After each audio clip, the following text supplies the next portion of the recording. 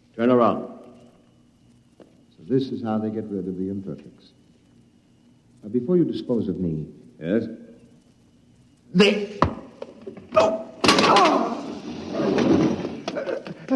Help! Security! Security! What is it? What's happened? The prisoner struck me. He escaped into the tunnels. He won't last long. Can you go after him? I could send a robot, but it isn't worth the trouble. There's no way back from the tunnels except through here. The only other direction he can go is toward the surface. And the closer he gets, the hotter the radiation. Now, I think you can consider your prisoner officially dead.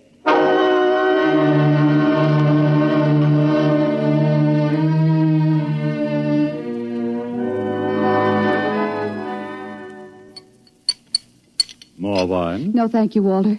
You look very beautiful, my dear. Very beautiful. Thank you. The wedding will be a small affair. The director of endocrine control, the chief of the security guard. Walter? Yes? Was he returned to the cages? Oh, now, why must you spoil it? Was he, Walter? Well, as a matter of fact, there was a little difficulty. Difficulty? Yes, you see, XJ-12 escaped. How? Where? He struck a guard and ran off into the tunnels. The tunnels? But that's sure death. He's free to return any time he chooses. Now, don't become upset, darling. You planned it, didn't you, Walter? Stability, darling, stability. Stability, stability. Here's what I think of stability.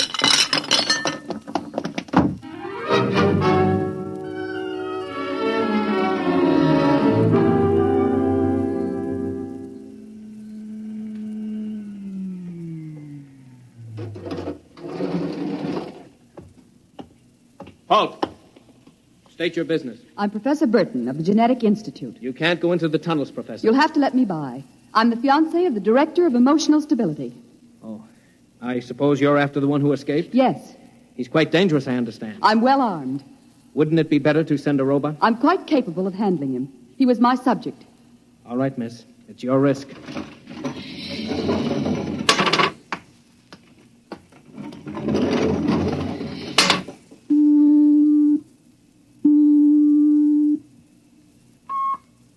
Checkpoint.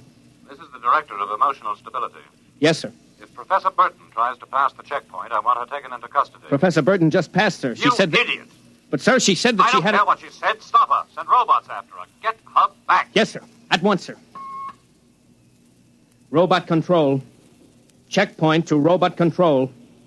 Order out all televocal robots into the tunnels. Have them bring back any humans. This is a first priority order.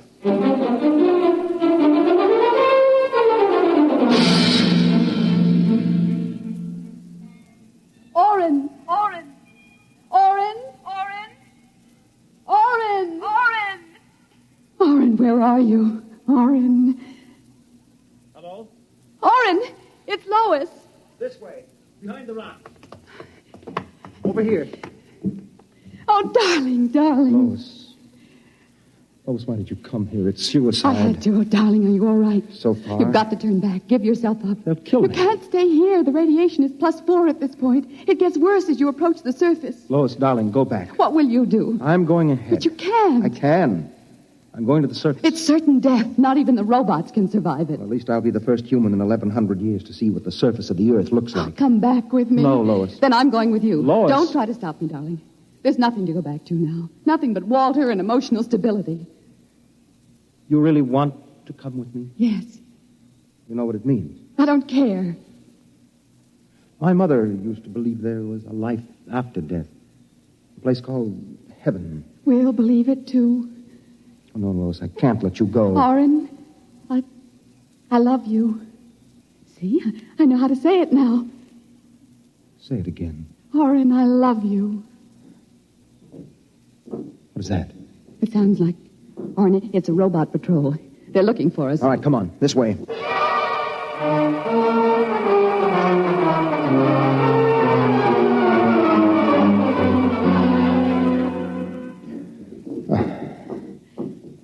Oren, wait. It can't be much farther, darling. The robots. They're coming. I can see their lights now. Listen, they've stopped. The lights are swinging round. Oren, they see us. Come on. Look, Lois, look ahead. You can see the lights reflecting from something. It looks like a lead door. Yes. Come on through. There must be some way to close it. Oh, yes, here. Let me help.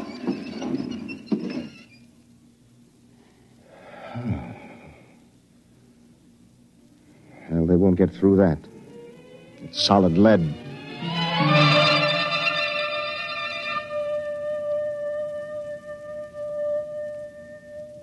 Orrin, I feel so strange. Where are we? I don't know. Look, up there. A huge round light. Lois. Yes, Orrin. Lois, that's Luna, the moon. We're on the surface. How strange and red everything looks. How it glows. It's the radioactivity. Quiet and peaceful. And deadly. Oh, hush, darling, hush. Sit here and rest a while. Put your arm around me. Orrin. Orrin, I'm afraid.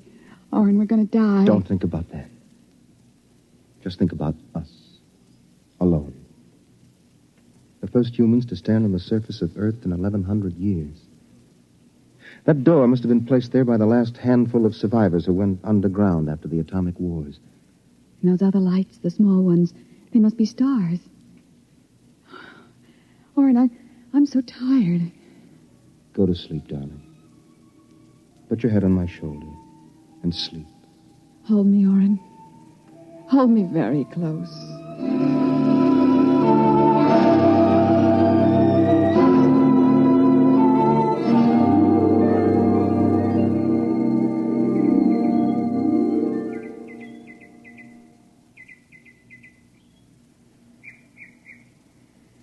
Orrin. Hmm? Orrin, wake up. Hmm? What? Look, it's light. The whole universe is light. Oh, Orrin, how beautiful. Look. This must be the heaven my mother talked about. See the plants? All green and fresh. And the birds. How strange they look. Lois, this isn't heaven. But we must be dead, Orrin. We should be dead. The radiation. By all the laws of nature, yes. By yet... all the laws of nature, Orrin. Orrin, we're not dead. This is Earth.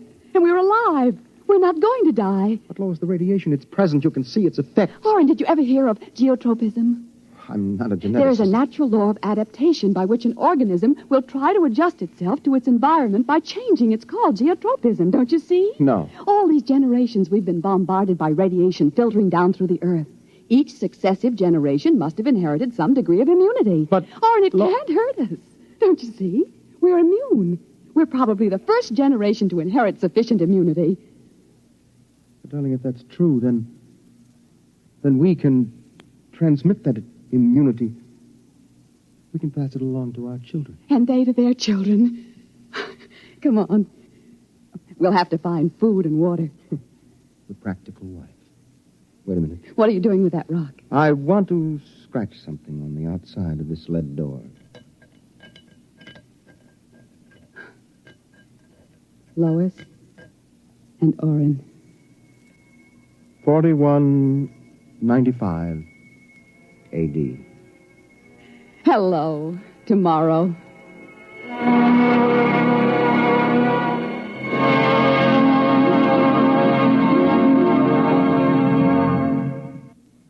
You have just heard X-1, presented by the National Broadcasting Company in cooperation with Galaxy Science Fiction Magazine.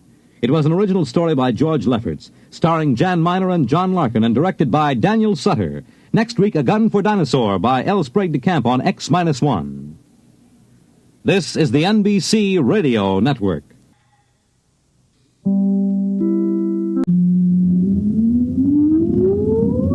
Countdown for blast-off. X-5, 4, 3, 2, X-1, fire.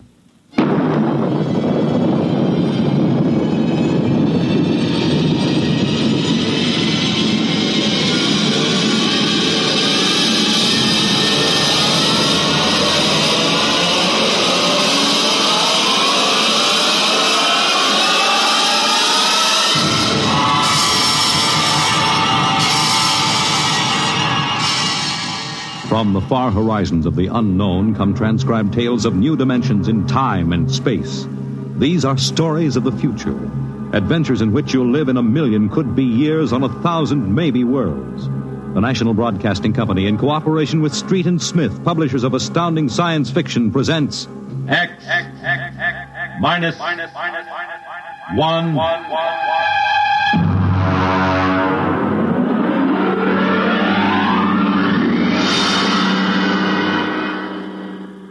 Tonight's story, First Contact, by Murray Leinster.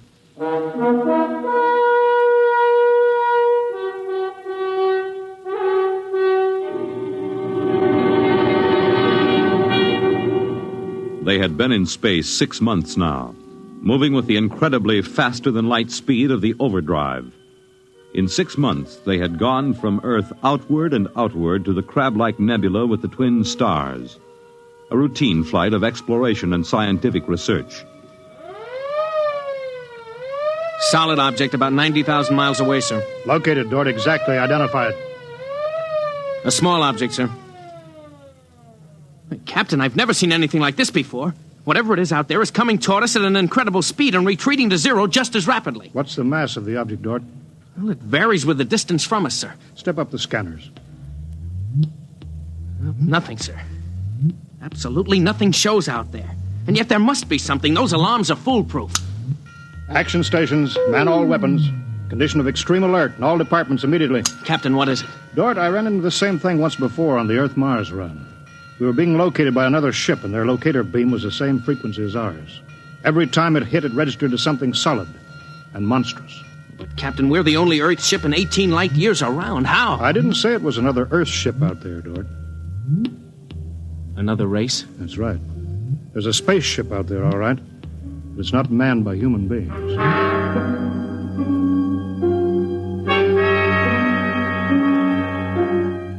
It had been contemplated and speculated upon.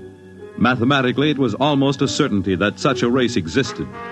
But in 18,000 Earth years, no human spaceship had ever encountered them. Now the situation was precipitated, and somewhere outside the Earth vessel there was an alien race. Of what shape? Of what quality? Of what psychology? It's moving, sir. Heading right for us. At that speed, we'll be in touch in 10 minutes. Heading right for us, huh? Just what we'd do if a strange ship appeared in our hunting grounds. Friendly? Well, maybe. We'll try to contact them. We have to do that. But friendly? Thank the Lord for the blasters. They may not be hostile, sir. Well, they may be. That's what I'm paid for. Put on this job for, to worry about the troubles that may never happen.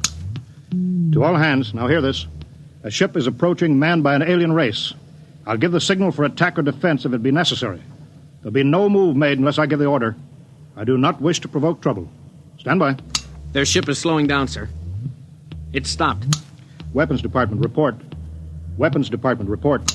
Alien ship remarked. Target fixed. Weapons alert. Communications Department, report. Communications Department, report. We're receiving a modulated short wave, sir. Frequency modulated. Apparently a signal. Not enough power to do us any harm. Well, try to make some sense out of it. Report any progress to me immediately. One thing in their favor, sir. They didn't attack immediately without question. They're trying to establish contact. That seems to indicate they're reasonable. We'll see. What are they doing now? Can you make out the locator screen? Bring that power up. Yeah, they're doing something now, sir. There's a section of the hull opening. Probably an airlock, sir. If they breathe there. Yeah, they're letting something out. It's round. A bomb, sir? Unknown object released from alien ship. Observed by Weapons Department and targeted. Stand by. See what they're doing, sir? They've left the object out there right where they were. And now they're withdrawing the ship. There's no reason why that object couldn't be a bomb, Mr. Dort. Intended to let us think precisely as you're thinking right now. I just have a hunch, sir. I think they're friendly. I think whatever it is out there is a means of communication. You're probably right, but I won't gamble the ship on a probability. Sir, I'd like to volunteer to go out there and look that thing over. You understand whoever does examine it is expendable. Yes, sir. Requisition a lifeboat. If it's all right with you, sir, I'd prefer just a suit with the drive in it. It's smaller and the arms and legs won't make me look like a bomb. And I'll carry a scanner, sir. You may leave when you're ready. Thank you, sir.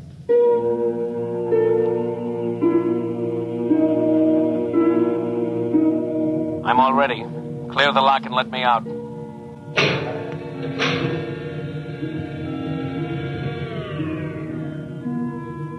Weapons Department reporting to the captain. Mr. Dort located. Mr. Dort is targeted. Stand by. If that object out there is a device to capture one of our people for observation and questioning, it'll be blown out of existence, including Mr. Dort. Stand by.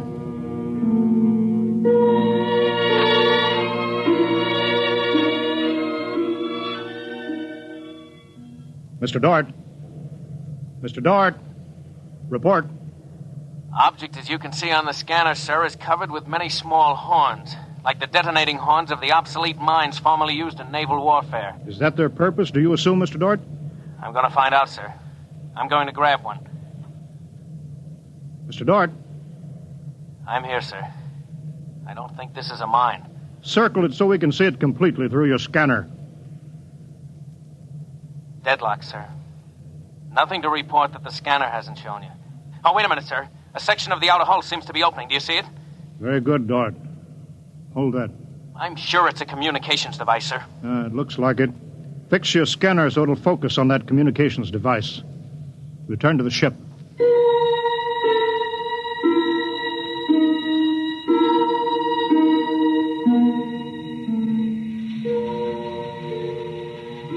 Communications Department. Communications Department. Progress report, please.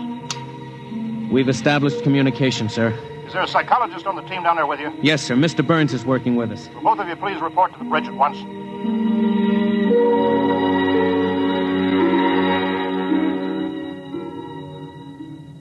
Oh, you look tired, Dort. We've established fairly satisfactory communication, sir. They seem to have highly developed thought patterns.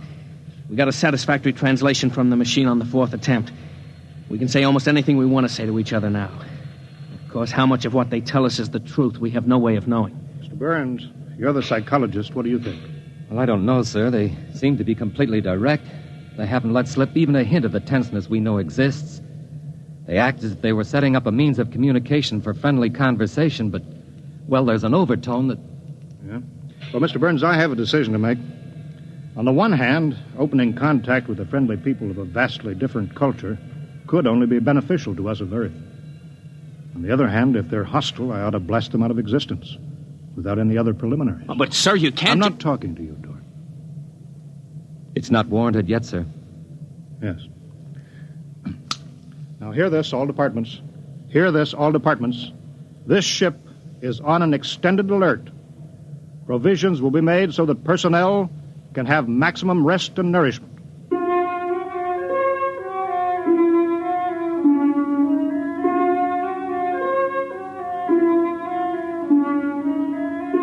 Communication continued by means of the artificial language set up arbitrarily between the Earthmen and the aliens, decoded by the mechanical decoders. Dort disobeyed orders. He lived on powerful stimulants so that he could stay with the communications machine. Talking to the aliens. Other people. Are we being received? We are receiving your message. The chief of this ship wishes to speak with the chief of your ship. The message is heard by the chief of this ship. The chief of this ship communicates that he will hear the message of the chief of that ship. Go ahead, sir. People of the other ship, I'd like to say the appropriate things about this first contact of two dissimilar civilized races, and of my hopes that a friendly intercourse between the two peoples will result. People of that ship, what you say is all very well, but is there any way for us to let each other go home alive? That's all, sir. They've stopped sending. Very direct people. Very direct. But, sir, I don't follow. I didn't know what that meant. Is there any way for us to let each other go home alive? It means what it says, Dort. Sir, what's to stop us from just cutting communication and leaving, and they can do likewise? What's to stop us? Simply that whichever ship leaves first will be followed by the other. If they find Earth and get back to their own planet and we don't know where that planet is, Earth will be completely at their mercy. If they leave first, we'll follow them. We'll attempt to find their home planet. Dort, could you swear to any decision that the policymakers on Earth will come to? Sir, even if they do follow us, the closer we get to home, the more of our ships and weapons they'll face. They'd never get away. Well, how do you know that they can't communicate with their home planet without returning? We can't, sir. How do you know they can't? I don't, sir. So that's the situation. We'll sit out here, facing each other, trying to outguess each other, until time wears us out. And we'll have to face the fact either they destroy us or we destroy them. Navigation officer, attention. Navigation officer, attention. Every star map on this ship is to be prepared for instant destruction. The chief of this ship wishes to know whether the chief of that ship can suggest an answer to the problem concerning us both. Do you want me to answer that, sir? I'll answer it myself. Tell me when to talk. Now, sir. I am giving that matter personal attention. Every effort will be bent to the solution of this problem. Will you consider a temporary truce in the meantime? What would a truce gain? Could we trust you? Would you trust us? I suggest that we continue as we have up to this particle of time. I agree. Sign off, Dort.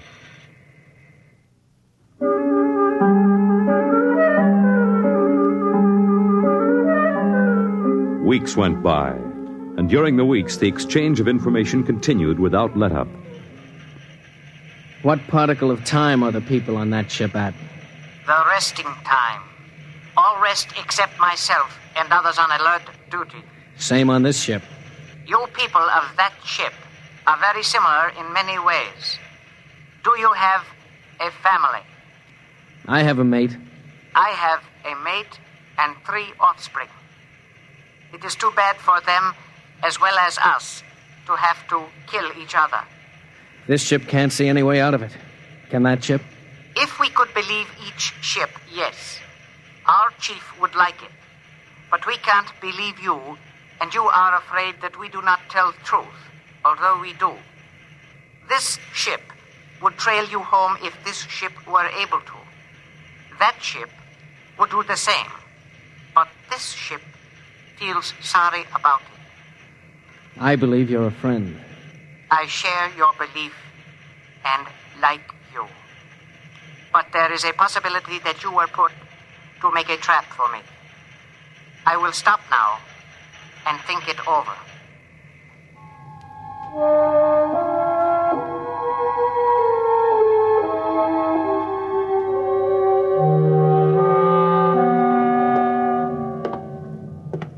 Just sit down, Dort. Control yourself. We're all under tension. Doesn't do any good to pace like some caged animal. Yes, sir. All right, now, I've read the complete transcription of your conversations with this one alien. What does it prove, Dort? Sir, these people are so much like us in their thinking. Well, sir, they're likable. They're likable and they breathe oxygen. Their air is 28% oxygen instead of 20. But they could do very well on Earth. It'd be a highly desirable conquest for them. Dort, I'm as set against violence as you are. I don't see any way out of this. And I think we've got to break this status quo. So if in 70 hours we don't see any other way, then I have no further choice. I'll blow them to bits.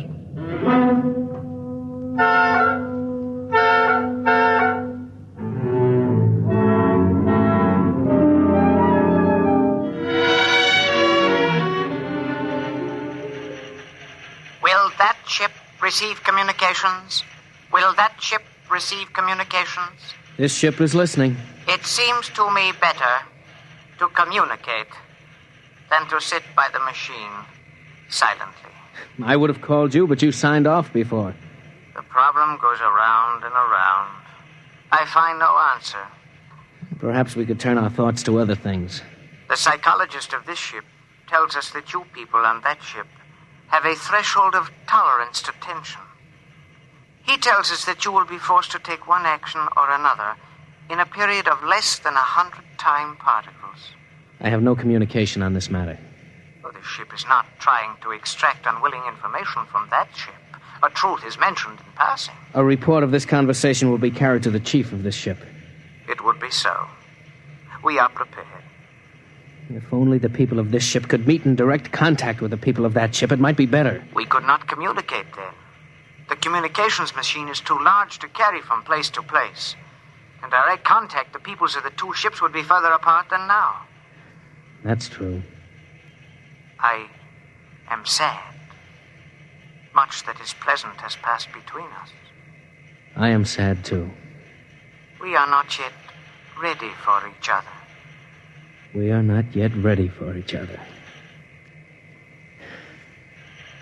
It's hard, isn't it, Doc? Well, Captain, I'm sorry. I didn't know you were here, sir. I've been here for quite a while. Eavesdropping, I'm afraid. It's all right, sir. Nothing can be personal in a situation like this. Yeah, that's right. How long is 100 time particles, Dort? Pardon, sir? That reference he made to us not being able to stand tension is interesting. Their psychologists seem to make more out of us than we do out of them, don't they? Yes, sir. They hit the nail right on the head. Yes, they did. I think, Dort, we'll just have to push our timetable up a bit. No further communication with the aliens under any circumstances. That's clear, isn't it? Yes, sir. Sir, if they know so much about our psychology, isn't it possible that remark was intended to make us act more quickly? Probable, Dort. Probable. Well, why would they do that, sir? Why? You tell me why, Dort. All of a sudden, I have an idea, sir. It's crazy. It doesn't matter how crazy. I'll listen to it. Sir, I think these people are playing some kind of a joke on us. Joke? A joke, Dort? Yes, sir. Over and over again, I've noticed what I think is a sense of humor. A highly developed sense of humor. Do you recall when we went to all the trouble to set up a fictitious star map and then they just sent us back a mirror image of the same one? I think somehow they're playing a joke on us. Well, maybe you're right. In which case, you've seen practical jokers, Dort. Their jokes aren't always funny. Sometimes they hurt people.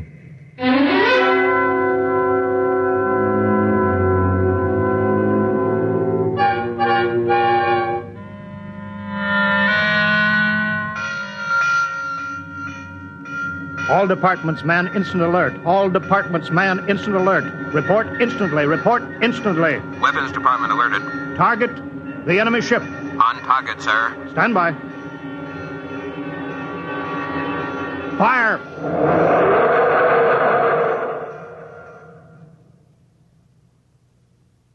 They're gone, sir. Not a trace of them left. Not a tiny trace. Now we can go home.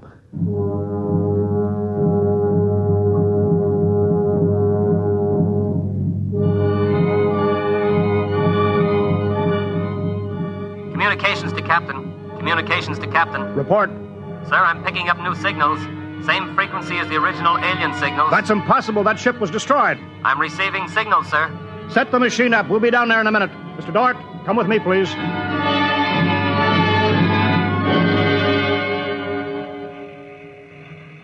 It's good to be on the way home.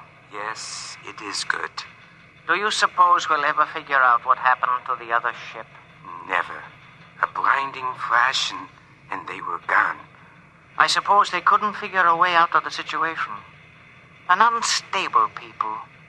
They had no sense of humor to cope with the situation. They exploded themselves out of existence. It seems reasonable. They must have had powerful weapons to destroy themselves so completely. Yes, what a shame. In a way, I grew to like them. This isn't meant for us, sir. I don't know what's happening, but I think we're overhearing a private conversation. I understand, Dort. Be quiet, will you?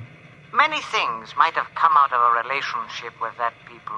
They were describing a disease they call cancer. I think it is similar to the Frogren syndrome. We might have helped them. They might have helped us, too. Well, too bad. We'll never find them again, I think. The odds of such a chance meeting in the vast space of the whole universe. There are no figures for such odds, are there? Turn it up, Dort. Turn it up louder. That's all there is, sir. The signal stopped there.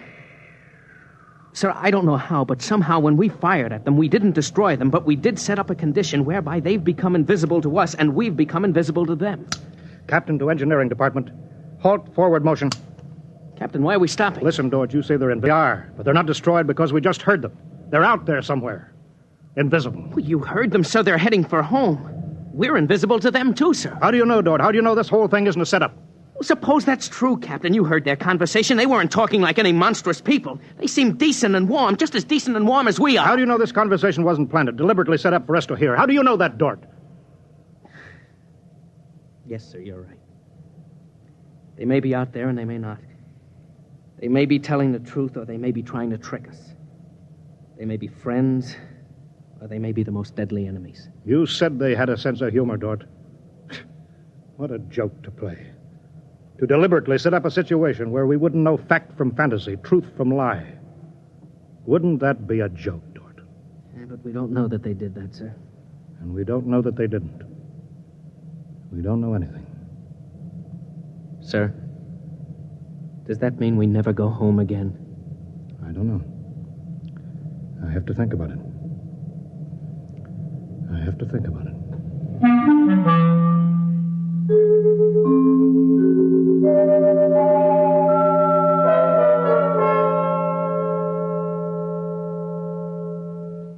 You have just heard X-1, presented by the National Broadcasting Company in cooperation with Street and Smith, publishers of astounding science fiction.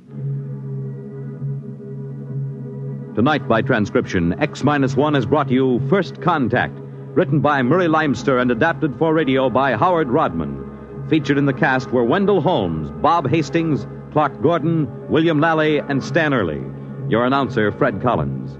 X-1 was directed by Daniel Sutter and is an NBC Radio Network production.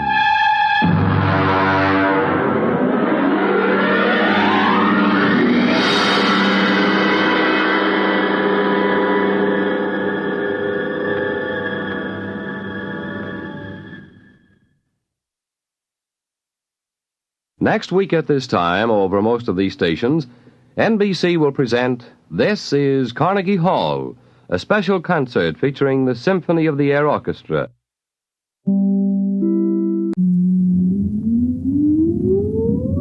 Countdown for blast-off. X-5, 4, 3, 2, X-1, fire.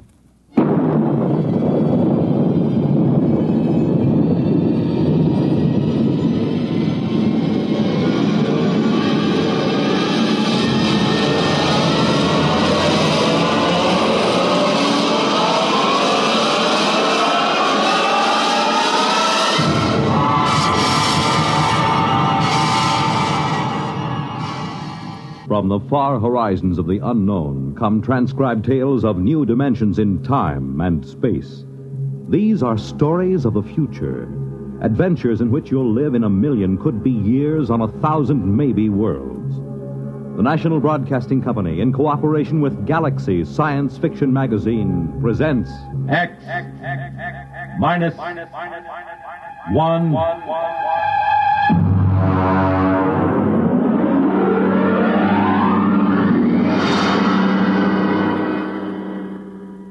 Tonight's story, Soldier Boy, by Michael Shera.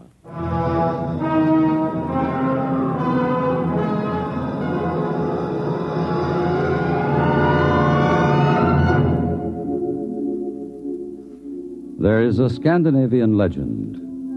In the Northland deep, in a great cave by an ever-burning fire, the warrior sleeps. For this is the resting time, the time of peace. And so shall it be for 1,000 years. And yet we shall summon him again, my children, when we are sore in need. And out of the north he will come, and again, each time we call, out of the dark and the cold, with the fire in his hands, he will come.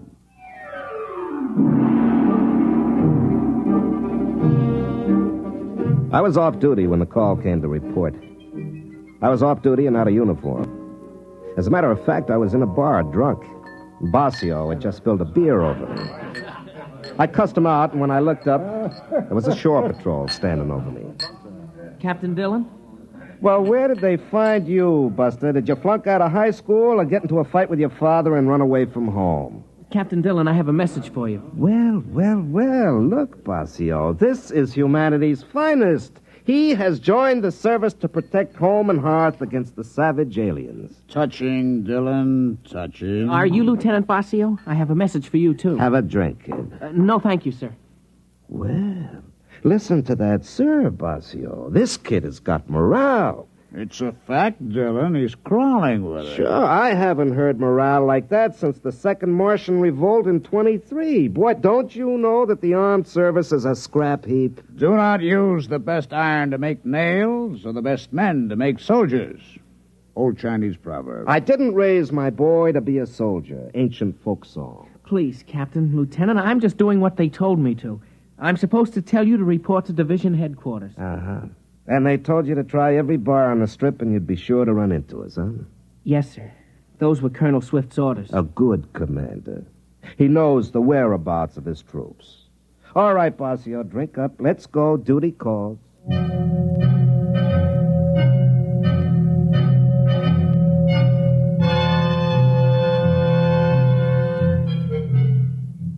The garrison town was wide open.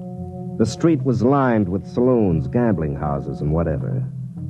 They cleaned up this sort of thing on Earth and every colony in the solar system and beyond, but they let them stay near the Army bases, mostly because they knew there'd been 500 years of peace, and the men that sifted down into the Army were not quite the best adjusted of human beings. The drinkers, the gamblers, the men who were destructive in 100 different quietly degrading ways wore the uniform of the Defense Command. The uniform that was usually creased and just a little dirty. I know because I'm a veteran of 20 years of it. Not a veteran of any wars nor any fighting except in some saloon on payday, but a survivor of garrison life, of chasing smugglers and rarely catching them. The colonel was fat and sweaty, and as a gesture to military discipline, he chased a frowsy blonde out of the office before he spoke to us. Sit down, Dillon. Have you ever heard of Lupus 5? No. It's out on the rim on a 360 vertical sector. They were wiped out a year ago. Disease? Aliens. A mail ship found it. By the time they called the Army in, almost 6 months had gone by. There were 70 colonists. 31 were dead. The rest were missing. All the technical equipment, all radios, guns, machines, even books were gone. The rest of the place was burned over. Only one of the men found something in the ash. As you know, every colony is equipped with a detonator in a main building. And a cobalt bomb buried right in the middle because it's a lot more important to blow a whole village than let some hostile alien learn vital technical facts about human technology and body chemistry. Well, why didn't the bomb blow at Lupus 5? Because the wire was cut. At the heart of the camp, under 12 inches of earth, somebody dug it up and cut it. Who? I don't know. Dillon, we're pulling back, evacuating the rim colonies. There's nothing else to do. No defense possible? After 500 years of peace? Look at you, Dillon. Look at me. And the rest of the Army is about the same. We're pulling out. They're not going to like that out at the rim colonies. If they don't like it, they can wait and be burned by the aliens. We can't protect them. You'll report to the 38th sector. You'll have 10 planets on your route to warn and evacuate. Try and stay sober. Yeah, I'll try. That's all. Get out of here. And send Kitty back in on your way out.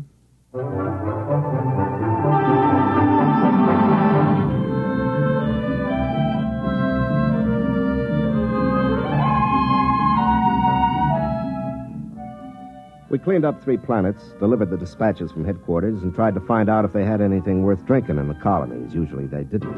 And we were stuck with something at Basio made out of high-thrust fuel with a little lemon juice and oil of wintergreen for flavoring. We headed out for number 4.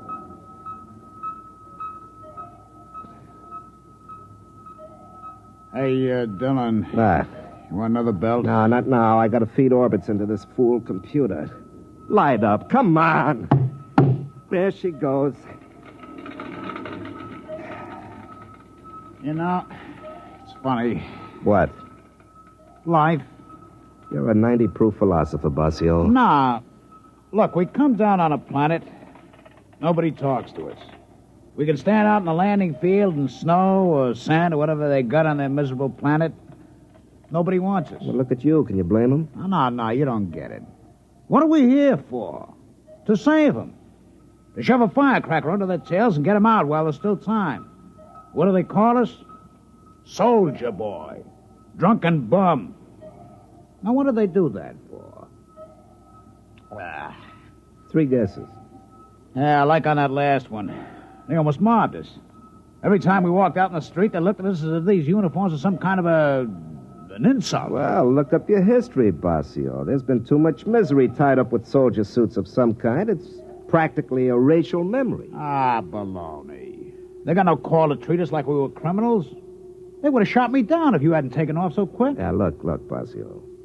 If somebody comes and tells you got to get off the planet that's been home for 20 years and then wrecks their best restaurant in a brawl, what do you expect, a medal? I guess you're right. Hey, that was some scrap. Yeah. I didn't like the way that stuck-up head waiter called me soldier boy. I'll do it all over again. I know you would.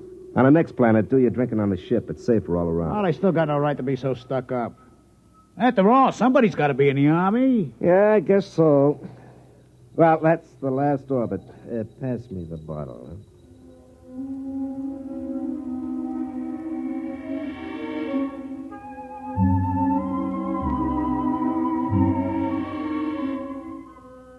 The 4th planet was Norge 1, a big green world about 20% cooler than Earth temperate. They'd heard about the evacuation, and when we sent the scout down on the landing field, there was a crowd gathered. When I opened the hatch, I could smell a wet, heavy breeze that meant snow. It was below freezing, and Army-issue cold weather gear wasn't worth much. I waited out at the edge of the field for 15 minutes, waiting for somebody to take notice of a ship of the United Earth Defense Command. I just stood there in the cold wind with a pint to keep me warm. Finally, somebody came out to talk to me.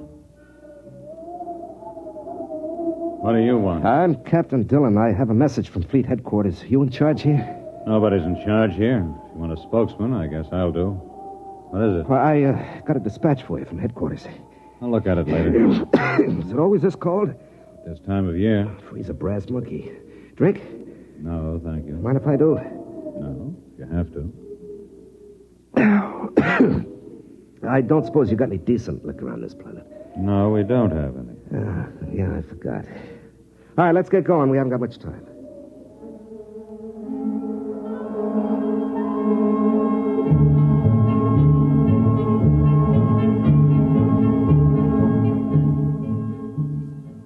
They had a meeting at the main warehouse.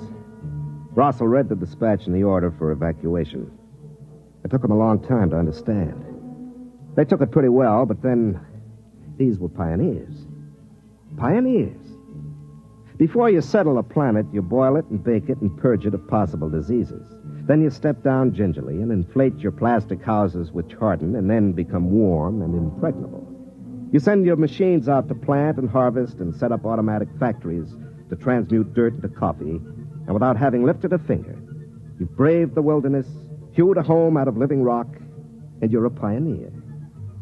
Of course, they were angry, and as usual, they'd take it out on me. Now, look here, soldier. This is our planet. This is our home. We demand some protection from the fleet. We've been paying taxes for all of you all these years, and it's about time you earned your keep. Maybe, Mr. Russell, maybe, but there is no fleet. Oh, there are a few hundred half-shot old tubs that were obsolete before you were born, and there are 4 or 5 new jobs for the brass and the government, but that's all the fleet there is. Now, look, it's 10:30 now, and those aliens might be coming in at any time for all we know, so we'd better get going. Lieutenant Basio has gone on to the sister colony at Planet 2 of this system. He'll return to pick me up by nightfall, and I've been instructed to have you gone by then.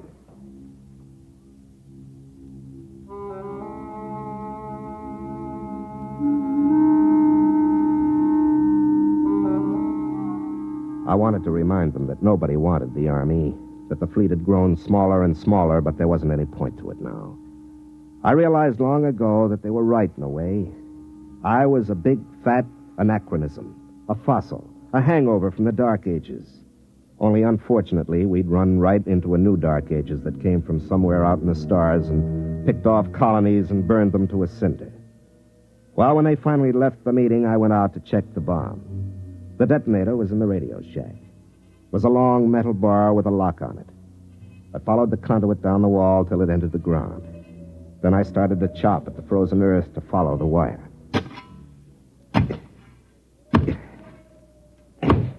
Captain Dillon. Yeah?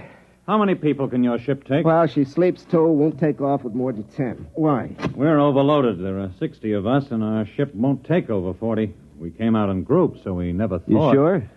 She's only a little ship. She's all we could afford.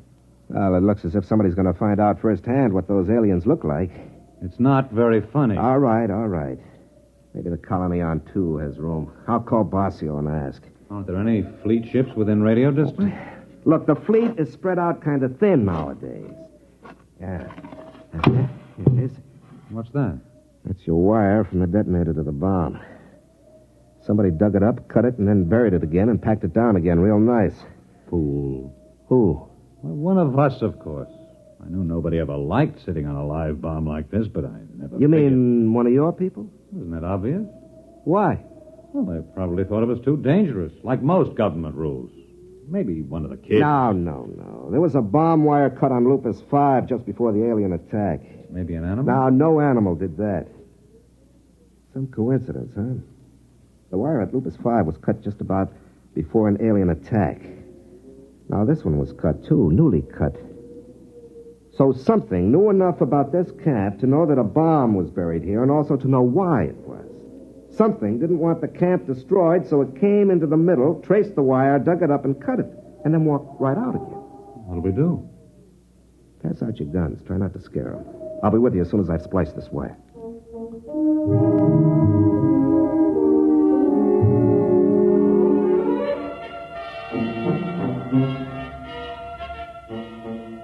I spliced the wire, went back into the radio shack, and pulled out my pistol. I checked it and primed it and tried to remember the last time I'd fired it. The snow began falling near noon. By 1 o'clock, the visibility was down to 0. I tried to contact Basio to tell him to hurry. He didn't answer. I figured he was probably drunk or sleeping it off. I suppose I should have been out organizing some kind of defense, inspiring everybody with grim, lantern-jawed courage. But as a matter of fact, my jaw is somewhat slack, and I'm not strong on courage. So I took a belt from the bottle and considered things. The tension was beginning to get me.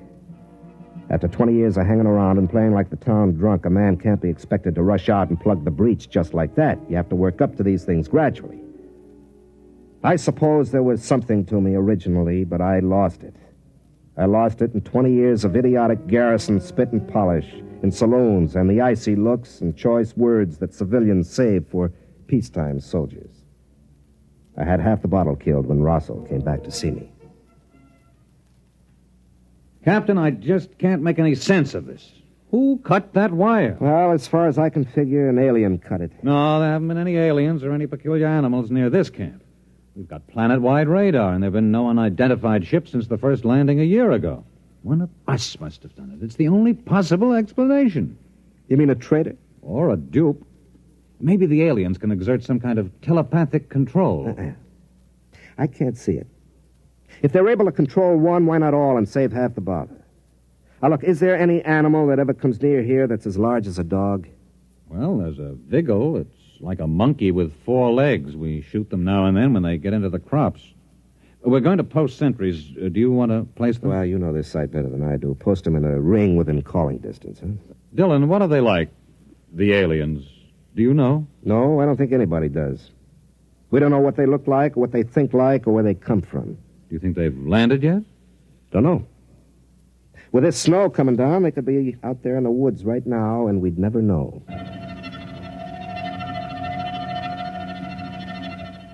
Planet Director 7396 recording progress report on attack day. Physical situation excellent. Headquarters bunker 10 feet underground. Electrical heating apparatus running smoothly. View screens operating. Human colonist activity not according to pattern. 8 humans have taken up watch positions on the perimeter of the colony. Original plan was for attack at night, but presence of Earth vessel dictates change in plans. The humans move quickly. They might be gone by nightfall. It will be necessary to disable their ship, proceeding on this alternate plan.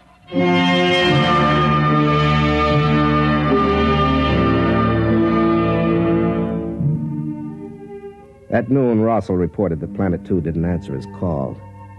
Basio might be drunk, but the colony on 2 wouldn't be. If there was no answer, it was because they were dead.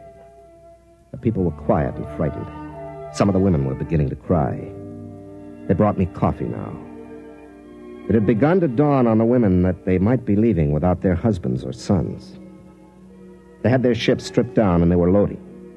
The ones that were going stood outside and stripped off their clothes.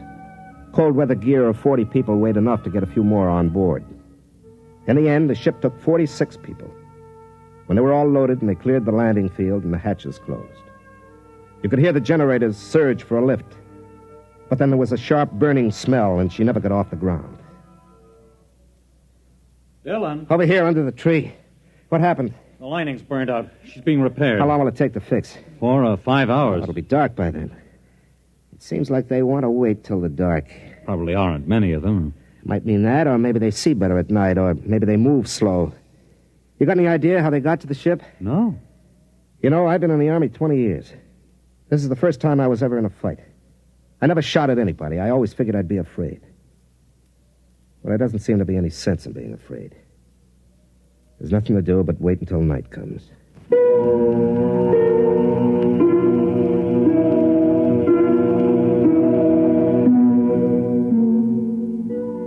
I sat there thinking of Basio. He was dead. There wasn't much doubt of that. Probably died dead drunk and not giving a solitary hoot. I stared out into the snow and thought the same thought over and over. Basio is dead. Basio is dead. In all this dog-eared, ape-run universe, he was about the only friend I had, and so naturally he was dead. Dead because he tried to come out here to help these people. People who cursed him and called him a drunk, which he was, and a brawler, which he was when somebody crossed him. But he was the one who came to help. And in short time, I'd be staying behind so that some colonist could jam himself aboard my ship and lift out to safety. And I'd die to save somebody I didn't even know. Somebody who 24 hours before would be ashamed to be found in my company. They come to an army for help too late. An army like me, sodden and not knowing whether they can fight or not. Dylan. What? Over there at the edge of the woods. Something moving. You can see it through the snow. Look out. How far do you make it to that tree? About 50 yards. 50 yards. There it is, you see, by the bush. 50 yards, no wind, half charge. I have a feeling I'm forgetting something. Well, here goes. You got it! Get down. Maybe more of them. Wait and see. I saw it clear when it jumped. It was one of those monkeys. Maybe. We'll see.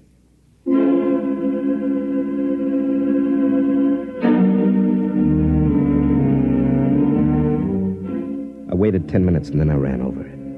Whatever it was gone, almost all of it. My bolt had taken a paw and taken it clean off. I picked it up, but there was no blood. The skin was real and furry, all right, but the bone was steel and the muscles were springs. It wasn't any four-legged monkey. It was a robot.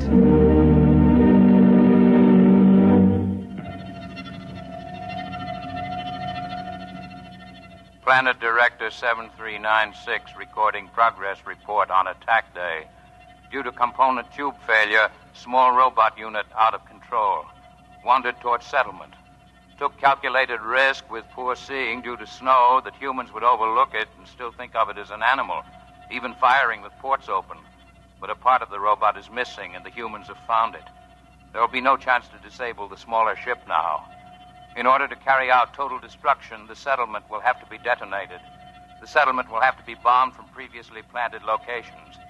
I will have to leave control bunker for a more distant position as soon as protective armor is put on. I will proceed to carry out this plan.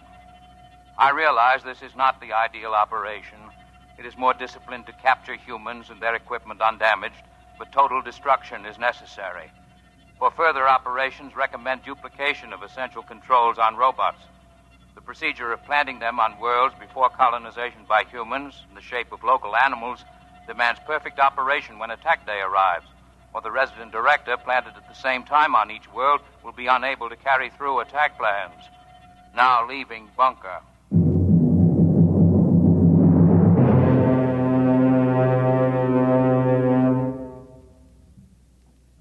That's how they got the ship, all right. Probably slipped a Vigil through the aft port and left it in there to foul the lining. Wonder what else they've got. Well, probably all kinds of things. Must have been some kind of lizard that went under and cut the wire. A spicer lizard. They can burrow underground. And we've got a bat that could do aerial reconnaissance for them. Well, they know everything about you, and we don't know anything about them. They're probably sitting out there right now, swarming behind those trees, waiting for it to get nice and dark. All right, you better get back to the others and tell them I'll stay here. Why? Because we only need one. If we could just get one back to a lab, we'd have some clue to what they are. We can't just cut and run. We've got to make a stand. I didn't think the Army made stands. I thought they just pulled out. Yeah, I suppose so. An army does what it has to, and ours is weak and filled with men like me. But even so, there comes a time when you have to make a stand.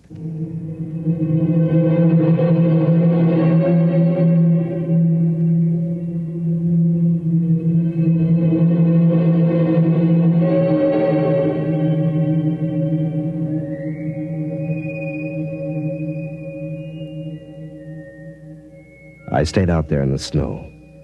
I wasn't thinking very calmly. It was too cold. But it was probably just as well.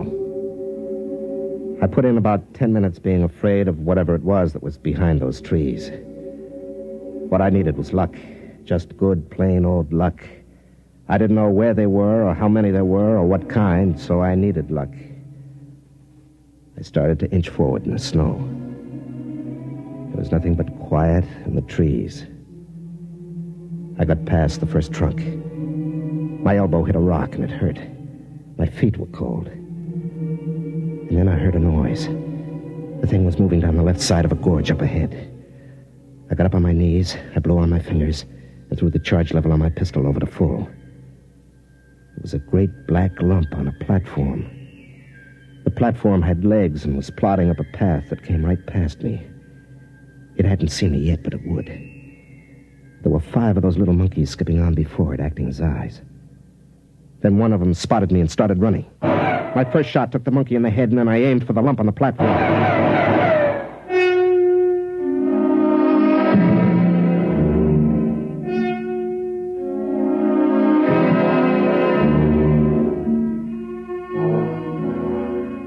They got one blast off before I hit anything vital. It burned across my shoulder, my shirt charred. It felt as if I'd been hit in the arm with an axe. Nothing else moved. The monkeys were stiff like statues, and the platform was on its side. Through a hole in the black lump, something gray and soft was oozing out. I looked around and saw the robots frozen, and I realized I'd got him. I'd hit the guide, the alien who was directing the robots. I kicked at it with my foot. It was too big and heavy to carry. I'd have to send someone back for it. But I wanted to take something, so I grabbed one of the monkeys by his stiff, jutting arm and began to drag it back to the village. We put the alien in a freeze tank and shipped it back to Earth. They learned a lot in the lab, but out there in the colony, we learned a lot more. We learned that man wasn't born to live out his days at home by the fire. In the wee black corner of space which man had taken for his own, other men were learning. And the snow fell in the planet's world, and when it was spring, where I had fought, men were already leaping back out to the stars.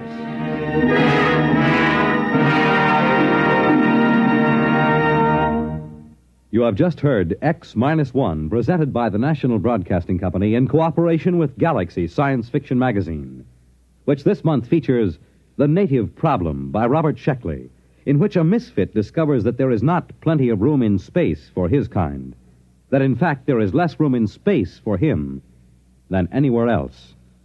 Galaxy Magazine, on your newsstand today. Tonight, by transcription, X-1 has brought you Soldier Boy, a story from the pages of Galaxy written by Michael Scherer and adapted for radio by Ernest Kenoy. Featured in the cast were Larry Haynes as Dylan, Ralph Bell as Bossio, Alan Hewitt as Russell, Bob Hastings as the shore patrolman, Wendell Holmes as the colonel, and Kermit Murdoch as the alien. Your narrator was Floyd Mack. This is Fred Collins speaking. X-1 was directed by Daniel Sutter and is an NBC Radio Network production.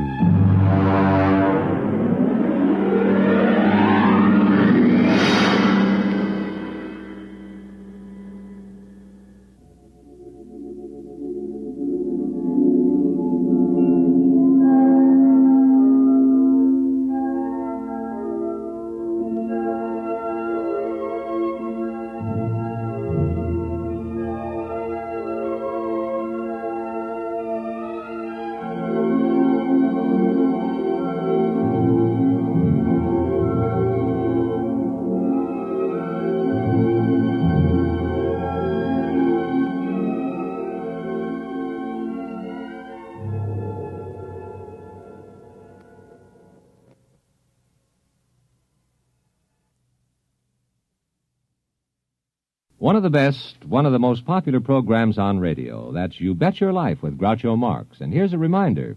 Now Groucho can be heard on Saturdays, and he's on at a time when every member of the family, from Junior to Grandpa, can join in the laughter that goes with each question and answer session. A new day, a new hour, but the very same fun and good times that have made Groucho and You Bet Your Life so popular throughout the years. Have you ever met a hamburger king or an earthworm farmer or a famous beauty contest winner? Well, these are some of those who have appeared as Groucho's guests. Who will be his guests tomorrow? Well, that's a secret, but you can bet your life they'll be full of fun and surprises. Have you ever heard Groucho sing his classic Captain Spaulding or throw a romantic line at a pretty girl? Well, listen in and you'll find out. Hear music in the Morgan manner. Russ Morgan, live, weekday mornings on NBC Bandstand.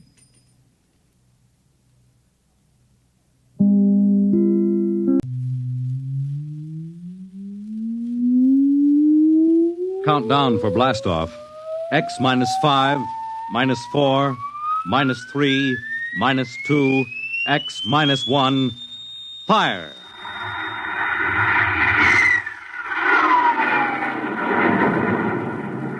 From the far horizons of the unknown come transcribed tales of new dimensions in time and space. These are stories of the future, adventures in which you'll live in 1,000,000 could-be years on 1,000 would-be worlds.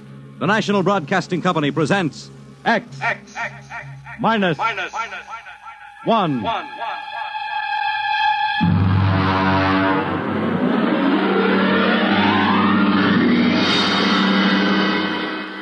Tonight, Universe.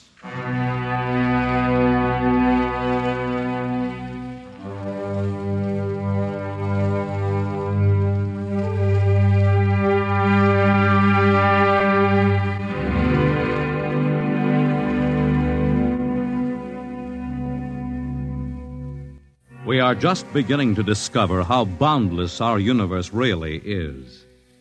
And yet, as man reaches out to the stars, out toward infinity, ironically enough, he may be building himself a new kind of prison. What would it be like to live all your life in a world no larger, say, than a single gigantic rocket ship bound on an endless mercy?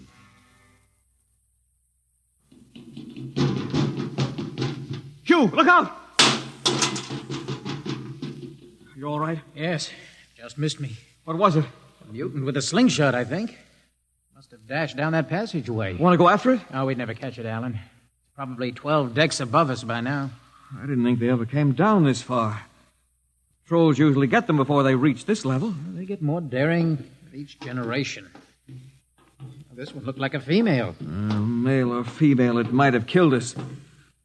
I told you this trip was pure foolishness, climbing 24 deck levels to hear a crazy old man rave. All right, Alan, we're almost there now. Let me see, compartment X15, level 24. This is the place. This area smells as if it hadn't been visited by a sanitation crew for generations. This part of the ship is almost deserted. Yes? Is this the compartment of John the Witness? Who are you? My name is Hugh Hoyland, cadet from Scientist Barracks. This is my friend Alan Mahoney. What do you want of John the Witness? Well, only to talk. Are you a believer in Jordan? Naturally. I have heard that there are those among the younger scientists who doubt the word of Jordan. To doubt is death. We're not heretics. Ah, enter.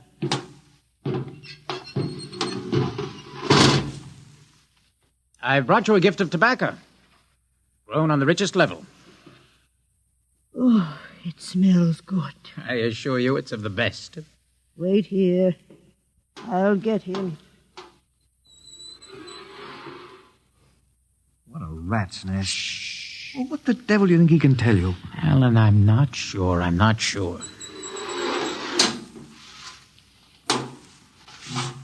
Well? Are you John the Witness? I am. Good evening to you. I'm Hugh Hoyland. This is my friend Alan Mahoney. What brings a gentleman of the scientist class to my humble compartment? I've heard that you and your parents before you have been keepers of the legend of the ship. Since Jordan gave the word. I'm anxious to hear the word as Jordan spoke it. Why? Because our young scientists, well, among them there have been some who talk against the word. There are regulations against such heresy. Still, some of them say the ship has no purpose. They say that we are here accidentally, that we have no more grace in Jordan's eyes than the most deformed mutant who dwells in the highest level of the ship. What shall I say to you? Well, I wish to hear the word from the mouth of one who knows, in order that I may become more convinced. Sit. You have a gift for the witness? The finest tobacco. Good. I will dim the lights. Now pay close attention, for these are the words as my father's father's father gave them to his son's son's son. This is how the ship came into being, how our people were created. In the beginning there was only Jordan, thinking his lonely thoughts. Out of his thoughts came a vision. Out of the vision came a planning, and out of the planning came decision. Jordan's hand was lifted, and the ship was born. Mile after mile of good compartments, tank after tank for gold and corn, ladder and passage, door and locker fit for the needs of the yet unborn. He looked on his work and found it pleasing, meet for a race that was yet to be. He thought of man, and man came into being. Then Jordan checked his thoughts and searched for a key.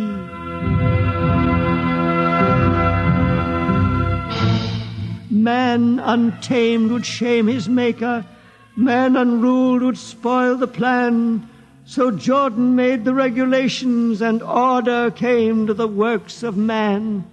A crew he created to work at their stations, scientists to guide the plan. Over them all he created captain, made him judge of the race of man. Thus it was in the golden age. These are the true words? As my father's father taught them. But what of the strange beast-like people on the upper levels of the ship? Surely Jordan did not create them. Jordan is perfect. All below him lack perfection.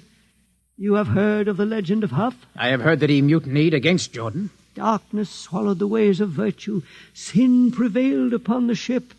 And before wisdom prevailed in the bodies of Huff and his followers were fed into the converter, some of the rebels escaped and lived to father the mutants. They are tainted with the sins of their fathers. Witness, one more question. Speak. What is the ship? The ship is a great sphere, 25 kilometers wide and 100 levels deep. I know that, but the upper levels. Regulations forbid us to venture into the upper levels, but it is said that beyond the levels of the mutants lies the forbidden place where Jordan's spirit prevails. So I've heard, yet something troubles me. Something which prompted my coming here. Yes, my son. What lies beyond the ship? What? What lies beyond the ship? This is heresy. Answer me. I will not permit such talk. The ship is complete. The ship is universal. The ship is everywhere. The ship is endless. Your mutterings are those of a frightened old man. They answer nothing. You question the word. I think you lie. Hear me, Mr. Hoyland. For what you have already said, I can have your body fed into the converter. Your soul launched on the endless trip. You threaten me. You, for Jordan's sake. Do you think I fear this dried fig of a man? You! Sir, my friend is impetuous.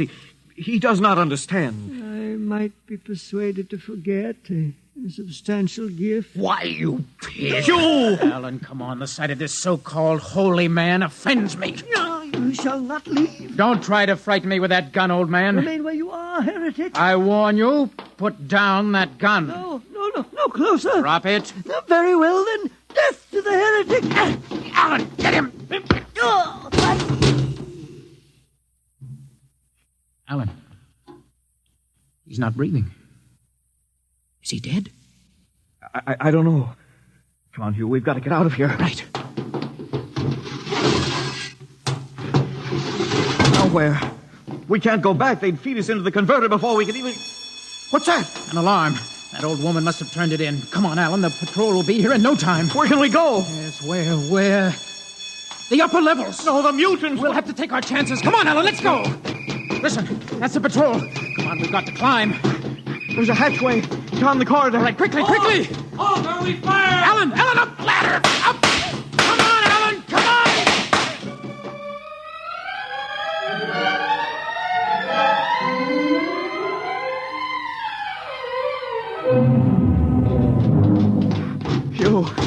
Hugh, wait. How far are we from the outside wall? Judging by the slope of the deck, about 2 miles. Alan, let's try this passageway here. If you hadn't asked him that stupid question. Now, there's no use going over that. But why did you do it? I've been thinking about it for a long time. When he began to give me those stupid pat answers, and I just saw red, I guess. Who are you to question the ways of Jordan? When you asked me to go with you to visit the witness, I thought you wanted spiritual help. I never dreamed. I'm sorry, Alan. I'm sorry. I couldn't foresee this. Wait a minute. What? I saw something move. Where? Near that bulkhead. I don't see anything. Maybe my eyes are going bad. Listen! You behind us! Alan, look out!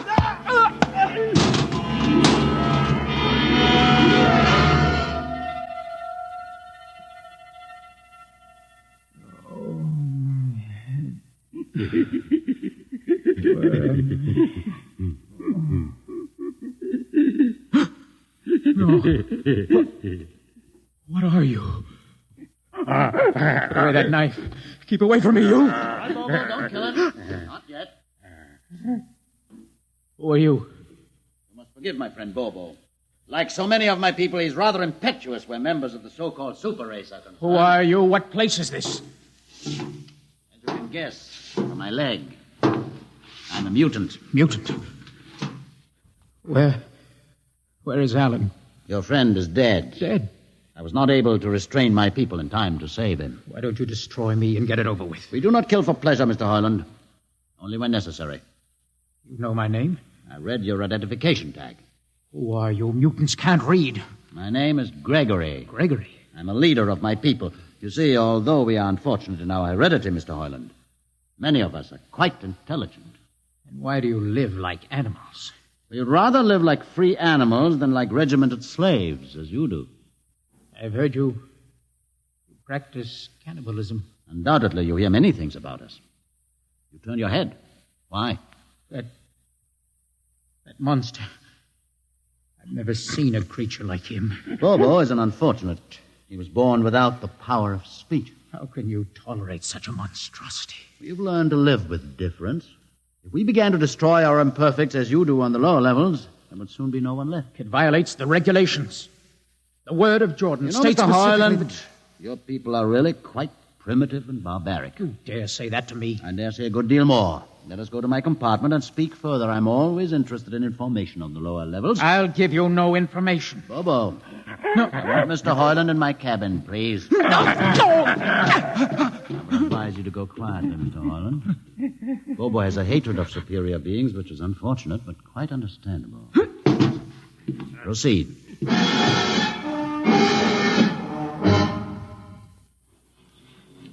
Enter, Mr. Hoyland.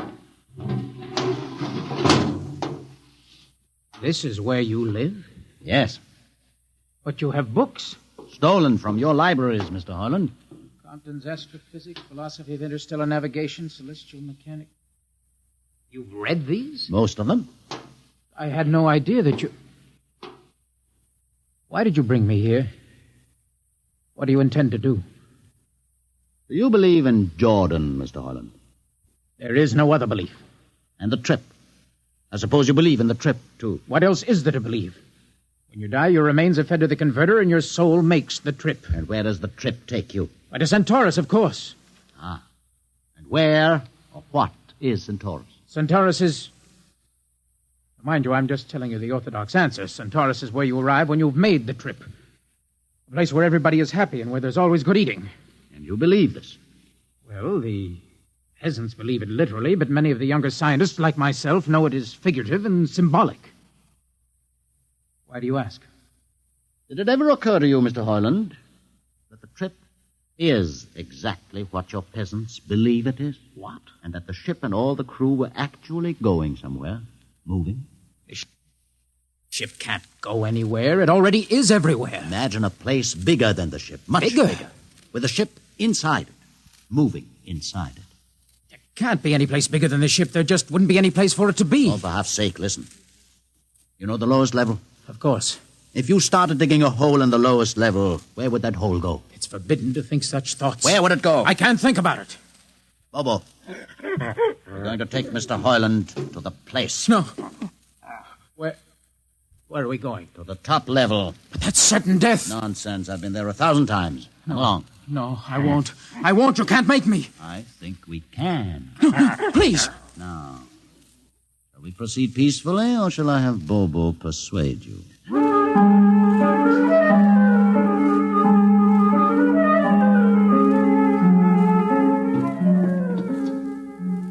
Open the door, Bobo. Inside. No. What place is this? This, Mr. Hoyland, is the main control room. Now, Mr. Hoyland, you're trembling. It isn't true. No, there's no such place except in mythology. Ah, you younger men are so wise, Mr. Hoyland, except for one thing. This happens to be the main control room of the ship. Main control? But it's just a huge room with an instrument panel. And what did you expect? How do you know this is the main control room? See these instruments? Using them, the navigator many hundreds of years ago actually steered the ship on its voyage. I don't understand. I didn't suppose you would. Sit down. Very well. Look up. What do you see? A huge shield. Watch it for one moment, Mr. Hoyland. You're going to see something that few of us have ever been privileged to witness. What are you doing? I'm dimming the lights. Don't be frightened. Keep your eyes focused on the shield above us. Ready? Watch. It's sliding back. Ghost of Jordan. Well? What am I seeing? The universe, Mr. Hoyland. The universe in all its beauty. The stars, the planets, the suns and moons and constellations. No, it can't be. The ship is the universe. There is nothing but the ship. Ah, but there it is. You see it before your eyes, spread out like a canopy of glory. Do you still deny it? Answer me, Mr. Hoyland. Do you deny it? No, I can't deny it. They've lied. They lied to all of us. Good. I have showed this to others of your people whom we captured, and though they saw it before their very eyes, they would not believe it. Please tell me all about it. Tell me the truth about the ship and about the universe. What are these things? How did this come about? Many thousands of years ago, on a planet like those you have just seen, a planet called Earth, a scientist named Jordan decided to build a ship that would carry men from one planet to another. For many years, Jordan and thousands of others studied and planned. And when they were finished, they built the ship. A ship so large that it had to be assembled in its own orbit beyond a place called the moon. 60 years it took them to construct. And when it was finished, a whole new science had been conceived. Then the trip was begun. The trip that was to land a colony of Earthmen on a far-off planet called Centaurus, millions of light years beyond the furthest planet ever reached before. How do you know these things? Among my books are the log, which Jordan himself kept, and the records of the journey for the first 40 years. What happened? There was a mutiny. A man named Huth led a rebellion of those who wanted to turn back. In the struggle, the navigators were killed. The crew fell into a state of anarchy. In the years to follow, small groups of men tried to organize the ship for navigation, and each time they failed. Finally, the whole idea was abandoned. And so, for centuries, we have swung in space, unmanned, undirected, living in a lost world of our own making, without purpose, without direction. Why have you told me this? Can't you guess? You want to finish the trip. Yes. But I can't. You can't? Look at me, Mr. Hoyland. You see, a mutant. A man with a twisted leg. My people are outcasts, condemned to death if we so much as set foot in the lower levels of the ship. The main drive is in the lower levels where my people are forbidden to go. No. It would mean that both our people would have to work together. Our differences encouraged rather than denied. All right. I'll see the captain himself. I have an uncle on the central board. I'll tell him what I've seen here. And do you think he'll believe you? Send one of your people with me. That's asking a good deal. I'm risking a good deal by going back. Very well. Bobo will go with you. Bobo? He can't talk. There will be no need for talk. I will write a message guaranteeing safe conduct for a group of unarmed scientists to visit the main control room. Bobo will take you safely through our territory. What happens when you reach your own level is up to you.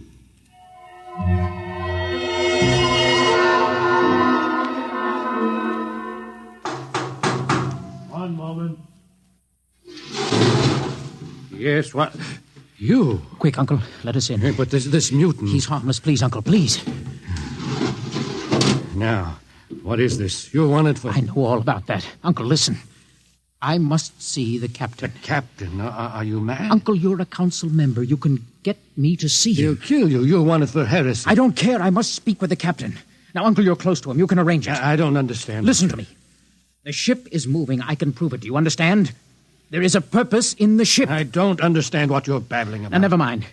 Just talk to the captain. Tell him I have information of tremendous importance. Tell him I've arranged a truce with the mutants. Truce? Here, show him this paper. Signed by their leader. Do it, Uncle, for my sake. I don't know what... Uncle, please, if I'm to die, let this be my last request to you. Very well. I'll speak to the captain.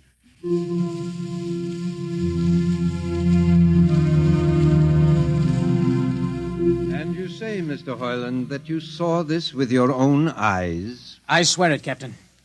I swear it on the word of Jordan. Let me see the paper again. Commander Erst, what do you think? I don't know, sir. It might be a trick. I guarantee you safe conduct. If these things are as Mr. Hoyland reports them, it would pay to risk a few lives. The man is a convicted heretic. Still, we must not discount his word. He has a safe conduct, and the mutant risked its life coming with him. I think we might investigate. Captain, you mean you will do it? I will have an expedition outfitted. Dismissed, Mr. Hoyland. Thank you, sir.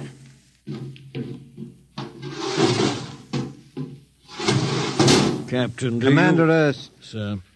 You will make the necessary arrangements for an expedition. And I trust you understand. Perfectly, sir. Perfectly.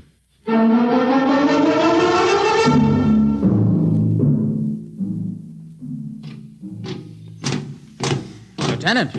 Mr. Hoyland? You better halt your men here. This is the spot. Patrol! Halt! Well, I see no welcoming party of mutants. There'll be none. Their leader will meet you inside the main control room. You don't say. And just where is this main control room? Beyond that door. I see. All right, men. Ready arms. Lieutenant, why do you ready arms? In case of ambush. Ambush? Now, wait a minute, Lieutenant. What are those men doing with that ray gun? Just aiming it at the door. Are you mad? No, Mr. Hoyland, but most certainly you are to think that we could be lured up here to be slaughtered with a fantastic story about some mythical control room. Guns ready, sir. Lieutenant, I warn you, these people have acted in good faith. You can't break that faith. Oh, mutant! Come out! For Jordan's sake, Hold it. Lieutenant. A little too quiet for comfort. Mutant! Open the door! Please, Jordan, don't let anything happen. Don't let... All right, it's opening. Ready, men? Someone's coming out. Steady. Gregory, stay back! You fools! You've killed him! Here come the rest of them. Fire! Fire!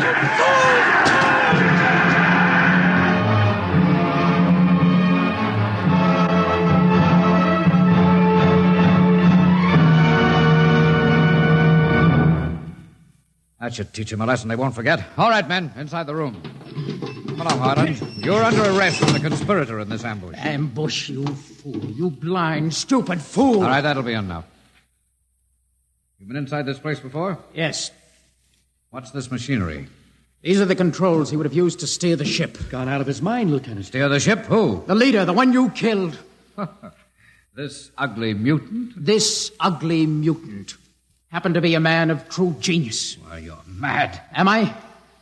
Lieutenant, this man had a vision which would have saved you, but you chose to kill him because you couldn't stand the sight of his difference from you. Shut up, Highland. Don't listen to him, man. You can't shut your eyes, and you can't shut your minds, and you can't shut your ears to this. The roof's moving back. Yes, look.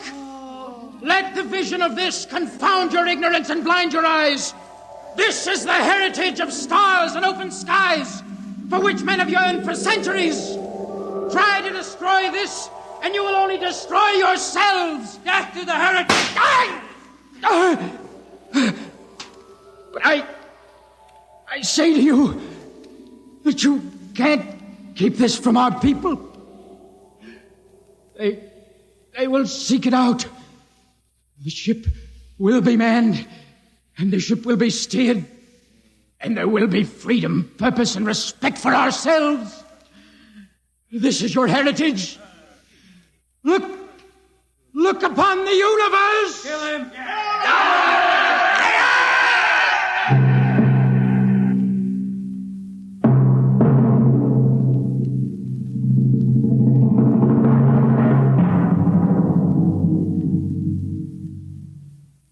X-1 has just brought you Universe, a story written by Robert Heinlein and adapted for radio by George Lefferts. Heard in the cast were Donald Buca as Hugh, Peter Capell as Gregory, Bill Griffiths as Alan, Abby Lewis as the woman, Edgar Staley as the witness, Jason Johnson as the uncle, John Seymour as the captain, and Ian Martin as the lieutenant. Your announcer is Fred Collins. X-1 is directed by Fred Way and is a transcribed NBC Radio Network production.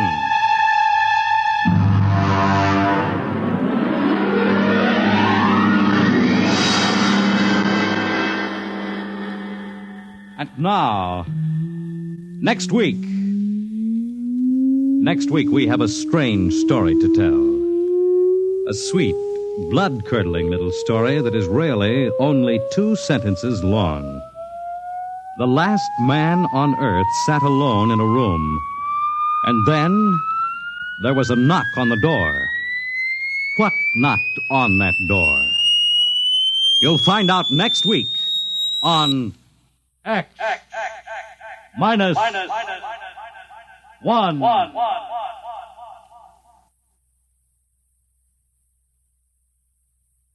When you buy United States savings bonds, you help to build your own future security. Here's an opportunity to save systematically for long-range personal objectives. So invest in United States savings bonds. Now follow the Abbotts to mystery and adventure over most NBC... Countdown for blast off.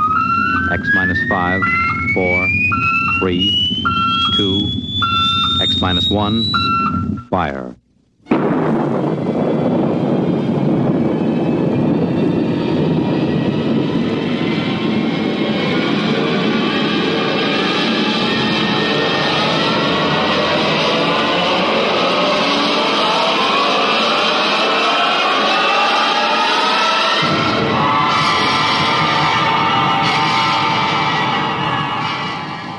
From the far horizons of the unknown come transcribed tales of new dimensions in time and space. These are stories of the future, adventures in which you'll live in 1,000,000 could-be years on 1,000 maybe worlds. The National Broadcasting Company, in cooperation with Street and Smith, publishers of astounding science fiction, presents X minus one.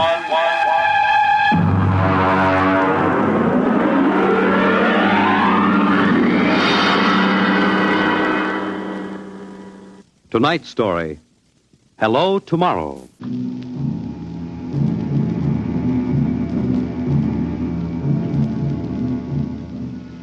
After the third atomic war, when the Earth was a mass of red radioactive dust, a handful of men and women went deep underground in the struggle for survival. A new civilization was built deep underground, a civilization which must keep a ceaseless vigil against the deadly gamma rays which filter down through the Earth. A civilization where the prime consideration is the genetic survival of the race. It is to this civilization in the year of our Lord 4195 that we take you now.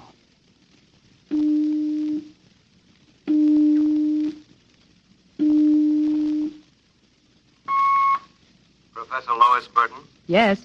I have a call from the Director of Emotional Stability for the third oblong. Go ahead, sir.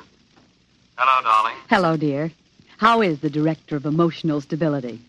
My, how impressive that sounds. Don't joke, dear. You never know who may be listening. Sorry. How are you? You sound tired. Well, we've had some bad cases. Mostly frantic mothers who insist on imparting their feelings to children. I suspect it's chromosomes affected by gamma ray leakage from the surface, but the head of the psychotechnic division says they're glandular cases. But that isn't why I called. I have good news. What is it? The genetic board has approved our application for marriage. So soon? Our chromosomes tested perfect. We can marry any time we want. As a geneticist, you should know that our offspring should be 90 percentile of perfection. I know. What's the matter? You are happy about it, aren't you? Of course. Terribly happy. I'm coming right over to the lab. You'll have to give me some time. What's the trouble? No trouble. You know that genetic survey I've been working on? What about it? Well, I've finally gotten permission to study an actual living case. A specimen of imperfect genetic transmission. Really? They're bringing him, or it, up from the condemned cages on the lower level. You will be careful. There's nothing to be afraid of. The specimen is XJ12. It's been studied before many times and is quite well trained. Oh, there's my door signal. I'll have to hang up, darling. See you later. Yes? Professor Burton? Yes. I'm from the Phylogenic Institute. Oh, you brought my specimen? May I come in? By all means.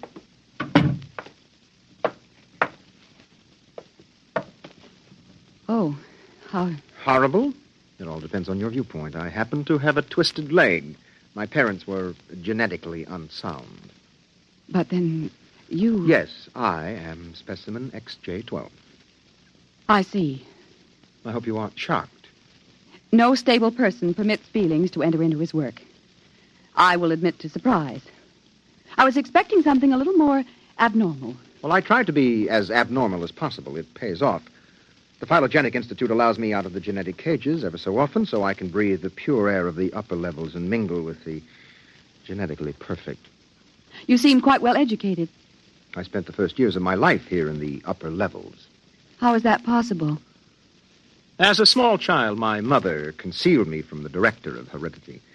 My mother actually, dreadful word, loved me. That would explain your obviously low threshold of emotional control. If you choose to call it that. You seem to be struggling to repress a few feelings yourself. We will confine ourselves to the impersonal aspects of our work. As you please. I shall require you as a demonstration for a lecture I'm delivering to one of my classes tomorrow. At your service. Sit here, please. Grip these electrodes tightly. I'm going to calibrate your electrochemical tension. I'm quite familiar with the procedure. I realize that as an imperfect, I am expendable, but I should hate to be electrocuted. The charge is not lethal. Plus 15 surface tension. You know, you have beautiful hair. Plus 12 at a depth of 4 centimeters. My hair meets minimal requirements for the genetic code. And lovely blue eyes. crystal clear. Oh. Plus 10 at 7 centimeters. Pretty. A perfect woman. Lovely, expressive hands. Oh. And a heart of stone. Like all the rest of you perfect survival types. Shut up. Oh, could it be you do have feelings? I seem to sense an air of emotional tension. It's nothing, dear. This is the specimen. You, specimen. Tell this dolt who I am, Lois. This is the Director of Emotional Stability for the Third Oblong. You will address him as Mr. Director. Mr. Director.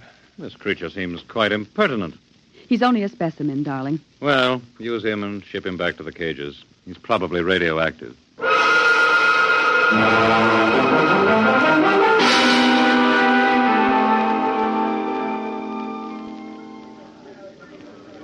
Attention, attention. The next demonstration will be conducted by Professor Lois Burton of the Institute of Genetics. Her topic, the probability of radioactive damage in the chromosome heredity of imperfect non-survival types. Professor Burton. As you know, most imperfects are destroyed at birth. However, those who, for one reason or another, manage to survive are segregated in cages on the lower level for study purposes. The specimen we have today has been trained to tell in his own words about the factors in his upbringing. You will have to forgive his immature emotional control factor. He is, as you can see, quite different.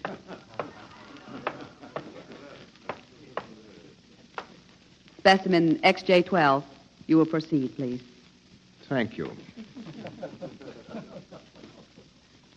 My mother was a psychotechnician in the Fifth Oblong. My father was an historian specializing in the records of pre-atomic surface culture. In the earthquake of 2170, apparently some hard radiation filtered down through the tunnels and penetrated the Fifth Oblong. The effect on my hereditary factors is quite apparent in this twisted leg. My father taught me in the last days before he was executed that every human personality is born with certain inalienable natural rights. The rights to have feelings, the right to mature, and above all, the right to be different from every other living organism. Because it cannot be otherwise, I submit to you, distinguished students, that the attempt by this society to abridge these rights is a violation of nature. I submit that the imperfects, the mutants, those who are different, have as much right to exist and be free as you. And I say, break open the cages. Stop him! Give us back the right to be individuals. Stop him! Ah! Perhaps that will teach you. Professor Burton, take this specimen back to your laboratory and confine him.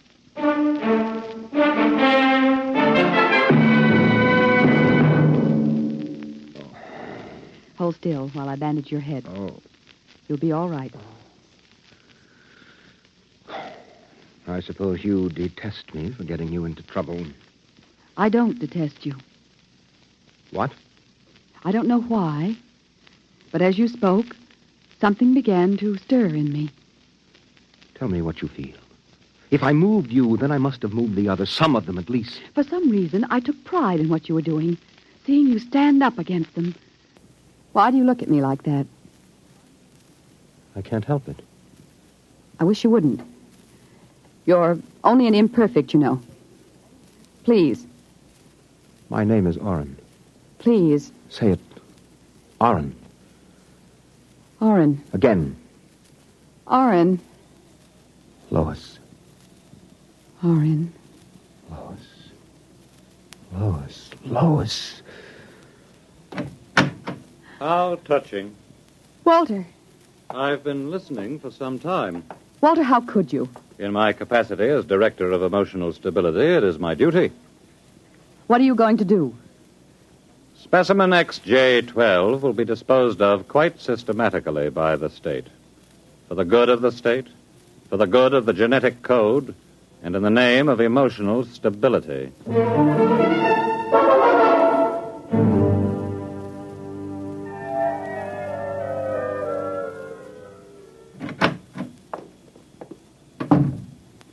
Walter, I have to talk to you. Go right ahead.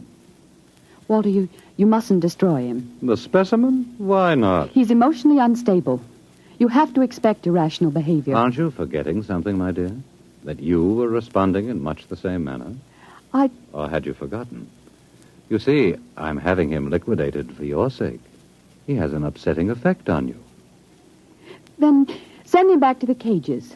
But don't kill him. You speak of destroying an inferior creature as if it was something unethical. Walter, please, for my sake. I understand that you have entered a plea for postponement of marriage at the Records Bureau. Yes. I was too upset to go through with it. It came as a great disappointment to me. I'm sorry. I was hoping that, linked to a stable personality such as mine, you might settle down. If you were married to me, I might even be persuaded to send him back to the cages instead of having him destroyed. Think it over. If I refuse? The choice is yours. Well, my dear? Perhaps you're right. I am. I suppose I ought to be rational about this. After all, he's an imperfect. I'm glad you've come to your senses. When can we be married? Tomorrow, if you like. The sooner the better.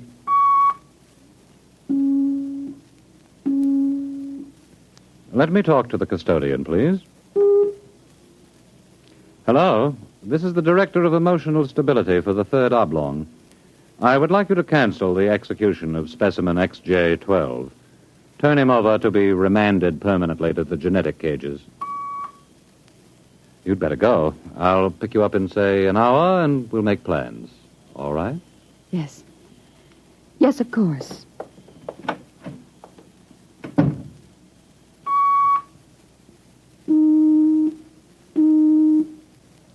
Hello. This is the Director of Emotional Stability again. I want you to cancel that last order. Proceed with the execution, but under conditions of absolute secrecy. No, don't use the lethal chamber. Take him through the upper level to the tunnels. Yes. Yes, I'll issue a pass for the radiation checkpoint.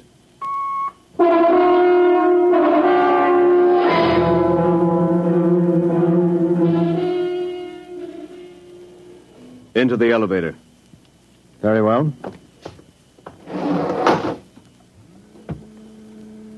Why are we going toward the surface? The cages are on the lower levels. Radiation check. I've never done that before. New procedure. Walk. Halt! You can't go beyond this point. There is radioactivity in the tunnels. I have a pass from the Director of Emotional Stability for the Third Oblong. Special mission. I'll open the airlock. March inside.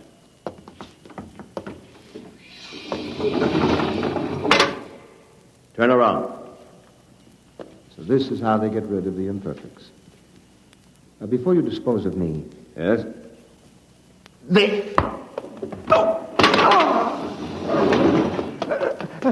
Help! Security! Security! What is it? What's happened?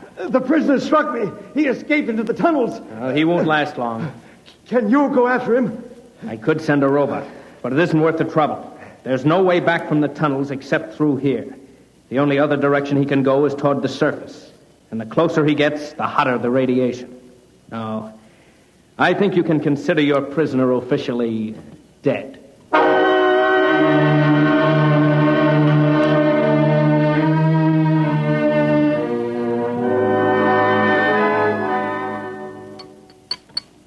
More wine? No, thank you, Walter. You look very beautiful, my dear. Very beautiful. Thank you. The wedding will be a small affair. The director of endocrine control, the chief of the security guard. Walter? Yes? Was he returned to the cages? Oh, now, why must you spoil it? Was he, Walter? Well, as a matter of fact, there was a little difficulty. Difficulty? Yes, you see, XJ-12 escaped. How? Where? He struck a guard and ran off into the tunnels. The tunnels? But that's sure death. He's free to return any time he chooses. Now, don't become upset, darling. You planned it, didn't you, Walter? Stability, darling, stability. Stability. Here's what I think of stability.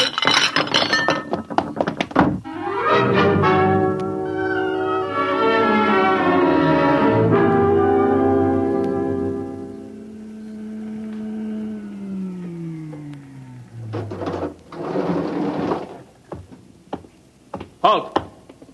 State your business. I'm Professor Burton of the Genetic Institute. You can't go into the tunnels, Professor. You'll have to let me by. I'm the fiancée of the Director of Emotional Stability. Oh, I suppose you're after the one who escaped? Yes. He's quite dangerous, I understand. I'm well armed. Wouldn't it be better to send a robot? I'm quite capable of handling him. He was my subject. All right, miss. It's your risk.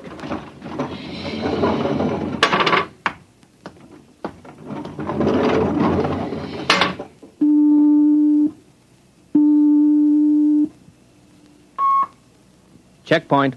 This is the Director of Emotional Stability. Yes, sir. If Professor Burton tries to pass the checkpoint, I want her taken into custody. Professor Burton just passed, sir. She You said that... idiot! But, sir, she said that I she don't had... care what she said. Stop her. Send robots after her. Get her back. Yes, sir. At once, sir. Robot control.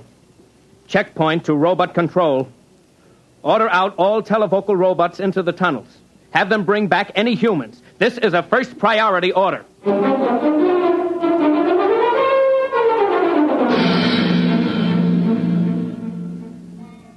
Oren! Oren! Oren! Oren! Oren! Oren! Oren, where are you? Oren. Hello? Oren! It's Lois. This way. Behind the rocks. Over here. Oh, darling, darling. Lois, why did you come here? It's suicide. I had to. Oh, darling, are you all right? So far. You've got to turn back. Give yourself up. They'll kill me. You can't stay here. The radiation is +4 at this point. It gets worse as you approach the surface. Lois, darling, go back. What will you do? I'm going ahead. But you can't. I can. I'm going to the surface. It's certain death. Not even the robots can survive it. Well, at least I'll be the first human in 1,100 years to see what the surface of the Earth looks like. Come back with me. No, Lois. Then I'm going with you. Lois. Don't try to stop me, darling. There's nothing to go back to now. Nothing but Walter and emotional stability. You really want to come with me? Yes. You know what it means. I don't care. My mother used to believe there was a life after death. A place called heaven. We'll believe it, too. Oh, no, Lois, I can't let you go. Oren, I love you. See, I know how to say it now. Say it again. Oren, I love you. What is that? It sounds like... Oren, it's a robot patrol. They're looking for us. All right, come on. This way.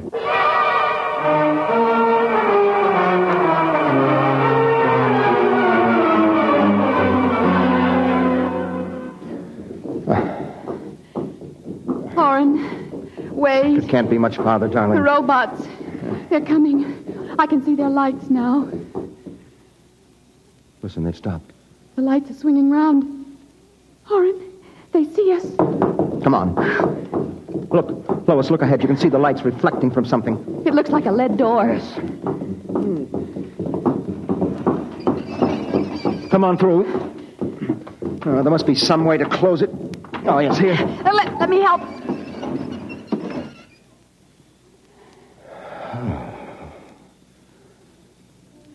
Well, they won't get through that. It's solid lead.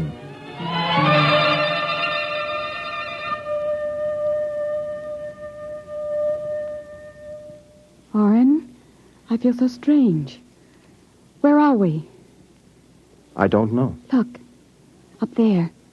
A huge round light. Lois. Yes, Oren. Lois, that's Luna, the moon. We're on the surface. How strange and red everything looks. How it glows. It's the radioactivity. Quiet and peaceful. And deadly. Oh, hush, darling, hush. Sit here and rest a while. Put your arm around me. Yes. Oren, I'm afraid. Oren, we're going to die. Don't think about that. Just think about us. Alone. The first humans to stand on the surface of Earth in 1,100 years. That door must have been placed there by the last handful of survivors who went underground after the atomic wars. And those other lights, the small ones, they must be stars. Oren, I'm so tired. Go to sleep, darling. Put your head on my shoulder and sleep. Hold me, Oren. Hold me very close.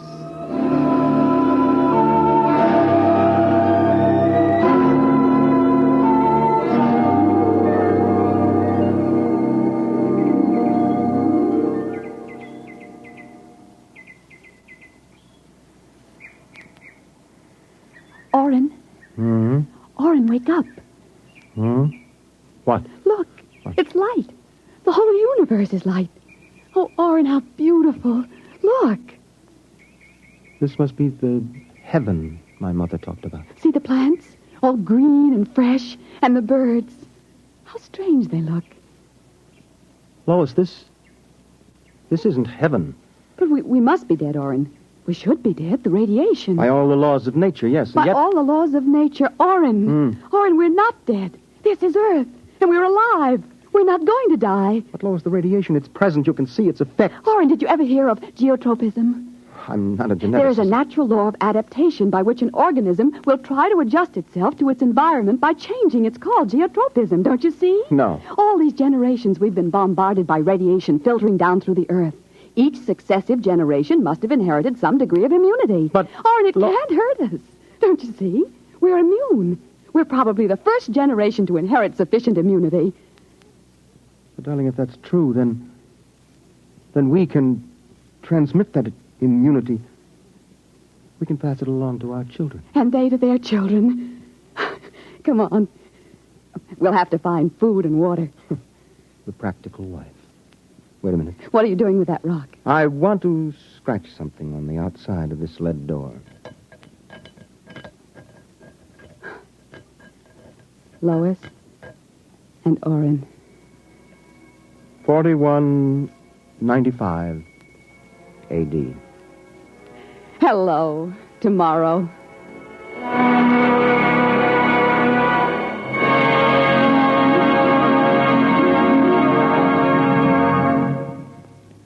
You have just heard X-1, presented by the National Broadcasting Company in cooperation with Street and Smith, publishers of astounding science fiction. Your announcer, Fred Collins. X-1 was an NBC Radio Network production.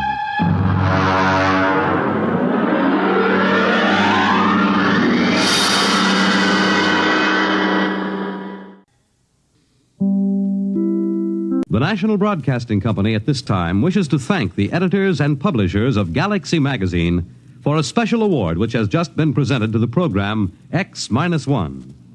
The award cites X-1 for the outstanding adaptation and the original method of presentation of adult science fiction stories to the vast audience that has shown increasing interest in this newest form of journalism.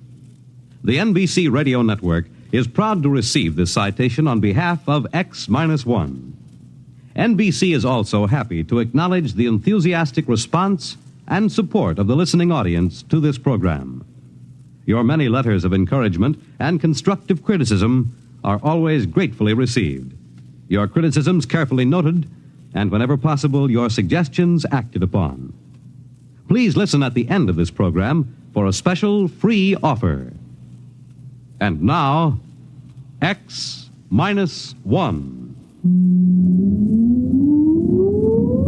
Countdown for blast-off. X-5, 4, 3, 2, X-1, fire.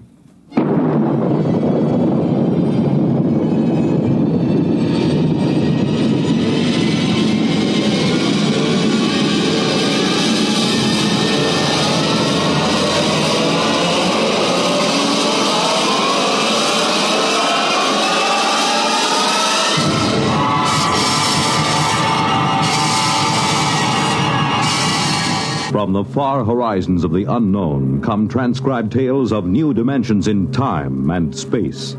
These are stories of the future, adventures in which you'll live in a million, could be years, on 1,000 maybe worlds. The National Broadcasting Company presents X-1.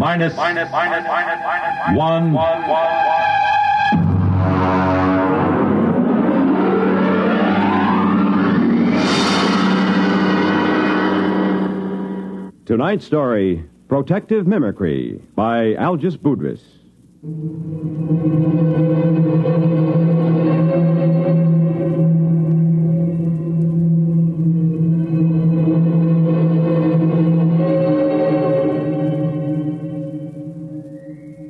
Frankly, I think I'll probably have to take my expense account clear up to the Central Gallic Civil Service Board. My friends tell me to forget it. But take it from me, a rap in the credit book like this isn't easy to laugh off. not on a grade 4 civil service pay scale.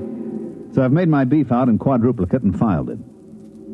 Usually, a special agent in United Galactic Federation's Department of the Treasury, Investigations Division Currency Section, doesn't have much trouble with his swindle sheet. But this one's a corker. To understand, you got to know how they make the stuff. The Ungallic Mint is in New Geneva on Canopus 3. I remember I went around with the 40 Deci-credit tour when I first joined the staff. The guide was a cute little brunette from one of the Rim stars who was later fired following an annual Pan-Solstice office party. I didn't pay much attention to her spiel. She was dressed in the new Neo-Minoan style, but I got the general idea. This is a demonstration machine, of course, but you will notice the indestructible fiber coming off that spool at the right. It goes into the slot in the machine there. Now, if you'll pass along, you see it goes between those two rollers through 6 or 7 chemical baths. No, I'm not sure what chemicals. That's restricted information. It's stamped, analyzed for flaws, dyed, and then run through this unit here. This is the most carefully guarded part of the process. The unit is removed from the plant each night and locked in the deep space vault on the satellite station directly overhead. After the strip emerges here, it is chopped into convenient lengths and carefully removed into armored cars. It is called money. What does that secret unit do? Well, that's a very good question. You see, the currency is non-defaceable, fireproof, immune to wear, weather, and water. But the most important thing is an electronic pattern impressed into the fiber by that secret pattern. You all know when you cash a bill, it is passed over an electronic plate that reads the pattern. If the serial number and the pattern match, well, but if they don't, well, first I'll put an ordinary credit note over the beeper. There. Perfectly good. Now, a simulated counterfeit bill without the electronic pattern. Well, now, that wouldn't fool anybody long, would it? Could anybody duplicate that electronic pattern? Well, that's a very good question. Only the government has the equipment to put that in. Your currency is safe and sound. Don't you worry about that. Are there any more questions? Yeah. How about a drink after the tour? Well, Oh, that's a very good question.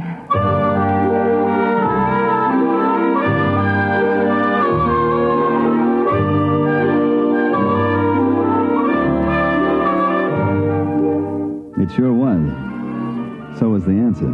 Well, getting back to money. The engraving, the chemical composition of the ink and the fiber would be tough enough to duplicate. But that electronic pattern snaps the clincher on it. That's why Chief Inspector Saxgard of my division looked sourly at me when I came into his office and spread a fistful of credit notes on his desk. What's that? What's it look like? A handful of 50s. Why? Put a couple of them over your beeper plate. Okay. Well, they're perfectly okay. What's it all about? Look at the serial numbers. 3, 4, 5, 6, 5, 6, 7, 8, M. Look at the others. 3, 4, 5, 6, 5... What? Let me see them. Save your eyes. They're all the same. 14 50-credit notes with identical serial numbers. That's impossible. And every one of them goes over a beeper plate, quiet as a sophomore climbing into a dormitory window after hours. Baumholzer, where did you get these? They came into the New York Clearinghouse from a branch on Deneb 11. The manager blew his top. He called us the minute he spotted them and sent them out to us. How about the manager? Is he blabbing all over the Bankers Club about it? I read the Ungallic Riot Act to him. He'll keep it under his hat. Good. At least we won't have any financial panics for a while. Have you checked these through the lab? Well, the ink and paper is government stock, and they match government beepers. The lab plates didn't squawk any more than yours did. Now, you could spend these anywhere as long as you only pass them one at a time. Baumholzer, you know, since the beeper plate came in, we've been sitting on our tails in this department, building up our pensions. Oh, I wouldn't say that. Neither would I outside this office. But you know darn well nobody can expect to counterfeit a bill and get away with it. It's only because throughout the universe there's a certain percentage of people who will try anything once, and a corresponding percentage of purblind idiots who will accept anything with engraving on it as money that we're here at all. Now, I've seen cigar coupons and crayon sketches come into this office. I've seen premium offers from household magazines, jet bus transfers, where some people would try to pick a Yale lock with a quarter of a pound of butter. Now, the only reason any queer can pass is because some goggle-eyed nudnik neglects to use his beeper plate. But I worry. For 15 years, I've sat in this stinking office and waited for somebody to invent a matter duplicator. Well, looks like you can stop worrying. Look at those bills, identical down to the whiskey stain in the corner. All right, Bumholzer. You call transportation and get out to Deneb 11 and find out if anybody in that neighborhood has a matter duplicator, or if he hasn't, what he has got.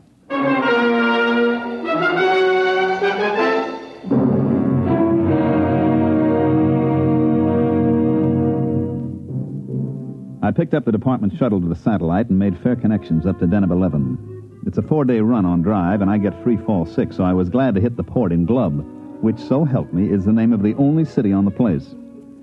Deneb 11 is what we call in the department a mud ball. It's a jungle world with an atmosphere like a swatch of Harris tweed. I was smoking a cigarette when I got off the shuttle, and the air I pulled in made the smoke taste like well-decayed leaf mold. I was wringing wet 2 minutes after I left the air-conditioned port. I noticed the local costume would get you arrested on any beach in the galaxy, but it didn't matter since there's nothing titillating about pasty skin dripping with weary perspiration. I checked in with the regional office and found the resident agent tinkering with his air conditioner. Hi, Baumholzer. You know anything about the sealed power pack on this condenser? Yeah, if you keep banging at it like that, you'll crack the seal on the atomic shielding, and your posterity will thank you. 3 heads at a time. Oh, I guess I better not fool with it. Now, take off your pants and pull up a chair. I don't mind if I do. Is it always this humid? Oh, no. In the hot season, it's worse. I'd send for a replacement part, but the fax line isn't too reliable. The last time I sent for a sealed unit, they shipped back an overaged sea lion. Yeah, I know. I was on Polar Station on Ganymede when my heater element broke down. I faxed for 3 feet of element, and they shipped me back 3 fetal elephants. Yeah. Well, I suppose you're here about the queer bills, huh? Yeah. Got any lines on it? Well, my orders will lay off and let the central office handle it. Be my guest. Any ideas? No. Where do you figure to start? Well, this is the only city. I'll have to check it out. Have you got a list of authorized beeper plates? Somewhere. Let's see here. Oh, look out. Why? There's a whittlefly on your arm. Hey, how does a thing that size get through the filters? Insects on Deneb are tricky. This one is a non-filterable virus in the larval stage. Then it blows up to this size. Carve his initials in your arm if he gets a good bite. That's why he's called a whittlefly.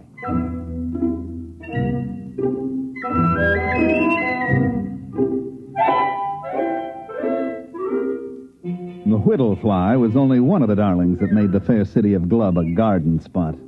They had one cute little tyke called the laboratory beetle, because when he bit you, he typed your blood and followed you around for days getting refills.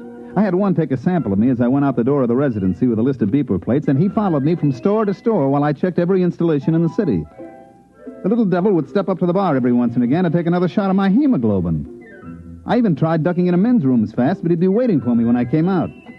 Well, I slogged through Glub for 3 days and then poured myself back into the residence office. Did he come in? Who? The laboratory beetle. No, they usually hang around in the hall and wait. Sometimes when I've got a poker game going, you can see 3 or 4 of the little angels buzzing around outside waiting like chauffeurs outside the opera. Wow. They draw a blank? Well, I found 7 defective beeper plates, but nobody remembers any queer bills being passed. You know, who checks serial numbers? They must have come in one at a time. And the clerks at the bank always were out to lunch and referred me to the next guy. You got any lotion for insect bites? Desk drawer. In a way, the beeper plates make it tougher. Nobody even looks at the bills anymore. Just throw them over the plate, and if no bells ring, it's okay. Well, how about the other angle? Matter duplicator? I checked invoices and purchase records. Nobody's been buying electronic parts that can't account for every tube. I thought I had something. One fellow bought 12 of those giant lithium cathode tubes, but it turned out his wife was having them wired as lamp bases. Well, I better be going. I hate to keep my little insect friend out there in suspense as to cocktail time. You got another lead? Yeah, I found a bar that makes a Tom Collins with real lemon juice instead of battery acid.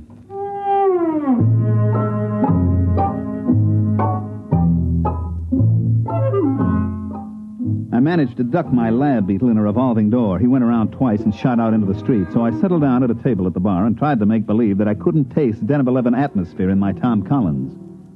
I was chewing on an ice cube when I looked up. Mr. Baumholzer? That's right. I want to talk to you about money.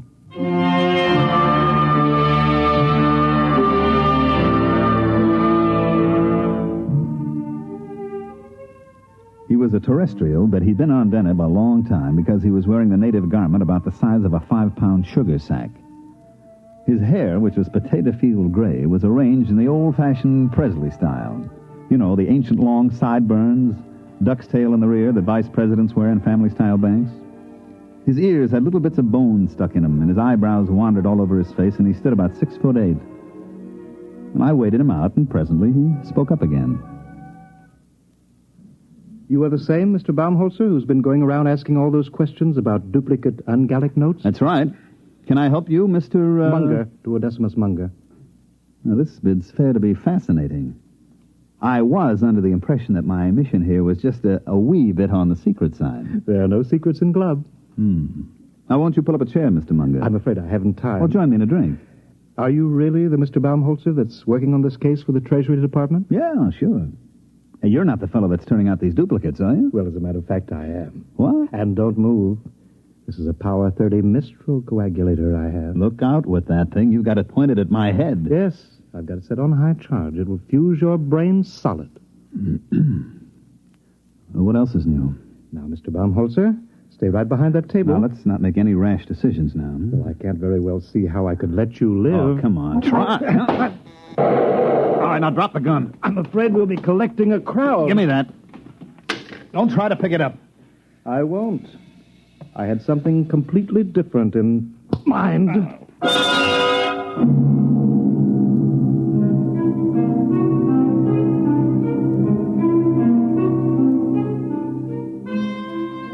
Just like in those ancient legends the archaeologists keep digging up, the ones with the hard-boiled detective and the beautiful blonde, I felt the traditional roof fall in on the back of my head.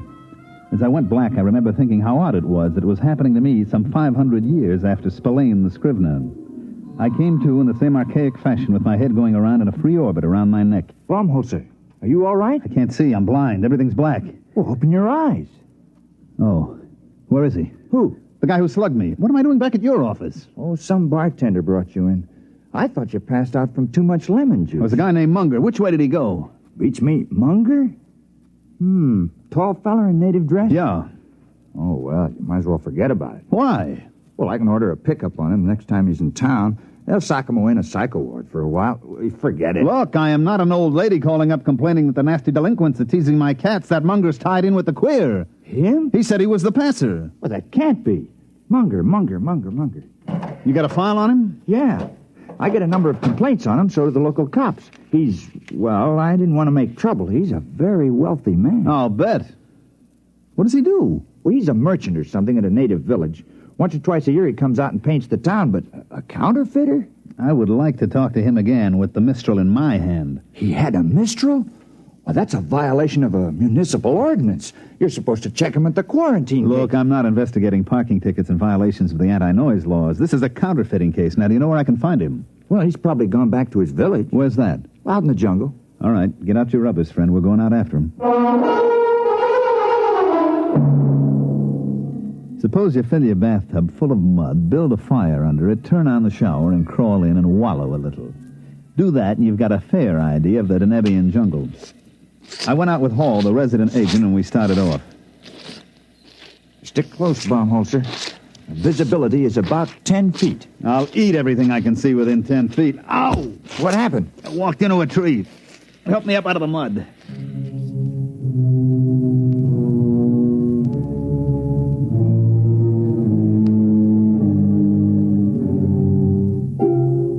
We puddled on for a couple of hours. The rain was so thick I didn't see the trees until I bounced off of them and sat down in the warm mud. I reflected as I struggled to my feet what a terrible waste. In the beauty salons of Charles of the Ritz Asteroid, ladies from all over the galaxy paid thousands of credits for hot mud baths to take the wrinkles out and make their skin smooth and caressable. And here was I getting a much more thorough treatment every time I sat down. They issue a lot of special equipment from department stores, and it all functioned perfectly. My neo-latex galoshes were fine, but stuck in the mud. My Minipower goggles and wipers kept my eyes clear, but they didn't keep me from crashing into every tree. My leak-proof sportsman's flashlight stayed dry as a bone, but powerful as it was, it couldn't light up more than 3 feet in the pelting rain. Paul, the resident, led the way, consulting a compass and a waterproof map, and finally we stopped, and I noticed that there wasn't any rain coming down on me. It's a rain shelter. The natives build them. Kind of them. Well, they're on all the trails. If you go more than a day in the rain, you go punchy from water drumming on your hat. I believe it. Well, now, don't sit down. You'll sink in. I don't know. Theoretically, a broader base should keep you from sinking like snowshoes. Well, also increases the suction. I'll stand. How far's Munger's village? Either 2 miles or 22. I can't read the map very well. Hey, wait a minute. Listen. Well, that's the rain. No. You hear that squelching? Somebody's coming. Oh, yeah. From over there. Natives? Maybe. There he comes. Well, we've got first pick on the shelter. It's a native tradition. First come, first dry. Yeah, there's somebody out there, all right. Who's there? Who is it? A friend of mine, Mr. Baumholzer. All right, Munger. Where did you come from? Don't move. I have several friends pointing long spears at your kidney. Ole! Shall we go, gentlemen, back to my village? I believe you were looking for it.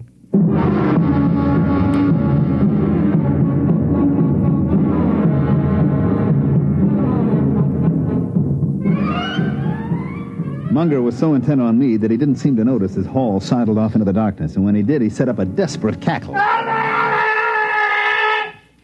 He had a few of his fraternity brothers chase down the trail with spears waving wildly, but they came back murmuring some kind of a Choctaw, which seemed to carry the implication that Hall had gotten away like a big-bottomed turtle. Well, Mr. Baumholzer, your companion's action has saved your life for a while. Yeah, he'll bring back a platoon of Marines, and they'll reduce that village to a bullion cube. We'll just have to hold you as a hostage in case help should arrive. Thanks. At any rate, shall we get back to the village?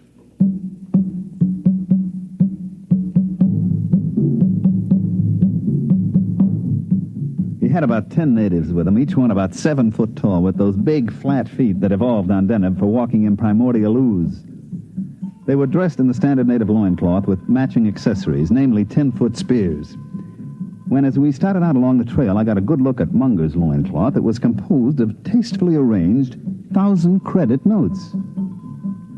Well, by the time we got back to the village, the rain had stopped. The humidity, of course, was still 120%, and the only difference was that the moisture just loitered around rather than actually falling. There was some kind of a clam bake going on in the village. The natives were pounding a couple of drums, and as far as I could see, getting rapidly stinko on some kind of jungle juice that they passed around in huge gourds. They were leaping and dancing, and as far as I could tell, doing snappy sayings and fancy patter as I sat on some kind of a low mushroom and tried to ignore the 2 spears that were pressed against my throat. It felt as if a nervous barber was trying to shave me with his razor tied on the end of a 10-foot pole. After a bit, Munger strode up to me with all the dignity of the lord of the jungle, and he waved the spears a foot away, pulled up a mushroom, and sat down. Actually, that wasn't a native rhythm at all. The original Denebian music is a kind of quiet, flute-like melody, something like Mozart. That didn't sound very flute-like. Yes, I know. One of the first terrestrial anthropologists out here to study the Denebs took recordings of their music, and then to be polite, he played them in a few recordings that he'd made on an earlier field trip. Unfortunately, they were from that lost rocket colony on Ceres. Their music was a degenerate ancient form called, I believe, Roland Rock. The Denebs liked it, and they've been doing it ever since. Well, what's the party? They're propitiating the tree. I don't know why. It's never failed yet. But they're very conservative. They've got to go into this act every night before I can do my stuff. It lasts all night. Want a drink? No, thanks. Oh, I wish I had a fifth of something civilized. I've been drinking this native swamp water for much too long.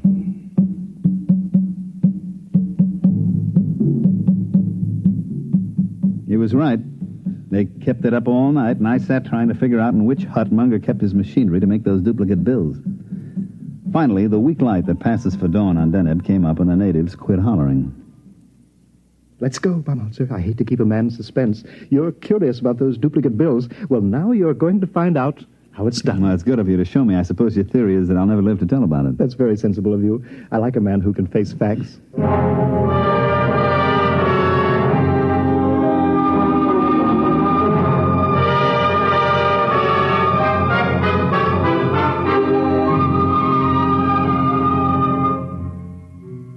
We walked across the mud square to the base of a tremendous tree, which I gathered was the guest of honor for last night's shivaree. I still couldn't see the connection, but I was willing to wait. The natives sat around in a deathly hush, and Munger and I stepped forward. You notice? Nothing up my sleeves.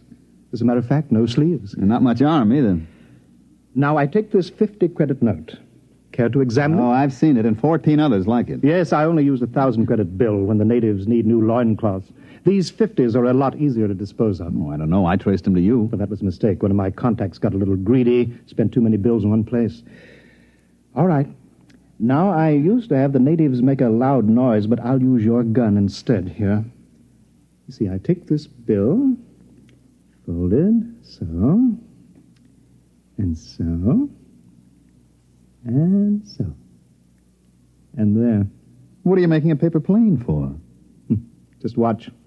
I raise the note in one hand, I aim at the tree, and I fire your gun up in the air. Like this.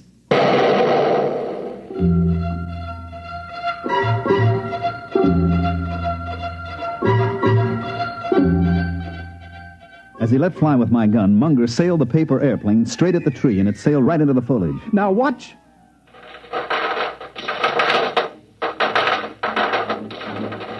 The bill came sailing back out of the leaves, and right behind it came another one. And then the air was filled with paper planes. Squadrons, wings, armadas of paper airplanes, each one made up of a folded 50-credit note. They sailed out over the whole village, and Munger set the natives to collecting them and bringing them back. There you are. There'll be several thousands of them. Look. Genuine. Absolutely genuine. And I suppose they'd go over a beeper plate without a tinkle. Startling, isn't it? Protective mimicry. Yes, precisely. You know, I discovered this tree 6 years ago while I was attempting to evade the clutches of the law on a confidence rap. I swung an axe at it to blaze a trail, and 50 axes came bouncing back at me. Well, I never heard of any plant developing mimicry to this extent. I know some plants and animals assume dangerous life forms as a camouflage, but this... Mm-hmm. Well, I'm not a botanist. All I know is that you scare the tree with a loud noise. You throw something at it, and it duplicates what it thinks is the danger. Well, speaking of danger, it doesn't look as if your colleague is bringing any help. Oh, I'll miss your company. Interesting. You'll be shot with your own gun. Now, look, Munger. Don't wriggle. I hate a moving target. What is that? Looks like the cops, Munger, at the edge of the village. Home holster, where are you? We outnumber them. I'll get you anyway. No. You can't run away from me. I'll shoot.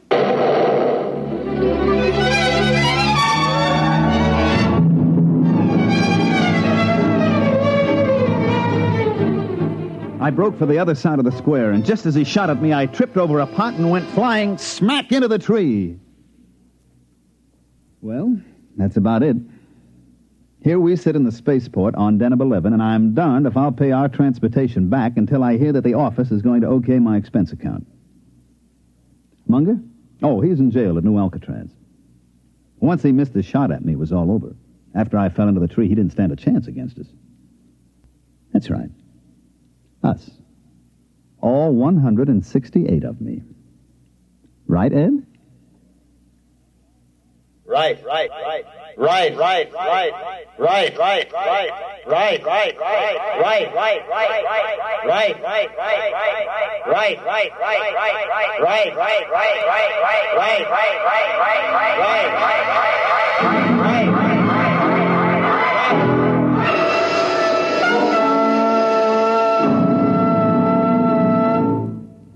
You have just heard X-1. Here is an important special announcement. In appreciation of bringing adult science fiction to the listening audience through the medium of this program, X-1, Galaxy Magazine wishes to make the following free offer to our listeners.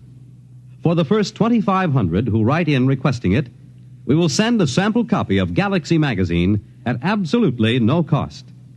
This is an opportunity to read the finest in adult science fiction, just as you listen to it each week here on X-1. To get your free sample copy of Galaxy, just write a postcard or letter to X-1, NBC, Radio City, New York 20, New York, and ask for your free copy. Be sure to print your name and address plainly on your card or letter. This offer can be made only once, so if you want your own free copy of this leading science fiction publication, be sure to write without delay. Here is the address again. Write to X-1, NBC, Radio City, New York 20, New York. Your sample copy of Galaxy will be sent to you without obligation of any kind. Tonight, by transcription, X-1 has brought you Protective Mimicry, written by Algis Budrys, and adapted for radio by Ernest Kanoy. Featured in tonight's cast were Mandel Kramer, Terry Keane, Charles Penman, Dick Hamilton, and Wendell Holmes. This is Roger Tuttle. X-1 was directed by Daniel Sutter and is an NBC Radio Network production.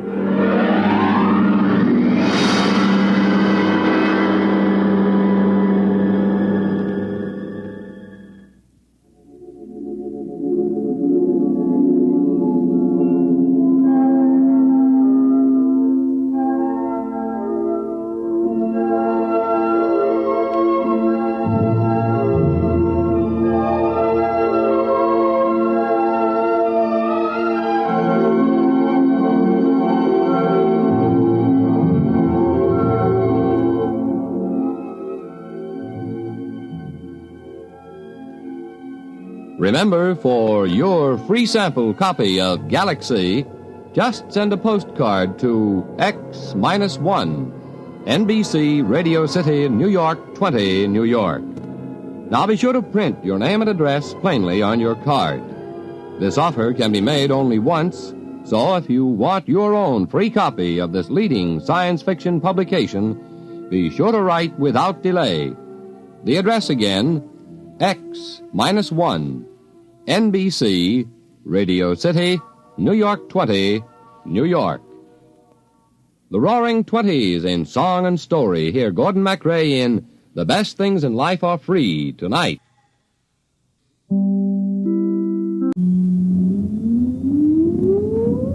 Countdown for blast off. X-5, 4, 3, 2, X-1, fire.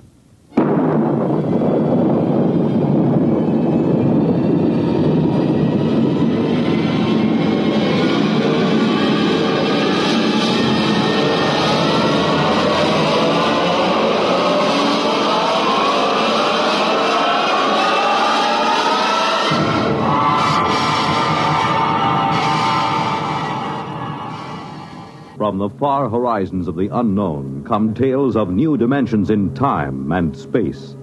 These are stories of the future, adventures in which you'll live in a million, could be years, on 1,000 maybe worlds. The National Broadcasting Company, in cooperation with Galaxy Science Fiction Magazine, presents X-1.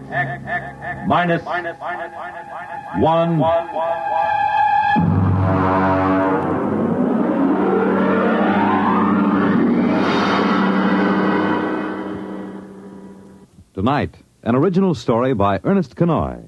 The time, early in the 21st century. The story, Martian Sam. The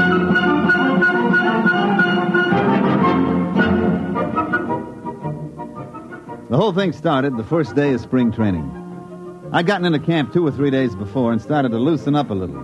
Because at my age, even batting fungos to an outfielder can tie your muscles up into knots. Although, as a matter of fact, I'd bet that I was in better condition than half the Humpty Dumptys on the club. We hadn't won a pennant since, 1997, or was it 98? And it looked like we had a permanent lease on 12th place.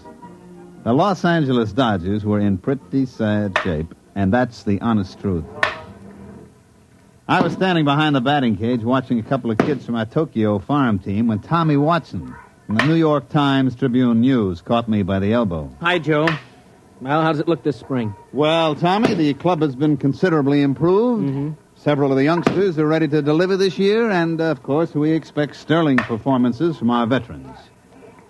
Is that what you want? Oh, come on now, Joe, come off it. Has old man Castle loosened up enough to buy a catcher? Not that I know of. Well, how about a left-handed pitcher? Well, they're those 2 boys from Tokyo. Oh, come on, they couldn't throw a cream puff across the dining room table. Well, how does it feel to be first base coach for a team that'll clinch last place by July 4th? You're very kind, Tommy. Very kind. I just hate to see that old tightwad Castle run this club into the ground. I remember my father used to tell me about the times way back, when they were still in Brooklyn. And I can remember going down to Robinson Stadium when I was a kid to watch doubleheaders with the Denver Giants. Now look at them. A bunch of overage bums and a few kids who could hardly make the high school team. And all Castle's money goes to buy sports rockets for that screwball son of his. Oh, Joe, baseball isn't what it used to be.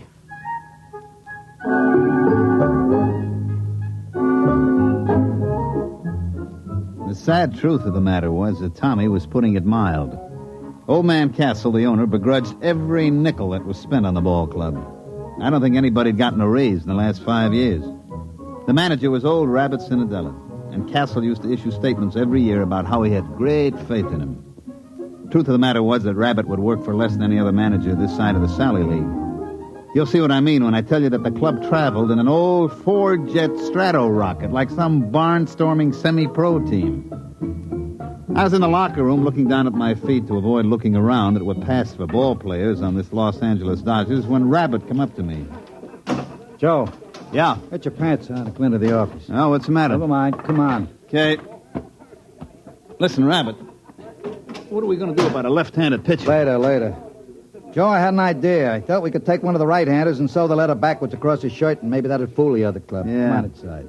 Or maybe we ought to disguise Iron Mike, the batting practice robot. All right, that's enough. Joe, the old man's dead. What? I said he's dead, old man Castle. Heart attack. I figured we had him scared so he'd loosen up a little dough for players, and then he goes and does this to us. Can't trust nobody. Well, who gets the club? His son. What, you mean Whistling Willie Castle, the Jetstream playboy? That's who. But he doesn't know anything about a ball club. He doesn't have to. Old man Castle owns 72% of the stock. And it all goes to Willie. Well, what's going to happen? Beats me. Probably sell us all out and buy a new rocket. Is he here? He was in the Earth-Moon small boat race when it happened. They got a message to him when he hit the direct beam off Lunarport. He could have landed and taken the shuttle back and made it in one day. But he was leading in the race, so he just kept going. He's due in a couple hours. You think you can get him to go for a left-handed pitcher? I don't know. We'll have to try.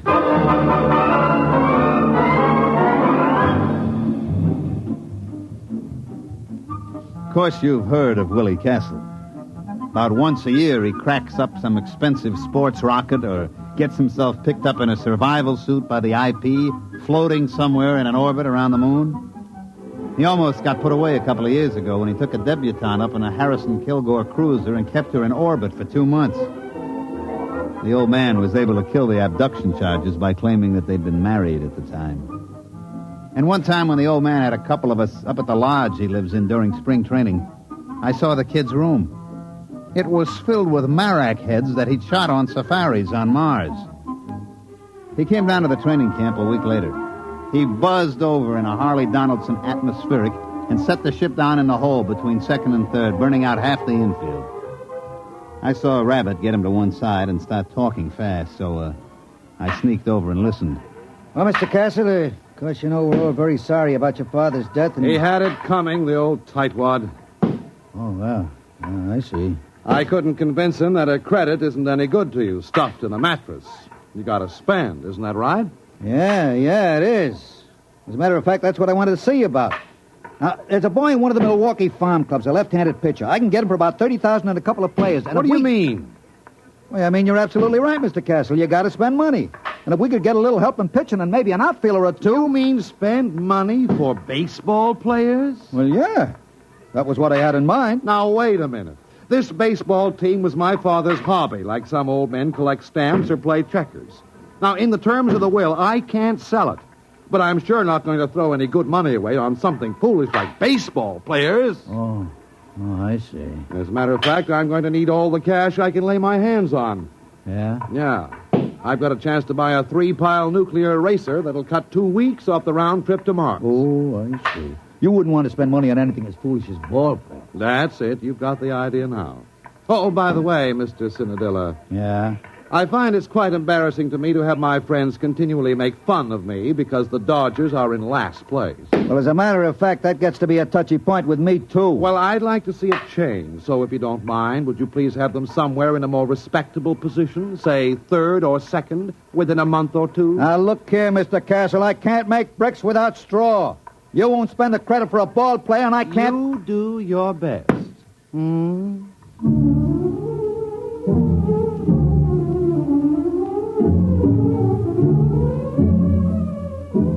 Well, after that interview with the new owner, Rabbit went out and tied one on, and I had to run the ball club for 2 days till we got him straightened out. But I can't say as I blamed him. We won one game in the Grapefruit League. We played the Jacksonville High School team and squeaked out a 13-12 victory. What the Yankees and Braves did to us, I'd rather not say. We opened the season at home, and a mediocre pitcher for Pittsburgh threw a no-hitter at us. Actually, that's not quite accurate. The truth is he just pitched, and we didn't hit anything. We lost 10 straight from opening day, and we didn't lose on the 11th day because it rained. Rabbit and me piled into his 97 copter and flew out to the Castle Estate up near Arrowhead. I was in pretty bad shape. For one thing, Rabbit's copter has a wobble, and I was feeling green around the gills by the time we dropped down on the port. Willie Castle was very excited by the time we finally got to see him. He was puttering around a whole mess of stuff piled up in the middle of the floor. Say, how do you like this? Isn't it exciting? Yeah. What is it? It's a Durgo stick. Oh, yeah, sure. And they use it in Mars in a game played between two villages. You see all the men on one side line up, and then all the men on the other side try to knock them over with these sticks. Isn't it a beauty? Yeah. Look, Mr. Castle, I got to speak to you. We got to have a left-handed pitcher. Oh, you mean for the baseball team? Yeah, that's right, the baseball team. That's what we got to have a left-handed pitcher for. Yeah. Well, now, I can't really be bothered with details of that sort. I'm leaving for Mars in the morning. Oh, by the way, I haven't had a chance to look at the standings recently. How are we doing? Mr. Castle, we may well set him out on record for consecutive games lost. Now, look here. You told me you can't sell the club. And you said you get tired of your friends kidding you about being last. Well, take it from me, Mr. Castle, and I know. Unless we get some ball players on that club, it's going to be last for the next 22 years. Now, look here, Cinedilla, I know you can fire me, but I don't care who you hire as manager. Unless you get him a left-handed pitcher and a couple of other players, that club is going to stay last. Oh, well, then I'll see what I can do. Don't worry about it. What do you mean, don't worry about it? I got to go out there every day and try to make those bums go through the motions. Now, look, I really have to pack. And besides, I'm expecting a new shipment of equipment from Aberfitch and Comby. Now, just don't worry about it. I'll think of something. Goodbye.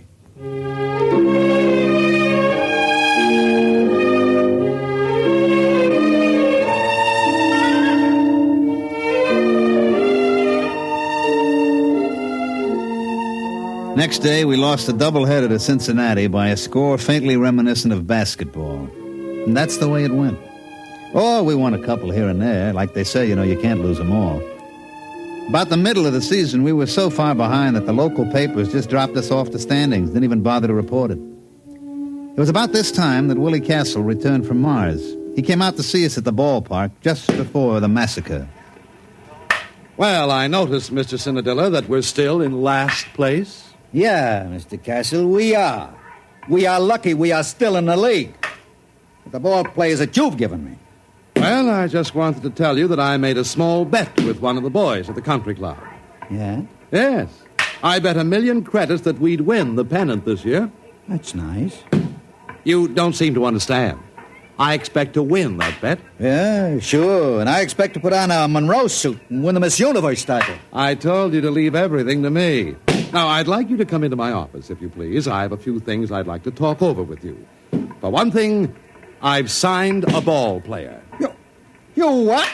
Now, look here, Mr. Castle. This I got to complain about. My contract is clear. No ball player gets signed without my okay. Just come into my office, please. I'll explain everything.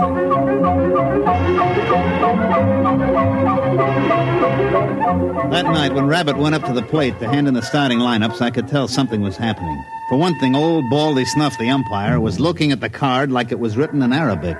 All right, who's the pitcher? It's written right there in the card. Saramo Castro Perbaco. What's the matter, can't you read? Oh, come on now, you kidding? Is he Armenian? Nope. Martian. Martian? That's right. Martian.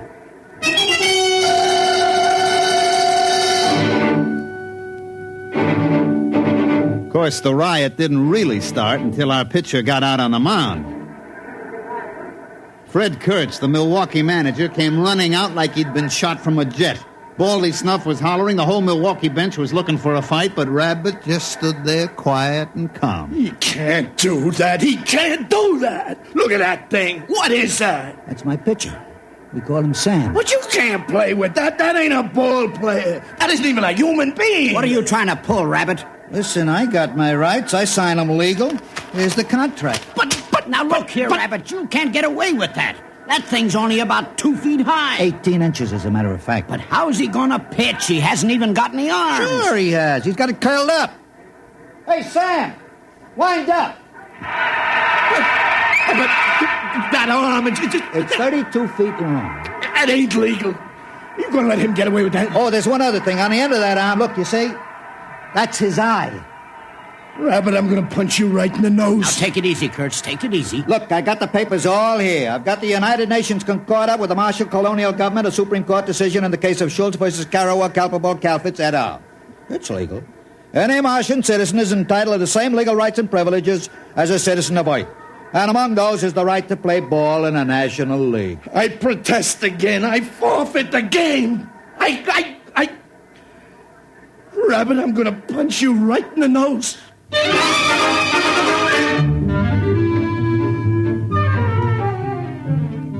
As a matter of fact, the game that night was postponed because of riot. The next morning, everybody met in the commissioner's office, and sure enough, it was legal. Martian Sam, we come to call him, was a legally signed player for the Los Angeles Dodgers. I told you not to worry. I found Sam in a village just north of Marsport. He's a klugel hunter. A what? A klugel hunter. Klugels are fast little animals that run about 80 miles an hour, and the hunters go out and throw rocks at them and kill them. Sam's a klugel hunter. He ought to be a pretty good pitcher. How about the other clubs? What happens if they get klugel hunters? Oh, they won't. You see, it's basically contrary to Martian psychology. They won't ever leave their own villages. Then how come Sam left? Well, it was an unfortunate accident, really. You see, when I first met him, I gave him a stick of chewing gum. Yeah? Well, he got hooked. What do you mean, hooked? Well, for Martians, the chicle seems to be habit-forming. Sam is a gum addict. Well, naturally, as soon as this was discovered, the traffic was prohibited. There's a death penalty for importing of chewing gum to Mars. But it was too late for Sam, so he came out with me. You mean all we gotta do is keep him supplied with chewing gum? That's right. I told you I'd take care of it, didn't I? Now you've got your left-handed pitcher.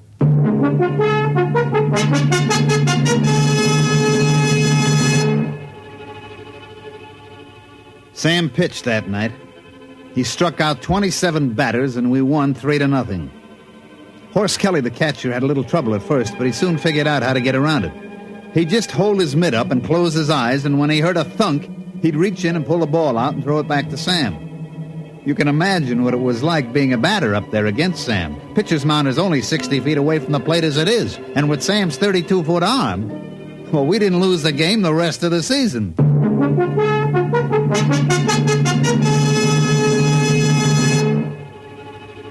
Of course, we started out so far behind that by the last game of the season, we were tied with the Milwaukees, and we were playing them at Milwaukee.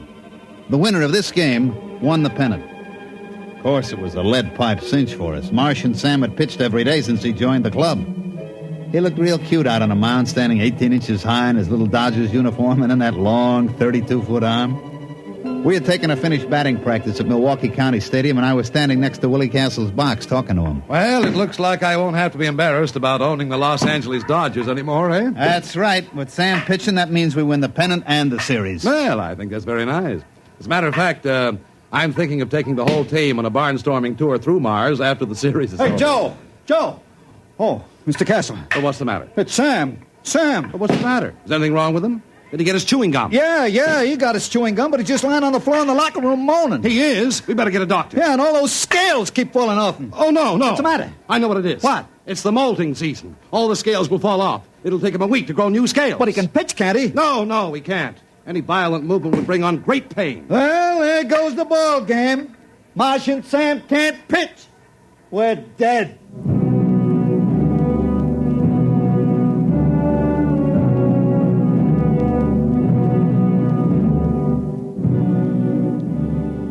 Rabbit put it mild. We were good and dead. We pitched Harry Kosnowski, our best human pitcher, but our best human pitcher was none too good. He rose to the occasion, however, and the score was tied going into the last half of the ninth. That's the way, Harry, old boy. That's the way. Pour it in. Come on, Harry. You can do it, baby. Unfortunately, he couldn't. He hit a streak of wildness and walked 3 straight men. Things were very quiet in the Dodgers' dugout. One more walk would force in a run, the ball game would be over. Then as we all sat there staring out at the mound where Harry was sweating, we heard a little shuffling noise. Oh, what's that?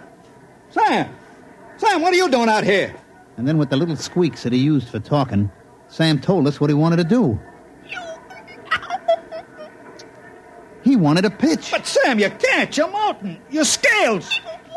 All right, Sam, all right. If that's the way you want it, you get out there. You pitch at that one batter. It's 2 out. You strike him out, it'll go to extra innings, and we'll win the ball game.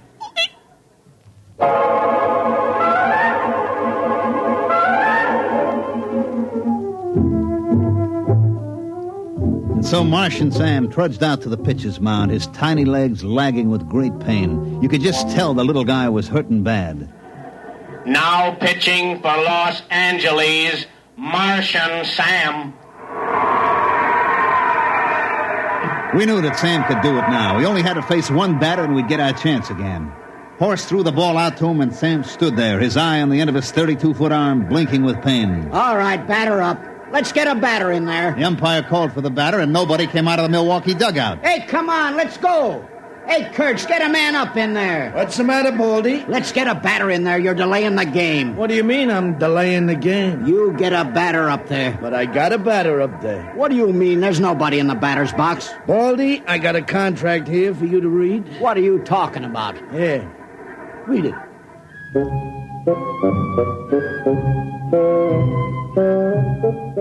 Well, of course, everybody knows what happened. The Milwaukee Braves had signed an intelligent virus from the moons of Jupiter. He was up there in the batter's box, but of course you couldn't see him without an electron microscope. He walked on 4 straight pitches, forcing in a run, and the Milwaukees won the pennant. But like I say, that's baseball. You can't win them all.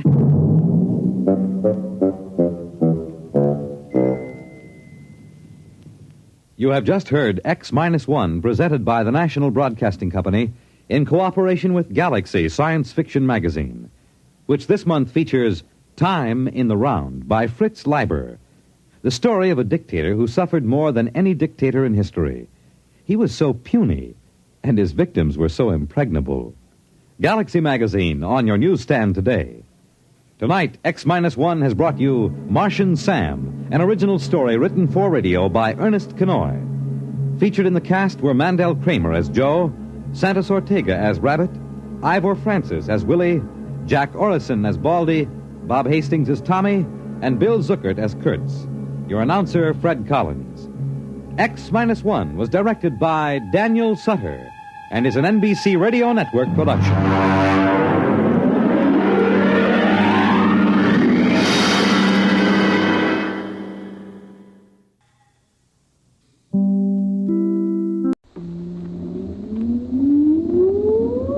Countdown for blast off. X-5, 4, 3, 2, X-1, fire.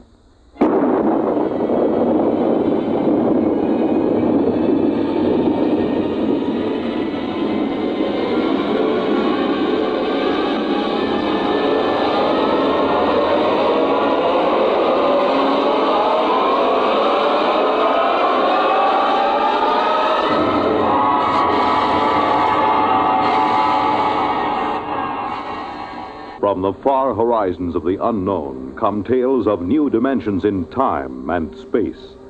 These are stories of the future, adventures in which you'll live in a million, could be years, on 1,000 maybe worlds. The National Broadcasting Company, in cooperation with Galaxy Science Fiction Magazine, presents X-1.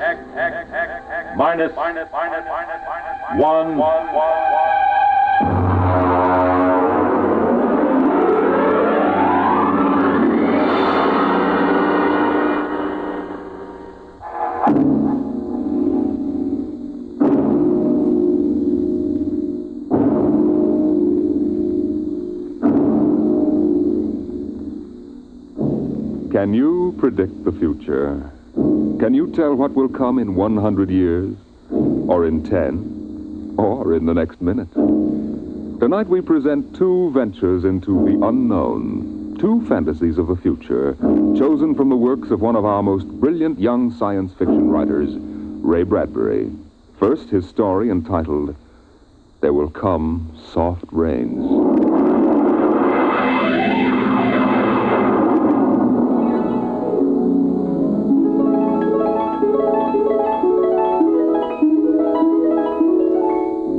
house was a good house, planned and built to be lived in the year 1980. The real estate agent had told them all about it.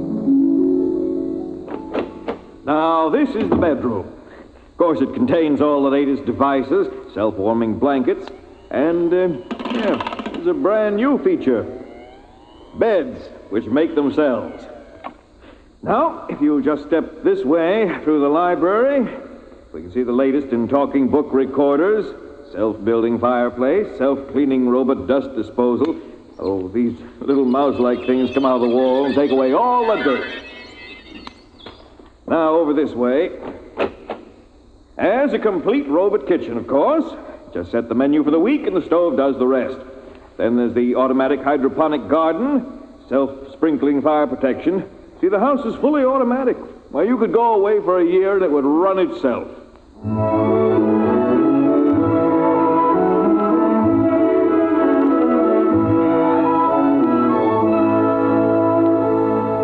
And so the family took the house.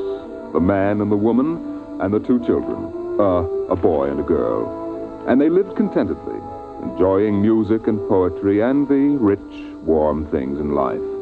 And the house fed them and slept them and entertained them. It made a good life for them. Until one day, there were 10,000 explosions, and the world shook, and red fire and ashes and radioactivity fell from the sky. The happy time was over.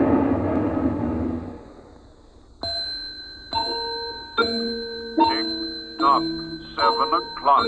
Time to rise. Open your eyes. Tick-tock, 7 o'clock. Time to rise. Open your eyes. But the house lay empty. The clock talked to the empty morning. In the kitchen, the stove sighed and ejected from its warm interior 8 eggs, sunny side up, 12 bacon slices, 2 coffees, and 2 cups of hot cocoa. 7-9, breakfast time, come and dine, 7-9. Today is April 28th, 1985. Today, remember, is Mr. Featherstone's birthday.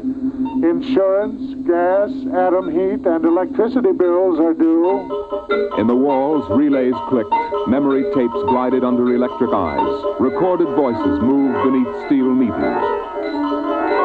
8-1, run, run, off to school, off to work, run, run, tick-tock, 8 o'clock, 8 o'clock. But no doors slammed. No carpets took the quick tread of rubber heels. At 8:30, the eggs began to shrivel. An aluminum wedge scraped them into the sink. 9:15, time to clean, 9:15, time to clean. Out of the wall, hundreds of tiny mechanical mice darted. The rooms were acrawl with small cleaning animals, all rubber and metal. They sucked up the hidden dust and dirt and popped back into their burrows. At 10 o'clock, the sun came out from behind the rain. The house stood alone on a street where all the other houses were rubble and ashes. At night, the ruined town gave off a radioactive glow which could be seen for miles. At 10:15, the garden sprinkler filled the soft morning air with golden fountains. The water tinkled over the charred west side of the house, the side which had been facing the blast. It was black, except in 5 places. One of the 5 places was a silhouette of a man mowing a lawn, just as he'd been the instant the radioactivity burned his image into the side of the house. Over there, a woman bent to pick flowers. Still further over, their images burned into the wood, where a small boy, hands flung into the air, higher up the image of a thrown ball, and opposite, a girl, her hands raised to catch a ball which never came down. 5 people. 5 spots of paint. On the front porch, the dog whined and shivered. The front door recognized the dog's voice and opened. The dog padded in wearily, thin to the bone, covered with sores. It ran to the kitchen and pawed the kitchen door wildly. Behind the door, the stove was making pancakes which filled the house with their odor, as prescribed by the automatic preset menu selector. The dog frothed, ran insanely, spun in a circle, biting its tail, and died. 1 o'clock, 1 o'clock. Delicately sensing decay, the regiments of mice hummed out of the walls, soft as blown leaves, their electric eyes glowing. 1:15. The dog was gone. 2:15. Bridge tables unfolded from the walls of the patio. Playing cards fluttered onto pads. Martinis appeared on an oaken bench. But the tables were silent, the cards untouched. 5 o'clock, 6 o'clock, 7 o'clock, 8 o'clock, 9 o'clock. Dinner was made, ignored, flushed away. Dishes were washed. In the study, the tobacco stand produced a cigar with half an inch of gray ash upon it, smoking, waiting. The hearth fire bloomed out of nothing. 9 o'clock, 9 o'clock. The beds began to warm their hidden circuits, and the phonograph spoke from beside the fireplace. Mrs. McClelland, what poem would you like to hear this evening? Mr. McClelland? Since you express no preference, I shall select at random from among your favorites. Sarah Teasdale, There Will Come Soft Rains. There will come soft rains, and the smell of the ground, and swallows circling with their shimmering sound, and frogs in the pools singing at night, and wild plum trees in tremulous white. Robins will wear their feathery fire, whistling their whims on a low fence wire, and not one will know of war. Not one will care at last when it is done. Not one would mind, neither bird nor tree, if mankind perished utterly. And spring herself, when she woke at dawn, would scarcely know that we were gone. The phonograph finished the poem. The empty chairs faced each other between the silent walls. At 10 o'clock that evening, the house began to die. The wind blew the bough of a falling tree into the kitchen window, smashing it. A bottle of cleaning fluid crashed on the stove.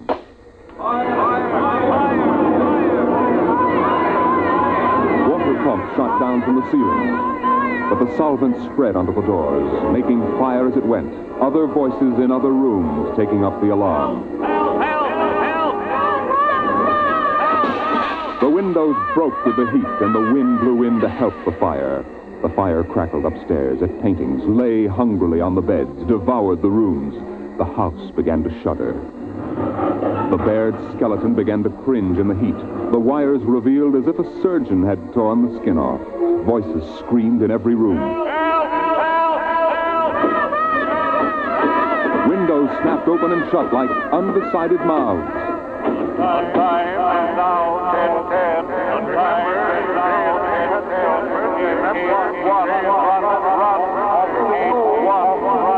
1,000 things were happening at once.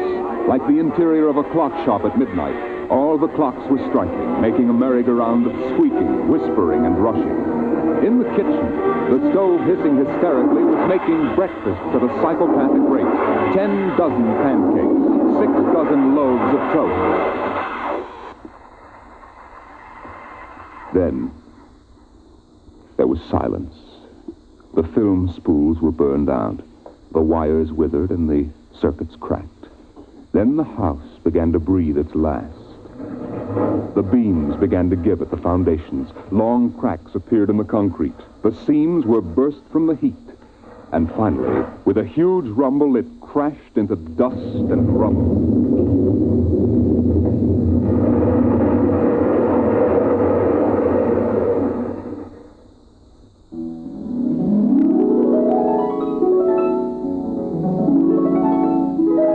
Dawn shone faintly in the east.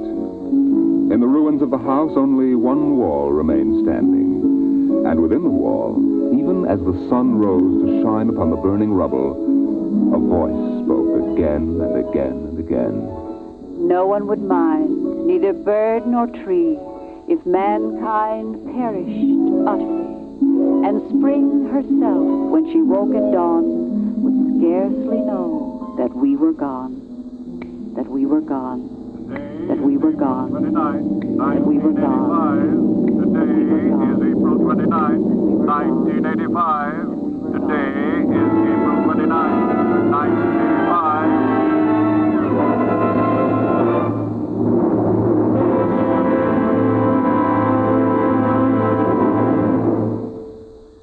Strange are the uses of Providence. Is this how the end will come for mankind, with 10,000 explosions and a flash of radioactive gas? Or will destruction come more subtly, extended to us gently and innocently in, let's say, the hand of a child? Who knows in what manner 0 hour may arrest the world we know?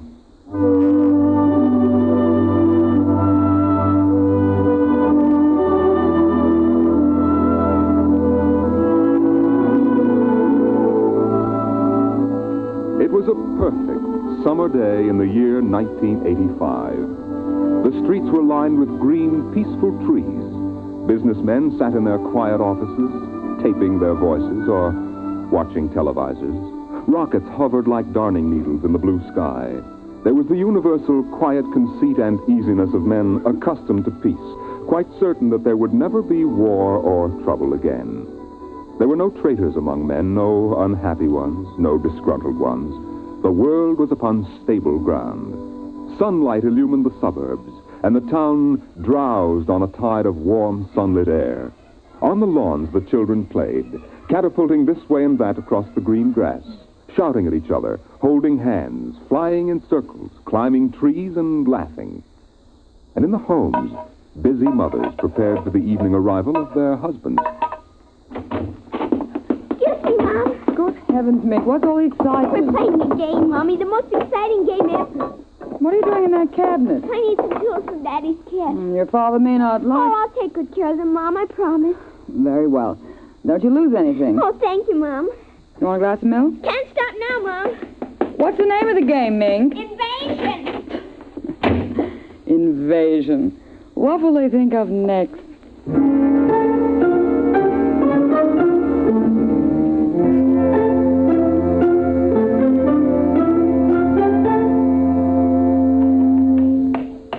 Now this, and this, and this, and this. Now put that there and bring that over here.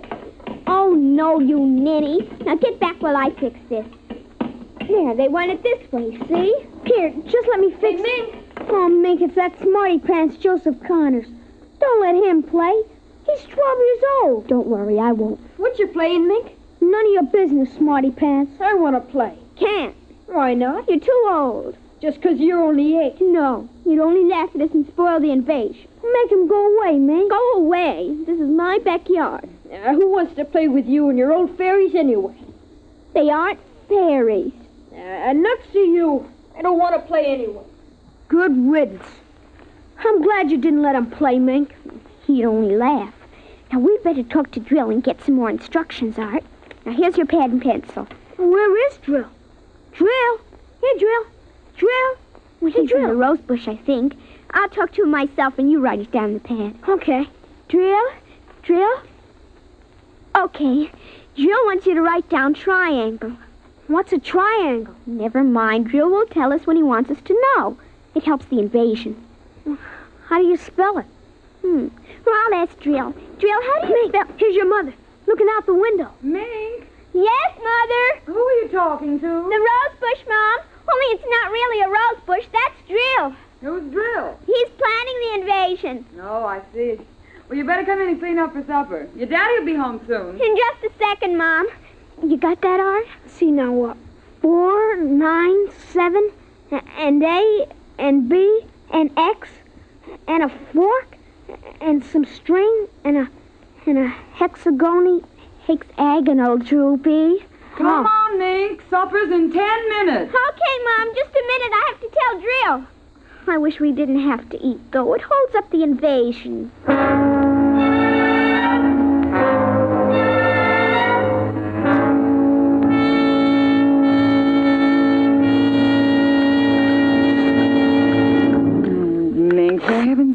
slow down. You'll choke on that soup.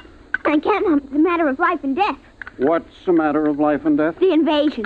What invasion is that? Oh, just some silly game the children have been playing. Well, whatever it is, Mink, it'll wait until you've finished your supper, I'm sure. I don't want any more. You barely touched anything. Oh, but Drill is waiting for me, Daddy. Drill? Who's Drill?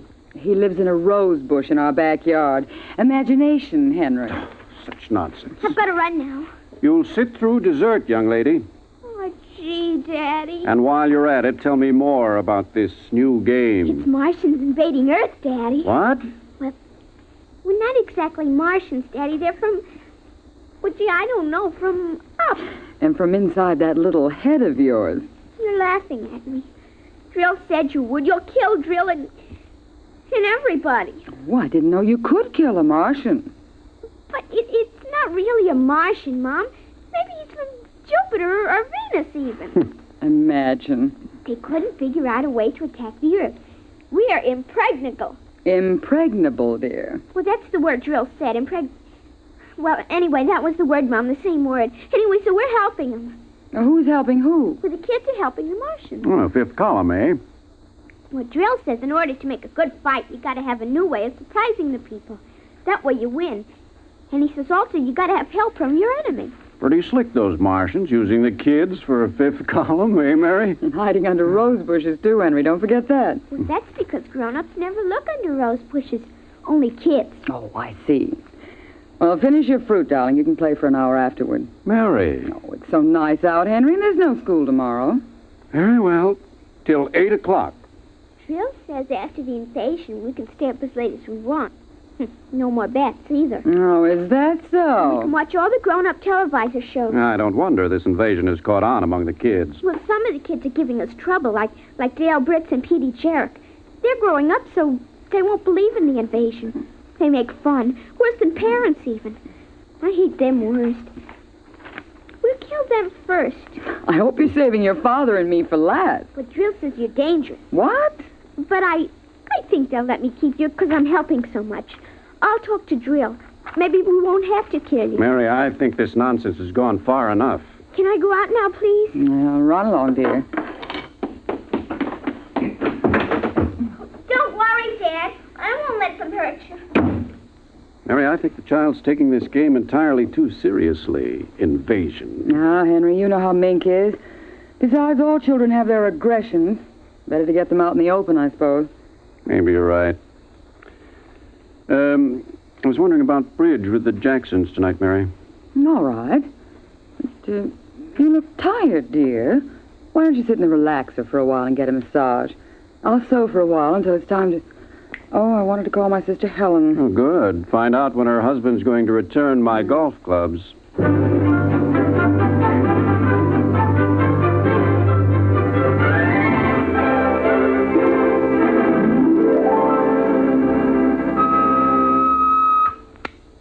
Televisor. Would you please connect me with Mrs. Helen Rogerson on Channel 7-2Z, Pittsburgh, Pennsylvania. What is your channel, please? 817X, New Rochelle, New York. Thank you. Just a moment. Go ahead. You can see your party now. Hello, Mary. How are things in New York? Fine, Helen. How are things in Pittsburgh? You look tired. Oh, I've been having a terrible time with the children. Sick? No, just underfoot. They've got a new game that's got me just about crazy. It's called Invasion. Did you say invasion? That's right. Well, isn't that strange? My Mink is playing it, too. My boy Tim is all involved with some imaginary fellow named Drill, who's running the invasion. Must be a new password. Mink likes him, too. How do you suppose these games start? My backyard looks like a scrap drive. They've got every conceivable kind of mechanical gadget arranged out there. I talked to Josephine Schiller in Boston, and she says her kids are wild about it, too. It's sweeping the country. Remember when it was the Roomba? Please, dear, I'm not that old. Mommy! Oh, please, Minky, I'm on the televisor. Come on, see your Aunt Helen. Hello, Mink. Hi, Aunt Helen. Look what I've got. What is it, honey? Well, it's the yo-yo. Look when I unroll it. See? Well, Helen, look, it vanished. Where did it go? Into another dim... She means dimension. Aren't they the darndest things? My Timmy brought one home, too. I can't figure out how they work.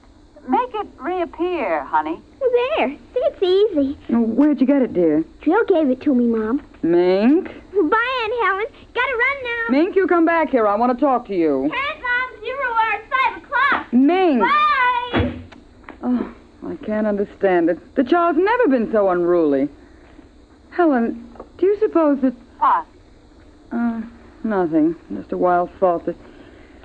Say, the reason I called, I want to get that black and white cake recipe, and Henry wants his golf clubs. I don't know what he'll do if I... What was that? I don't know. One of the children must have been hurt. I'll have to run and see. Call me back tonight, will you? All right, Mary. Bye.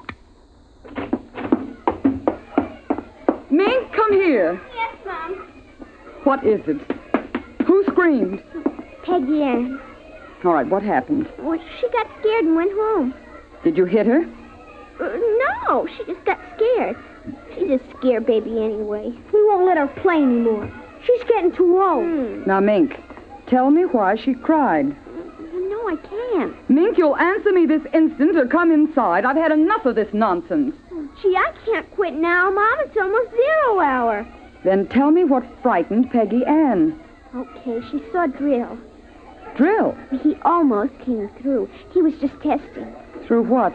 Well, those pipes and things we set up. She looked into one of the pipes and screamed. I guess she saw Drill. And no one hit her? Uh-uh. Very well, Mink. I'll call Peggy Ann's mother and see how she is. And I'll call you for your bath in half an hour. Your father and I want to go out tonight. You won't be able to go out, Mom. Why not? 0 hours, 5 o'clock, Mom.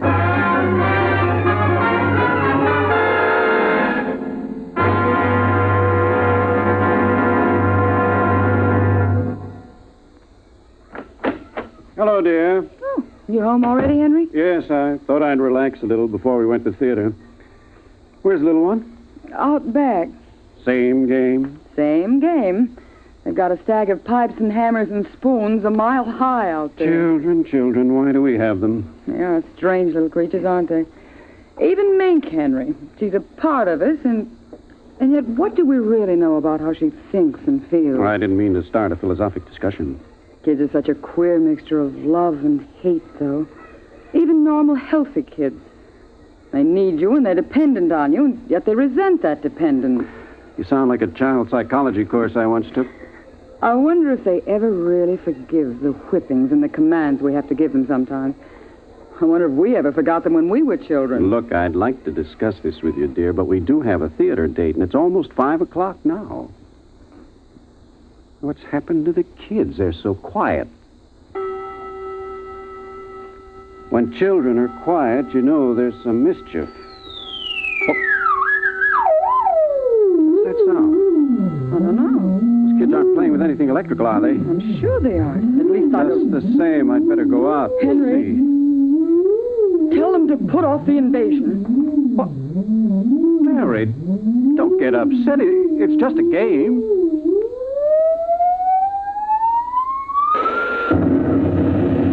Good Lord, what's that?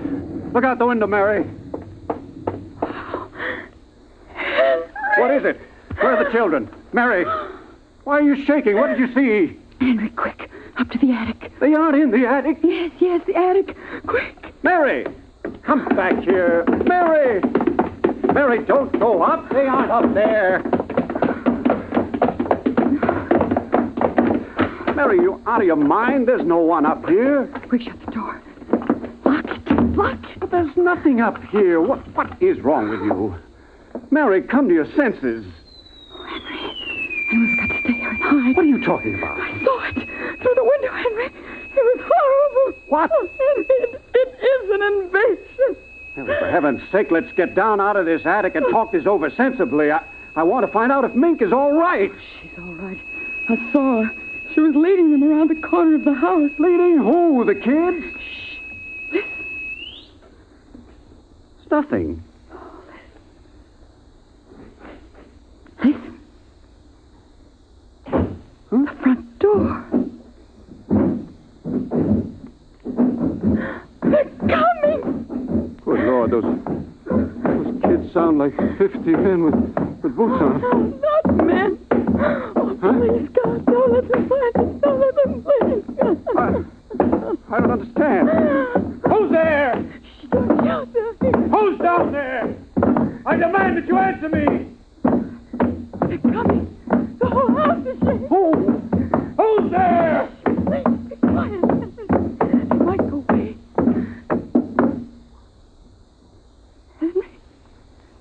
Henry. Mom? Dad? Are you in the attic? Henry, listen. It's Mink. Mink. We've got to save her. Henry, you don't understand. She's leading them. What? She's leading them. She's on their side. Oh, please, God, forgive them.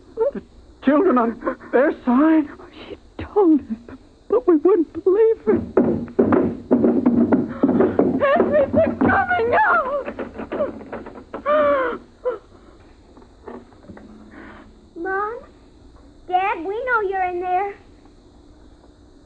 Well, I guess you better melt the lock, Trill. Henry, the lock! It's melting! The door! Oh, dear God! Mom?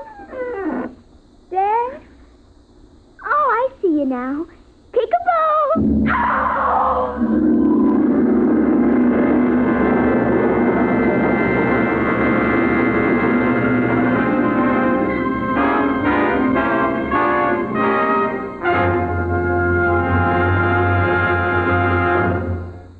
You have just heard There Will Come Soft Rains and 0 Hour, written by Ray Bradbury and adapted for radio by George Lefferts.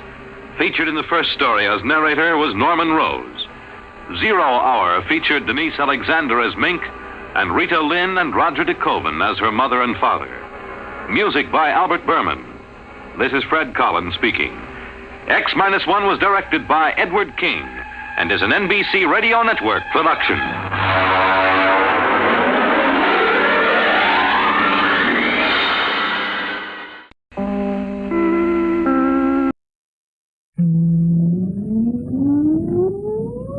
Countdown for blast off. X-5, 4, 3, 2, X-1, fire.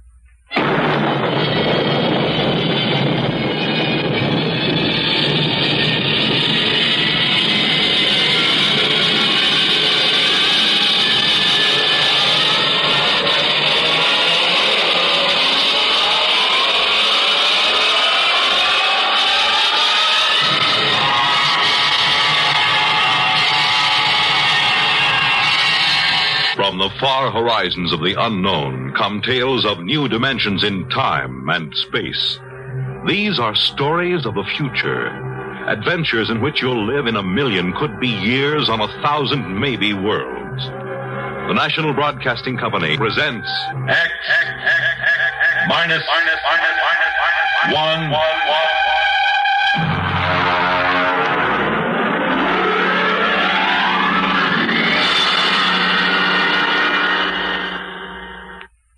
The Haunted Corpse by Frederick Pohl.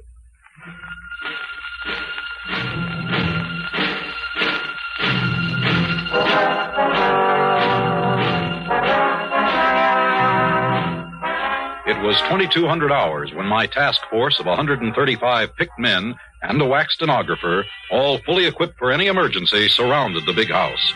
Just as I stepped out of my Jeep, the old boy himself came storming out of the house with fire in his eye.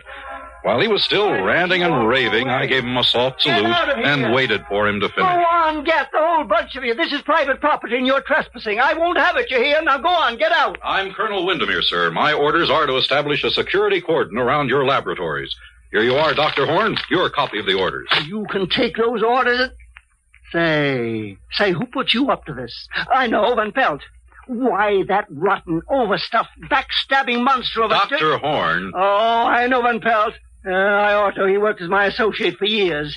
But that doesn't give him the right to turn traitor and go running off to the Pentagon with a story about the Horn effect. Excuse me, Dr. Horn. The General asked me to give you his personal assurance that my men will not in any way interfere with your work here. It's just a matter of security. Security? Now, listen here, Lieutenant. I won't tolerate Excuse anybody... me, sir. It's Colonel, Lieutenant Colonel Windermere. Colonel, General, Lieutenant, what do I care what fool title you stick on your name? The Horn effect is my personal property. Not yours, not Van Pelt's, not the Pentagon's. Not anybody's but mine. You and your whole army can go plumb to the devil. Good day.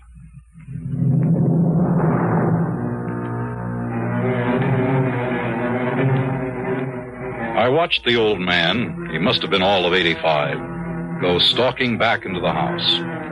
During the night, a wire stringing detail surrounded the whole place with 3-strand electrified barbed wire with guard towers every 50 yards. I inspected the whole establishment before breakfast the next morning. And then, satisfied that everything was in order, I ate breakfast in my tent. I was interrupted by the appearance of Van Pelt, the fat and chubby scientist who had sent the original report to Washington. What did he say? How did he take it, Colonel? I mean, is he sore? Sore as a boil, Doctor. Oh. Well, you're here, so I guess he won't try anything. By the way, I didn't get a chance to have breakfast in town, and I wonder... Oh, of course. Have some bacon and eggs. Thank you very much. It looks delicious.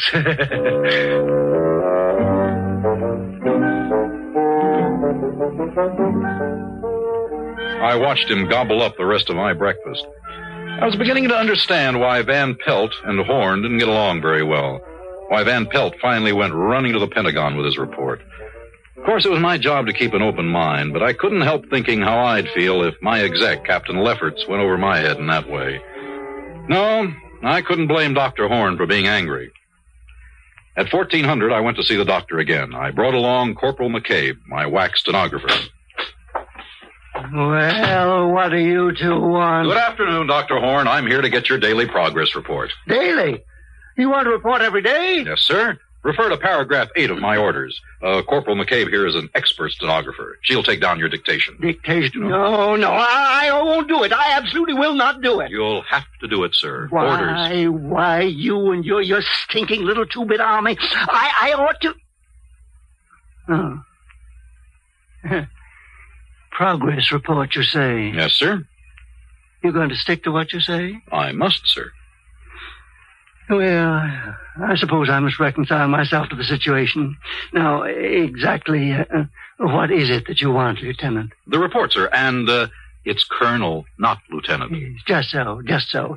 The report, all about my work, is that it? You may speak freely, Doctor. Corporal McCabe has full security clearance. Well, that must make her very happy. Yes, the report. Just so.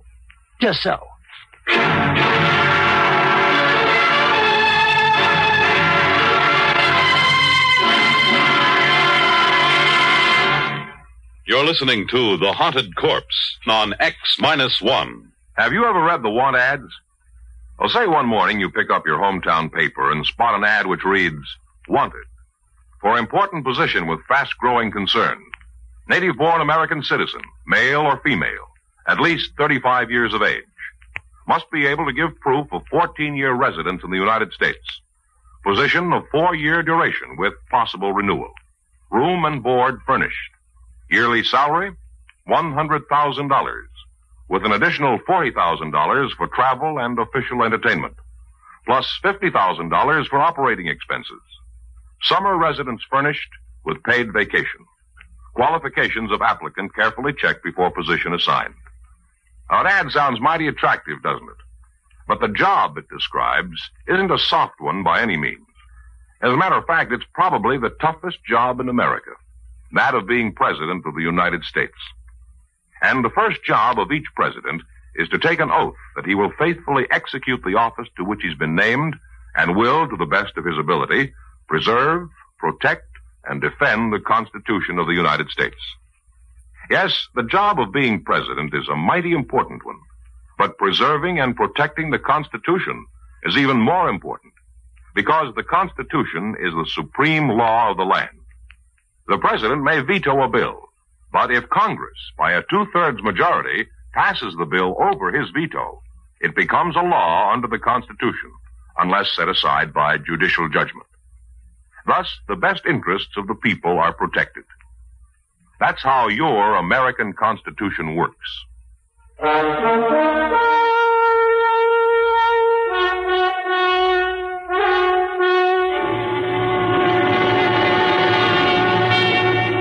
Now, back to X-1 and The Haunted Corpse. I wasn't deceived by Dr. Horn's sudden willingness to cooperate. He was probably trying to win my confidence so they could find a way to phone his congressman and make trouble for the whole operation. But I merely nodded to Corporal McCabe, who opened her notebook and got ready to take the dictation. Very well. This machine you see here is my polycloid quasitron.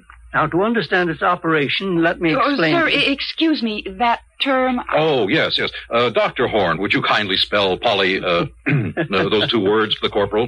Just so. Polycloid quasitron. Thank you, sir. Just so. Well, now, the various... It was rough going for about an hour. The doctor had to pause every 50 seconds to spell a word for McCabe, who was looking more and more ill at ease. But there was one virtue to this slow pace. I was able to follow it all fairly well. And when the doctor finally stopped, I was ready to sum it up for him. I hope, Lieutenant, that I've made myself clear? Yes, sir. In other words, you've perfected a method of electronically killing a man without touching him. What? Electronically killing a man without touching him? Yes, sir. Just so, Lieutenant, just so. Will you tell me one thing? What in the sweet name of heaven did I say that gave you that particularly stupid notion? Well, sir, that's what you said. It is also what my briefing from General Follansby at the Pentagon gave me to understand. Oh, rubbish. Oh, I see what you mean. Just so. I confess I wondered why you're here in the first place. The government feels that this is a weapon. Of course, sir. Oh, well, now we understand each other. My machine renders humans into corpses. So does a chipped flint, for that matter. Yeah, but never mind. That is the aspect which interests you. Yeah. Very good. But mark this, Lieutenant. My quasitron does something no chipped flint can do. It removes from the human body that thing which possesses only a negative definition, the quantity that we will term X, which, added to the body, produces a man, subtracted leaves a corpse. Oh, but you don't care about all that, do you? Sir, I don't follow you. No, you're darn right you don't. We're all corpses, don't you see? Corpses inhabited by ghosts. And there's only one man in the world who can separate the two without destroying them, and that is me. And there's only one way to do it, and that's with the quasitron. Good day, Lieutenant.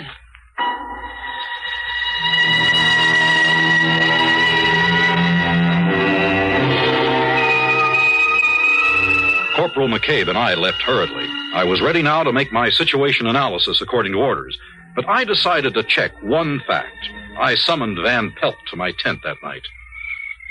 No, Colonel Windermere. He's perfectly sane. Perfectly. But he is also dangerous. Particularly dangerous to me. I mean, of course, if I haven't the Army's promise of complete protection. Colonel,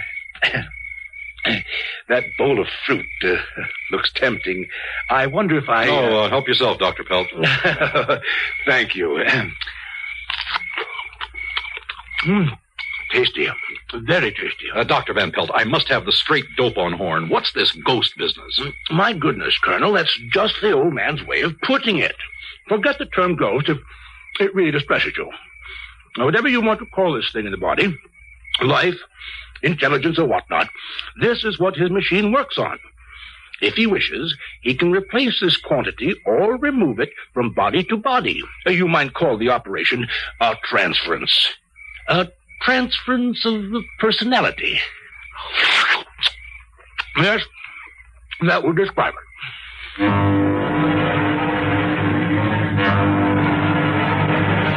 Well, I got rid of Van Pelt fast after that. Now I had something really exciting to look into.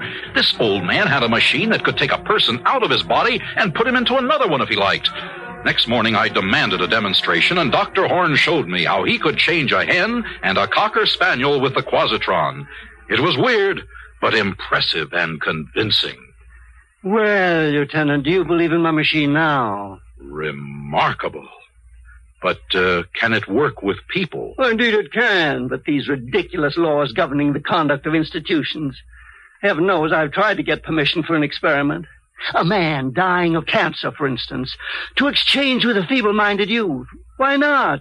Put the sound mind in the sound body and let the other die. But no, they won't have it. I see. Then it actually has never been done. No, but, now you're here, Lieutenant. A military man, very brave. Just so. All I've ever needed was a volunteer. Now, Van Pelt refused, the coward. So is everyone else, but now you... Negative, sir, negative. I am not a lieutenant, Doctor. I am a field-grade officer. But if there is a need for volunteers, I can find them for you, sir. You can? You really can? Yes, sir. I can think of several likely prospects.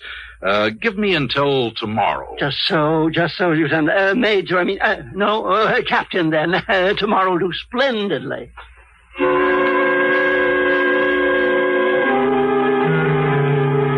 My immediate job was to get the volunteers. I would require 2. The first was easy.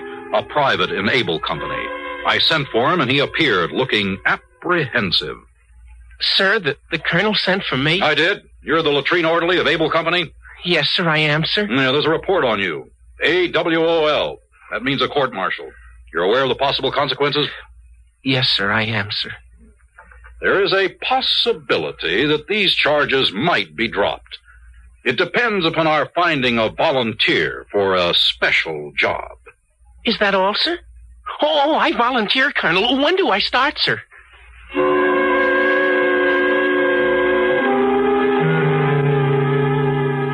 That was one.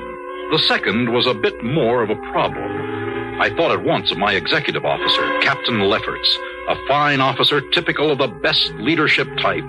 He had just been married, and he had no desire to be transferred to Saudi Arabia. Let me get this straight, Colonel.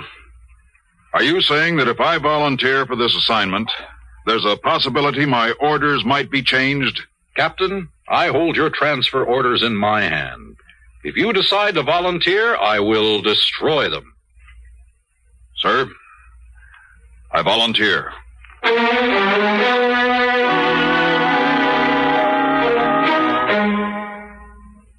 So it was done. The next morning, both men were strapped into Horn's infernal machine. There was a great crackling and sparking.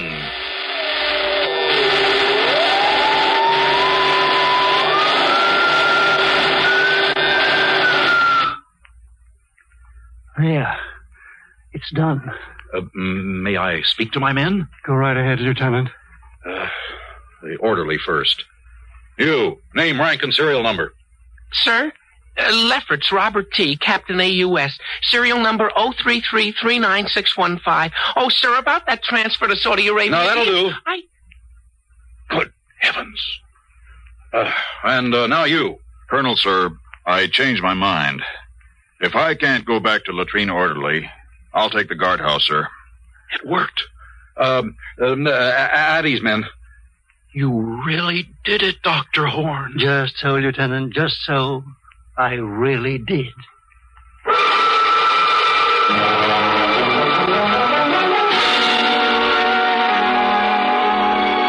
Horn switched the 2 men back again while I rushed for the telephone. Crash priority, the Pentagon, General Follansby, priority and classified. Ask the general to stand by for scrambler.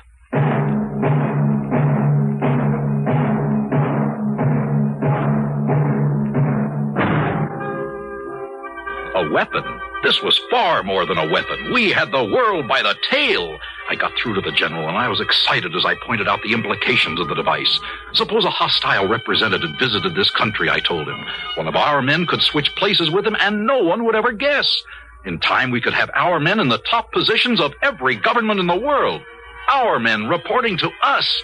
It was the greatest opportunity any government ever had. The general was impressed in spite of himself. We arranged an appointment in the Pentagon for the next morning. As I hung up, I fingered the silver leaf on my shoulder. It would soon be a star. Colonel! What is it, O'Hare? Sir, I don't know how to put this. I'm afraid Dr. Van Pelt has gone psycho, sir. Why, Sergeant? What's he done? He's raving, sir. He says Dr. Horn wants to live forever. He says all Horn was waiting for was to make a test on a human being. He says now you've given Horn his test, Horn is going to grab the first human being he can find and, excuse me, sir, this is what he said, and steal his body. Great Scott! Where's Van Pelt now? In the laboratory, sir, with Dr. Horn. Gee, is everybody around here nuts? I saw it all in a flash. Dr. Horn had a brilliant mind, but a worn-out body. He was going to make a switch before his own aging machinery broke down. I had to stop him. Van Pelt was there, literally asking for it. When I opened the door of the lab, I stumbled over Horn's body, dead. He'd already done it. Next to his body sprawled my whack, Corporal McCabe, stunned by a blow on the head as she tried to prevent the tragedy. And there at the machine was Van Pelt, or what used to be Van Pelt, striking the complicated machinery with one blow after another. Too late, Colonel! Too late! Don't destroy the machine! Stop! It's too late, I tell you! Too late! Not that I know who you are! You're not Van Pelt! You're Horn! Get away from that machine! No! Not till it's destroyed! Destroyed! Destroyed! McCabe, you killed him. You fool, you unutterable ass! Wing him, yes. Stop him from smashing the machine, yes, but why did you have to shoot to kill? It seemed the best way. You've ruined everything now. Horn's dead, and so is Van Pelt. The machine is wrecked beyond repair. Sorry, Corporal, but I'm putting you under arrest. Give me that gun. I'm afraid not. You're fundamentally a nice guy, so I'm just going to lock you in here long enough to get away, Lieutenant. Lieutenant? Huh? Horn! You're Dr. Horn! Just so, Lieutenant. Just so. Goodbye.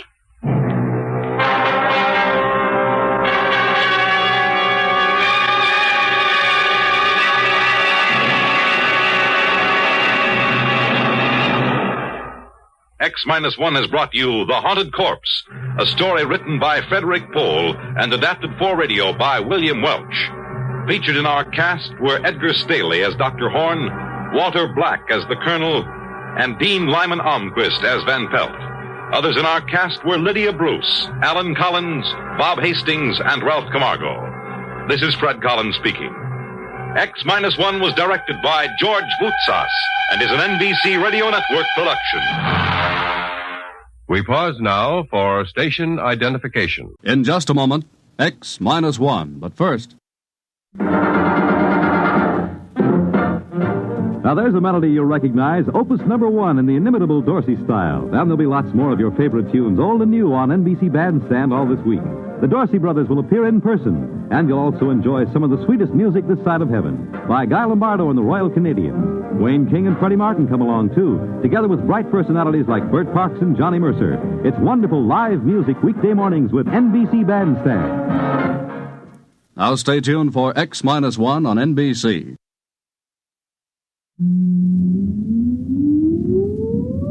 Countdown for blast off. X-5, 4, 3, 2, X-1, fire.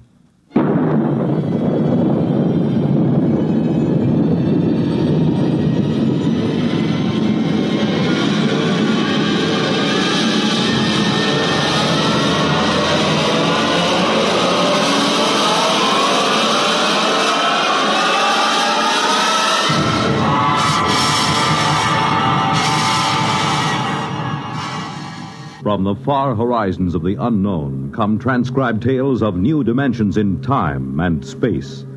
These are stories of the future, adventures in which you'll live in a million, could be years, on 1,000 maybe worlds. The National Broadcasting Company, in cooperation with Galaxy Science Fiction Magazine, presents X-1.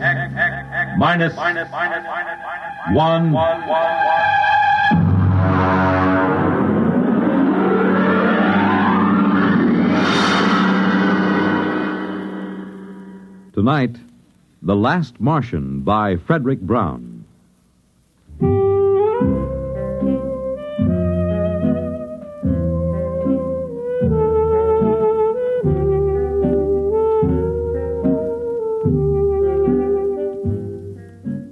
like any evening, but duller than most. I was back in the city room. I'd just covered a boring banquet, and the food had been so bad that I felt cheated, even though it cost me nothing. Now, just for laughs, and my job, I was writing a long, glowing account of it.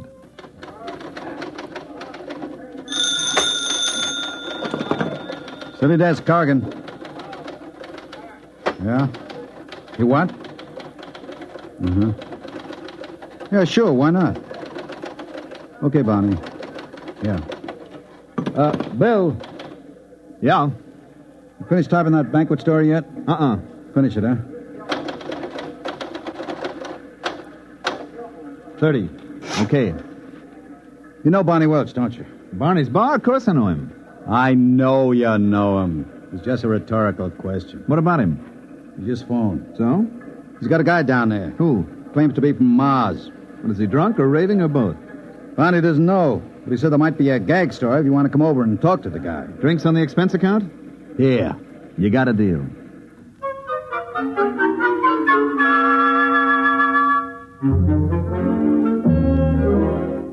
There wasn't a Trib reporter who didn't know Barney well enough to borrow money from him. I made for the bar like a St. Bernard makes for a fallen traveler and ordered a quick one with water on the side. Keep the bottle handy, Barney. Which one is the Martian? You see the tall, dismal-looking guy sitting alone there in the booth? Over there? That's him. What's his story? Well, he says he just got in from Mars 2 hours ago, and he's trying to figure it out. He claims he's the last living Martian. Mm-hmm. Does he know I'm a reporter? But he'd talk to anybody who'll listen to him. What's his name? He says it's Yangan Dow. I'll talk to him. Now, listen, Bill. Yeah?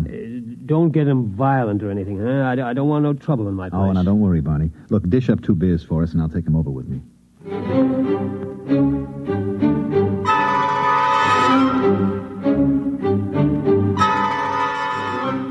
Barney drew 2 beers and cut off the heads. He rang up 60 cents, gave me my change, and I went over to the Martian. Mr. Dow? Yes? You mind if I sit down? Help yourself. It's a free country. I brought you beer. Barney, the bartender, told me something about your problem. Oh? Thanks for the beer. Drink up. Well, I suppose you think I'm out of my mind, but, well, maybe you'll be right. The bartender probably thinks I've flipped my lid. Listen, are you a doctor? Nope. Do you think I'm insane? I'm not a doctor, and I haven't even heard your story yet. How can I tell? Okay, I'll tell you. I'll tell you everything that happened. Then you tell me if you think I'm all right. 2 hours ago, I was on Mars. 2 hours? How did you get here? I don't know. That's the horrible thing. All I know is that the others were dead. All of them? How do you know? I saw them. I saw their bodies in the street. It was awful. Now, wait a minute. You mean you're the last one? The last Martian? Yes. Well, it's a little hard to believe. Listen, I was there. I was in this room in the city of Scar. I don't know why I was there, but I was. I was locked in. Then I got hungry, and there was nobody to bring me food. So I worked a stone out of the floor and started digging. It took 3 days. When I got out and reached the street, everyone was dead, lying in the open. What did you do? I took a Targan, an energy plane, and flew it to Xandar. Xandar is the biggest city, the capital. Every place, it was the same. Hundreds of thousands of bodies lying in the fields, the streets, as if everyone had died at the exact same instant. At Xandar, in the stadium. I'm listening. In the stadium, there were 100,000 of them. As if they'd come there specially to die together. I landed my ship there. In the stadium? Yes. Mm-hmm. I see. Well, there, in the stadium, they had built some sort of platform. On it was a column made of copper. Copper is a rare metal on Mars. And there was a push button. Where? In the copper column. Oh. and there was a Martian in a blue robe, a priest, right under the button. It was as though he'd pushed the button and died. And everybody else had died with him. Except you. Yes. All except me. And then? And then, I was on a Madison Avenue bus, riding to work, here in New York. Oh, now wait a minute. Listen, I know you don't believe me. I know it sounds as if I was stark raving mad, but take it easy, huh? You know what I think? What? You've had some sort of terrible shock. Well, of course I have. There were 3 million of us, all dead. I don't mean that kind of shock.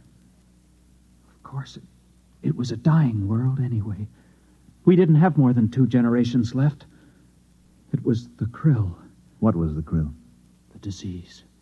It reduced us to 1/30 of our population in 2 centuries. These 3 million, and they died of the krill? No. The krill kills slowly. These people died like that, with a push of a button. Why didn't they escape? We tried to develop space travel, but we couldn't. We couldn't even reach Deimos or Phobos. Where are they? Our moons. Oh, I don't know too much about this stuff. It was horrible. Mm-hmm. Can I ask you a question, Mr. Down? Anything you like. Well, if the Martians didn't develop space travel, how do you think you got here in New York City? I don't know. It's driving me wild. I'm Yangan Dal, a Martian. And I'm here, in the body of an Earthman. The body of an Earthman? Of course. You don't think Martians look exactly like humans, do you? I'm 3 feet tall, weigh what would be 20 pounds here on Earth. I have 4 arms and 6 fingers on each hand. Barney? Yeah? 2 more beers, huh, with whiskey chasers? Right. Go on, Mr. Dahl. I don't mean to interrupt. It frightens me. Oh, I can understand that. Here are your drinks. You want some help? Thanks, Barney. Drink up, Mr. Dow. Thank you. By the way, who is this Earthman whose body you've got? Its name is Howard Wilcox. Howard Wilcox, huh? I'll just write that down. Address? It's in the wallet. 45 Amber Court. Mm-hmm. This Howard Wilcox whose body you're in, does he have a family? It is married to a female of this species, yes. Well, have you been home? No. Then how do you know?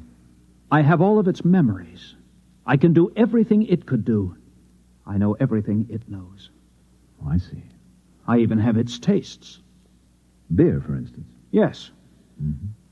You have a job? At the Humber Lamp Company, 34th Street. Well, maybe you ought to call your wife. No, It frightens me. Why? This body, it loves its wife. Let me buy us around. There's money in these pockets. Okay. It's very good of you to listen to my story. Barkeep, another round, please. Tell me, Mr. Dow, did you ever suspect before that you were a Martian? Suspect? I am a Martian. Don't you understand? Well, how did you get in here? I told you this body was on its way to work on a Madison Avenue bus, and then I was inside it. It was thirsty, so it stopped for a drink. And I thought maybe the bartender could give me some advice. So I started talking. Don't you believe me? Listen, Howard, you should be due home for dinner by now. Now, you're making your wife worry. Why not phone her? I'm afraid. What's there to worry about? Whether you're Yangan Dahl or Howard Wilcox is a woman sitting home worrying. I suppose you're right. Of course I'm right. You're very understanding. Oh, not at all. You wouldn't want to come with me, would you? I mean, I'm sort of afraid. Well, it would look funny. I could tell her you're an old school friend. We could have dinner. And then maybe I could get to know her. You really want me to come? Would you? Let me make a phone call first, okay? Fine.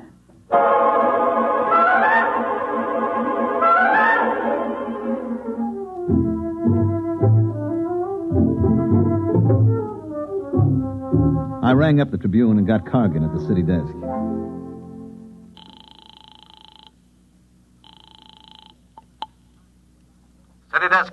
Hi, Bill Everett. Did you find him? Uh-huh. Well? There's something strange about this guy. You think he's insane? I don't know. What do you mean you don't know? Is he or isn't he? Well, he's got the whole story so perfectly organized, he might even convince somebody it's true. He remembers every detail. What do you figure you're going to do? Well, I'm going home with him. I'm going to meet his wife and observe them. How many drinks have you had? Oh, I'm sober. Don't worry. Me worry? Look, maybe you better come back here and I'll let Vincent handle this stuff. No, that isn't necessary. Just let me tag along a while. Okay. But if you want help, yell and I'll send Vincent. I will. Don't worry. What's this guy's name? Howard Wilcox. Address? 45 Amber Court. Okay. Oh, and Bill. Yes? Just remember one thing. What's that? You could be playing with dynamite. Watch your step.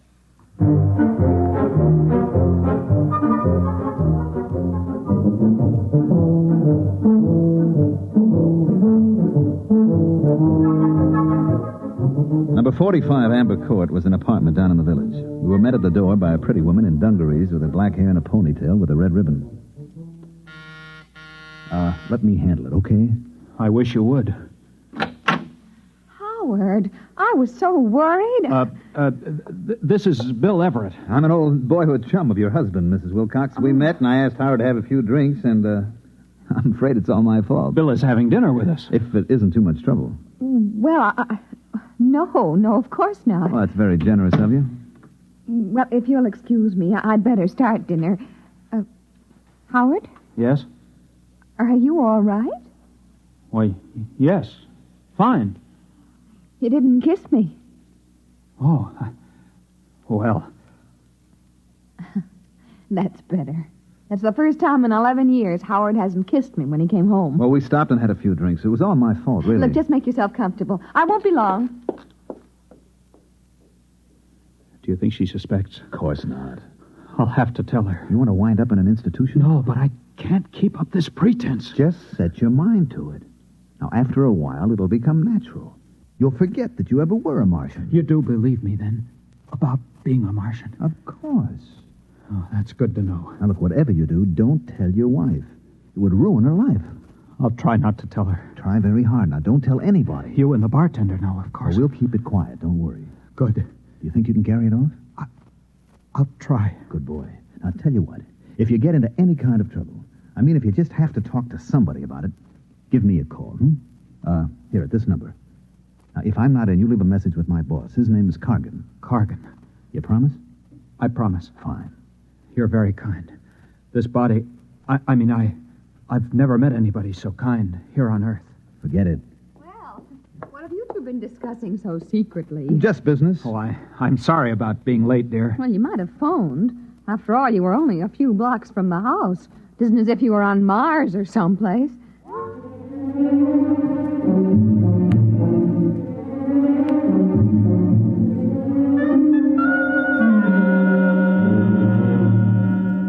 Dinner went pretty well, and Elaine Wilcox turned out to be an expert at shish kebab, which is one of my favorites. After dinner, I still had a couple of hours to put in at the paper, so I went back. Cargan came over to me right away. Well? Well? Is he or isn't he? He's a Martian, all right. No question about that. You're very funny. I have my moments. Would you mind telling me exactly where you've been for 3 hours? And what you've been doing? I talked to Yangan Dao. That's his Martian name. Then we had dinner at his home. Very nice. Shish kebab. What about the story? Oh, yeah, the story. Well, it seems that he was locked in a room in the city of Scar. And he got out and saw all the dead bodies of the entire Martian population. Then he flew to the Capitol and saw a button that a priest had pressed, and the next thing he knew, he was inside an Earthman named Howard Wilcox riding a Madison Avenue bus. Want me to write it up? Is that all you've got to tell me? That's all.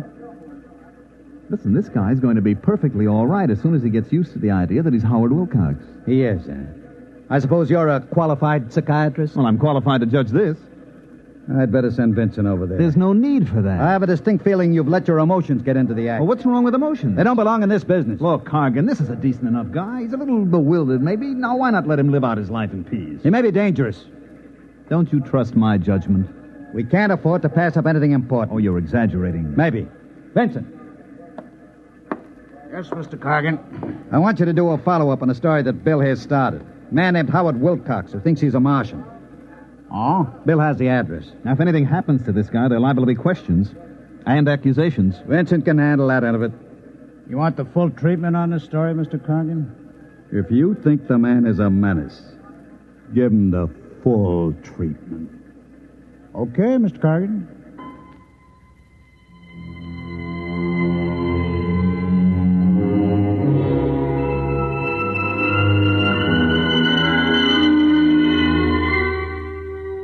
I gave Vincent the address feeling like a murderer, and then I beat it to the nearest phone booth and called Howard Wilcox's home. His wife, Elaine, answered.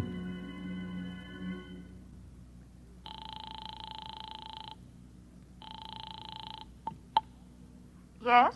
Well, Mrs. Wilcox, this is Bill Everett again.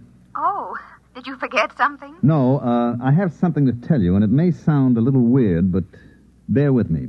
Oh, what is it? A man from my newspaper is coming over. His name is Vincent. Now, he's a big, ugly man with a scar on his lip. He's coming over here? He's on his way now. Well, what for? Well, that's the part you aren't going to believe, Mrs. Wilcox. Well, try me and see. He's going to murder your husband. I'm afraid I didn't hear you. I said he's coming over to murder your husband. You and Howard did do quite a bit of drinking. I'm trying to do you a favor. Now listen to me. I'm listening. Send him away. Tell him Howard had to leave town. Do you hear me? I hear you, but really... Please, Mrs. Wilcox, if your husband means anything to you. Well, of course he does, but why not call the police? They'll laugh at you. I'm coming right over. I'll explain when I get there. And remember, your husband's life depends on this.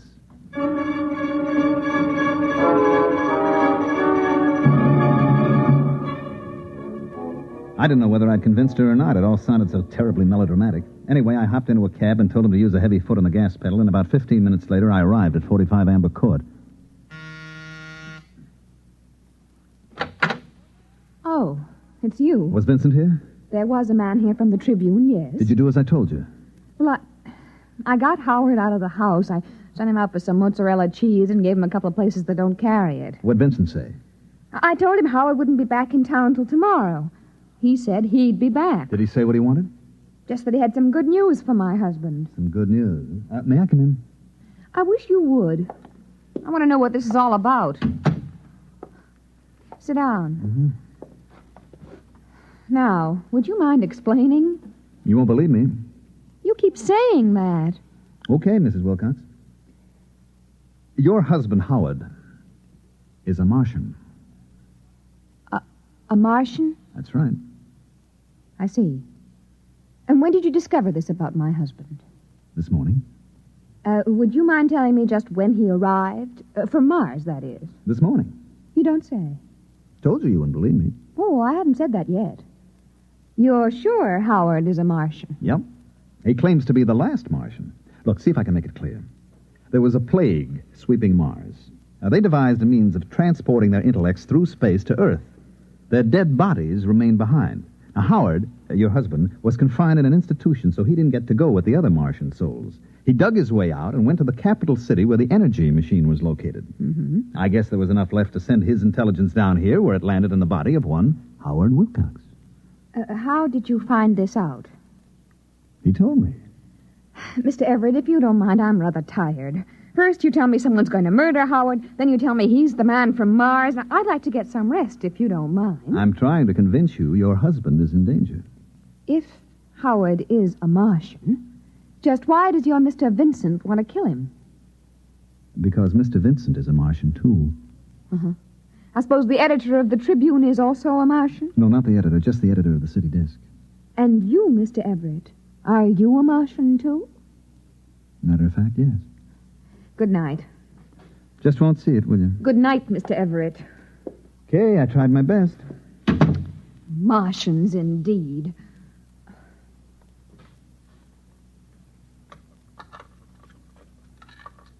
Oh, Howard, thank heavens. I couldn't get the mozzarella. It doesn't matter. Tell me, Howard, are you a Martian? Why, yes. How did you know? Oh, woman's intuition. It's terribly late, dear. Let's turn in. No, not yet. I want to know how you knew I was a Martian. Howard, please, I've had just about enough of this nonsense today. It isn't nonsense to me. Only this morning I was Yang Gandal, a Martian. Now I'm in the body of your husband. Is this a joke you and your friend Mr. Everett invented to torture me? Because if it is... It isn't a joke. It's the truth. Howard, I just can't stand much more of this. I'm beginning to wonder if it's me. Who could that be at this hour? I'll answer it. Yes? You are Mr. Howard Wilcox? Yes? My name's Vincent. I'm a reporter from the Trib. Yes? May I come in? Yes. Who is... Oh, Mr. Vincent. I see your husband has unexpectedly returned from out of town, Mrs. Wilcox. Now, look here. Would you mind telling me why you lied to me? Yes, I would. Does it have anything to do with the fact that you know your husband's secret? What secret? That he is young and dull. A Martian. Well, I don't know what you're talking about. I think you do. Why is there such concern? I am Yang and Dao. I am a Martian. The last Martian, as far as I know. That is where you're wrong, Mr. Wilcox. Wrong? You see, there are many of us. Many? Like me? Hundreds of thousands. We were teleported to Earth during the Great Migration and found ourselves, like you, inside human beings. But then I'm not alone. You do understand my position. Perfectly. I can establish contact. We can remember our old home. Unfortunately, no. I don't understand. Sadly enough, young and dull, you were considered mentally ill on Mars. Ill enough so that you were institutionalized. But here on Earth, a person like you represents a distinct threat to us. How do I threaten you? You're unstable. You may give us away. That would spoil it. Spoil what? Our plan. Plan? You have not heard of the plan? I heard of no plan. I was in an institution. Yes. You are certain now? Of course. What plan? If you knew, I would have been forced to destroy you. You've just saved your own life, young and dull, and that of Howard Wilcox as well. What are you going to do? Nothing. Nothing at all. Aren't you afraid that I'll do something? Such as? Tell people my husband is a Martian. Really, Mrs. Wilcox, you know better. You'd be laughed at or sent to the nearest psychiatric clinic. No, we aren't at all concerned with the fact that people will betray our presence here on Earth. I'm sure you can appreciate the reaction if you were to phone the police and tell them that the Trib reporters are all Martians. Well, not all. Just the city editor and yourself and Mr. Everett. How did you know that? Perhaps I'm one myself, Mr. Vincent. It isn't possible. Why not? Are you... Tell me where you were born. What city? I was born in Undanel near the dead canal of Krilla. Your name? Zanat Cree. You are party to the plan? The plan to take over the Earth? Of course. Your husband, young and dull. Why did you not inform him? For the same reason you did not. He is unstable. But there is no need to worry. I will care for him. Amazing. Now, would you mind leaving us alone? We have many things to discuss. Of course. Amazing. Positively amazing.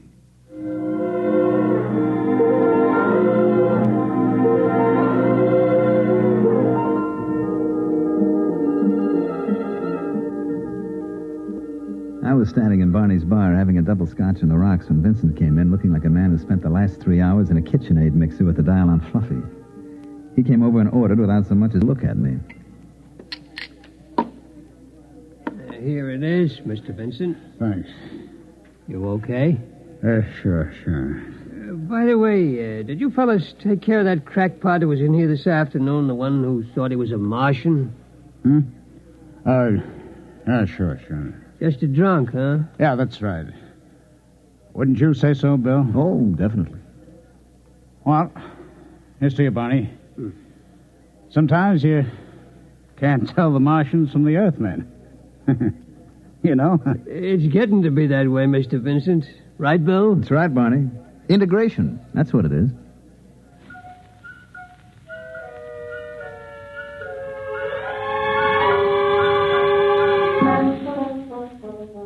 I gave Barney a sly wink and lifted my glass along with Vincent. Of course, Barney understood. You see, he's one of us, too. You have just heard X-1, presented by the National Broadcasting Company in cooperation with Galaxy Science Fiction Magazine, which this month features Alan Cogan's story, Nothing But the Best, which tells about a strange mix-up in time and place. Galaxy Magazine, on your newsstand today. Tonight, by transcription, X-1 has brought you The Last Martian, a story from the pages of Galaxy written by Frederick Brown and adapted for radio by George Lefferts. Featured in the cast were Mandel Kramer, Elliot Reed, Santos Ortega, Ralph Bell, John McGovern, and Patricia Wheel. Your announcer, Fred Collins. X-1 was directed by Daniel Sutter and is an NBC Radio Network production.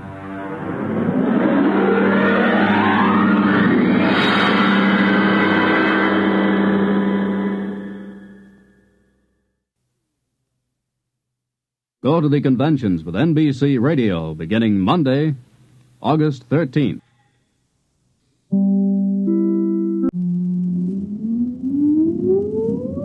Countdown for blast-off. X-5, 4, 3, 2, X-1, fire.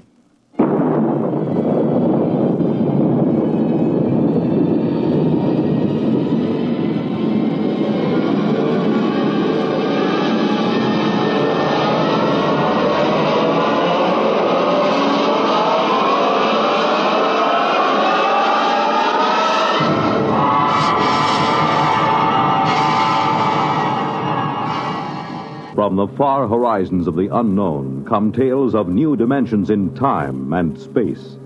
These are stories of the future, adventures in which you'll live in a million, could be years, on 1,000 maybe worlds. The National Broadcasting Company, in cooperation with Galaxy Science Fiction Magazine, presents X-1.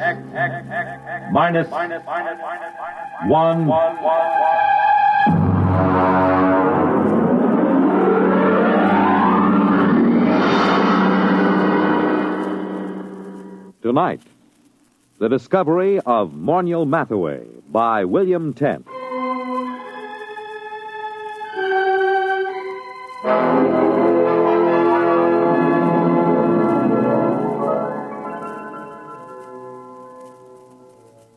Everyone is astonished at the change in Morniel Mathaway since he was discovered. Everyone, that is, but me. They remember him as an unbathed and untalented Greenwich Village painter who began almost every second sentence with I and ended every third one with me. You see, I understand the change in him, because I was there the day he was discovered. We were talking about his discovery that day. I was sitting carefully balanced on the one wooden chair in his cold little Bleecker Street studio, because I was too sophisticated to sit in the easy chair. Come on, Dave, take a comfortable seat. No, Morny, oh, no. I know about that chair. Now, what do you mean? It's the only comfortable chair in the room. Yeah, I know. Look at it. Broken down springs, very high in the front and low in the back. Sure, it conforms with the position of the spine. Yeah, sure. And when you sit in it, things begin sliding out of your pockets. Loose change, keys, wallets, anything. What do you do, Morny? Pay the rent on your studio with that easy chair? Well, as a matter of fact, it is rather profitable. And that's why I'll sit on the wooden chair, if you don't mind. Oh, now, don't be bourgeois. Well, I notice you always sit on the bed. That's because I'm a good host. I see. Well, how's the painting going? Oh, great, fabulous. You sell any paintings? No. You know, Dave, I can't wait for the day when some dealer, some critic with an ounce of brain sees my work. I can't miss, Dave. I know I can't miss. I'm just too good. Sometimes I get frightened at how good I am. Why, it's almost too much talent for one man. Well, there's always... Not that it's too much talent for me. I'm big enough to carry it, fortunately. I'm large enough of soul. Oh, good. I'm glad to hear it. Now, if you don't mind... You know what I was thinking about this morning? No, but to tell you the truth, I was thinking about Picasso, Dave. Picasso and Rouault. I'd just gone for a walk through the pushcart area to have my breakfast. You know, the old hand's quicker than the eye. Yes, I know. I've seen you do it. You're the only man I know who can ask directions to Houston Street and fill his pockets full of bananas at the same time. Oh, well, society owes the artist something. Mm-hmm. Anyway, I started to think about the art of modern painting. I think about that a lot, Dave. It troubles me. You do, huh? Well, I was thinking, who is really doing important work in painting today? Who is really an unquestionable great? I could think of only 3 names. Picasso, Rouault, and me. Well, naturally. Just 3 names, no more. Oh, it made me feel very lonely, Dave. Yeah, well, I can see that. But and then I asked myself, why is this so? Has absolute genius always been so rare? Why has my impending discovery been delayed so long? Oh, I thought about it for a long time, Dave. I thought about it humbly, carefully, because it's an important question, and this is the answer I came up with. Well,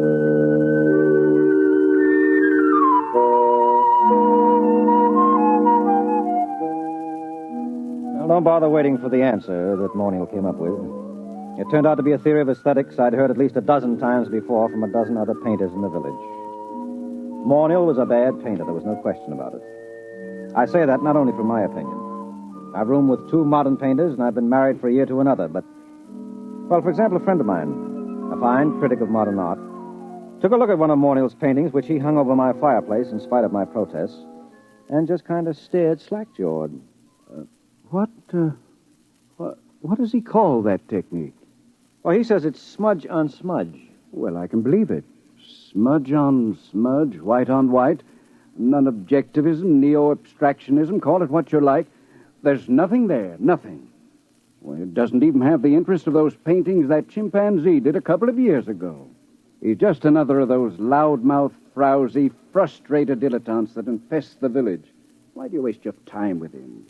Well, for one thing, he lives right around the corner, and he's kind of colorful in his own sick way. And he does have one great talent. It's not in painting. No. Now, you see, I just get by as far as living expenses are concerned. Things like good paper to write on, good books for my library. I can't touch them. And sometimes the yearning gets too great. You know, a newly published collection by Wallace Stevens. Well, if I find one I want, I just go over to Monial's and tell him about it. He doesn't lend you money. Oh, no. Now, you see, we go out to the bookstore and we come in separately.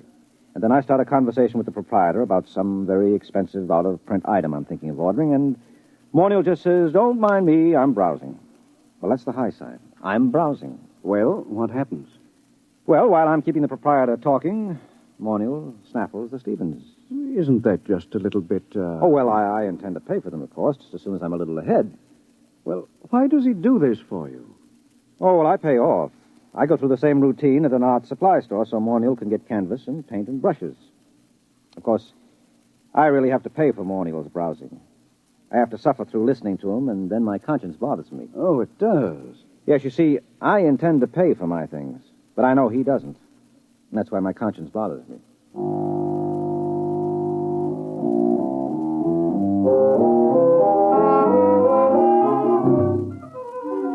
Well, here he was the day he was discovered, sitting in his room, and Monial was running on about his own genius. No, I can't be as unique as I feel. Other people must be born with the potential of such great talent, but it's destroyed in them before they can reach artistic maturity. Why? How? Well, let's examine the role that society plays in all of this. What's that? You got a hi-fi set? Nonsense. That's a crass materialistic concept that I should... Something is happening. Hey, why didn't you put the purple lights in? Purple? Oh, what's that? Look, it's shimmering. It's coming right through the wall. It looks like a box. We can't both be having an artistic vision. You're not the type. No, I'm not, and I'm not drunk either. Look out, something's going to happen. Monial Mathaway? Well, who are you? Where'd you come from? You are Monial Mathaway? Yes. My name is Glescu. I bring you greetings from 2487 A.D. Oh, 2487 A.D.? I realize this is a difficult phenomenon for you to grasp entirely, but here I am. We will now indulge in the 20th century custom of shaking hands. Mr. Monial Mathaway? Oh, well, sure. Shake, yeah. And you, sir? Yeah, sure. I don't mind. Shake. What a moment. What a supreme moment. Oh, what do you mean, what a moment? What's so special about it? Are you the inventor of time travel? Me, an inventor? No. Time travel was invented by Antoinette Ingeborg, and, well, that was after your time. It's hardly worth going into at the moment, especially since I only have half an hour. Why half an hour? The skin drum can only be maintained that long. The skin drum is, well, call it the transmitting device that enables me to appear in your period. There is such an enormous expenditure of power required that a trip into the past is made only every 50 years. The privilege is awarded as a sort of go-bell. I believe I have the word right. It is go-bell, isn't it? The award made in your time? Well, you wouldn't mean Nobel by any chance, a Nobel Prize? That's it, the Nobel Prize. A trip is awarded to outstanding scholars as a kind of Nobel Prize. Once every 50 years, the man selected by the Gardemax is the most preeminent, that sort of thing, you know. Up to now, of course, it's always gone to historians, or they frittered it away on the siege of Troy and the first atom bomb explosion at Los Alamos, or the discovery of America, things like that. But this year... Yes? Well, what kind of scholar are you? I am an art scholar. My specialty is art history, and my special field in art history is... What? You, Mr. Mathaway. In my own period, I may say without much contradiction, I am the greatest living authority on the life and works of Morniel Mathaway. My special field is you. Dave, did you hear that? Dave! I heard. Do you mean that I'm famous? That famous? Famous. You, my dear sir, are beyond fame. You are one of the immortals the human race has produced. That famous? That famous. Who is the man with whom modern painting in its full glory is said to have definitely begun? Who is the man whose designs and color have dominated architecture for the past 5 centuries? Who is responsible for the arrangement of our cities, the shape of our artifacts, the texture of our clothing? Me. You. No other man in the history of art has exerted such a massive influence over design. To whom can I compare you, sir? To what other artist in history can I possibly compare you? Rembrandt? Da Vinci? Rembrandt and Da Vinci in the same breath as you. That's ridiculous. They lacked your universality, your taste for the cosmic. Wow. Mr. Glasgow, excuse me. Do you happen to know of a poet named David Danziger? Did much of his work survive? Is that you? Yes, that's me. Dave Danziger? Well, no, I don't think so. The only poet I can remember for this time and this part of the world is Peter Tebb. Tebb? Never heard of him. Then this must have been before he was discovered. But you see, I am an art scholar. Well, you see, checking my chronometer, I see my time is getting short. But it is an overwhelming delight for me to be standing in your studio, Mr. Mathaway, and looking at you at last in the flesh. I wonder if you would mind obliging me with a small favor. Oh, sure. You name it. Nothing's too good for you. What do you want? I wonder, I'm sure you don't mind, could you possibly let me look at your painting? The one that you're working on at this very moment. Well, sure. I have one right over here. Just, I'll pull the easel around. There you are. I intend to call this Figured Figurines number 29. Oh, but this... What's the matter? Well, surely this isn't your work, Mr. Mathaway? Yeah. It's my work, all right. Figured Figurines number 29. Recognize it? No, I do not recognize it, and that is a fact for which I am extremely grateful. Could I see something else, please? Something a little later. Well, that's the latest. Everything else is earlier. Here, you might like this. Now, I call this Figured Figurines number 22. I think it's the best of my early period. Oh dear. You know, well, this looks like smears of paint on top of other smears of paint. Right. Only I call it smudge on smudge. But you probably know all about that, being such an authority on me. And now, here we have Figured Figurines number 12. Do you mind leaving these figurines, Mr. Mathaway? I'd like to see something of yours with color and form. Well, I haven't done any real color work for a long time. Oh, wait a minute. Wait. I have one over here somewhere, an old canvas. I was going to paint over it. Here we are. This is one of the few examples of my mauve and mottle period that I've kept. Oh, right. I can't imagine why. It's positively, Oh, dear. Oh, now, wait a minute. Let me show you some of my intestinal period. Here. Here's a particularly good one. It's called Large Intestine Rampant. You like it? Oh, please. I think I'd like to sit down. Well, take the comfortable chair. And here's another one called Small Intestine Incisive. Oh, it's rather good, don't you think? I managed to avoid completely any definite line. You notice that? I don't suppose you ever drink of Glafax. Oh, no, of course you don't. It hasn't been invented yet. Oh, now here's one that's bound to be great. It's one of my earlier smudge on smudges. It's called Fly Ash. I painted it by coating the canvas with slow-setting glue and leaving it out on the window for about 2.5 hours. Notice the delicate deposit of soot. Oh, please. Please, Miss Mathaway, please. Oh, I've got lots more. You know, I don't understand this. All these canvases, this is obviously before you discover yourself and your true technique. But I'm looking for a sign, a hint to the genius that is to come, and I find... Well, how about this one? Here. Oh, please. Oh, take that away. Oh, dear. Oh, dear, no. Oh, look, I'll have to leave soon. I don't understand this at all. Let me show you something here, gentlemen. Here, a pocket edition of the source book. The complete paintings of Morniel Mathaway, 1928-1996. Were you born in 1928? Yep. May 23rd, 1928. Here, look at the first painting. Well, that's beautiful. I mean, the color, that's incredible. Oh, well, that stuff. Well, why didn't you tell me you wanted that kind of stuff? You mean you have paintings like this, too? No, not paintings. One painting. Oh, I did it last week as a sort of an experiment, but I wasn't satisfied with the way it turned out, so I gave it to the girl downstairs. Would you like to look at it? Oh, yes. Very much. Well, here, I'll just toss your book on the bed. Come on, it won't take a minute or two.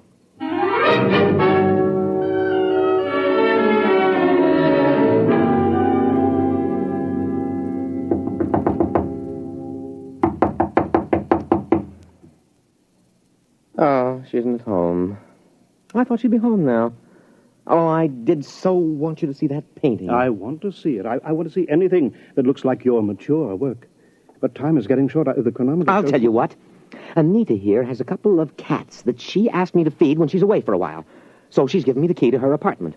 Suppose I, browse upstairs and get it. Yeah, but Suppose I browse through my room and get it. Get it? Oh, yeah. You go ahead and browse, sure. Fine, but please hurry. Oh, sure, I'll hurry. I won't take long browsing.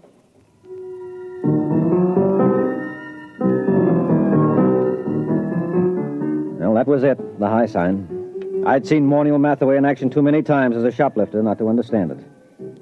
He was going upstairs to lift that book that he'd dropped on the bed. I knew he hadn't ever painted a picture like the one in the book, but he would now. Only he wouldn't paint them. He'd copy them. Well, I started talking automatically. You paint yourself, Mr. Glasgow? No. Of course, I wanted to be an artist when I was a boy. I imagine every critic starts out that way, but I found it far easier to write about paintings than to do them. Once I began reading the life of Morniel Mathaway, I knew I had found my field. Not only do I empathize closely with his paintings, but he seems so much like a person I could have known and liked. That's one of the things that puzzles me. He's quite different from what I had imagined.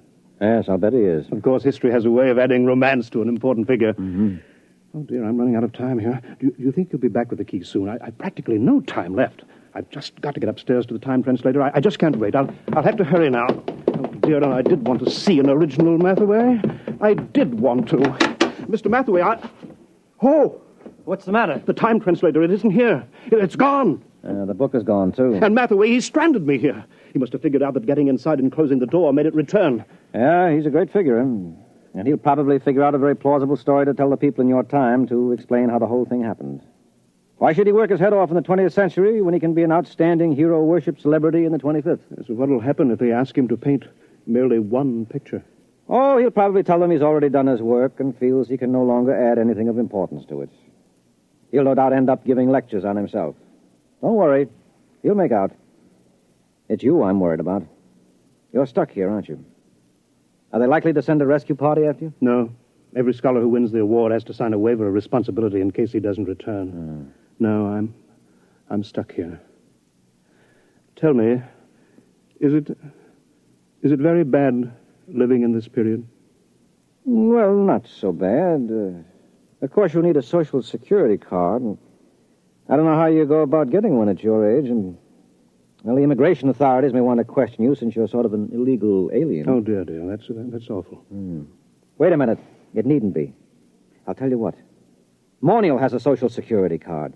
He had a job a couple of years ago. He keeps his birth certificate in that drawer along with his other papers. Now, why don't you just assume his identity? He'll never show you up as an imposter. But do you think I could? Won't I be... well, won't his friends, his relatives... No, he hasn't got any family, and I'm about the only friend he's got. You could get away with it. Maybe grow a beard and dye it blonde. Naturally, the big problem would be earning a living. Being a specialist on Matheway and the art movements derived from him wouldn't get you set an awful lot right now. But I could paint. I've always dreamed of being an artist. I don't have much talent, but there are all kinds of artistic novelties I know about, all kinds of graphic innovations that don't exist in your time. Surely that would be enough, even without talent, to make a living for me on some third or fourth-rate level.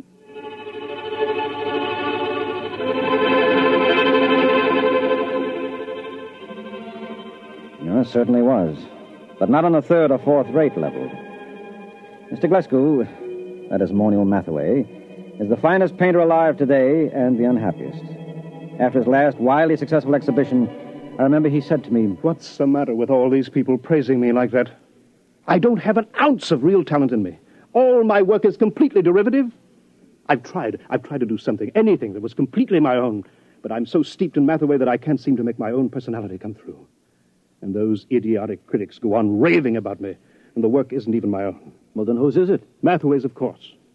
We thought there couldn't be a time paradox. I wish you could read all the scientific papers on the subject. They fill whole libraries because it isn't possible that time specialists argue for a painting to be copied from a future reproduction and so have no original artist. But that's what I'm doing.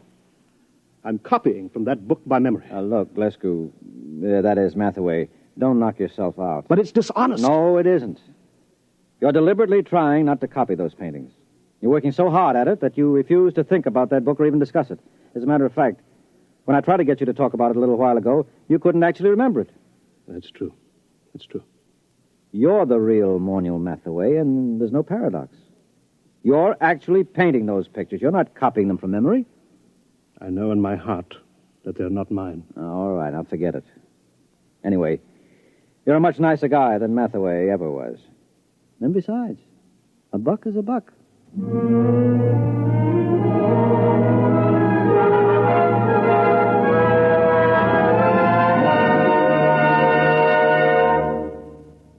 You have just heard X-1, presented by the National Broadcasting Company in cooperation with Galaxy Science Fiction Magazine, which this month features Lulu by Clifford D. Simak, a story which demonstrates that a spaceship should be a darb, a smasher, a pip, a beaut, but man all battle stations if it ever becomes a sweetheart of a ship. Galaxy Magazine, on your newsstand today. Tonight, X-1 has brought you The Discovery of Monial Matheway, a story from the pages of Galaxy written by William Tenn and adapted for radio by Ernest Kenoy. Featured in our cast were Leon Janney as Matheway, Guy Repp as the critic, Wendell Holmes as Glasgow, and Les Damon as Dave. Your announcer, Fred Collins. X-1 was directed by Daniel Sutter and is an NBC Radio Network production.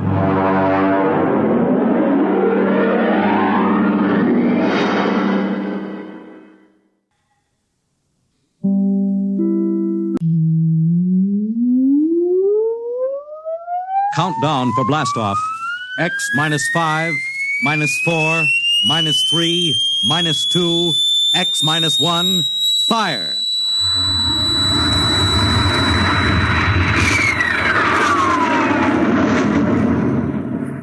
From the far horizons of the unknown come tales of new dimensions in time and space.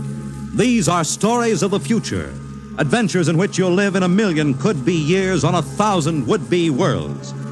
The National Broadcasting Company presents X-1.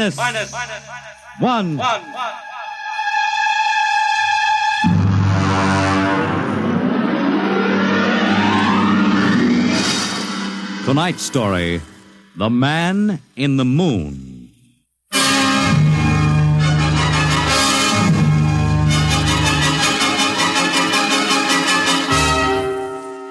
Attention, attention. This is the Federal Bureau of Missing Persons calling all local agencies. Attention, this is a coded report nationwide. Missing since 9 o'clock this morning the following persons: Smigley Jonathan, 5 feet 8 inches tall, brown hair, brown eyes, Mastoid scar behind right ear. Last seen wearing blue top coat and tan cap. Wanted by Los Angeles. Hello, get off this wavelength. This is a restricted band. Hello, Earth. Whoever you are, you're on a coded wavelength. Tune out. This frequency is reserved for the Federal Bureau of Missing Persons. Hello, Earth. This is the moon calling Earth. Hello, Earth. This guy's loony.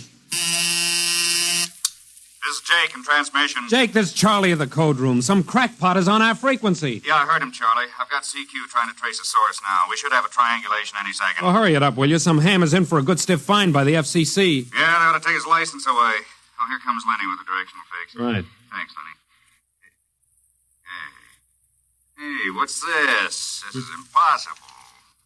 What's going on down there? How about it? Get that ham out of my kilocycles. Oh, listen, Charlie, unless this is a gag, that interference is being beamed from 240,000 miles away. Oh, now, Jake, you know there ain't no such thing as 240,000 miles away. Yes, there is, Charlie, straight up. Oh, now, wait a minute. Charlie, that signal is coming from the moon. Are you nuts? Well, somebody might be bouncing it like a radar signal. Radar on this frequency? Where'd you study basic radio? Now, listen, Flathead, you asked for a fix. I gave the best fix our instruments can find. Take it or leave it. Somebody on the moon is calling the Bureau of Missing Persons.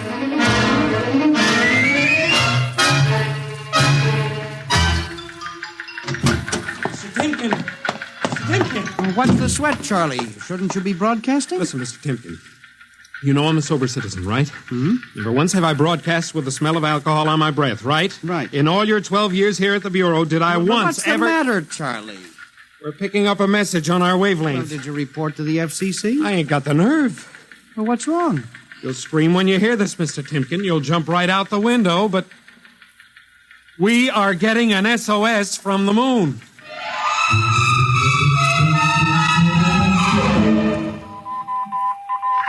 Well, that's it. He started on voice and switched to Morse. The way the signal repeats sounds like a phonograph record or automatic sender of some sort. Well, what's it say? Let's see here. Can you read me? Help, Otterburn. Will contact when moon is in phase. Let's have that again. Can you read me? Help, Otterburn. Will contact when moon is in phase. Otterburn. That sounds like a name, huh? Otterburn. Wait a minute.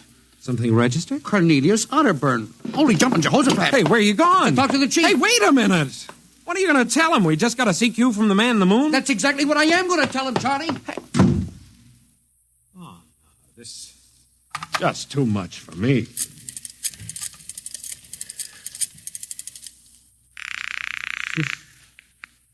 Washington Star-Ledger. Let me have O'Brien on city desk. A moment. O'Brien? Seamus, Yeah? Charlie Starbuck down at the Missing Persons Bureau. You want a hot one? No kidding. This'll cost you a beer, okay? All right, shoot, Noodle Brain. I'll stay on your wavelength for 30 seconds. Okay. We just got a radio message from the moon. Yep. What? From the moon. Call me back when you're sober. Okay, Seamus, if you don't know a story when you see one, I'll send you the name of a good psychiatrist. So long, Orson Welles. How do you like that? You don't believe me.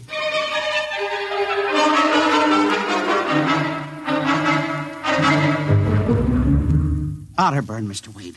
Now, does that name ring a bell? You're the man with the photographic memory, Henry. What about Otterburn? Cornelius Otterburn, atomic physicist, reported missing from his home in Baltimore on June 5th, 1945. Just 5 years ago. Vanished completely. Are you trying to tell me you really think there's something to this man of the moon business?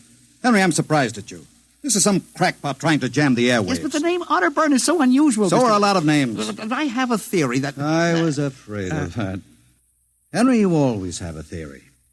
Let's see, what was it last year? Oh, yes, that people disappear in occupational psych. But it's true. Please, Henry, I'm a busy man. You expect me to believe that this Otterburn is sitting up on the moon, sending out shortwave messages? Well, he might be on Earth bouncing the messages off the moon, but who's to say he isn't on the moon? Henry, as chief of this bureau, I have my hands full trying to coordinate reports from 48 states and Alaska. I have no time to include the moon. But, Mr. Wade... Out, Henry. But, Mr. Wade... Out, I'm busy. Yes, sir. Oh, here. Take this folder of reports for the dead file. Yes, sir. And no more nonsense, eh, Henry? Yes, sir. I appreciate that you have a very dull job filing old missing persons reports, and I appreciate that you take an active interest in the affairs of the Bureau. But no more nonsense, huh? No, sir. No more nonsense.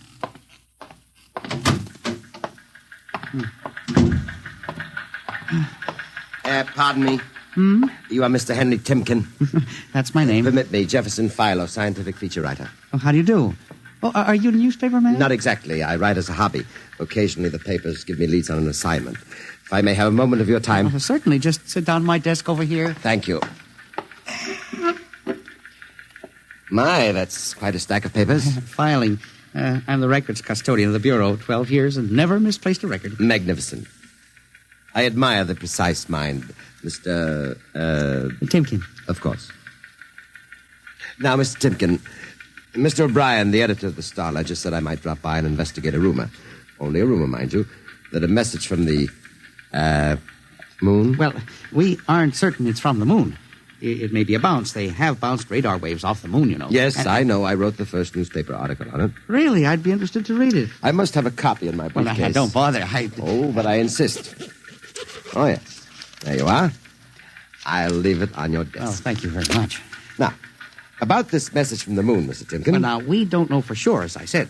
But I believe that this message, wherever it originates, is from Cornelius Otterburn. The physicist? Oh, do you know him? I once wrote an article on his contribution to nuclear mechanics. A brilliant man, Otterburn. Years ahead of his contemporaries.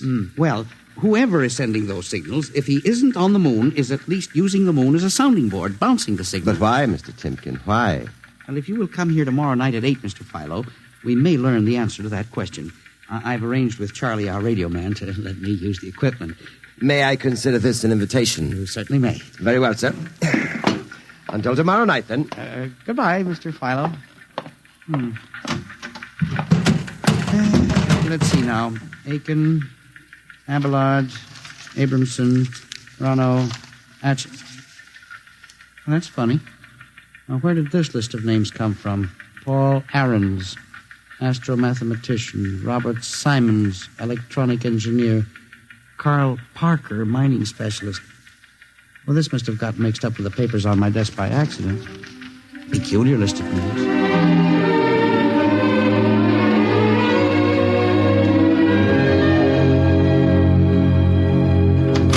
Oh, good morning, Charlie.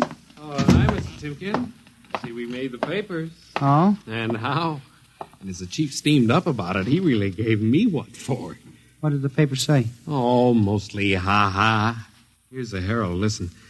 Man on the moon contacts Missing Persons Bureau. Missing atomic scientists sitting on the moon, say Bureau experts, etc., etc. What a panning. Well, no wonder Mr. Wade is hopping. Say, about tonight, Mr. Timken, I don't know. Now, you promised you'd give me a key to the radio room. Yeah, but I didn't expect Well, I'll take full responsibility with Mr. Wade. The time for the morning broadcast. We got quite a list today.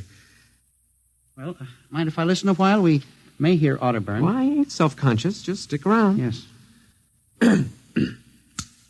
Attention. Attention. This is the Federal Missing Persons Bureau calling all local agencies. Nationwide. This is a coded broadcast. The following persons are missing. Ahrens, Dr. Paul, 5'5", brown hair, brown eyes, scar on left side of chin, thick glasses. Ahrens. Occupation, astromathematician. Missing since 6 o'clock this morning. Being sought by Bel Air police. Charlie. Repeat. Dr. Paul Charlie, Ahrens. shut it off a second. Hold it. Delay 1 minute. Listen, Mr. Timken, it's okay to stay, but you can't interrupt us. This is important. Did you say Dr. Ahrens was reported missing this morning? 6 a.m. We got the report from Bel Air less than an hour ago. Are you certain, Charlie? Positive. What is this? Charlie, what's the next name on the list? Let's see. Simons, Robert, engineer. What? Came in less than 20 minutes ago. 20? Hey, what's the matter with you? You look like you've seen a ghost. It's nothing, Charlie, except that last night, quite by accident, someone left a list of names on my desk. And that list included the names of those 2 men who were reported missing within the last hour. What? Oh, that don't sound right to me. Well, it isn't right, Charlie. It leaves a big question to be answered. Who would make up a list of missing persons before they were missing, not after?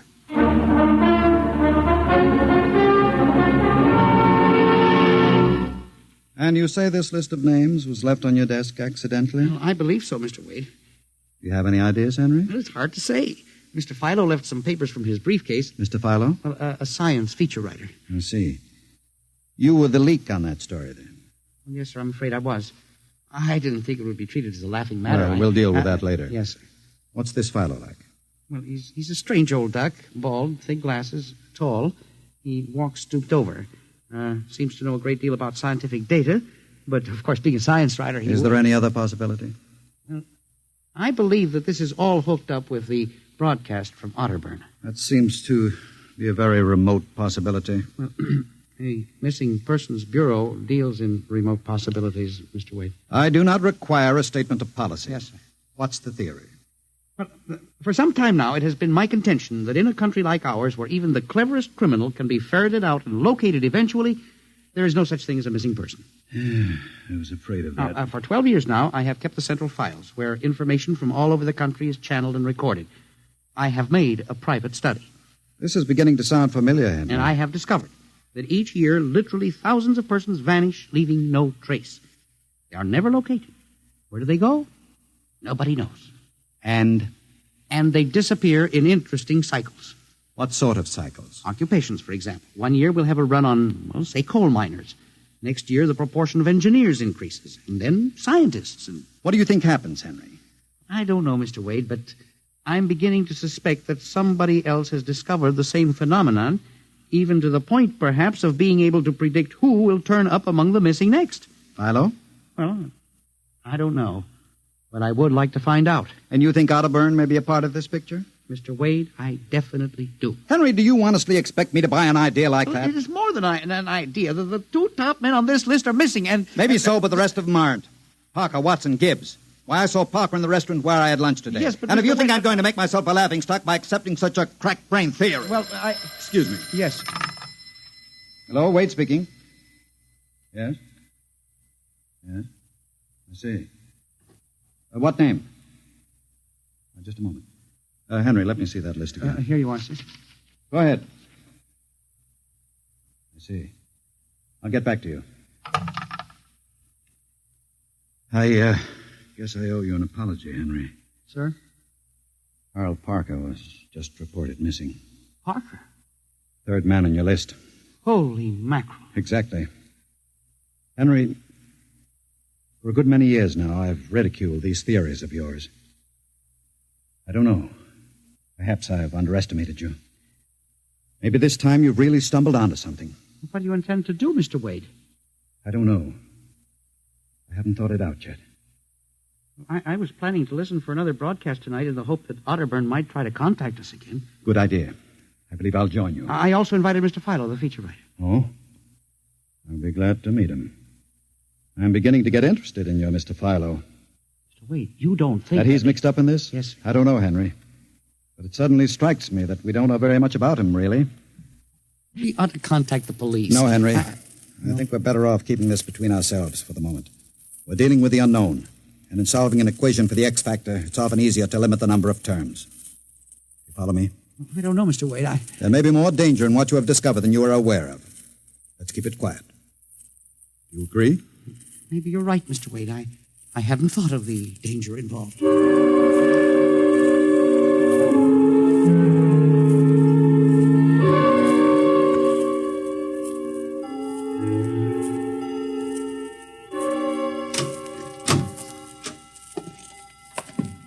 8 o'clock. If Mr. Philo was late. Well, he said he'd be here. He strikes me as a man who keeps appointments. Look out the window. Yes. The moon is almost in direct phase. We can't wait much longer. Well, it's a perfectly clear night for transmission. If anybody's sending, we ought to pick it up with this equipment. You'd better switch on the set. Yes. I never realized how eerie this office could be when it was empty. I'll have to light in the hall for Mr. Philo when he comes. Are you getting anything? Just some foreign stuff, I think. That concludes the British portion of tonight's programming from Johannesburg, South Africa. We continue in April. That's a peculiar transmission sound. Earth. Now, that sounds like something. See if I can work the selector. The moon is in phase. Yes. Hello, Earth. Can you hear me? I'll try to return. Hello? Hello? Hello, Earth. Hello, do you hear me? Oh, I get you now. Thank God. Who are you? Can you hear me? Who are you? This is Professor Cornelius Otterburn. Hello? Go on, I hear you. Not much time. They're on to me. They've located my sending point. Do you hear me? Go ahead, keep talking. I've only enough oxygen for a few minutes more. Well, where are you? I'm on the Earth side of the moon. You get that? The Earth side of the moon. A volcanic crater. Good. Start that recorder, Mr. Wade. Go on. Explain, please. Explain, Now please. listen closely. There is an Earth colony on the moon. There is an Earth colony on the far side of the moon, made up of renegade scientists and criminals. Professor Ernst Halsman. He died in an insane asylum in 1938. Professor Ernst Halsman discovered nuclear rocket power in 1935. Turned his plans over to escaped inmates of the asylum.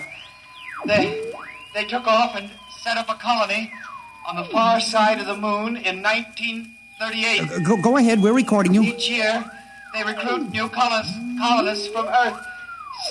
Slave labor, mostly. I was kidnapped in 1945. Yes, I know. Keep talking. They wanted me to work on atomic drive for their flying disc.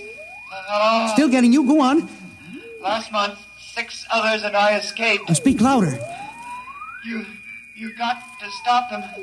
Stop them. Stop who? The moon colony. Planning to take over the Earth invasion. Oh. Hang on. No oxygen. Hard to breathe. Listen. They have agents on Earth. You hear me? Agents on Earth? Where? Who? Hello? Hello? Agents in... Henry, look out. Lights. Someone at the window. Get down. Henry, are you all right? I think so. His shot smashed the transmitter. And the lights. Strike a match. Careful. It was close. I got a look at him. From the description, it was your Mr. Philo. We got a recording anyway, but not the most important part of the message. Poor Otterburn, suffocating to death. Henry, we've got to get you out of here. He said they have agents. Philo was probably one of them. He'll be looking for you now, trying to kill you. The police... Do you think the police would believe a fantastic story like this? People being kidnapped to the moon as slave labor? Moon colony planning an invasion of the Earth? But Henry, believe me, they'd trap us into straitjackets before we could finish. We've got to do something. We need time. Time to get through. You don't think my theory was bunk then? I know it wasn't, Henry. Right now, my only concern is for your safety. But we can't walk out of here. Philo's probably waiting. Listen, there's a service elevator that leads to the basement garage. Yeah? We can get down there. There are some delivery trucks parked there all night. We can probably get one started. The garage door's off the ramp, work from the inside. We'll start the mechanism and make a run for it. I don't know. I think if we call the police... By the time the police get here, we'll be dead. You think Philo will wait outside all night? Come on. That's an order. Okay. But what about the recording of Otterburn's notes? We'll leave that here in the safe in my office. They'll never get into that. Let's go. You buzz the elevator while I hide the recording.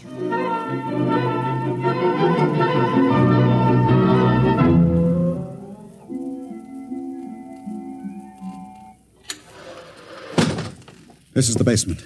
Come on. Keep to the side. Yes, sir. Shh. Let's try that delivery truck over there. I'll get in. All right, Henry. You start the mechanism to open the garage door, then jump onto the truck. Yes, sir. We'll make a dash for it. Where can we go? I have a farm outside Chevy Chase. It's private. Miles from the nearest neighbor and completely hidden by trees. We'll run for that. Go ahead. Start the door up. All right.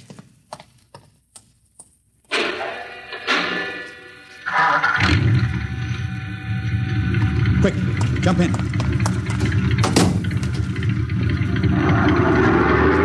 we go, Henry. Cross your fingers.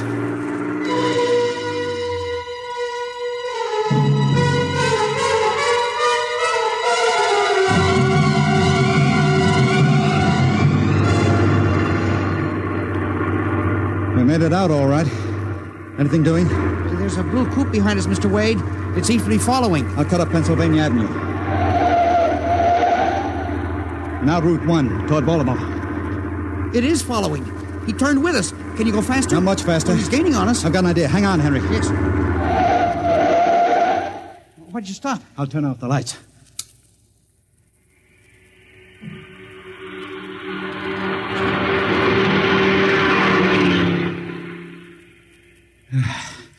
It worked. He shot right past us. Now we'll double back and go out another route.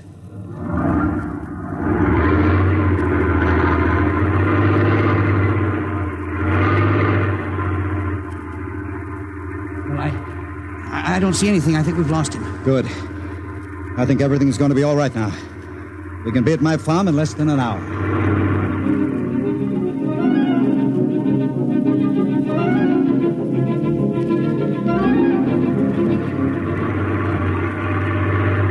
Not much longer now. Is anyone behind us? I thought I saw the blue coupe again, but I was mistaken. Whew. This place is really out in the wilderness. We can stay here indefinitely till we'll figure out the next move. Now, just up this dirt road now. There's the house up ahead. You're not going toward it. No, I have a better idea. There's a big abandoned wheat silo on my grounds. It's down a hollow where it can't be seen except from the air. And even then, the oak tree's shielded. We'll hide you out there. Now, we leave the truck here. It'll never be seen. Come on. Yes. How did you ever find this place, Mr. Wade? I've always liked seclusion. I bought it about 12 years ago. Come up here in the summertime to get away from it all. There's the silo. It's certainly well hidden. There's a small door around the side. Come on. Be careful of those bushes. Yes. It's hard to see them in the dark. Do you suppose Philo will find us? I assure you, Henry, Mr. Fowler will never find us here. Not in a million years. Here's the door.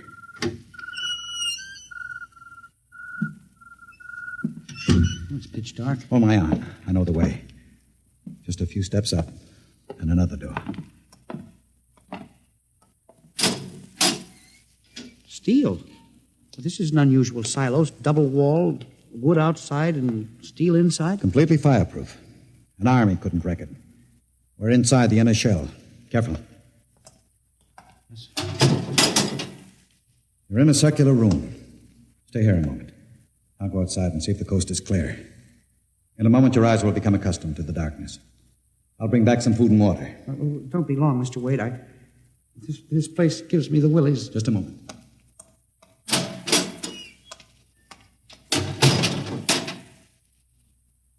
Mr. Wade. I swear I hear something. Mr. Wade. What's that? There is something. Good Lord. There's someone in here. It's locked. Oh, no. Mr. Wade! Mr. Wade, let me out! I'm not alone in here! Mr. Wade! This must be a light switch. Thank God. Oh, no. People. 10, 15, 20. Mr. Wade, help! Help! It will do you no good to shout, Henry. Mr. Wade, where are you? Outside. Speaking over the intercom. Mr. Wade, there are people in here. 15 or 20 of them. They're sitting like statues, just staring at me. They won't hurt you, Henry. What? They've all been drugged. They're even more helpless than you. But who are they? Permit me to introduce them, Henry, since they're currently unable to introduce themselves. The gentleman seated before you, the one with the scar, is Dr. Paul Ahrens, the astro-mathematician. Next to him is Mr. Robert Simons, electronic engineer. Names on the list. Yes, you're familiar with the rest. They've all been, shall we say, recruited for work with Professor Halsman's group on the moon. Moon? Then you're one of them. Of course. Oh, yes. There's one whose name was not on our list. If you'll turn around, Henry, you'll recognize the drugged form of your old friend, Mr. Philo. Philo? But I thought... That he was part of the conspiracy? No. On the contrary. His snooping made it necessary for us to include him. Yes, but the man in the window, the one who fired the shot... An agent of mine. The pilot of this ship. Ship? What ship? This silo is camouflaged for a rocket launching platform. In a moment, the roof will slide back for the rocket's takeoff. A rocket ship? In exactly 70 hours, you and your companions will join Professor Otterburn on the moon. But you can't do this to me! We have done it, Henry. No! You see, there was another name omitted in that list, which I carelessly mixed up with your papers. That of Henry Timken. No! Bon voyage. I won't let you do this! You can't! Please let me out! Let me out, please! This can't happen! Let me out! Let me out!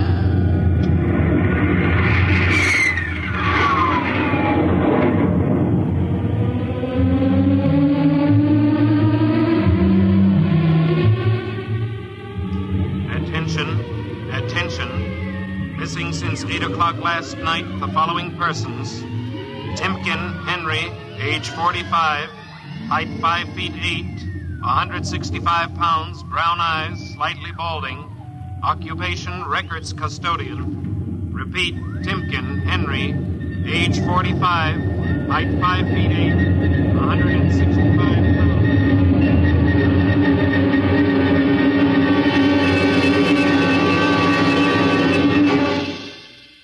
In just a moment, a word about next week's adventure. Tonight, by transcription, X-1 has brought you The Man in the Moon, an original radio drama written by George Lefferts. Featured in the cast were Louis Van Rooten as Henry, Santos Ortega as the Chief, Ross Martin as Charlie, Sidney Smith as Otterburn, Bob Haig as Jake, Joe DeSantis as Philo, and Ed Latimer as O'Brien. Your announcer, Fred Collins. X-1 was directed by Fred Way and is an NBC Radio Network production.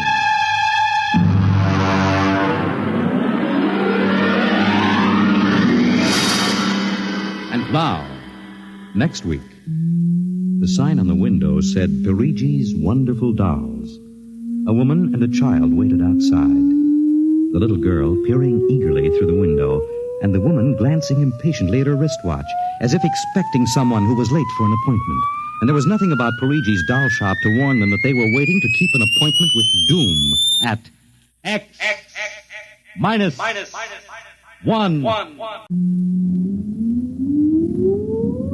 Countdown for blast off. X-5, 4, 3, 2, X-1, fire.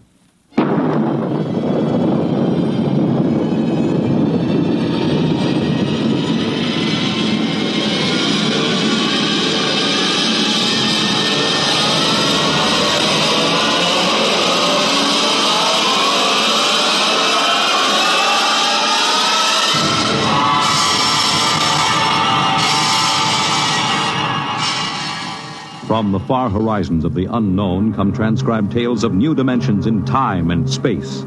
These are stories of the future, adventures in which you'll live in a million could-be years on 1,000 maybe worlds. The National Broadcasting Company, in cooperation with Street and Smith, publishers of astounding science fiction, presents X-1.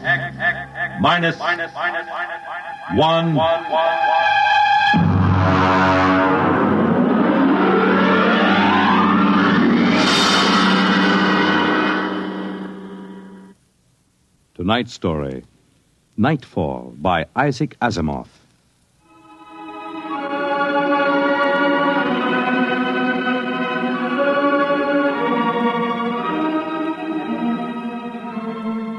Ralph Waldo Emerson speculated, if the stars should appear one night in 1,000 years, how would man believe and adore and perceive for many generations the remembrance of the city of God? This was philosophically interesting. But on the edge of the galaxy, a planet swings on its orbit in a cluster of 6 suns. These suns hang in the sky above. Never less than 2 shine down through the entire 23.8 hours of the planet's day. The yellow light has burned down on the planet continuously, into the past, till the mind of man runneth not to the contrary.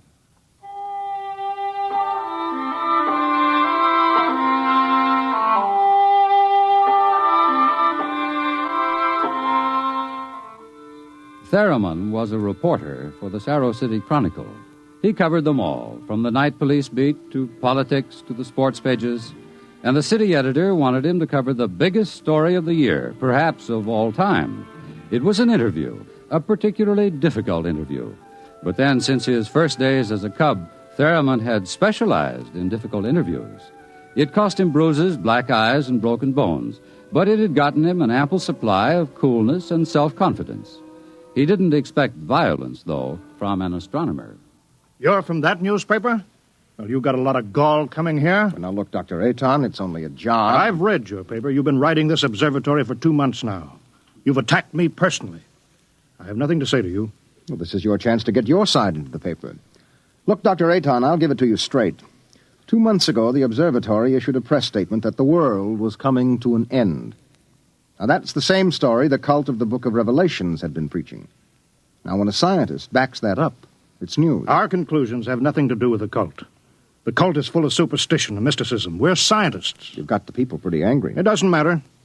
If I can't get the story from you, I'll have to go somewhere else. Go ahead.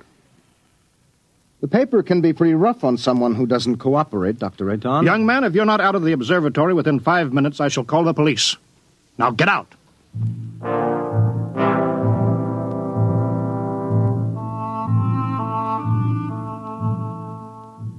The reporter walks down the long hall from the observatory.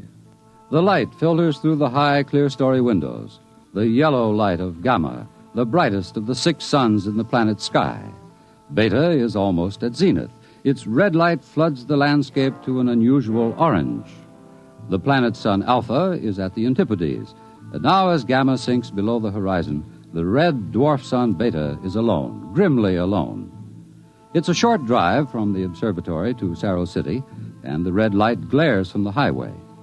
The Temple of the Cult stands hewn from the solid rock of the Dormite Mountains outside the city, and in the inner courtyard stands Sor, the priest of the cult.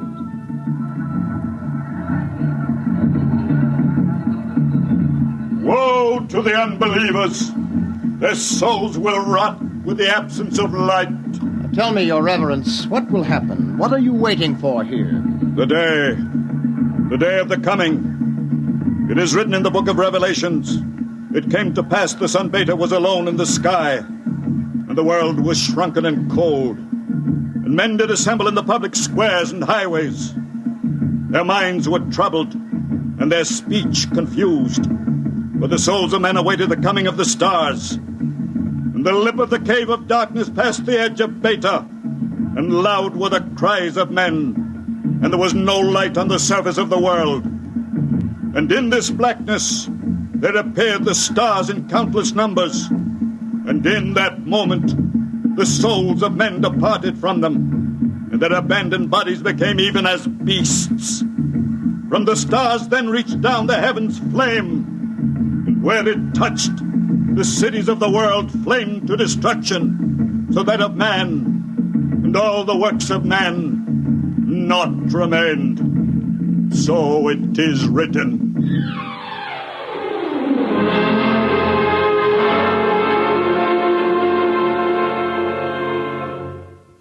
Dr. Sharon, you're the only scientist I could find in the city.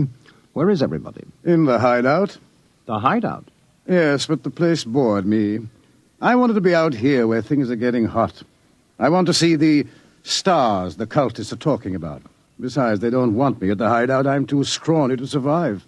What is the hideout? Well, we professors have managed to convince a few people that our prophecy of doom is valid. We've got about 3,000 people.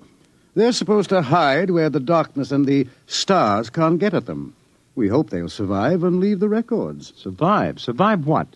Well, how true it is, I can't say, but the cultists say that every 2,050 years, all the suns disappear, and there is a total darkness, and then they say things called stars appear.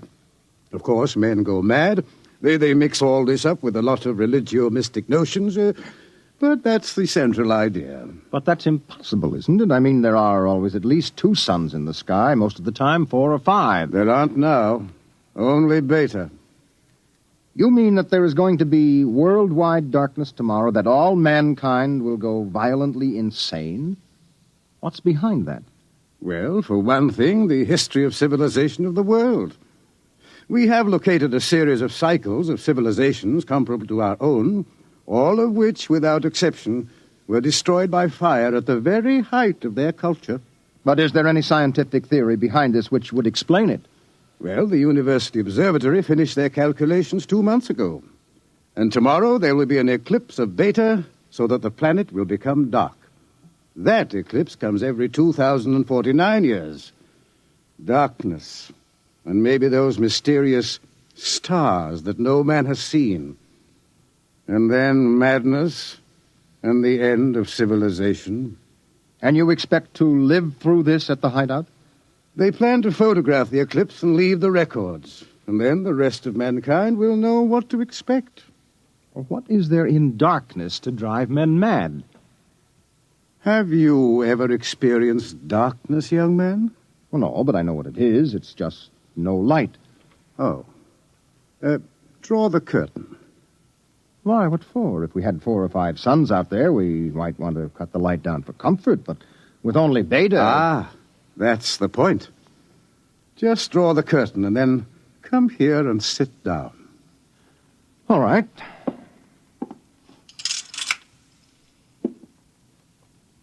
I can't see you. Feel your way. But I can't see you. I can't see anything. Do you like it? Oh, it's awful. The walls seem to be closing in on me. I keep wanting to push them away. All right, all right. Draw the curtain back again. Oh, the light. Do you have a drink? Right here. Now, that was just a dark room. Yes, but it wasn't really so bad. You're afraid? Just darkness could do that? This isn't just a metaphysical theory, young man. It's promulgated from observed data. Well, come with me. Where? The locked wall down the corridor.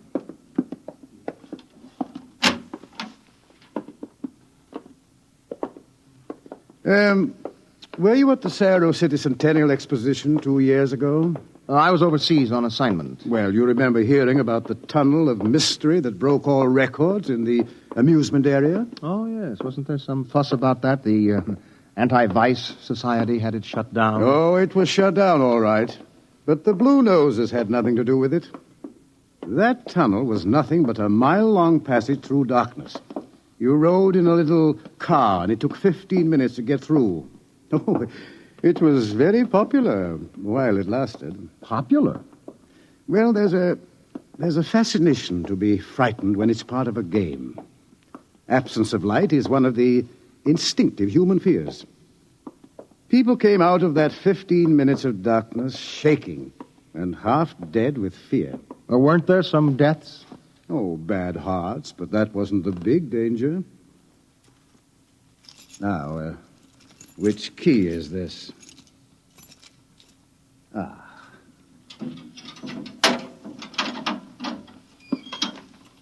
Where are we going? You'll see. No, the heart attacks were actually good for business, but there was something else. Here, I'll show you. I want you to see somebody. Latimer. Latimer. Go away. Latimer, I want you to meet somebody. This is Mr. Theremin. No, go away. Hello? He's pushing me. Make him stop pushing me. Go away. I'm not touching him. What's wrong? Latimer is afraid. Aren't you? The walls. They're falling in on me. The walls. I've got to get out.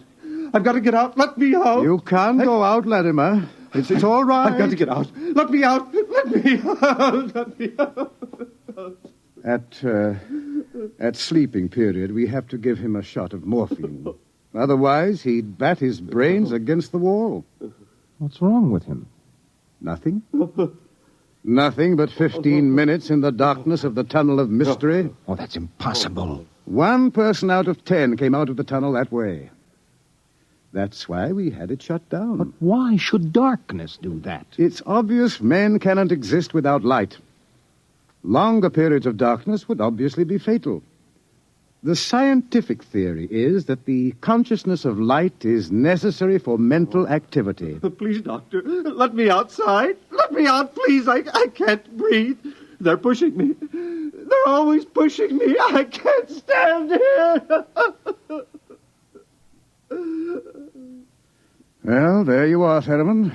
That's what 15 minutes of darkness will do. Man just wasn't built to operate without light. There are always at least 2 suns in the sky, most of the time more. Just 15 minutes of darkness. Now, look out of that window. Imagine darkness everywhere. No light as far as you can see. Black. Everything black. And, stars, whatever they are. Can you conceive it? No, your mind wasn't built for that conception. When the real thing comes, you will go mad. Completely and permanently. There is no question of it.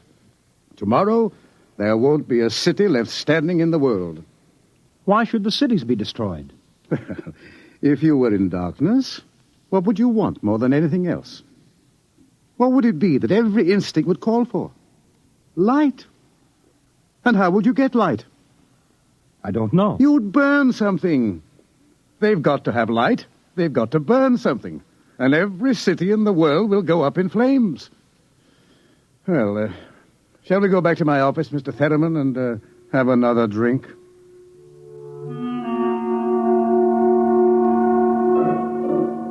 Through the skies, the red sun Beta shines alone. The wind howls across the city. It is cold, colder than man can remember. And as the hour approaches, the reporter goes out and speaks to the man in the street. Excuse me, where are you going now? Home for supper. How about, what are you going to do tonight? Oh, you mean about this star stuff? Look, I'll tell you, mister, I got nothing against religion, see? But it don't stand to reason that the end of the world is going to come boom like that. It just don't stand to reason. Have you read what the scientists say? I don't read stuff like that, only the headlines. Well, how about the cult? Well, now, like I say, I've got nothing against religion. But you don't believe them either. They've always been shouting about doom and sin. Listen, when you've been around as long as I have, you get to know the score. It's all right to preach Judgment Day is coming and all that, but just the same, I'm putting money in the bank. How about darkness? About what? How would you feel if there were no light? You crazy. How could there be no light? Well, suppose all the suns went down at once. Suppose everything was black. That's crazy. What's the use of supposing something like that? It couldn't happen. It's crazy. That's all. Thank you. Sure. Oh, look, mister, remember, palette with 2 L's?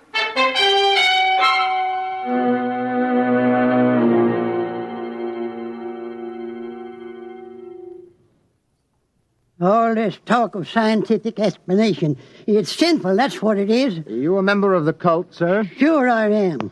Been a member since I was a boy. My daddy was a member, too. I've seen the books. It's all written down in the books. Don't you believe the scientists' explanation? Don't need it. I'm going to save my immortal soul. I'm going to stay on the mountaintop in a white robe while the stars carry me away to glory. Blessed be the stars. Amen. What are the stars? The glory, the breath of the heavens, the spirit of the ultimate. That's what they are. The observatory has announced that it intends to take pictures of the stars. Blasphemy. I sold my house and gave all my money to the poor. Won't need it anymore. I'm going to heaven with the stars. Glory, glory, going with the stars.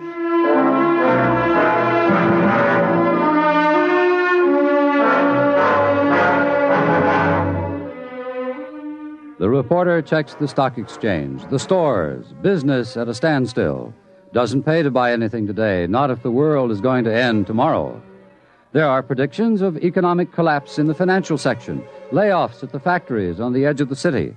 And through the streets, the people will mill and turn, unsure, crying in fear or shouting with bravado. The story isn't here in the city. And so, as the hour approaches, the reporter goes again to the observatory, high in the hills. Look, Dr. Aton, if you are right, if the world is going to be destroyed, what is the difference if I stay here and observe and take notes? Nothing, I suppose. You will be in the way. We have work to do. If I stay out of the way. Hello. Oh, this place is like a morgue. It's freezing outside. The wind is enough to hang icicles on your nose. Beta doesn't seem to give any heat at all, the distance it is. Why aren't you in the hideout, Sharon? Me? I'm part of the race that isn't worth perpetuating. Who's got a bottle? There'll be no alcohol today. It'd be too easy to get my men drunk. I can't afford to tempt them. All right, Thurman, you can stay. Time we took our positions, the observatory dome is up these stairs. After you. Ah! What is that? Up in the dome, quick! What is it? It's the plates.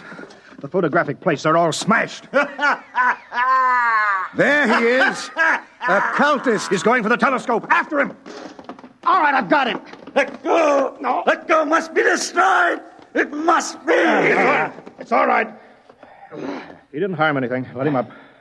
Well, that's the high priest. I was talking to him yesterday. All right. What do you want? Nothing that you would give me of your own free will. I made a bargain with the cult to give me certain data that you had.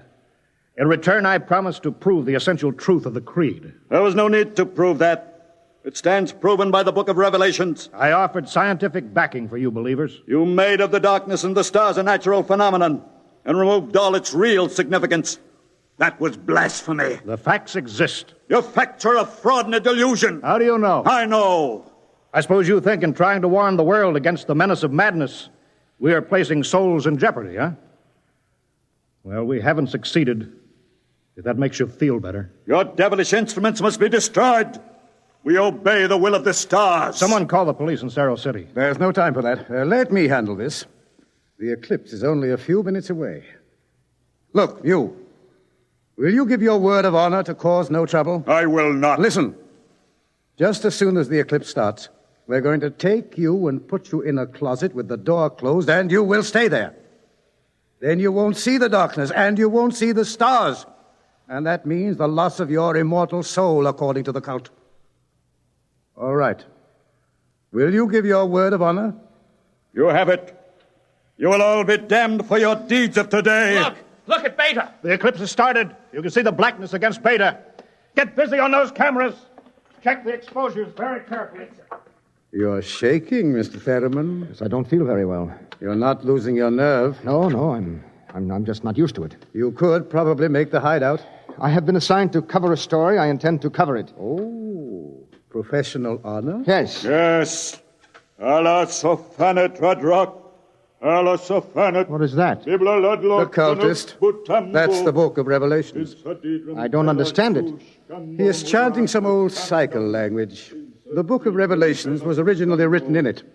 There are probably 2 million people in Cerro City who are trying to join the cult. One gigantic revival. How do the cultists manage to keep the book of Revelations going from cycle to cycle if everyone goes mad? Who wrote the book? There are some people who don't see the stars. The blind, those who drink themselves into a stupor, and children, to whom the world as a whole is too new and too strange for them to be frightened at stars and darkness. They would have memories, and that, combined with the confused, incoherent babbling of the mad, formed the basis for the book of Revelations. Oh, the cult will be riding high down there in the city. I hope they make the most of it. Dr. Sharon, I just heard from the hideout on the private line. Oh, they're in trouble? They are safe, but the city is a shambles. You have no idea. Well, it'll get worse. But what are you shaking about, Dr. Ayton? How do you feel? You don't understand. The cultists are rousing the people to storm the observatory, promising them immediate entrance into grace, promising them salvation, promising them anything. How long till the total eclipse? An hour. Well, it's a gamble. It will take time to get a mob out here. If the darkness comes first, we're all right. Oh, look at Beta. It's cut in half. Half of it is black. Yes, it's getting darker. An interesting phenomenon. Oh, my collar is suddenly tight. Are you having any difficulty in breathing? No, why? Difficulty in breathing is one of the first symptoms. We have experimented. I'm cold. It seems to be getting colder. Yes, so we'd better keep our minds on something else. One of the astronomers has a theory about the stars, far away to see in the light. He developed a fantasy about a planet revolving around one sun. It's a mathematical possibility. Of course, there couldn't be any life. Part of the planet would always be dark and without light. Well, it's obvious. Without light, there can't be any life. It's time for the artificial light. We can't read the instruments. Artificial light? One of the researchers at the university worked it out. Why, it's beautiful. Yellow light. After 4 hours of red. It's beautiful. Light. Light.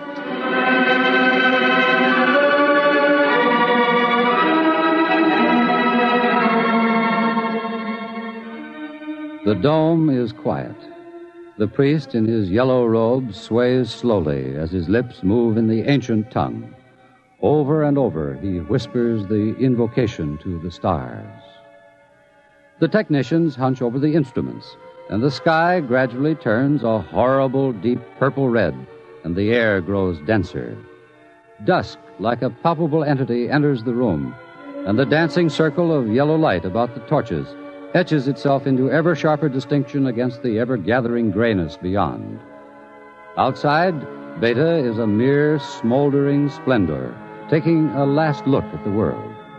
The western horizon, in the direction of the city, is lost in darkness, and along the highway to the observatory surges a menacing, shadowy mass. Mob from the city, they're coming. How long till total eclipse? 15 minutes. But they'll be here in 5. We'll hold them off. Come on, Fetterman, downstairs. But there's no light down there. We have to block the door. Come on. I can't breathe. I can't go down there. Take a torch. We'll take light with us. Come on.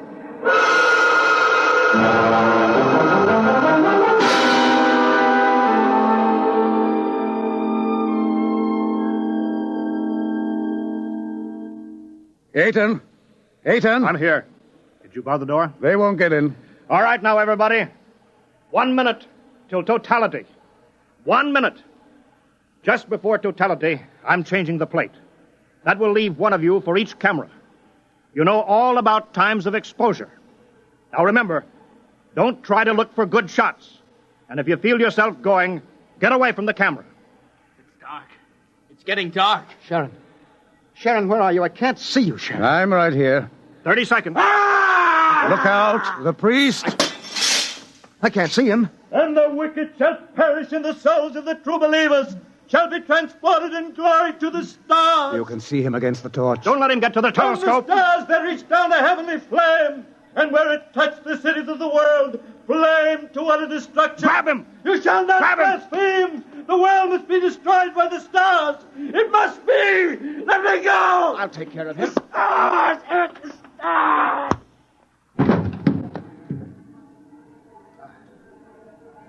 5 seconds to totality. 4, 3, 2, 1.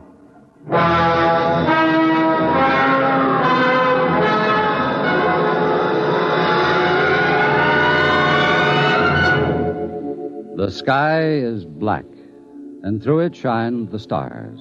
30,000 minute suns shine down in a soul-searing splendor. It is more frightening in its awful indifference than the bitter wind that shivers across the horrible, cold, bleak world. The stars. The stars. The stars. It's dark. Dark. Dark. The walls. The walls are coming in on me. They're coming in. Light. Light. Light. Darkness. Forever. Light. And ever. And ever. Light. And the walls are breaking in. We did not know. We did not know. We did not know.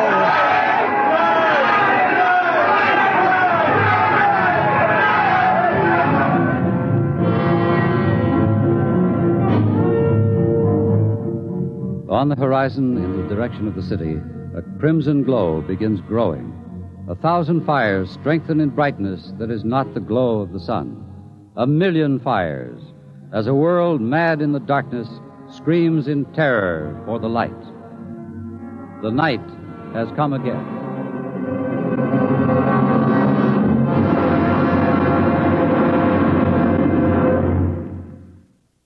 You have just heard X-1, presented by the National Broadcasting Company in cooperation with Street and Smith, publishers of astounding science fiction. Tonight, by transcription, X-1 has brought you Nightfall by Isaac Asimov, adapted for radio by Ernest Kenoy. Featured in the cast were Wendell Holmes, John Larkin, Santos Ortega, Mercer McLeod, Alan Collins, Bob Hastings, and Roy Fent. Your narrator was Floyd Mack. Fred Collins speaking. X-1 was directed by Daniel Sutter and is an NBC Radio Network production.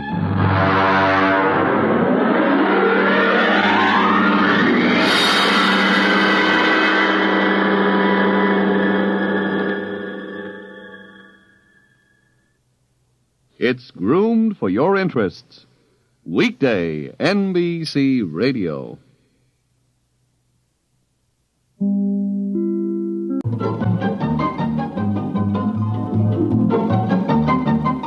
This is Nightline, your open door to people and places, and this is Walter O'Keefe.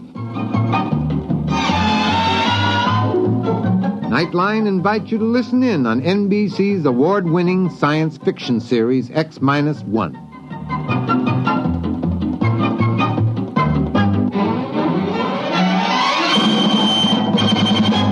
Now escape to a world of the future. Countdown for blast off.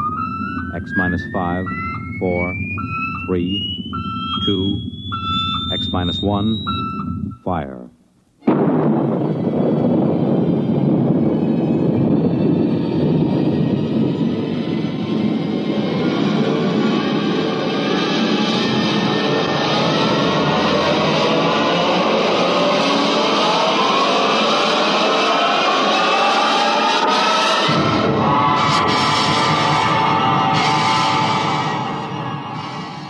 From the far horizons of the unknown come tales of new dimensions in time and space. These are stories of the future, adventures in which you'll live in a million, could be years, on 1,000 maybe worlds. The National Broadcasting Company, in cooperation with Galaxy Science Fiction Magazine, presents X minus 1.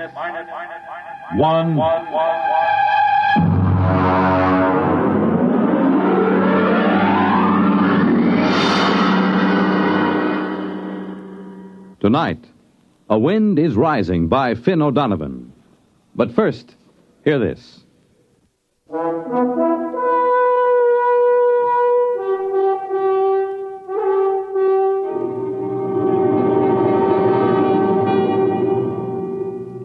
Now, X-1. And tonight's story, A Wind is Rising.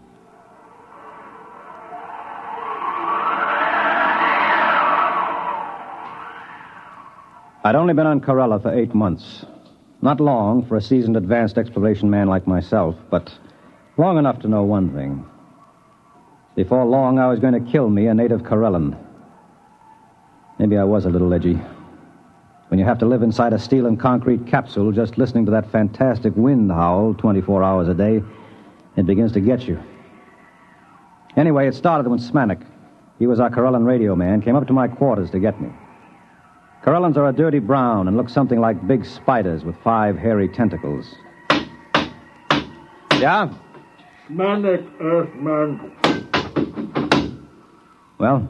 Other Earthman, tell Smanik, tell this Earthman, come pretty quick. Okay. You got lump sugar. What for? Smanik, do something favor. Get lump sugar. No, I don't have sugar. Now beat it. Maybe you got dead meat? Smanik like dead meat? No meat. Now get your slimy shape out of here. Yeah, what's wrong? Come on down with me. Clayton, I don't think it's good to insult these Corellans. They have no feelings, you know that. They have no emotional nervous setup. Just the same, I don't think it's good. For who? For you. When you insult somebody by your own standards, you hurt yourself. Even if the object of your insult is a dead thing. Now look, Nerishev, I'm an advanced exploration expert. You're an anthropologist. You stick to your stuff, and I'll stick to mine. Sorry. Now, what's the fuss about? The water faucet. What about it? It isn't running. What? I pounded it and put a probe in. It must be blocked out at the storage tank. How could it be blocked out there? I don't know. Maybe the wind rolled a boulder at it. More likely one of those spiders like Smanik was fiddling with it. The natives have been told not to tamper with the water line. They don't like us. They might. I thought you said they were incapable of feeling like or dislike or any emotion. I did. I know they can't feel, but still somehow I get the sensation that they resent us. I'm glad we've only got one of them inside the station. Regardless of that, we can't live with our water supply cut off. Oh, listen to that wind. It'll be murder out there. I'll go. It's my turn. You wouldn't know what to do if you got there. It seems quite simple. Well, come to think of it, it could be a 2-man job if there's a boulder. The wind gauge reads 82 miles an hour. Just a light breeze on Corella. Maybe we ought to wait till it drops a little. Let's ask the gink. Why do we take him along? The gink? He knows the terrain, and like all his kind, he's a fantastic sailor. But they take those woven land boats out in 100-mile winds with no qualms at all. The Brute, 14 tons, and it has a diesel engine. We don't need any sailors. If we have to use a steadying sail, I can handle it as well as any Spider-Man. Just a suggestion. Well, you stick to anthropology. Open the locks, and we'll get the Brute out. I'll need Smonik to close the locks after us. Smonik? X-Man call? Clayton and I are going out in a heavy land car. What's the weather going to be like?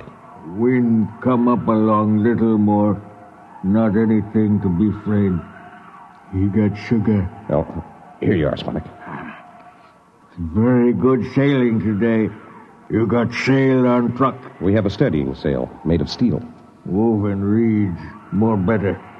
A more easy time. We know all about that. Open the lock, Nerishev.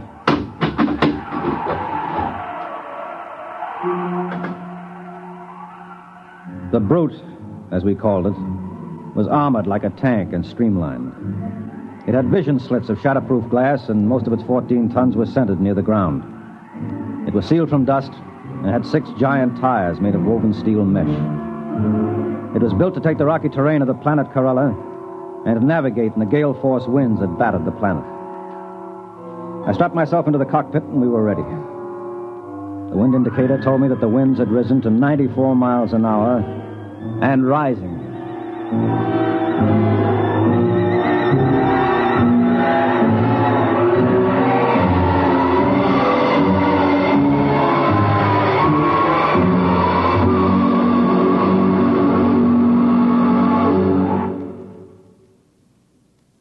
You're listening to A Wind is Rising, tonight's attraction on X-1.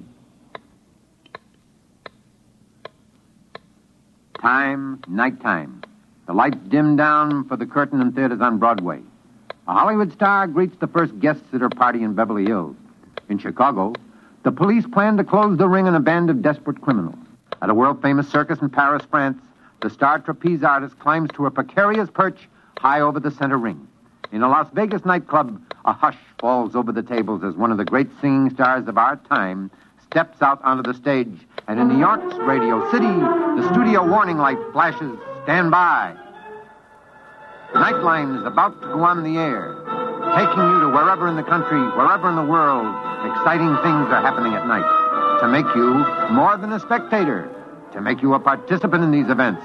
This is Walter O'Keefe, inviting you to join us on Nightline, your line to exciting entertainment at night, every Monday through Thursday night, over most of these NBC stations.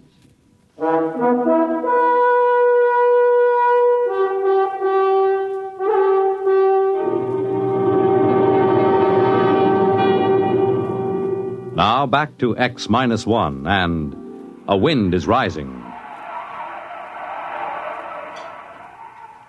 I looked out over the instrument panel. The Corella station had been set down like an overturned bowl on a rocky plain.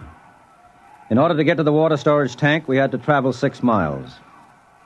Immediately around the station were our boulder baffles, huge spikes of concrete designed to stop the boulders that the wind rolled off the mountains.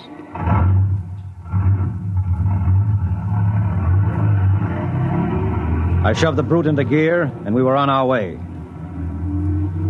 Hang on, Nerishev. Here we go. The wind is up to 97. Do you suppose we're in for a storm?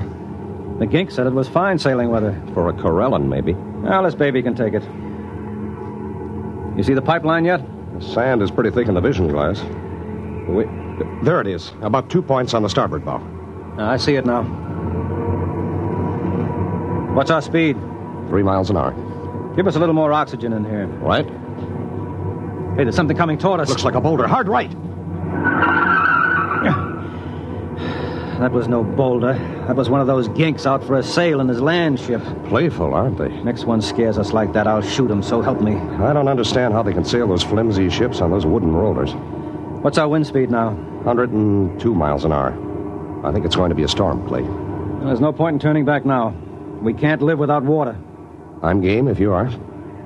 What's the strongest storm we've ever recorded? Well, let's see. In the 8 months we've been here, about 168 miles an hour. Well, this baby was built to navigate up to 200. We'll be all right.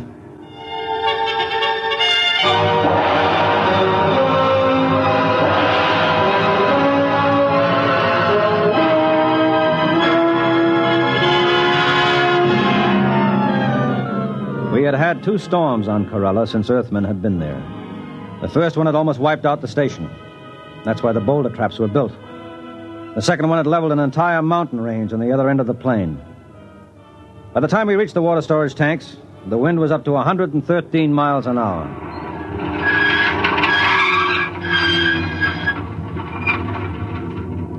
Well, this is it.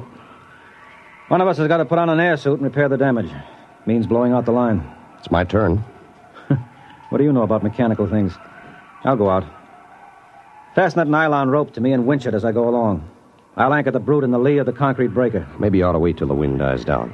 It isn't dying down, it's rising. We can radio Smanik at the station and get a report. You think he'll give us a straight answer? I trust him. Hello, Smanik. This is Nereshev calling Smanik. This Smanik, Earthman. How long is this wind going to keep up? Long time. Maybe even longer. More than 2 hours? Yes. Okay. Clayton is going out to fix the pipe. We'll be back in an hour if everything holds. Okay. Well, I'm ready. Lock my helmet.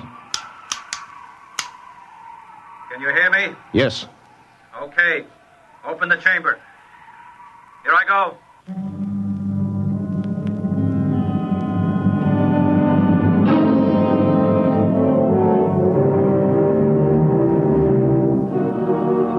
Outside, the wind thundered and roared like breaking surf. Once I was almost blown free, but the line held. By the time I crawled back into the ship, I'd cleared the water lines, but my suit was shredded and my air extractor was clogged with dust. The wind was up to 145 miles an hour and still rising. You all right? Yeah. All right, let's get this thing going. It's starting to shiver in the wind. Right.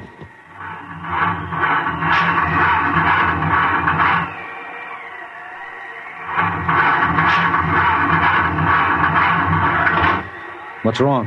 I can't start the engine. Here, let me try.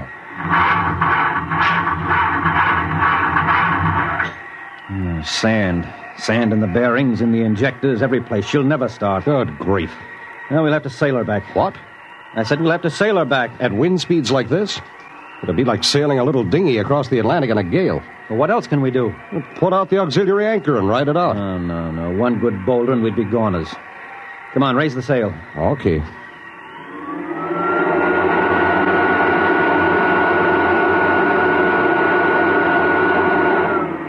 Release anchors.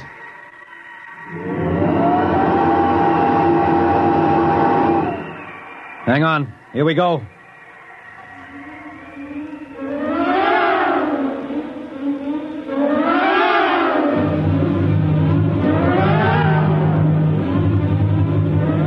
We raised the steel sail and tacked into the wind.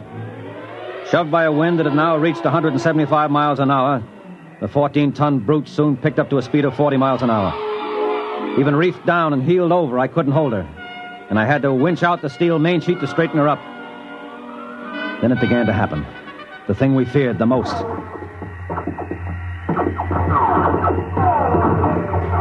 What's that? The wind is tossing rocks at us. Oh. Well, as long as we're not capsized, we'll be okay. She's heeling at 45 now. It's no problem. So rock smashed the visor. Put on your oxygen mask. Wait.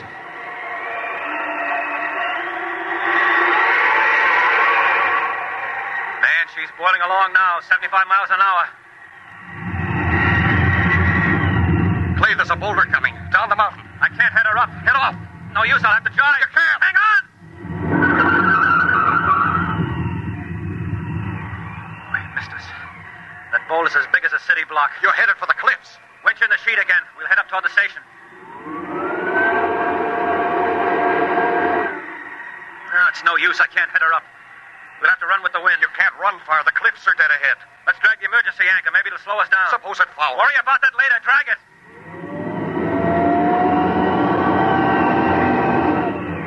That's better. I may even be able to head her up now. Those cliffs.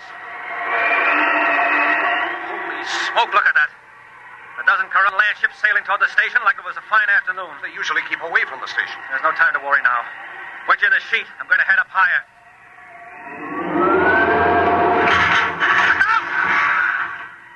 What was that? Boulder. Snap the mast off. Holy mother. We're being blown toward the cliffs. Is that land anchor out? Yes. Oh, pray it'll foul and hold us. Pray. Our Father who art... We're fouled. Yeah. And it's holding. Now if it'll just bite in. I think we're anchored. But listen to those boulders. We won't last 10 minutes anchored here. Move over. Why? I'm going to try the diesel again. I don't know, maybe it's a long shot, but maybe.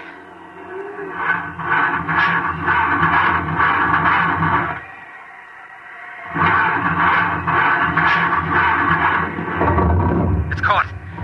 It's caught. Come on, baby. Start. Start!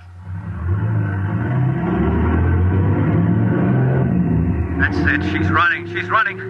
All right, let go that anchor. Warm up that coffee, Smanik. We're coming in.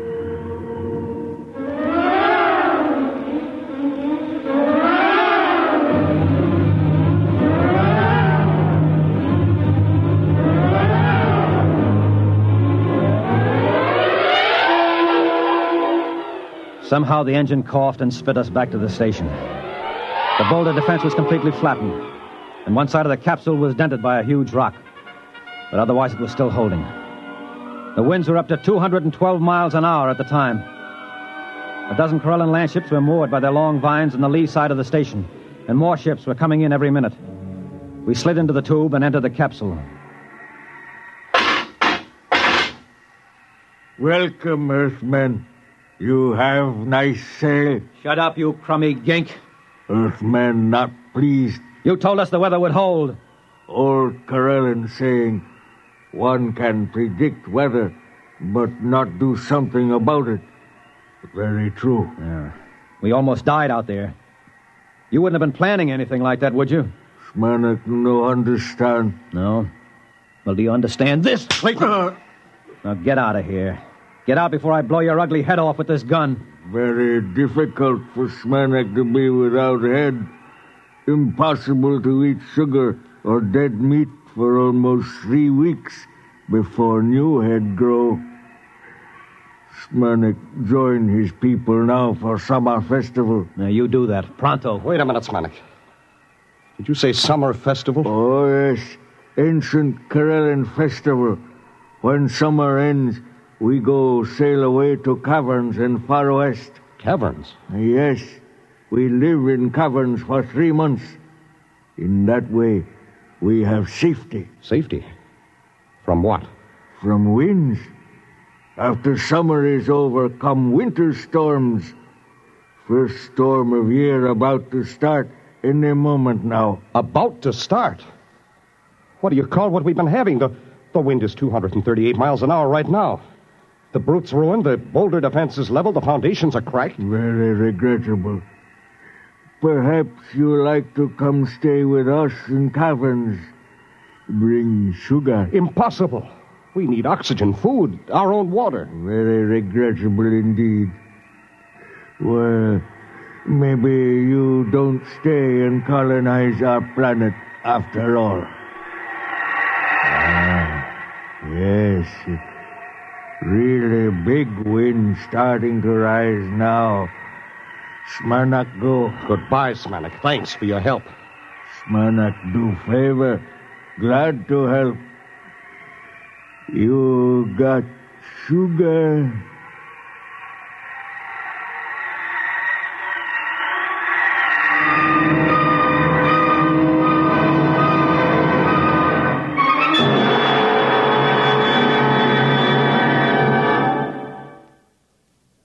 Fred Collins again, and I'll have another word for you about X-1 in a moment.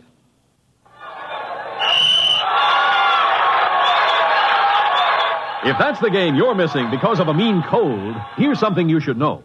Every second someone takes it for the miseries of a cold. Millions more take bromoquinine. Every second someone takes it for the miseries of a cold. Bromoquinine. More people have taken more bromoquinine cold tablets for more complete relief than any other cold tablet ever sold. You could take aspirin or other single-action cold remedies all day and not get bromoquinine's more complete relief, even for virus colds. Bromoquinine works to relieve stuffy nose, body aches, fever, irregularity, the blues, and headache. More complete relief, because bromoquinine is the only cold tablet sold with wonder-working quinine and 5 other medicines, health fortified with vitamin C. Remember, every second someone takes it for the miseries of a cold. Millions more take bromoquinine. Get bromoquinine brand cold tablets. You have just heard X-1, presented by the National Broadcasting Company in cooperation with Galaxy Science Fiction Magazine, which this month features Finn O'Donovan's story, Gray Flannel Armor, which makes you wonder if knights would have been still more bold in days of old if they'd had transistor amulets. Galaxy Magazine, on your newsstand today. X-1 has brought you A Wind is Rising, a story from the pages of Galaxy, written by Finn O'Donovan and adapted for radio by George Lefferts. Featured in our cast were Les Damon as Clayton, Bert Cowlin as Nerishev, and William Griffiths as Smanik. This is Fred Collins. X-1 was directed by George Voutsas and is an NBC Radio Network production.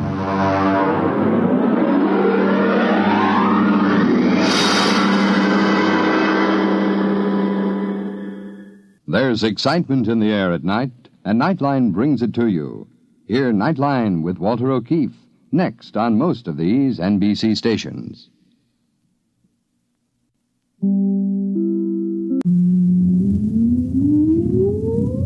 Countdown for blast off. X-5, 4, 3, 2, X-1, fire.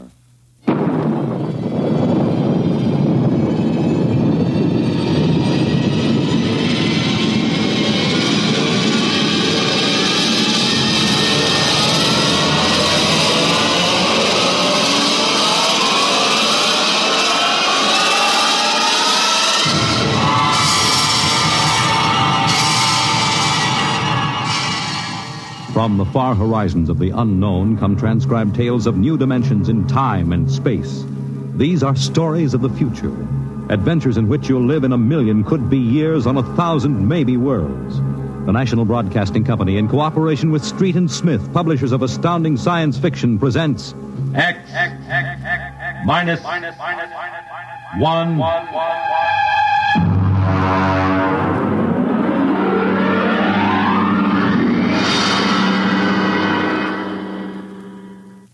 Tonight's story, Requiem by Robert Heinlein.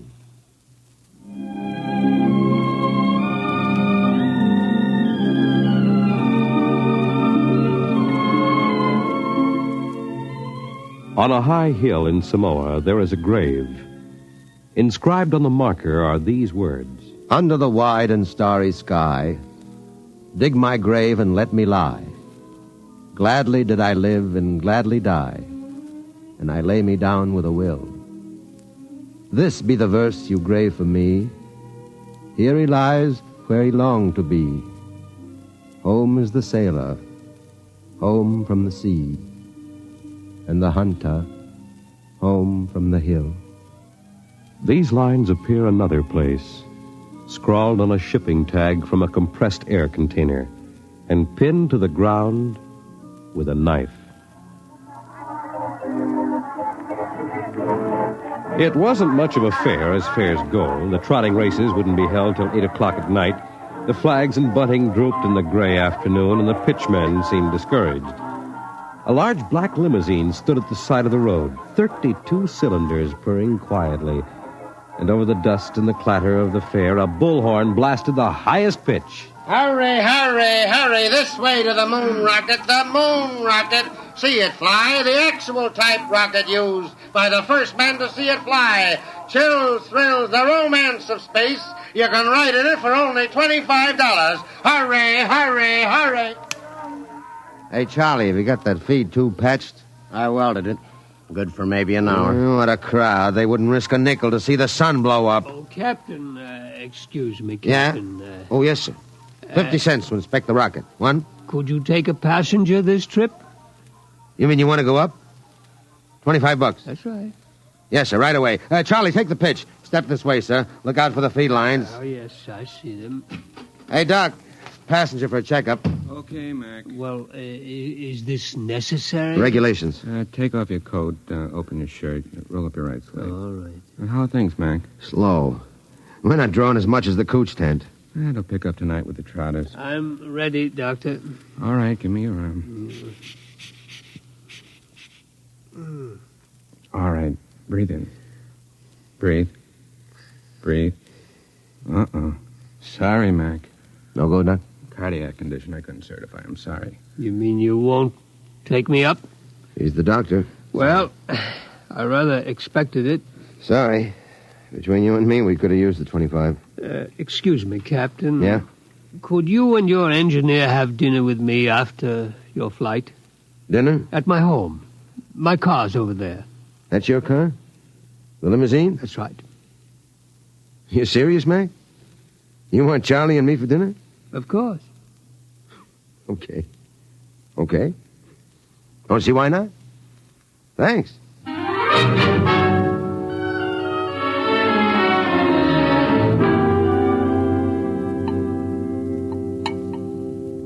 Charlie, you had enough. Lay off, Mac. Oh, that's perfectly all right, Captain McIntyre. Cigar? Thanks. Light? Well, thanks. Yes, it's hard for me to see why any holder of a master's ticket would quit the Earth-Moon run. I didn't like it. Yeah, don't hand us that. It was Rule G washed you out. All right, so I took a few drinks. Tell me, gentlemen, are you satisfied with what you're doing now? Are you kidding? We've been pushing the old junk heap for a year. Half the time, the sheriff has an attachment on the ship for a fuel bill. It stinks. Would it help you to get back to the moon? Well, sure. I could get a short-haul job hopping ore. I kept my nose clean, I might even get back on the run. Would you be open to a business proposition? What is it? You own your own rocket? Barring a couple of liens against it.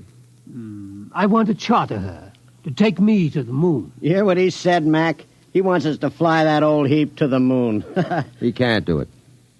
The old boat's worn out. Why don't you charter a regular company ship? Oh, no, I can't do that. The company charter comes up before a congressional committee this year. They have to follow the regulations. You can't pass the physical.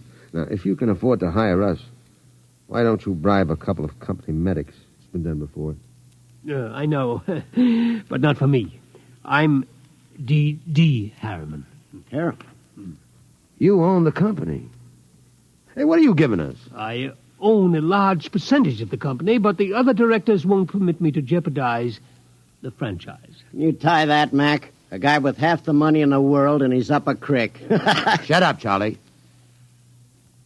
Why do you want to go to the moon so bad, Mr. Harriman? Well, it's the one thing I've really wanted to do all my life. I'm maybe 50 years older than you. When I was a kid, nobody believed we'd really reached the moon. You've seen rockets all your lives. When I was a boy, they laughed at the idea, but I believed. I wanted the moon then. I used to stand in the backyard and stare at it.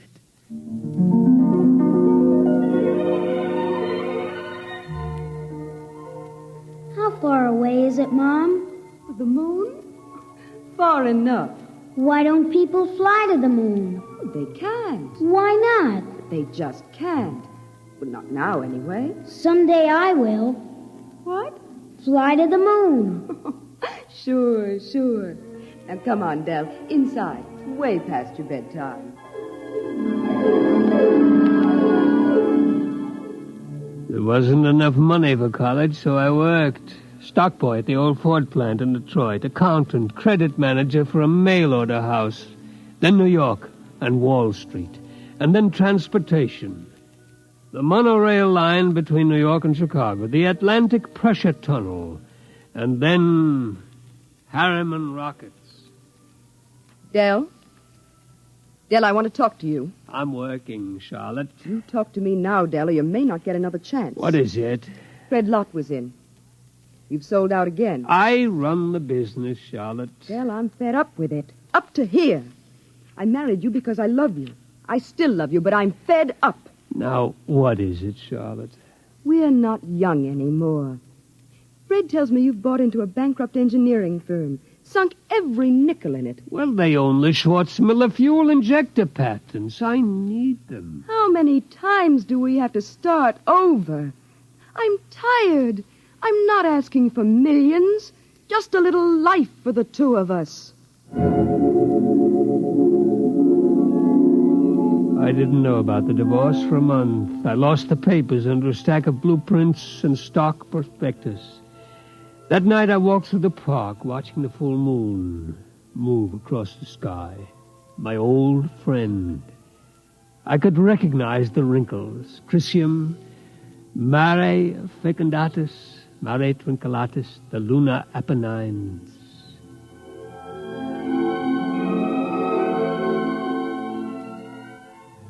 It took 2 fraudulent bankruptcies and an investigation by the Securities and Exchange Commission before we did it. The moon. There were 3 injunctions on the rocket before it blasted off. I was going on the second trip, but my considerate board served a court order on me. You can't go there. Fred, I'll break you if it's the last thing I do. Dell, you've got a bad heart. That's no secret. No. If you die out there, the whole card house comes down. Now, we've got an equity in this corporation. We're going to see it protected. You've sucked us in on this wild scheme, and now that it paid off, you're going to sit right down here on Earth and see that the dividends come out on time. You're not going to the moon, Dell. Forget it. I never went. By the time my lawyers shook off the restraining orders, the first cargo rocket had crashed in the Pacific, and Congress rushed through the Space Precautionary Act.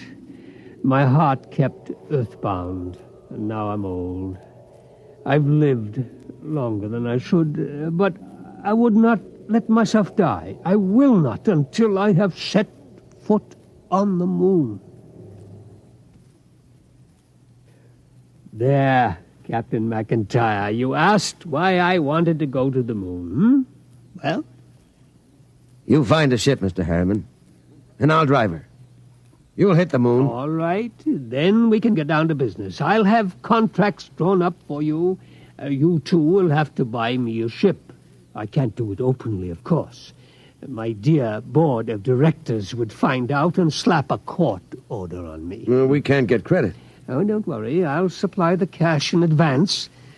Pick some ship that can be fitted for the jump. A strato yacht, Apply for a strato license. Then after it's issued, you move to a piece of desert. I'll find a strip and buy it. You mean fit her out there? Yes. We'll install extra fuel tanks, change the injectors and timers for space flight. Charlie, you think you can manage the changeover without a dockyard and shops? Well, I'll have to have a load of power tools and a lot of time. It'll be haywired and spot welded. Just so it doesn't blow up when I slap the keys. It won't blow. Well, that's what you said about the last ship. Now, cut it out, will you? I ask you, Mr. Harriman, that last ship was a junk heap and we knew it. Now, this'll be different. We're going to spend some dough and do it right. Ain't we, Mr. Harriman? You spend all the money you want. I'll see that you get it.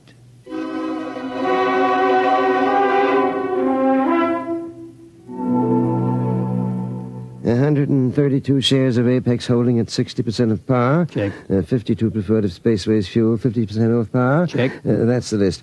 Oh, Mr. Harriman, there's a process server outside. Yeah? What is it? I don't know, sir, but I think it's a subpoena. Oh, I was expecting that. Ashley, get Mr. Kamens on the phone. I think it's time for my lawyer.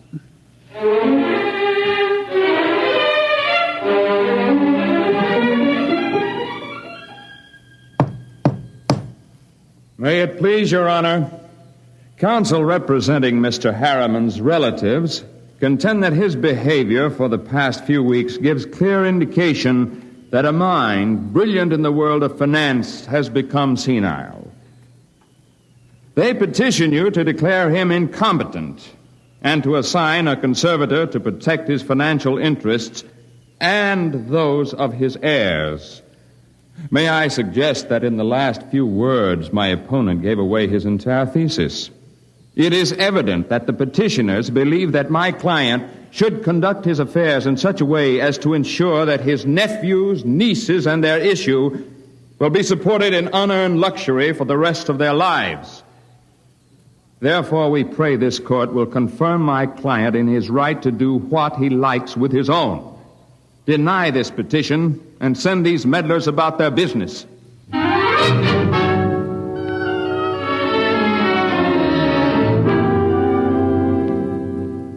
Well, Clemens, It could go either way.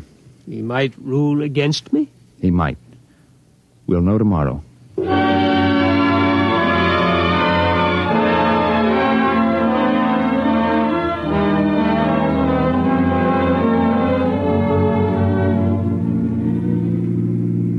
Here it is.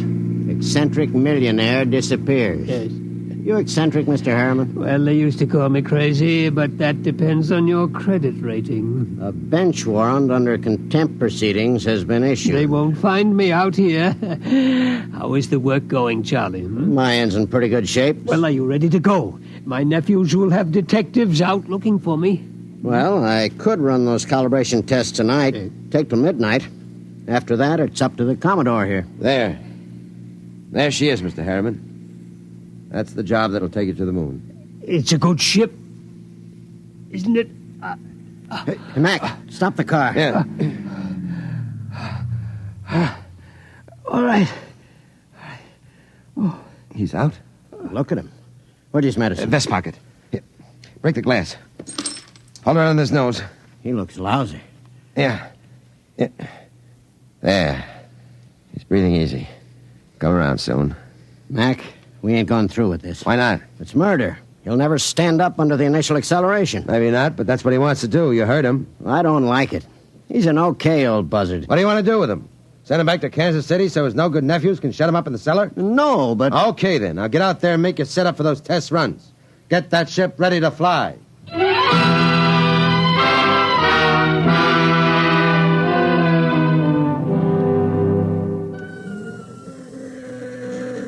Hey, you. Me? How many other people are there out in this desert? What can I do for you? You James McIntyre? Hey, Mac. What's the matter, Charlie? You McIntyre? Oh. Yeah. I'm the deputy federal marshal in this district. I got a warrant for your arrest. What charge? Conspiracy to violate the Space Precautionary Act. I suppose you're Charles Schwartz. I got one for you, too. Thanks. And a man named Harriman.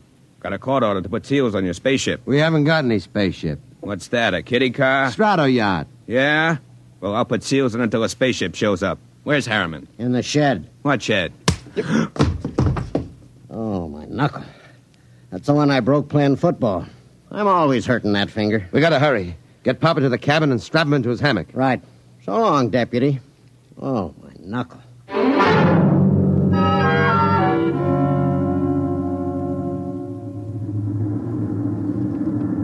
She's warm, Charlie. Everything set back there? How do I know? I didn't have time to run tests. Tough. You all right, Mr. Harriman? I think so, but these straps are tight.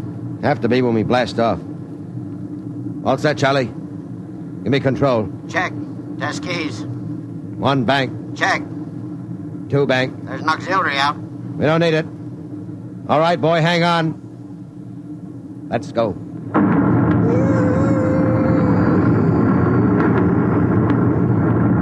How are you, Pop? I'm doing fine. Couldn't be better. You better stay in your hammock. I'll loosen the straps a little. What is it? Nothing. Just go easy on that side. You ain't fooling me none, Pop. You got a couple of busted ribs. There isn't much I can do till we ground. You take a neobaritol and I'll wake you when we cut jets. No, I'll stay awake. Okay, just as you say, Pop.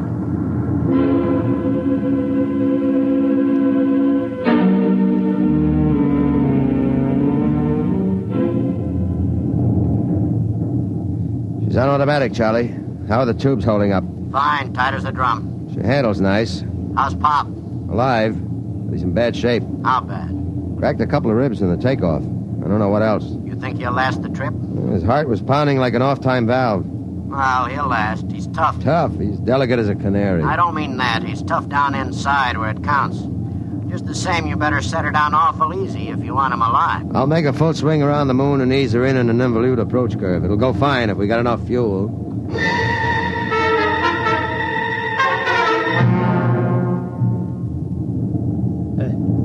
Somebody call me? Something wrong, Pop? thought somebody was calling me. I must have been asleep. I swung your hammock around. We're breaking now. There she is ahead. The moon. I've seen 1,000 photographs. There. That's Copernicus. Tycho. You know it all right, Pop. Where are you landing? Mare Imbrium, between Aristillus and Archimedes. Oh, it's about 40 miles from Lunar City, isn't it? Yeah. It won't be easy landing without ground approach radar, will it? I've done it before. Not without a second pilot to punch the statometer. You ought to have a mate's ticket, Pop. You know the whole routine. You must have really studied up. Yes, that's all I could do, study, until now. Oh, look at the moon. I feel as if I'm coming home. Yeah. Charlie. Yo. I'm taking her in. Cut in full power. Make it good, Mac. Pop can't take a rough one. Shut up and give me the power. I'll do my best. Okay. Statometer setting punched.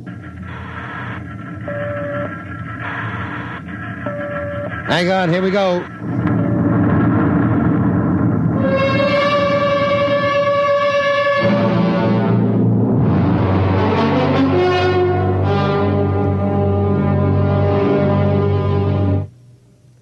That was a lousy landing, Mac. Statometer drift. How's our passenger? Quiet.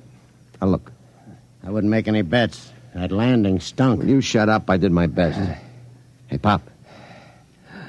He's alive. There's blood in his mouth. He's trying to say something. Take it easy, Pop. We're down. Oh, where? Take it easy. Vacuum suits. Where are they? Steady, Pop. You can't go out there yet. We got to give you some first aid. Give me that suit. What do you think, Mac? Might as well. Get the suit out of the locker. There, we'll use the big one. Be more comfortable. Okay. Hurry. Okay, Pop. Easy now. Hurry. All right, pull it up. Oh. Seal these zippers, Charlie. Take it easy. All right. The helmet. Air diaphragm set? Check. Air valve? Set. Lift it on him. Don't hit him. There. All right. Come on, Charlie. Get into your suit, and we'll carry him out the back.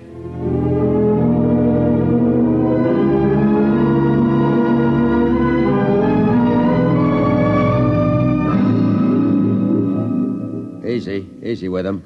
Okay. You all right, Pop? Outside. Take me outside. His left leg is gone. Get your shoulder under him. Right. Open the lock. All right, Pop. Come on.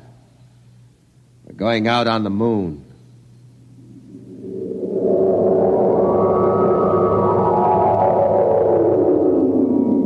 The moon. All right. I'm going to leave you out here to look around while we get ready for the hike to town. You all right?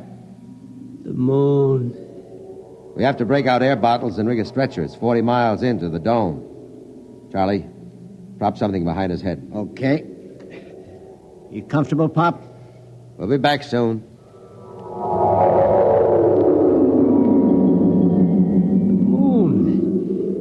I can feel the pumice dust, and it doesn't hurt anymore. Why, there's the Earth overhead, the Earth in the sky, and green-blue. I'm on the moon.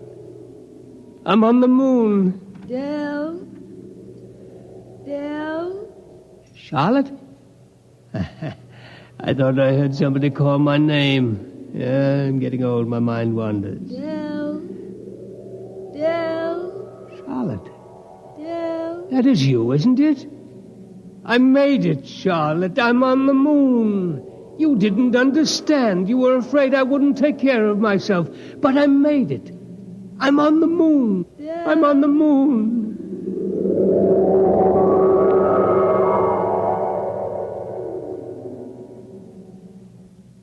Come on, Charlie. We better get Pop going. Here, give me a hand getting him on the stretcher. Never mind the stretcher, Mac. What's the matter? He won't need it. He's dead. Oh. Better get out the pumice skis and the air bottles. It's a long walk to town. Yeah. What about him? Looks as if he's resting, doesn't he? Propped up, looking out on the pumice. Well, he hit the moon. Come on. Let's start walking.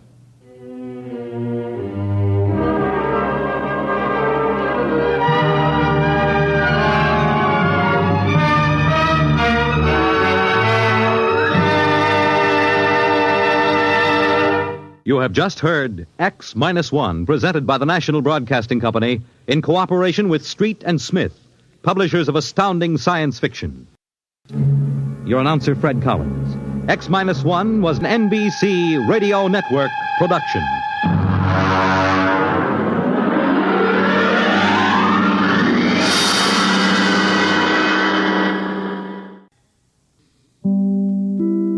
In just a moment, X-1. But first, when you hear the hearty laugh and familiar voice of the great Gildersleeve tomorrow night, you know you're in for some hilarious adventures. Because whenever Gildy is around, somehow things never seem to go as planned. It might be his impulsive nature, or maybe it's his incurable weakness for the fairest sex, but whatever it is, the great Gildersleeve is bound to keep you laughing for a full 25 minutes. Tune in tomorrow night and meet Judge Hooker, Nephew Leroy, Housekeeper Bertie, and all the rest of the friendly people from Summerfield as they join the great Gildersleeve. Now stay tuned for X-1 on NBC. Countdown for blast-off. X-5, 4, 3, 2, X-1, fire.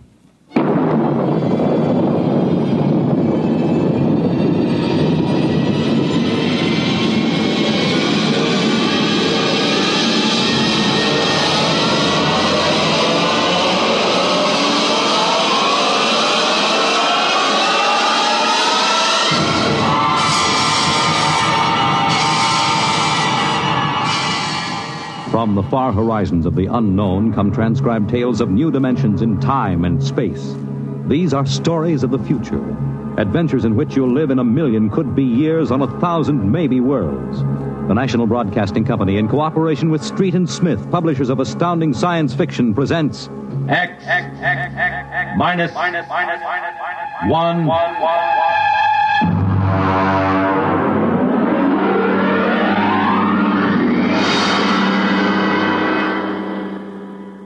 Tonight's story, Time and Time Again, by H. Beam Piper.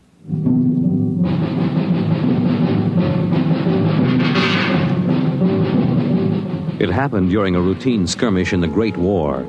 Patrols advanced from the defense perimeter under jet cover and preceded by napalm throwers. The enemy defended in depth and mopped up with guided 98s fired from 40 miles to the rear. The blast area was 10 miles in circumference, and the medics didn't find much to pick up over 500 yards in. Come on. All right, now back it in here. Look out, it's lousy with mud. More. Now, cut left. More, hold it. Stretches. Come on, Travers, get those men out. Yes, sir. Get a move on. Line them up. Come on. Easy. You want to kill them? Okay, take it away. Left those Joes where they was. Half of them won't last till the plane comes. As long as they're alive, they'll be treated. Get those tags out, Travers. Start taking names. Yes, sir. This one must have been 1,000 yards in. Get his dog tag out. What a mess. Here. Hartley Allen, Captain G5 Chem Research, AN 73D. Number SO 23869403-J. Hartley? Allen Hartley. Oh. That must be the Hartley that wrote Children of the Mist and Conker's Road. Never heard of him. Major, I think maybe he's partly conscious. Had I better give him another shot? Go ahead, Sergeant. There isn't much else we can do for him. It's a rotten shame. Yeah, ain't it always? Okay, Captain, let me have that arm. There.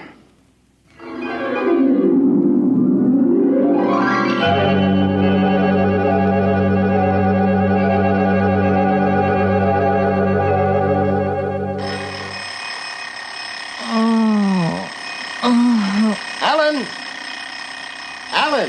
Oh, God. Down. Get up, Alan. Can't stay in bed all day. I remember that. Clear as if it were real. Up and at him. Hit the deck. Remarkably vivid. It's strange. Alan, are you all right? I'm all right. What's wrong with my voice?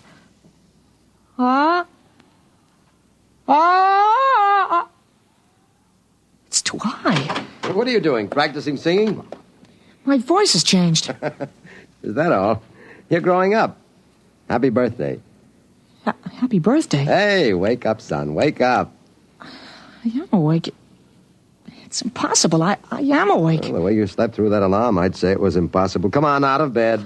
I don't understand. You went to bed at a decent hour. You could wake up the next morning. Come on, son. Breakfast waiting. Out of bed or I'll turn it over. All right. It's a dream. Maybe, but you're wide awake now. I am. I'm awake. Well, half awake anyway. That's the bell at St. Boniface, isn't it? What day is it? Are you kidding? You forget today's your birthday? No, I didn't forget. Neither did I. Here, son. Happy 13th birthday. You won't guess what's in here. A rifle. A light .22 rifle. Oh, now how did you know that? I remembered. Did I spill the beans sometime? Oh, I could have sworn it would be a surprise. Well, go on. Open it.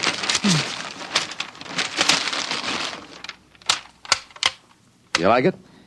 Yeah, it's perfect, Dad. We'll have to lay down rules about using it, and I'll have to teach you how to operate it. I don't believe in letting a boy handle a gun till he really knows how. If I let you play with that thing before I teach you about guns, you'd blow your head off. I suppose so. I'll be shaving, Alan. Come down to breakfast when you're ready. Well, it's a big day today. You're almost a man. Almost. You're still groggy. Snap out of it, Alan. I will. There's a dream in it somewhere, but I'm not sure which. What? Never mind, Dad. I'll be right down for breakfast.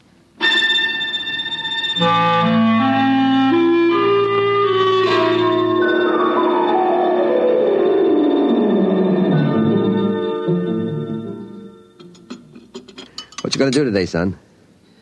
I want to do some reading this morning, I guess. That's always a good thing to do. After breakfast, suppose you take a walk down to the station and get me a Times. Didn't it come? What, the Times? Well, they don't deliver. Be a good idea, though. Maybe I'll talk to Sam Ashburn about it. Here's a $50, Alan. Get anything you want for yourself out of the change. Thanks, Dad. Finish your milk before you go. Sure, Dad. Thanks for the money. You're big enough to handle it now. Hurry back. I'd like to finish the crossword puzzle before lunch.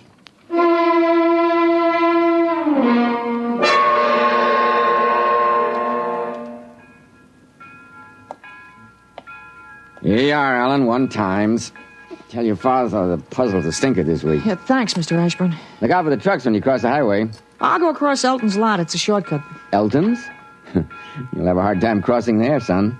There's 4 buildings on that block. I thought they burned down. I've seen them this morning, big as life. I guess that didn't happen yet. What'd you say? Nothing, Mr. Ashburn. I was just muttering. My days, youngsters talked up. Yes, sir. Bye, Mr. Ashburn.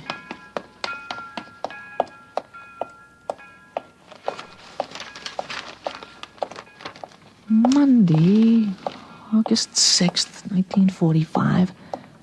Okinawa 1. Bombing Japan. Hey, Alan. Alan, wait up. Hey, Larry Morton. Hi, Larry. Hi, Al. You going to Sunday school? No, I have some things I want to do at home. Oh, get him. Fancy pants talk. Things I want to do at home. Oh, go chase yourself around the block. Go jump in a garbage can. Go take a flying jet to the moon. Hey, that's a new one. Flying jet to the moon. You thought up a new one, Al. Yeah. I wish I could stay home from Sunday school when I wanted to. How about us going swimming at the canoe club after? Oh, I wish I could. I gotta stay home. We're expecting company. A couple of aunts of mine. Dad wants me to stay home when they come. Aunts are a pain. Nothing I can do. You see the football movie at the Grand? Boy, what a team. Notre Dame. I thought you'd like Cornell. Cornell? They couldn't beat Vassar. Well, you're gonna go to Cornell, aren't you? Me, Cornell? Fat chance. I'll bet you do. I wouldn't take your money. Well, I know you wouldn't, but you'll go to Cornell, all right. Cornell. Far above Cayuga's waters, there's an awful smell. Just the same, you'll go to Cornell. Hey, Larry, I gotta go. Well, so long, Al. I'll see you. So long, Larry. See you.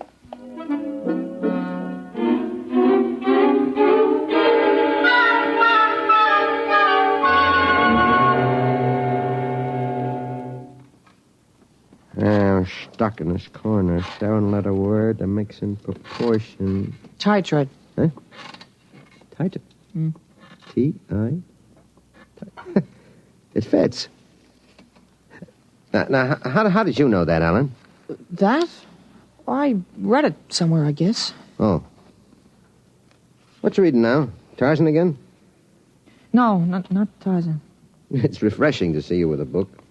Sometimes I think I ought to forbid comic books in the house. Yeah, they must be raising the devil with those bombing raids in Japan.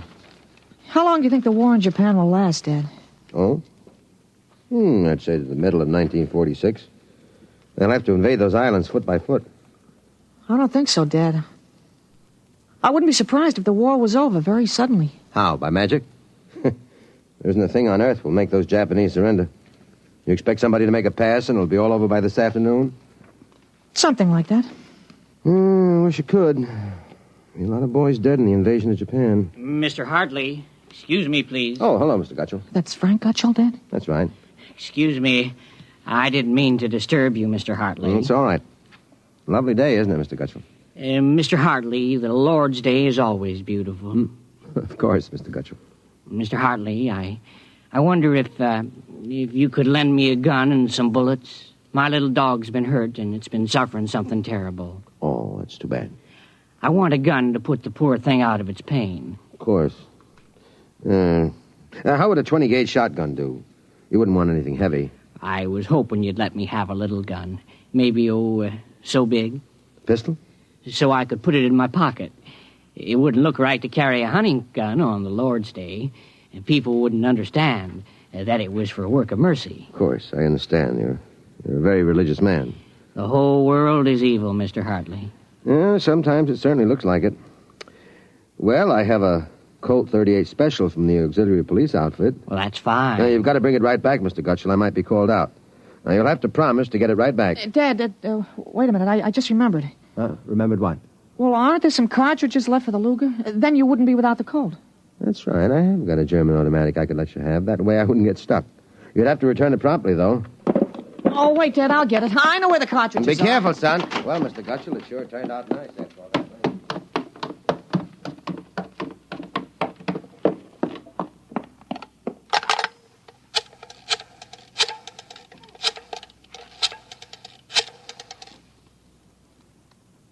Hello, police headquarters. This is Blake Hartley. Frank Gutchell, who lives on Campbell Street, has just borrowed a gun from me, ostensibly to shoot a dog.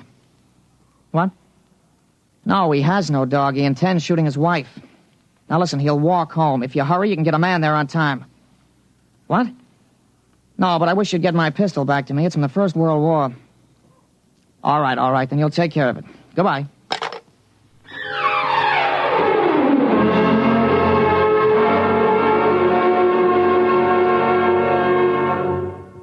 There you are. What kept you, Alan? Well, I couldn't find the cartridges at first. I'll show Mr. Gutchell how it works. It's all loaded, ready to shoot. This is the safety. Just push it forward and up. There are 8 shots in it. Did you load the chamber, Ellen? Sure, it's on safe now. You understand how it works, Mr. Gutchell? Oh, yes, I understand. Thank you, Mr. Hartley. Thank you, Sonny. Goodbye. Goodbye, Mr. Gutchell. Return the gun when you're done. Yes, I'll be done with it soon. Goodbye. Alan, you shouldn't have loaded that gun. I guess it's all over now. I had to keep you from fooling with it. I didn't want you to see I took out the firing pin. You what? Gutchell didn't want that gun to shoot a dog. He's a fanatic. He sees visions, hears voices. The voices probably put him up to this. Well, I'll submit that any man who holds intimate conversations with disembodied spirits isn't to be trusted with a gun. What are you talking about? While I was at it, I called the police upstairs. I put a handkerchief over my mouth and told them I was you. You? Well, why did you have to do that? I couldn't have told them this is little Alan Hartley, 13 years old. And suppose he really wants to shoot a dog. What kind of a mess will I be in then? No mess. If I'm wrong, which I'm not, I'll take the rap for it. Dumb kid trick, you know. But if I'm right, you'll have to front for me. They give me a lot of cheap boy hero publicity, which I don't want. This is crazy, Alan. This is absolutely crazy. Maybe. We'll have the complete returns in 20 minutes.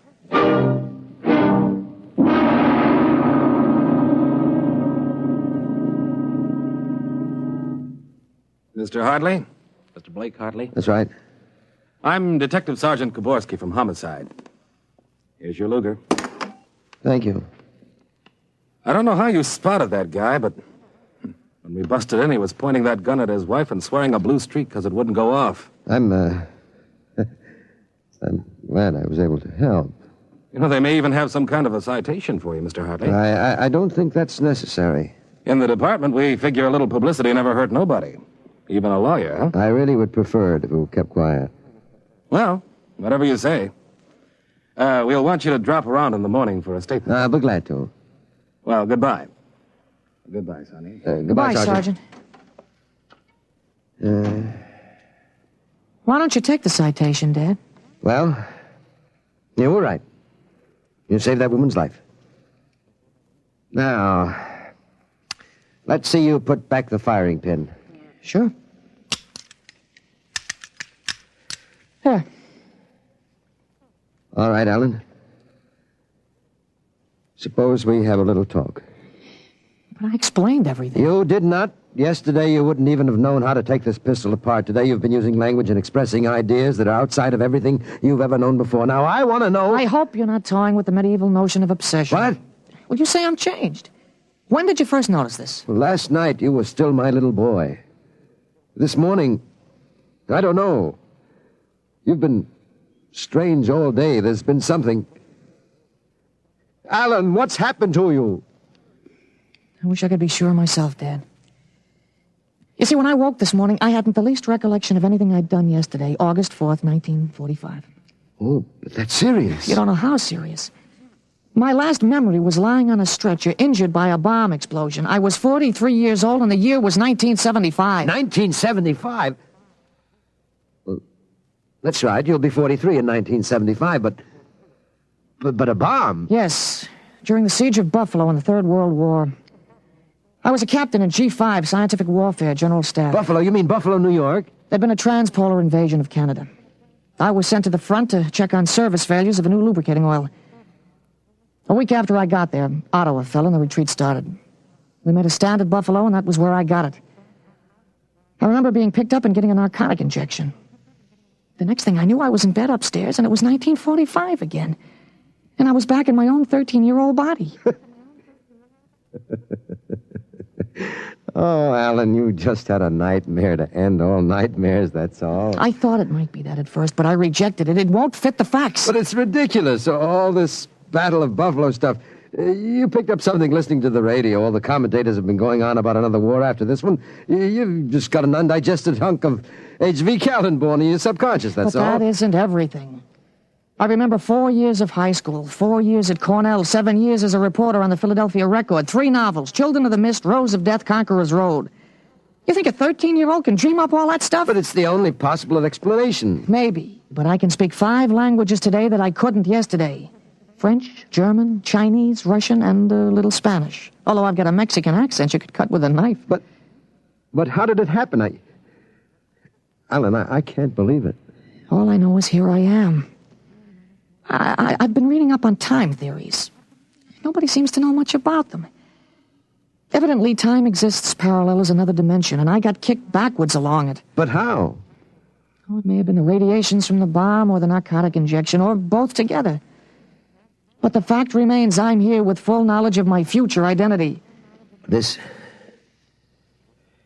is quite a shock, Alan. But you do believe me, don't you? Yes, I suppose I must. You seem so strange, as if you weren't my son. I'm your son, all right. Same body as yesterday. I've just had an educational shortcut. Wait a minute. If you can remember the next 30 years, suppose you tell me when the war is going to end. This one against the Japs, I mean. Oh, sure. Well, the Japanese surrender will be announced at exactly 7:01 p.m. on August 14th. That's a week from Tuesday. Week from Tuesday? You better make sure we have plenty of grub in the house by then. Everything will be closed up tight till Thursday morning, even the restaurants. I remember we had nothing to eat in the house but some scraps. A week from Tuesday. And that's pretty sudden, isn't it? Not after today. What do you mean? What happened today? Oh, plenty. Well, what time is it, Dad? That's 11:16. Is your watch right? Well, to the seconds, why? Well, it'll come at exactly 11:17:40. What'll come? The radio announcement. What are you getting at? Something important on the radio? Well, we'll see. Well, don't bother, Dad. It won't work. I remember we had a tube burned out. There is something wrong. When is this announcement of yours? Now I remember it. I memorized it in journalism school in 1954. What time is it? 11:18 o'clock. We're breaking into the program now. President Truman has just announced that an atomic bomb has been dropped on the Japanese industrial city of Hiroshima. The bomb was dropped 16 hours ago, and the announcement was delayed to ascertain the results of the explosion. A man named John Howard Peterson read that announcement from the Washington newsroom with NBC. I don't believe it. No? Well, listen. What?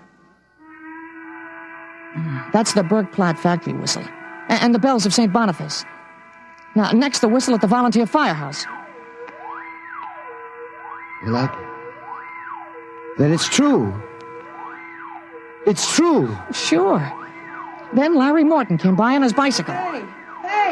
Hey, Al. Al, you hear? You hear about the bomb? An atomic bomb. Yeah, we heard. Boy, atomic bomb. Oh, boy. I gotta go find my pop. He's on the golf course. Bye, Al. Bye, Mr. Hartley. You knew. You knew about it. The next bomb hits Nagasaki. I thought that stuff about atomic energy was so much fantasy. Was that the kind of bomb that got you? Oh, that was a firecracker to the one that got me. It was a guided 98. Exploded 10 miles away. And that's going to happen in 30 years? I remember it. How about... Well, how about me? Oh, wait. Never mind. I don't think I'd better know when I'm going to die. I couldn't tell you anyway. I had a letter from you just before I left for the front. You were 78 then, and you were still hunting and fishing and flying your own plane. But another war, and fought on American soil. Oh, Ellen, I wish this hadn't happened to you. It happened. I remember it. But if I can help it, I'm not going to get killed in any battle of Buffalo. But if you remember it, if time exists as a parallel dimension, then every tick we're getting closer to that Third World War. Dad, you know what I remembered when Gutschall came to borrow that gun? No, I suppose that you suspected him and warned me. No, that wasn't it. The first time when I was really 13, I wasn't home. I'd been swimming at the canoe club with Larry Morton. When I got home about a half an hour from now, I found the house full of cops. But if the gun didn't fire... What makes you think it didn't? Gutschall talked the 38 out of you. He went home, shot his wife 4 times in the body, once behind the ear, and used the 6th shot to blow his own brains out. That's what you remember? Yes. The cops traced the gun. They took a very poor view of your lending it to him. You never got it back. But here it is. Oh, not the way I remember it. But I didn't want you in trouble, so I warned you. Dad, I found out the future can be changed. One man can't change the whole future.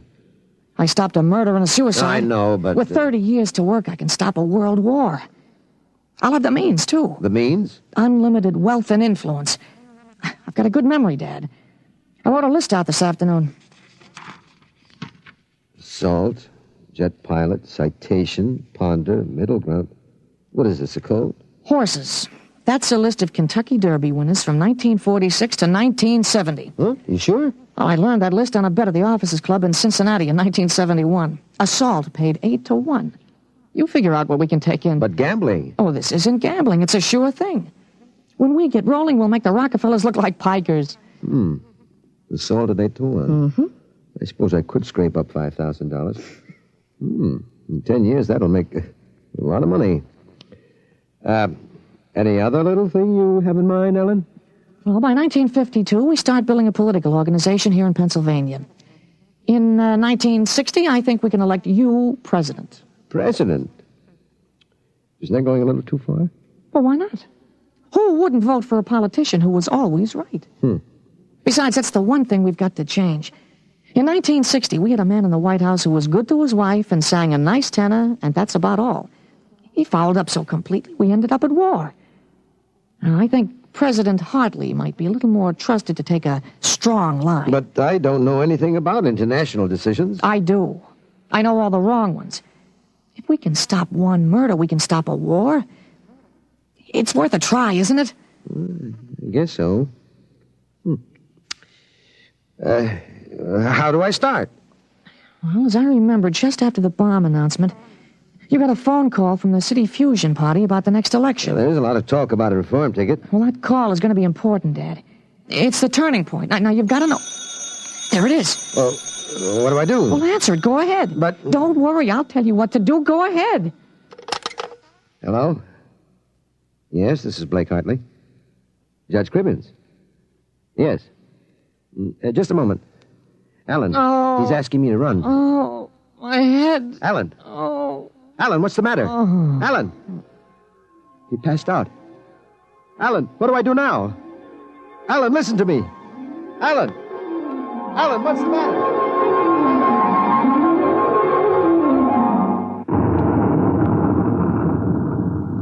Captain Hartley. Captain Hartley. He was all right, Doctor. I gave him a shot and he was all right. Well, he's dead. All right, Sergeant. Make out the tag. Hartley Allen. Captain. Dead April 8th, 1975.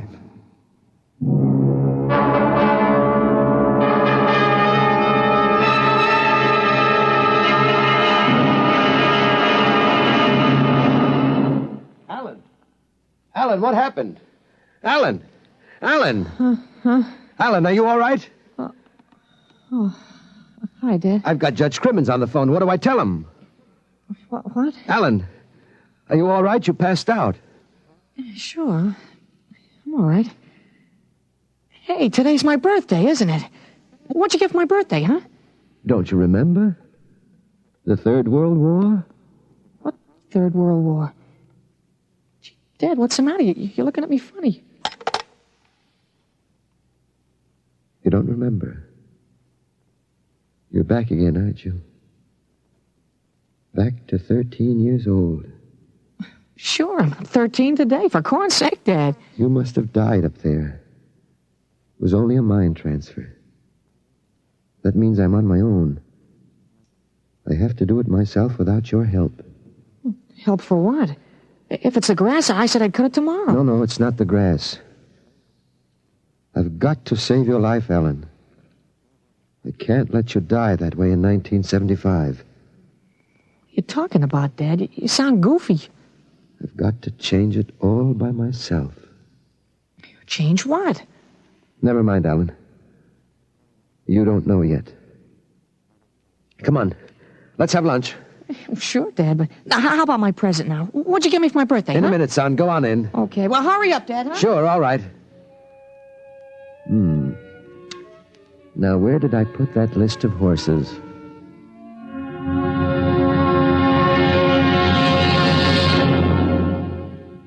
You have just heard X-1, presented by the National Broadcasting Company in cooperation with Street and Smith, publishers of astounding science fiction. Tonight, by transcription, X-1 has brought you Time and Time Again, written by H. Beam Piper and adapted for radio by Ernest Kenoy. Featured in the cast were Jack Grimes, Peter Fernandez, Joe DeSantis, Joseph Bell, Clark Gordon, Herm Dinkin, Dick Hamilton, and James Dukas. Your announcer, Fred Collins. X-1 was directed by Daniel Sutter and is an NBC Radio Network production.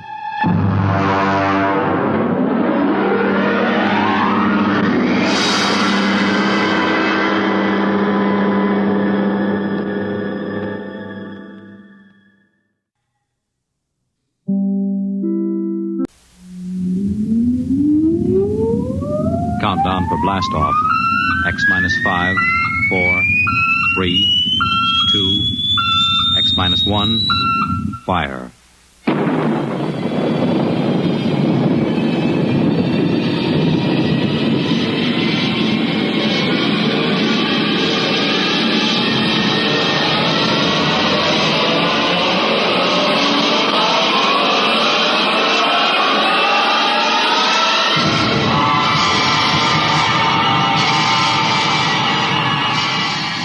From the far horizons of the unknown come transcribed tales of new dimensions in time and space.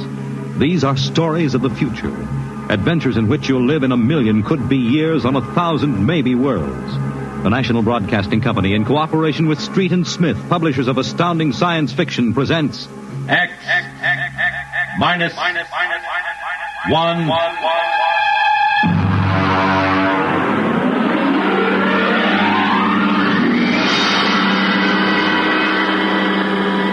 Tonight's story, The Embassy.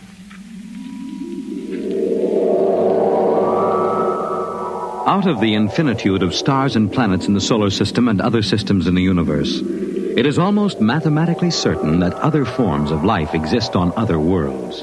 Someday, in the future, in 1,000 years, or in the next 25 minutes, daring travelers through space will make contact with the inhabitants of another world. But the question is, will we contact them first, or will they contact us? A private detective agency in downtown New York. Mr. Graffius, Mr. Broderick will see you. Well, what can I do for you? My name is Graffius of Springfield. I would like your assistance in helping me locate a Martian embassy. Would you say that again very slowly? I came to New York to locate the Martian embassy. I assume you were joking. On the contrary, I am completely serious. As it happens, I am interested only in Martians at the moment. I see. Okay, shoot. Well, it occurred to me in the course of my studies that we, Earth people, cannot possibly be the only intelligent form of life in the universe. Since Mars is older geologically, and since it is also an atmospheric planet, its evolutionary history could easily be similar to ours. Do you follow me? Well, so far I can't say no. If this is true, then they must have been watching us, observing us for hundreds, possibly thousands of years. They also know we are a militaristic, warlike race. We might conceivably set out to conquer and occupy Mars someday. In which case they would try to get the jump on us. Precisely, Mr. Broderick. Now, if you were planning to attack an unknown nation, what would be your first move, Mr. Broderick? Well, intelligence. Find out what the odds are. Oh, you have a very logical mind, sir. You would send agents to scout the nerve centers of earthly civilization and advancement. Not Kansas City or Equatorial Africa, my dear sir, but here, in New York, the most technically advanced spot on the earth. And you want me to help you prove this theory of yours? Precisely. The expense doesn't interest me. Well, now, this may take a long, long time, Mr. Graffius. After all, nobody has ever seen the Martian. I assure you they will be very ordinary-appearing people. Mm-hmm. Very likely they live together in downtown New York. Most certainly they live in a private house with no servants to pry in their affairs. Oh, some ordinary people who live in a private house in downtown New York. I might just as well look up Martians in the classified section of the phone book. There's one other lead which might help you. What's that? They would be almost certain to subscribe to every conceivable type of newspaper, scientific journal, and foreign language publication. Well, now, that might be something. Okay, Mr. Graffius, it's a deal. Excellent. I shall contact you tomorrow.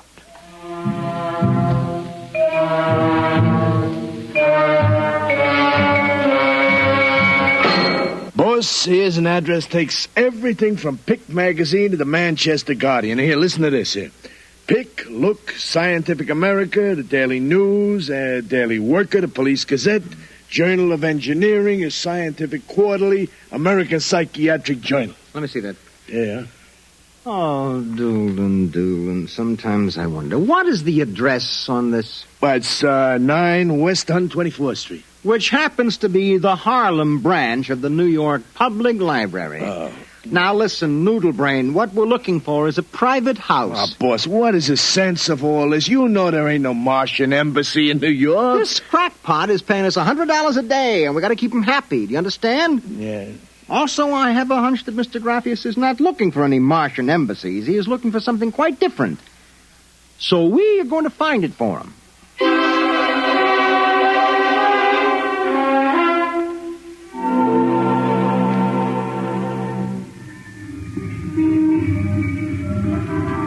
Which house is it, Doolin? It's right down there, number 108. Nobody comes out, nobody goes in. I asked around. You haven't been blabbing around the neighborhood that we're looking for the Martian embassy, have you? Boss, I'm stupid, but I ain't that stupid. Who'd you talk to? I struck up what you might call a casual acquaintanceship with those two girls standing with the baby carriages up the street. That cute one is real shooting it. Look, Doolin, don't try to do anything intelligent, all right? Just keep walking up and down, see? Check. I'm going back to the office to meet Graffia. I'll see you later, boss.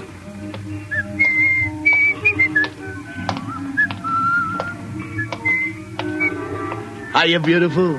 Hiya, Flatfoot. Name is Dolan, honey. Iron Man Dolan. Your line is getting rusty, Iron Man. So help me, honey. If I'm feeding you a line, may the heavens open up and strike me dead.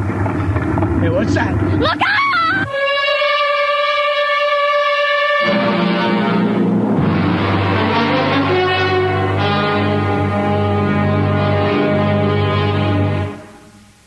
I'm sorry to have kept you waiting, Mr. Graffias. Thank you. But I've had Doolin casing our first lead for a week now. It's a house down in Greenwich Village, privately rented, number 108 Conklin Street.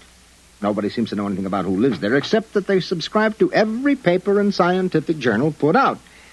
Also, there's a radio antenna on the roof. Oh, you don't suppose your Mr. Doolin will try to get inside the house? If this place is the Martian embassy... No, don't worry. Doolin can take care of himself. It's probably him now. Excuse me. Hello. Yeah, speaking. Doolin? Yeah, he works for me. What? No. No, I can't think of any. Yeah, sure. Okay, I'll be right down. Okay, Lieutenant. Yeah. Yeah, right away. Something the matter? Doolin is dead, Mr. Graffias. All right, come on, we get a cab. I have to identify the body.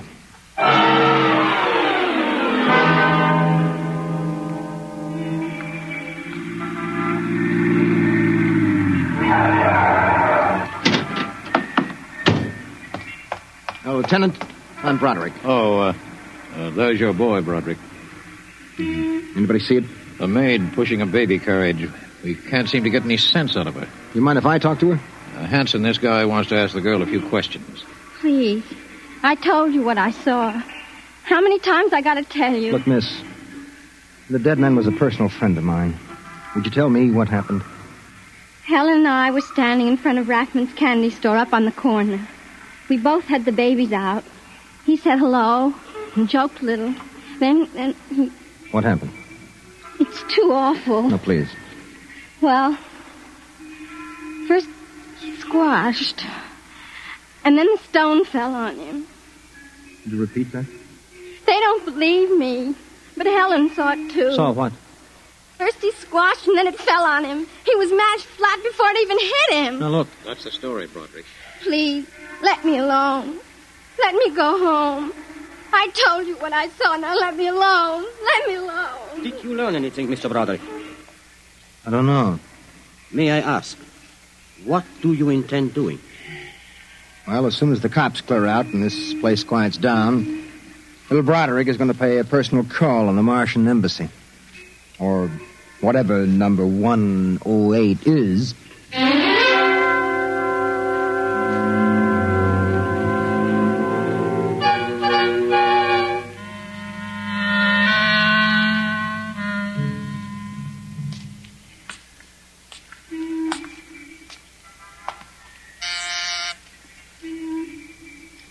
Whatever you are, open that door.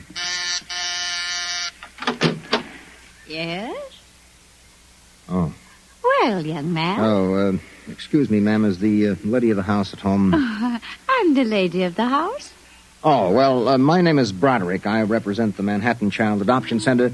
We're soliciting funds and clothing for stranded and unadopted children. I Won't wondered you if... come inside? Well, we don't. Usually Oh, we... nonsense. I'm old enough to be your grandmother. Besides, my son Lauren is working at home. Your son? Oh, he's a bibliographer. He writes summaries of articles and books from scientific journals and publications for libraries and universities. Oh, I see. Sit down, Mr. Broderick. Let me pour you a cup of tea. Oh, thank you. Well, you know, I'm not much of a tea drinker, but this seems to have a strange taste. Oh, it's my own recipe. Uh-huh. Well, I think that I'd better be running along now. You haven't finished your tea, Mr. Broderick. No, really. I feel a little funny. I'll call Lauren. No. It's all right, I'm leaving. I just feel kind of dizzy. I'm sure Lauren would like to hear about the adoption center. I'll call him. No, don't but I must. Besides, you aren't well. Tea. Lauren! I've got to get out. Lauren, hurry! Look out. You get out of my way. No. You must stay. Yes, Mother. You drugged my tea. You let go of my arm. Lauren! Let go! No! Oh! I've got to get out the front door. Open. What happened? The other one, that Broderick, he was here. I drugged his tea. He got away? He was suspicious. Fool! Idiot! Go after him. Risk another murder on our doorstep. Are you insane? But he suspects. Well, we'll have to take our chances. We'll have to think of some other way. If he goes to the authorities... Oh, they'll laugh at him. How did they find out? I don't know how. But I'm certain someone else sent them. Who? I don't know. I'm afraid to let myself think. It might be. It just might be them.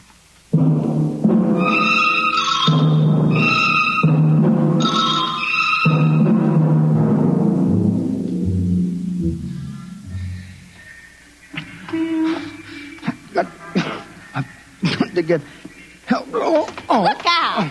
Miss, please. All right, miss, we'll take care of them. Come along, mister. I'm going to give you a break and take you back to the wife and kids. No, you can't. I'm sick. Sick, is it? What's the matter? I'm drugged. They drugged me. Who drugged you? In number 108, the Martian. Who? The Martians in 108 at Martian Embassy. Well, I've seen them with pink elephants, rabbits, and mice, but you're the first one that's got Martians. Oh, it's true, I tell you. Come along. Listen, don't take me back there. They'll kill me. I've got to make you understand. Here, I'll help you up the steps. What? Listen, my name is Broderick. I'm a private dick. We'll find out about this. No. Here, don't try any tricks. Officer, listen, please. I'll give you anything, $1,000, but please, listen. For God's sake, listen. Yes, officer? Oh. Why, Broderick. You know this lush, Granny? Oh, why, that's my son, Broderick. No, she's Martian. He's in pretty bad shape. You better get him to bed. Oh, dear, and he was doing so well at the Alcoholic Society. He must have gotten off again. Looks like he's ready to pass out. Lauren! What is it, Mother? Oh, Bron. Your brother Broderick has been drinking again. No, officer, please. Look out. He's passed out. Oh, I'll take care of him, officer. We've handled this sort of thing before. Can you manage okay? We'll be fine. Thank you. Oh, you've been very kind, officer. Nothing at all, Granny. I know how it is with these alkies. Well, I'll be seeing you.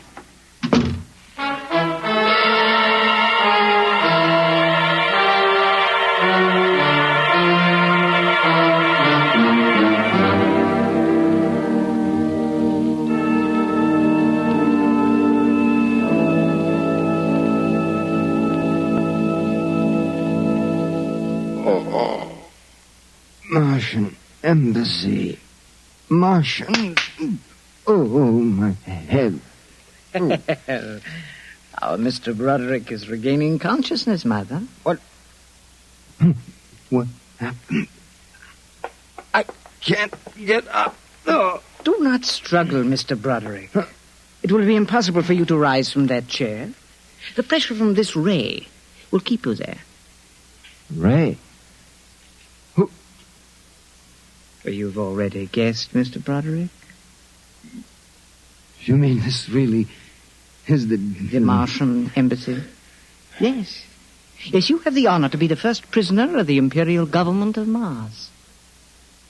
First prisoner? Yes. After the invasion, of course, you will all be our prisoners. What sort of nonsense is this? No nonsense, Mr. Broderick. As your people will soon find out. Our preparations for invasion are nearly completed now. As soon as we give the signal, our armed forces will launch a surprise attack. And then the Earth will be ours. crazy. Oh, not half as mad as you, Mr. Broderick, to come muddling so foolishly into our affairs. It was a mistake, Mr. Broderick. A fatal mistake. So Doolan's death was no accident, then, huh? Oh, assuredly not. We found it necessary to use a pressure ray on your friend. The block of concrete was an afterthought. We thought it might help to divert suspicion. All right. So what happens now? If you cooperate, you can look forward to a quick, painless death. Like your friend, Mr. Doolan. If not? Well, this pressure ray has many delicate adjustments. It can move a pin, or it can crush a boulder. Let me demonstrate.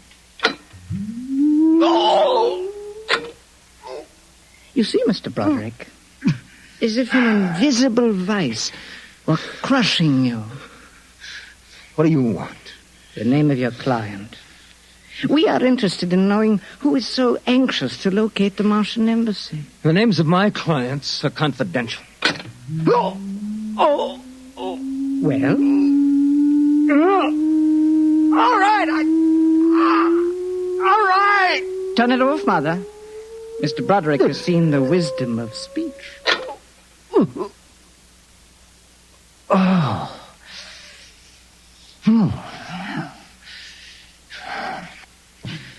His name is Graphius. Graphius? Yes. An unusual name for an Earthman. Describe him. Well, I don't think I really can. Describe him.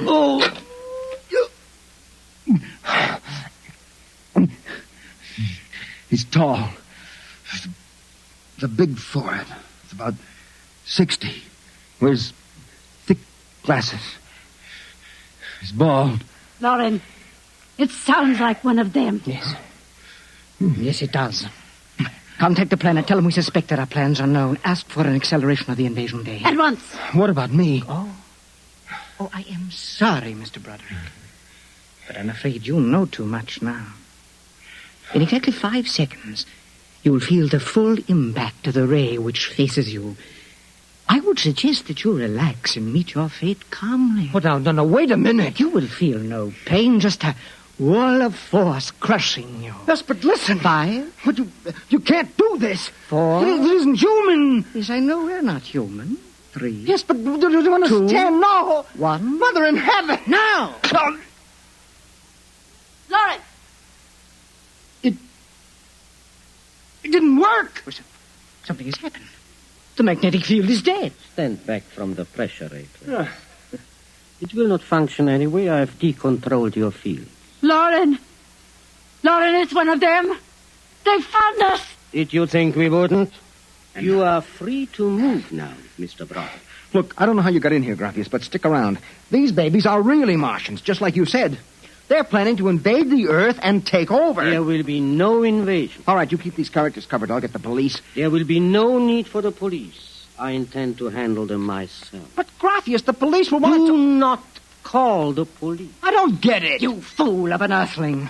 Don't you realize with whom you are dealing? The invasion of Earth by Mars will be like child's play compared with what... Lauren! Oh! Holy mackerel. They just flattened out. Yeah, like your friend, Mr. Doolin. Oh, I detest the use of violence where the intellect can rule. But unfortunately, the Martians are a threat to us and must be destroyed so that we can proceed with our own plans. What plans? Naturally, you wouldn't comprehend. Wait a minute. There are some things here that I do understand. A second ago, that pressure ray didn't work. Now you're using it like it was a toy. How did you get in here, anyway? Who are you? Another one of these Martians? No, Mr. Broderick. I happen to be a Venusian. A what? A representative of the planet of Venus. You're crazy. Not at all. Martian invasion would be like child's play compared to ours. The Martians would simply have conquered and enslaved your people. We Venusians intend to exterminate you completely. And I suppose that you were going to start by knocking me off now, On huh? the contrary, you are free to leave any time you please. Leave? Yes? Are you kidding? I know your plans, the invasion. I could go... Tell the police? Go ahead. Huh? Why don't you try it, brother? Because the minute I turn my back, you're going to let me have it. Suppose you try it and see. I have no interest in stopping you. Go ahead. Run to the police. Tell them anything you like. All right, Buster, you asked for this.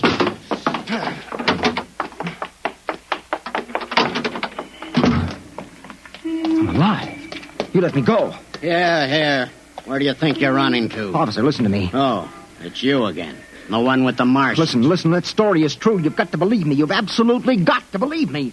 They're inside that house, inside number 108. He killed them. Who killed him? Graphius, the leader of the Venusian invasion. Venusian invasion. Look, they're going to take over the Earth.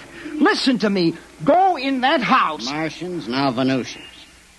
Okay, brother, I've heard enough. Your Betty is a bedbug. Come along. Please, where are you taking me? Bellevue Psychiatric Ward, my friend. Come on. No, but you... Come along. You don't understand.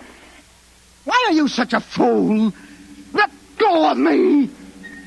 There's going to be an invasion. The Venusians are going to invade us. Why don't you listen to me? Why don't you listen?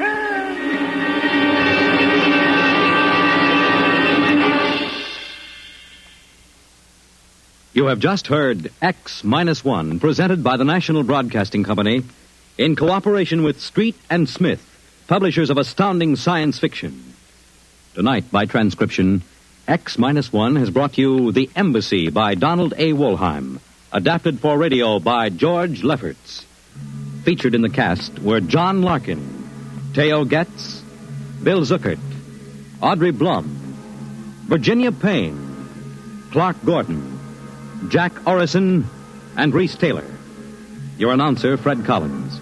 X-1 was directed by Dan Sutter and is an NBC Radio Network production.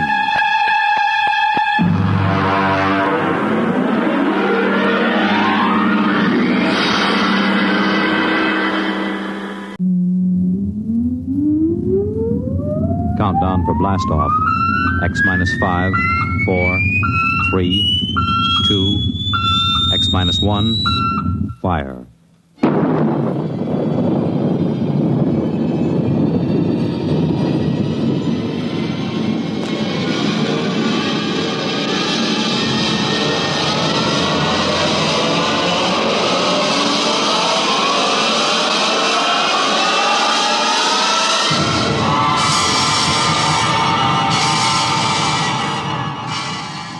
From the far horizons of the unknown come transcribed tales of new dimensions in time and space. These are stories of the future, adventures in which you'll live in a million could-be years on 1,000 maybe worlds. The National Broadcasting Company, in cooperation with Street and Smith, publishers of astounding science fiction, presents X minus 1.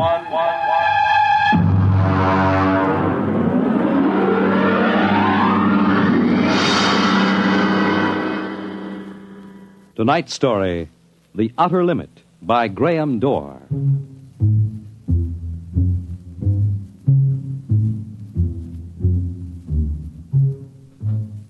We go ahead now in time to 1965. We're on a vast concrete runway set in the desert of the Southwest. A giant metal ship stands before us, prow pointed for the stars. And in 5 minutes, the signal will flash and it will tear up through the atmosphere to the outer limit.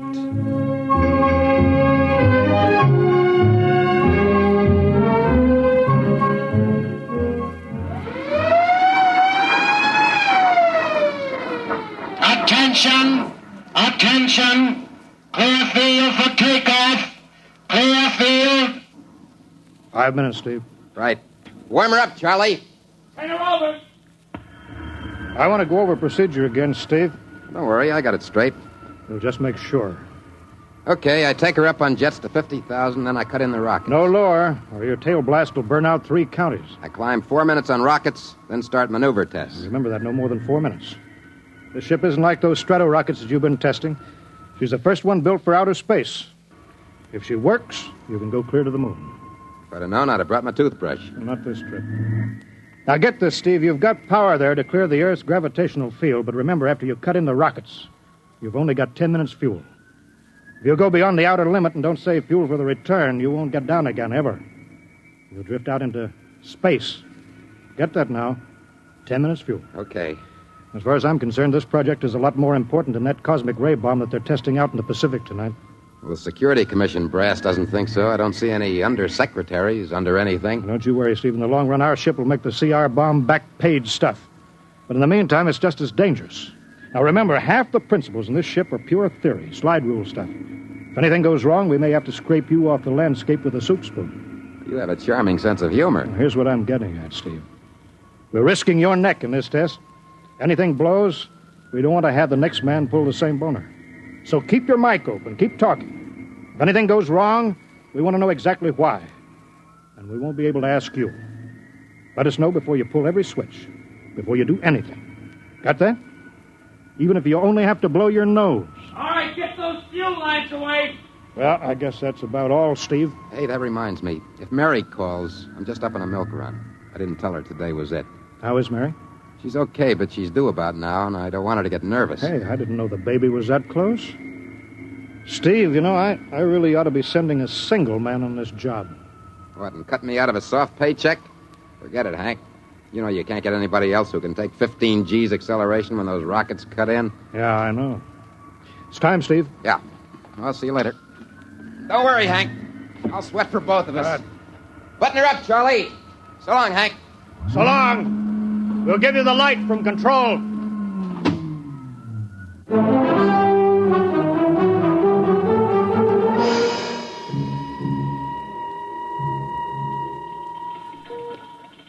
X2 JTR to control. Are you there yet, Hank? Okay, Steve. I'm ready to go. Mr. Hanson. Ready on radar, Sergeant? Check. Mr. Hanson, you better see this. What is it, Elsie? Message sent up for Steve. Mrs. Weston just left for the hospital. What? Hello, Steve. Yeah. Stand by a minute. Shall I hold it up, Mr. Hanson? Yes. No, wait just a minute. It's too late now. You going to tell him? Well, maybe he's got enough to worry about. Hey, what's holding us up, Hank? Something on your mind? No, there's nothing, Steve. I just wanted to say good luck. All right, Charlie. Give him the light.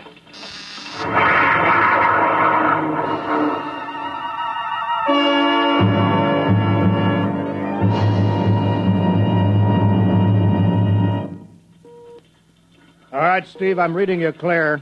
I'm at 20,000. Airspeed 600. It's running fine. Soundproofing works.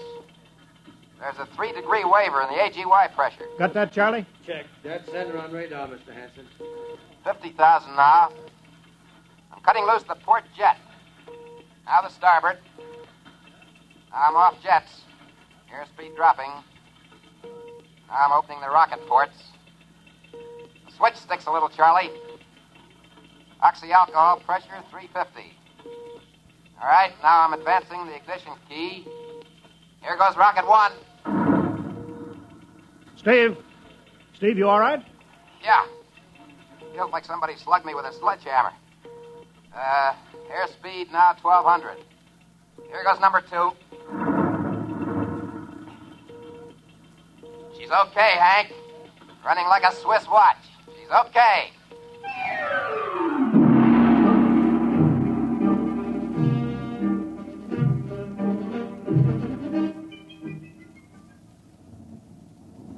Hello, Steve. Elapsed rocket's time is now 4 minutes. What's your altitude? Over to you. Speed 4,400, still climbing. Altitude 297 miles. All right, you're at the outer limit. Level off for maneuver tests. You've got exactly 6 minutes fuel left. I'm starting a 3-degree left bank. She's a little sluggish. There, it's all right. There's a low vibration somewhere. Maybe the cockpit cover. My view screen's a little fogged. Now I'm straightening out. 5 minutes fuel left. Now I'm starting a 3-degree right. Hey, What's the matter? What's wrong? There's something up here. Something shining. What are you talking about? There's something above me, Hank. I'm going to chase it. Steve, you're at the outer limit now. I can see it plain now. Now, Steve, don't go any higher. You've only got 4 minutes left. You've only got... I'm getting static. I can't hear you, Hank. It's dead ahead now. I'm going to make a pass at it and get a good look. Here goes. Hey, it's swerving to meet me. It's dead ahead now. Look out, it's dead ahead!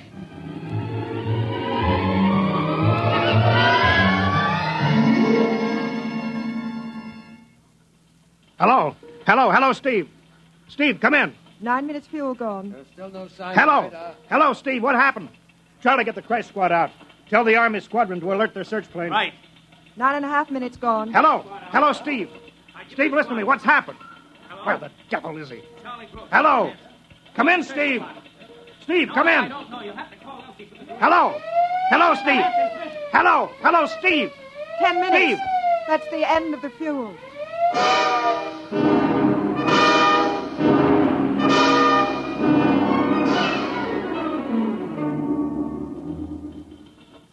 How long has it been now?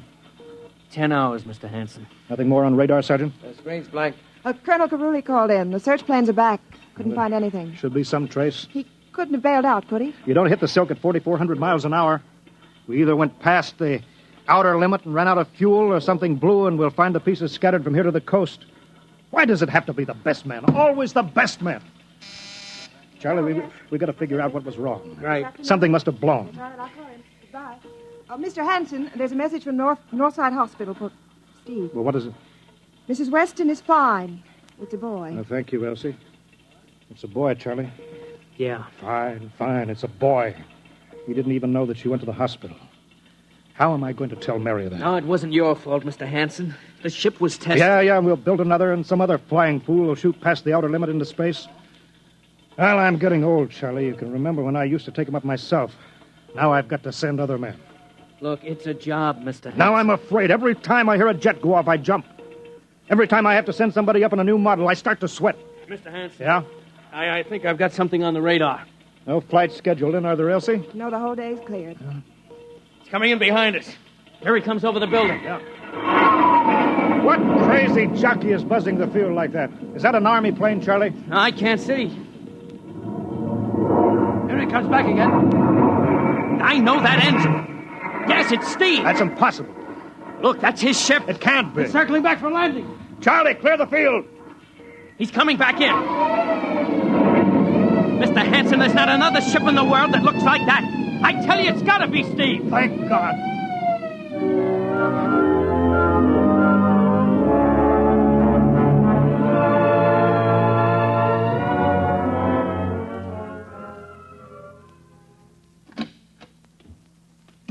All right, sit down over there, Steve.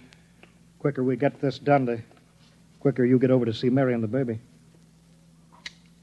Elsie, give the order to check and refuel the rockets. I don't want anybody in here till I get Steve's reports. Bury any calls. All right, Steve, let's have it. What the devil happened to you? Hank, that cosmic ray bomb. Does it still go off tonight? What are you talking about? Straighten out, Steve. Where have you been for the last 10 hours? Listen, Hank, there's something more important. Now, come on. I've got to get a report on the screen to Washington, so let's have it, will you? I've got to know how you stretched 10 minutes fuel to keep you in the air for 10 hours. One thing before now, I talk... Now, look, Steve. Will you have the Geiger men run over the ship before they refuel? What did you run into? So help me, Hank, I don't know. But we better check and make sure it isn't radioactive. Elsie, add a Geiger report on the standard check. Steve, maybe we better have the medics look you over, too. No, I'm all right. They said I'd be all right. They? Look, son, I know you've had a tough time, but we've had this field on the alert for 10 hours, boy. One of the Army boys cracked up looking for you, and he's hurt bad. So let's have the story. Let's have it straight. I don't know how to tell you, Hank. Hank, I saw something up there. At 300 miles? I chased something up there, Hank, and I caught it. Now, don't hand me that, Steve. Listen! I was cruising along, just starting the right bank, when I spotted something. It must have been going about half my speed. It was egg-shaped and smooth. I made a pass at it, and I came back for another, and then there was a humming sound. Humming? Sort of a vibration. And then I blacked out. I was headed straight for it at 4,400 miles an hour. I thought it was going to be the biggest smash since Hiroshima. And... Listen, Hank, is there a drink in that bottle? Yeah, sure. Well? What happened?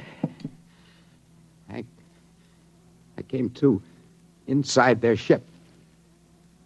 Steve, this whole thing has been a devil of a strain on you. I'm going to call Major Donaldson from the Army base, ask him to sit in. The psychiatrist? Yeah, that's a good idea. Let him run his tests. He'll tell you I'm not kidding. Because, Hank, unless I miss my guess, I've just been tipped off to the way the world ends.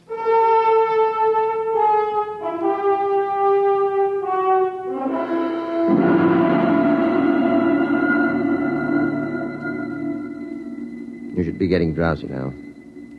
Count backwards from 10. 10, 9, 8, 7, 6, 5, 6. He's under. Now we attach the head plate electrodes and the cortical pickup. Look out for that wire, Mr. Hanson. 3.0 setting and 31.3. Now, throw that switch, Mr. Hanson. I have to start him off by suggestion. All right, Steve. You're in your ship now. You're in the rocket. Rocket? You're in the rocket. You're in the rocket, and you've just sighted something strange. Now I'm starting at 3-degree right. What's that? Hey, there's something up here. Something shining. His memory pattern. We're picking it up electronically. Something above me, Hank. I'm going to chase it. It's piped through the audio circuits. Getting static. I can't hear you, Hank. This is where we lost contact with it. I'm going to make a pass at it. Hey, it's swerving to meet me. It's dead ahead now. Look out. It's dead ahead. Now what? This is where he blacked out. There's no telling how long. Minutes or hours. What's that noise? I don't know. Shh. Where? How did I get here? What? Who are you? Is he seeing things? Galactic Patrol. What's that? Well, what are they saying, Steve? What are they saying? It's about nuclear fission. They know about it. They know the danger of it. Long ago, they had wars that almost destroyed them. But finally, they learned. Now they've outlawed war. Go on, Steve. They patrol space. When their detector picks up an atomic explosion, they send a patrol.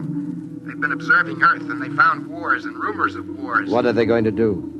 They've quarantined us. Quarantine? They've isolated all Earth because we're infected with a communicable disease. Because we don't know how to control ourselves yet. And until we learn, we'll be a menace to the whole universe. What is this nonsense? Quiet. How are they going to do it, Steve? Well, they've spread out a layer here of I don't know what to call it. It's all around the Earth. It's miles deep. And when there's an atomic explosion on Earth, the radioactive particles will drift up to this layer and set off a chain reaction that'll go around the world in microseconds, and that's the end. Yes? Yes, I understand. I've got to bring back the warning. You're going to put me back in my ship to bring the warning. Now what? Blacked out again. I guess that's all. What does all that mean? It's what he remembers. You don't think that really happened? No. Narco-psychometry circuits produced what he remembers. Just means that Steve believes this happened. I don't like to see this. I've seen too many top pilots snap. Steve is the best I've known. How bad do you think he is? Well, frankly, outside of the presence of this well-organized hallucination, there are no signs of unbalance. May not be too serious. If you had a more plausible story, I'd be inclined to believe it. Warning. Hank. It's all right, boy. Did you hear it, Hank? Do you understand? Sure. We've been quarantined. Now, let me give you something to make you sleep, Steve. But don't you understand? They fixed it so that if we set off one more nuclear explosion, we will have had it. Of course. Now, don't roll your sleeve down. You don't believe me? Now, take it easy, Steve. But the tests are setting off the cosmic ray bomb, Hank, tonight. What time is it? 11:20. It's scheduled for midnight. Hank, we've got to stop that bomb. Let Donaldson give you the hypos. You got to believe me. I saw them. I got the warning. If we touch off the Q-bomb tonight, we'll be the biggest galactic 4th of July of all time. The whole Earth will go up like a Roman candle. April 10th, 1965, the end. Look, Steve, you better calm down now. Don't you want to see Mary and the baby? You've got a new son, remember? That's just it. I want to see my son. I want him to live. If the bomb goes off, Hank, we got to stop it. Mr. Hanson, I think we'd better get over to the base hospital. Hank, you got to believe me. Sure, Steve. Maybe there's something to it. Look, it's out of our hands now, Steve. I'll put it in a report, shove it into Washington in the morning. In the morning? There won't be any morning, Hank. You've got to call Washington now. Get the head of the Security Commission and postpone the test. Now, you know I can't do that. My neck would be out a mile. Besides, this is 1965, not 45. 20 countries have the atomic bomb now. What's the use of stopping just this one? The rest will keep right on popping them off. Well, then we'll have to call an international conference. Can't you understand, Hank? The first one that goes off finishes us. It's the end. They've given us the quarantine warning. Steve, I think you'd better go with us to the base hospital. Look, Steve, we can call up for a detail if we have to. All right, I'll go with you. You don't need a straitjacket. That's the way, Steve. You'll probably feel better by morning. Let's go.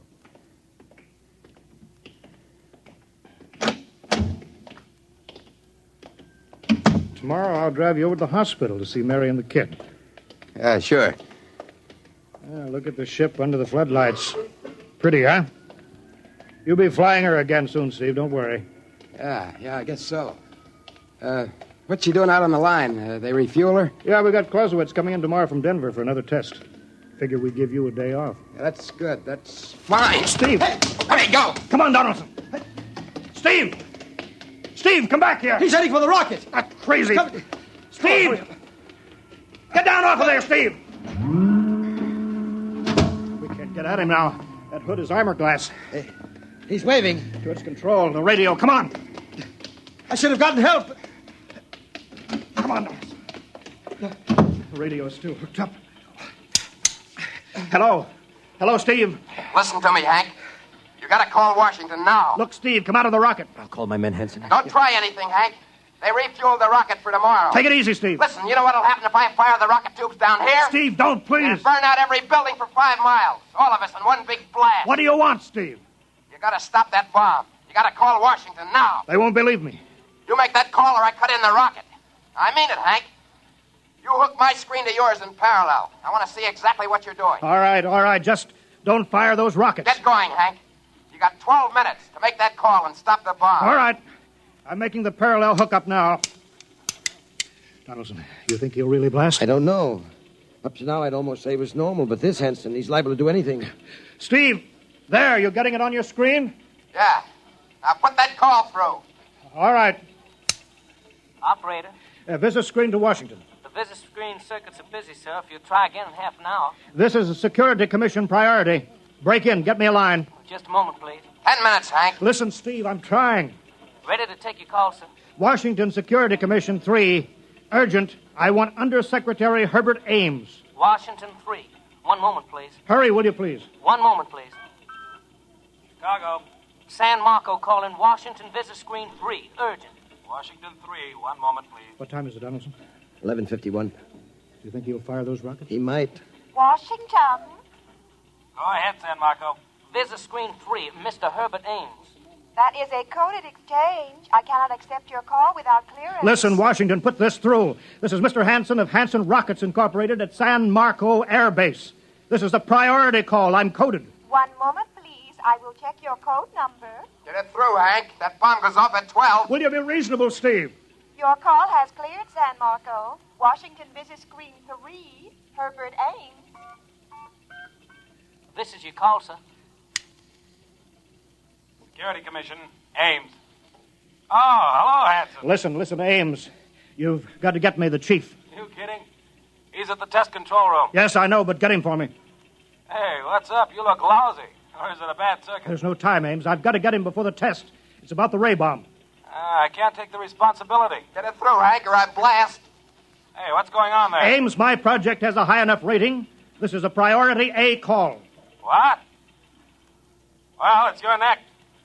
Okay, I'll try to get him for you. He's in the control room, though. You'll have to switch off your screen and speaker and go on earphones. Too much going on in there. Security, you know. You hear that, Steve? I've got to cut the screen. All right. 8 minutes, Hank. Hello? Hello? Yes, sir. This is Hanson at San Marco. No, sir. Priority A request to cancel the bomb test. No, look, I'm serious. I'm deadly serious. We sent the X-2JTR up today to the outer limit, and we uncovered evidence. Yes, on the automatic instruments. What's that? No, this possible chain reaction. No, I can't tell you the whole story. There isn't time. Yes, I'll bring the readings into Washington in the morning. You've got to postpone the test till you see them. Yes, I understand that. I understand about the press. I'll take complete responsibility for this. What's that? Look, I've worked on contracts for the Commission for 10 years now. Yes, I have complete confidence in my information. You can record that. All right. I'll call you back immediately. Goodbye. Hank? He's agreed to cancel. The ray bomb won't go off. Thank God. All right, Steve. You can come down out of the ship.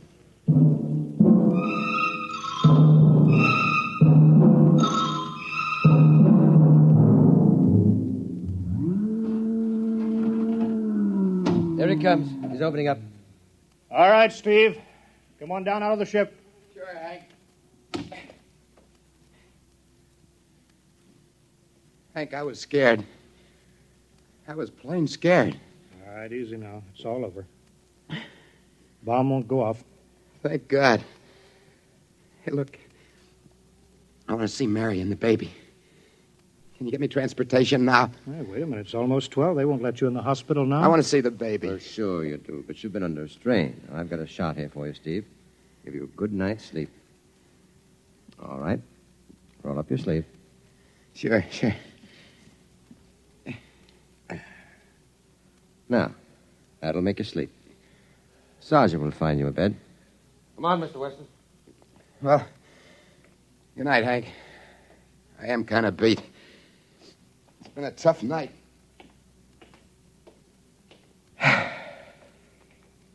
Sure has. Thought for a minute he was going to blast those rockets and send us all to Kingdom Come. Yeah. Quite a stunt getting the ray bomb test called off. It isn't called off. But the call. Ames couldn't get the chief. I was talking to a blank screen. Bomb goes off in a couple of minutes. Oh. Poor Steve. He's one of the best. He was the best. 1 in 10 million. Some story of his, poor guy. For a while, he almost had me believing that quarantine. That's a very common delusion. The end of the world. Last night, never saw the stars so bright. Better be getting in. That wind is cold. Bomb goes off in 30 seconds. Poor Steve. You know, Hanson, there's just one thing. Yeah? It's outside my field, but I'm curious. How did he keep that ship in the air for 10 hours with only 10 minutes fuel?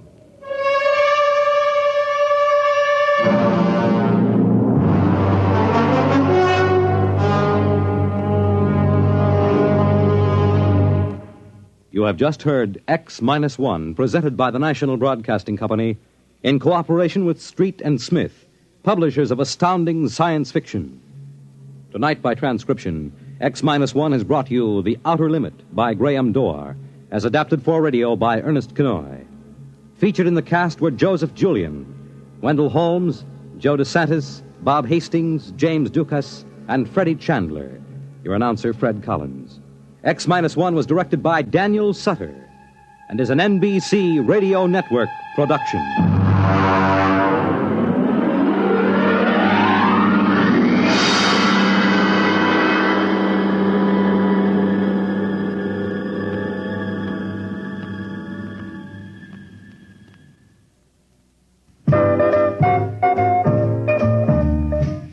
to stop whatever you're doing to listen to your radio. Though you may have a lot to do whatever you've got to do. NBC will still get through with music and drama, a live panorama. NBC's always got something brewing. Listen and you'll agree that there's always a smile from a twist of the dial to radio NBC.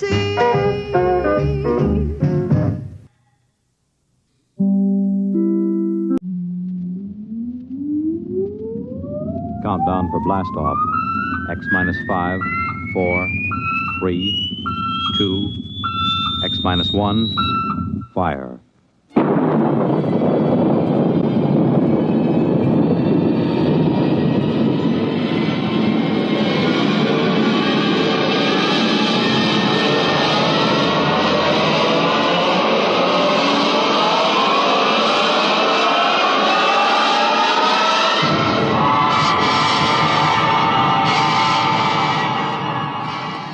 From the far horizons of the unknown come tales of new dimensions in time and space. These are stories of the future, adventures in which you'll live in a million, could be years, on 1,000 maybe worlds. The National Broadcasting Company, in cooperation with Galaxy Science Fiction Magazine, presents X minus 1.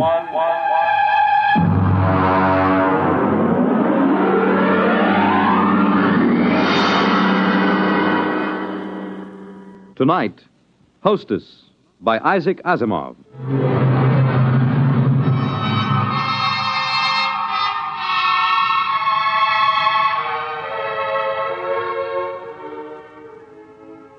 I was so happy about it when I came home, almost triumphant. I dashed in the front door, peeled off my gloves, threw my hat on the side table, and tossed my coat over the back of a chair. Well, you missed supper. Drake, we're going to have him here. Who here? What are you talking about? The doctor from Hawkins Planet. Didn't you realize that was what today's conference was about? When you say the doctor from Hawkins Planet, do you mean the Hawkins site you've got at the Institute? Well, of course. Who else could I possibly mean? May I ask what the devil you mean by saying we'll have him here? Darling, the Hawkins site would like to stay at a private house somewhere where he won't be bothered with official ceremony, where he'll be able to proceed more according to his own likes and dislikes. I find it quite understandable. Whenever you start using formal sentences, I know you're hiding extreme irritation. Well, you don't seem to be trying to hide it at all. Well, what's the matter? Look, I don't see where we've got room for extraterrestrial visitors. Are you serious? He can stay in the spare room. Honestly, Drake, all we have to do is show a certain amount of adaptability. Sure, just a little adaptability. The Hawkins site breathes cyanide. We'll just adapt ourselves to that, I suppose. He carries cyanide in a little cylinder. You won't even notice it. Mm-hmm. And what else is there about them I won't notice? Nothing else. They're perfectly harmless. They're even vegetarians. Well, what about us? Do we eat meat ourselves, or will that make us look like cannibals to him? I won't live on salads to suit him, I warn you. Drake, it means very much to me. Well, why? Because if he stays here for any length of time, I can study him real closely. Very little work has been done on the biology and psychology of the individual Hawkins site or of any of the extraterrestrial intelligences. Surely you must see the opportunity. He stays here. We speak to him, watch him, observe his habits. Look, I've spoken to men who are in charge of security groups watching various Hawkins site missions on Earth. The missions stay in the rooms assigned to them, and they don't leave for anything but the most important official business. They have nothing to do with Earthmen. It's quite obvious that they're as revolted by us as I personally am by them. Drake, he's a doctor. He's coming here for medical research, and I'll grant you that he probably doesn't enjoy staying with human beings and will probably find us perfectly horrible. But he must stay just the same. All right. Have it your own way. You sure you don't want any coffee? No. Drake, you're not angry about this, are you? No, I'm not angry.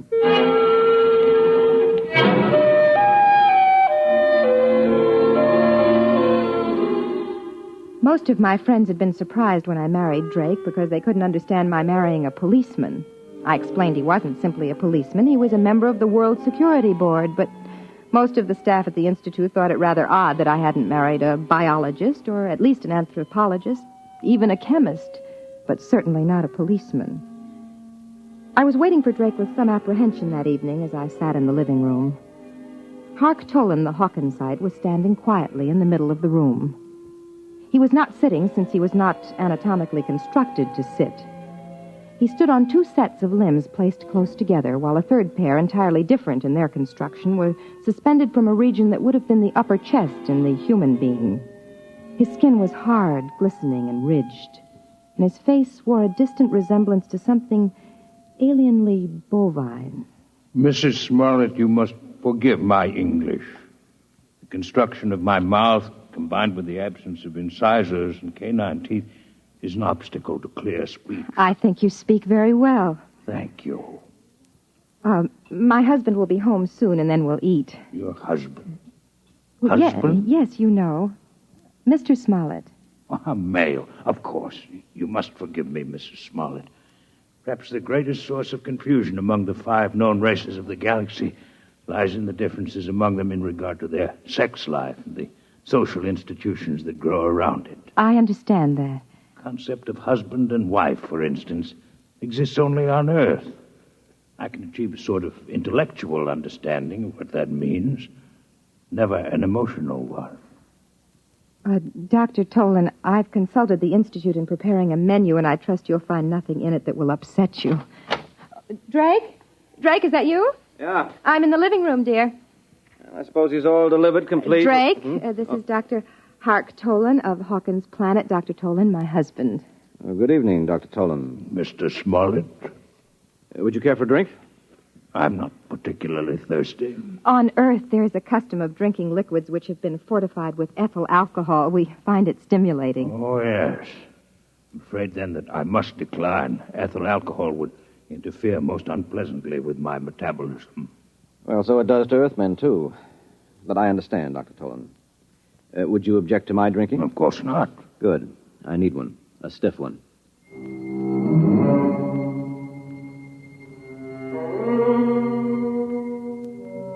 He stood at the table. I tried not to look at him as he ate.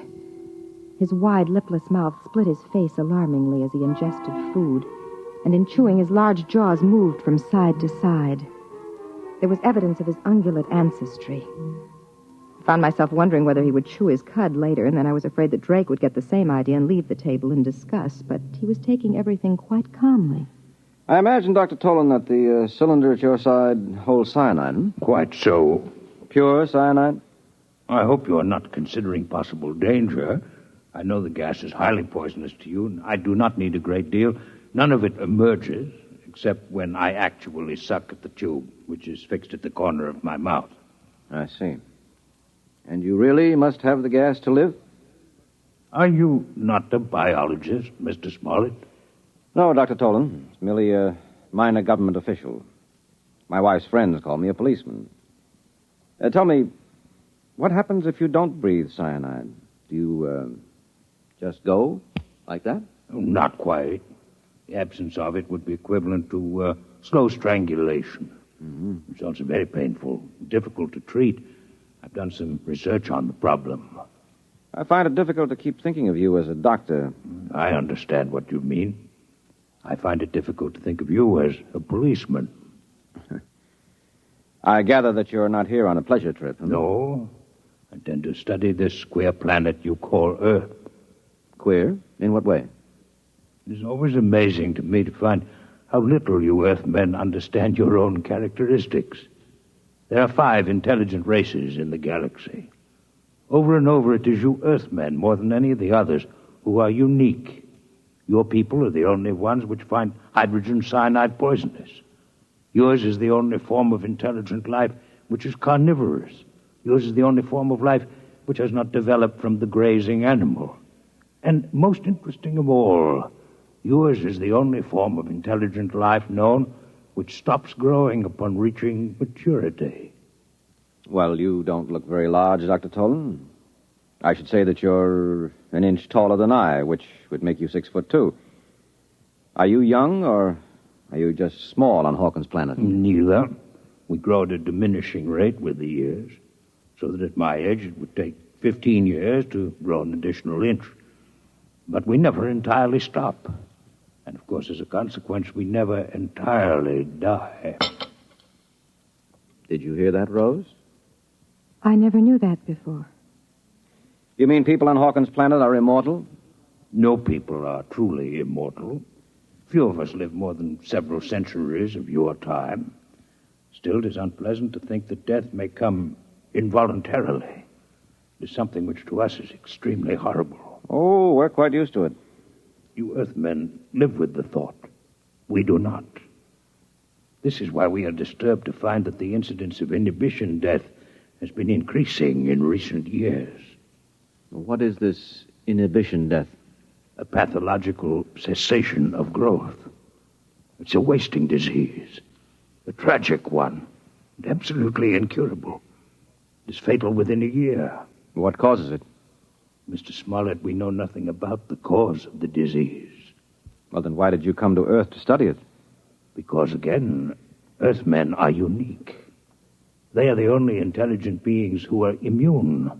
The inhibition death affects all other races, while Earthmen are immune.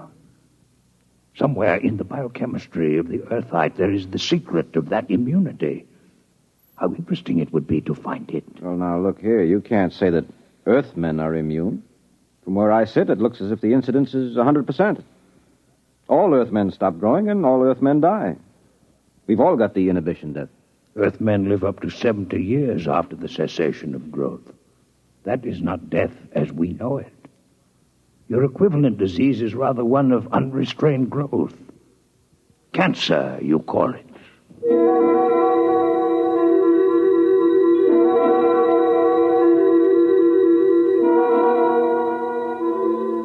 Drake was being pleasant to Dr. Tolan. I wasn't sure whether it was for my sake or for his own. Drake has never gone out of his way to please me. Sometimes when I'm gloomy, I look at him across the table and ask myself, why did he marry me? Then suddenly after dinner in the living room, Dr. Tolan asked a question which surprised me.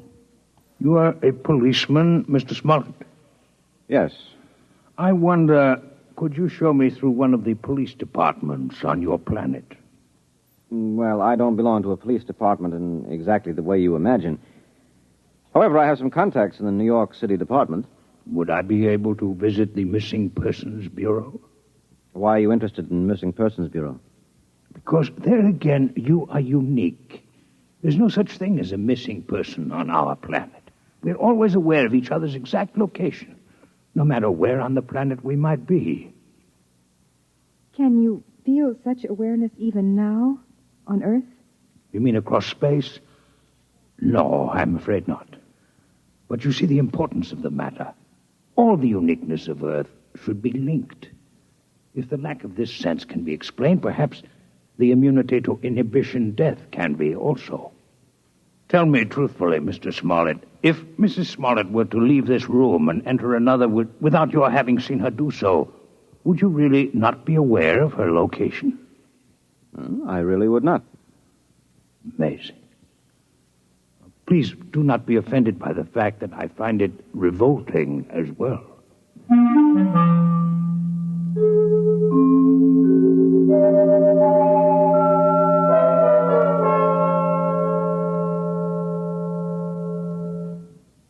Drake? Drake? Yes, I'm awake. Why were you talking about the inhibition death to Dr. Tolan? I'm taking an interest in your work, Rose. You've always wanted me to take an interest. I'd rather you weren't sarcastic. Rose, I'm tired. I'll talk to you tomorrow. No, right now. I want no questions from you and no interference. You do your job and I'll do mine. The nature of my job is open and known. The nature of my job isn't, by definition, but I'll tell you this. Our six-legged friend is here in this house for some definite reason. You weren't picked as biologist in charge for any random reason. 2 days ago, he'd been inquiring about me at the commission. But that's my job, and I won't discuss it with you any further. Do you understand? No. But I won't question you if you don't want me to. All right, then go to sleep.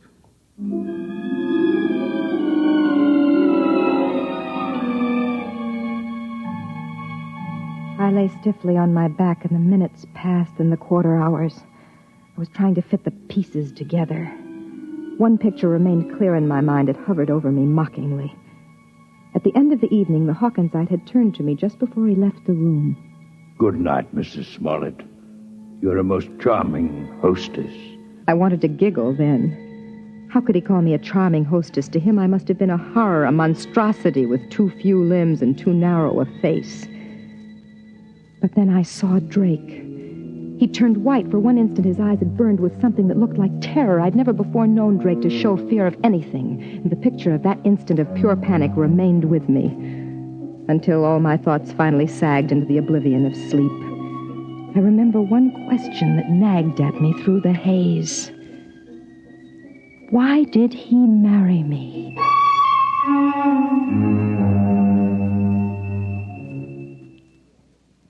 I found your Missing Persons Bureau interesting in that the large majority of missing persons are males. Oh, well, that's not mysterious, Dr. Tolan. You simply didn't realize the economic setup we have on Earth. My wife is an example of the minority of women who are capable of making their own way in the world.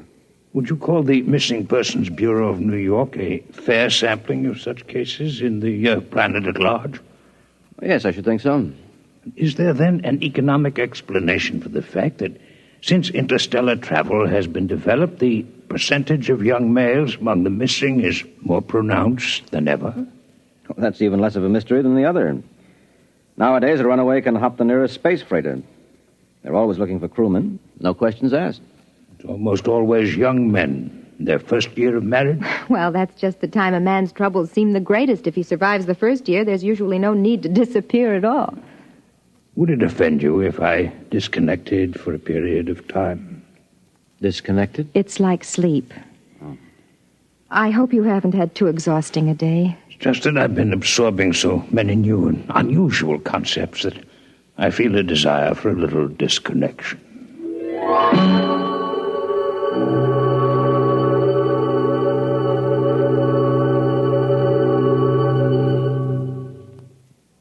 Drake, we've been sitting here for 10 minutes. Aren't you going to speak to me? About what? Last night you said you'd speak to me tomorrow. Well, I'm ready now. I thought it was agreed that you wouldn't question me about my business in this matter. I think it's too late for that. I know too much about your business by now. What? What do you mean? Drake, let go of my arm. What are you talking about? Dr. Tolan thinks that Earth is spreading the inhibition death purposely. That's it, isn't it? Where did you get that idea? It's true, isn't it? I want to know exactly why you say that. Don't play games with me, Rose. This is for keeps. Why don't you ask Dr. Tolan? He's an outstanding worker in the field. I looked over his papers this afternoon. And what are his theories about the origin of the disease? Try to remember, Rose. I think he blames Earth, but I think he admits they know nothing about how the disease is spread. And I'll find out about this right now. Drake, what are you going to do? What's that? It's my gun. I'm going to ask him a few questions.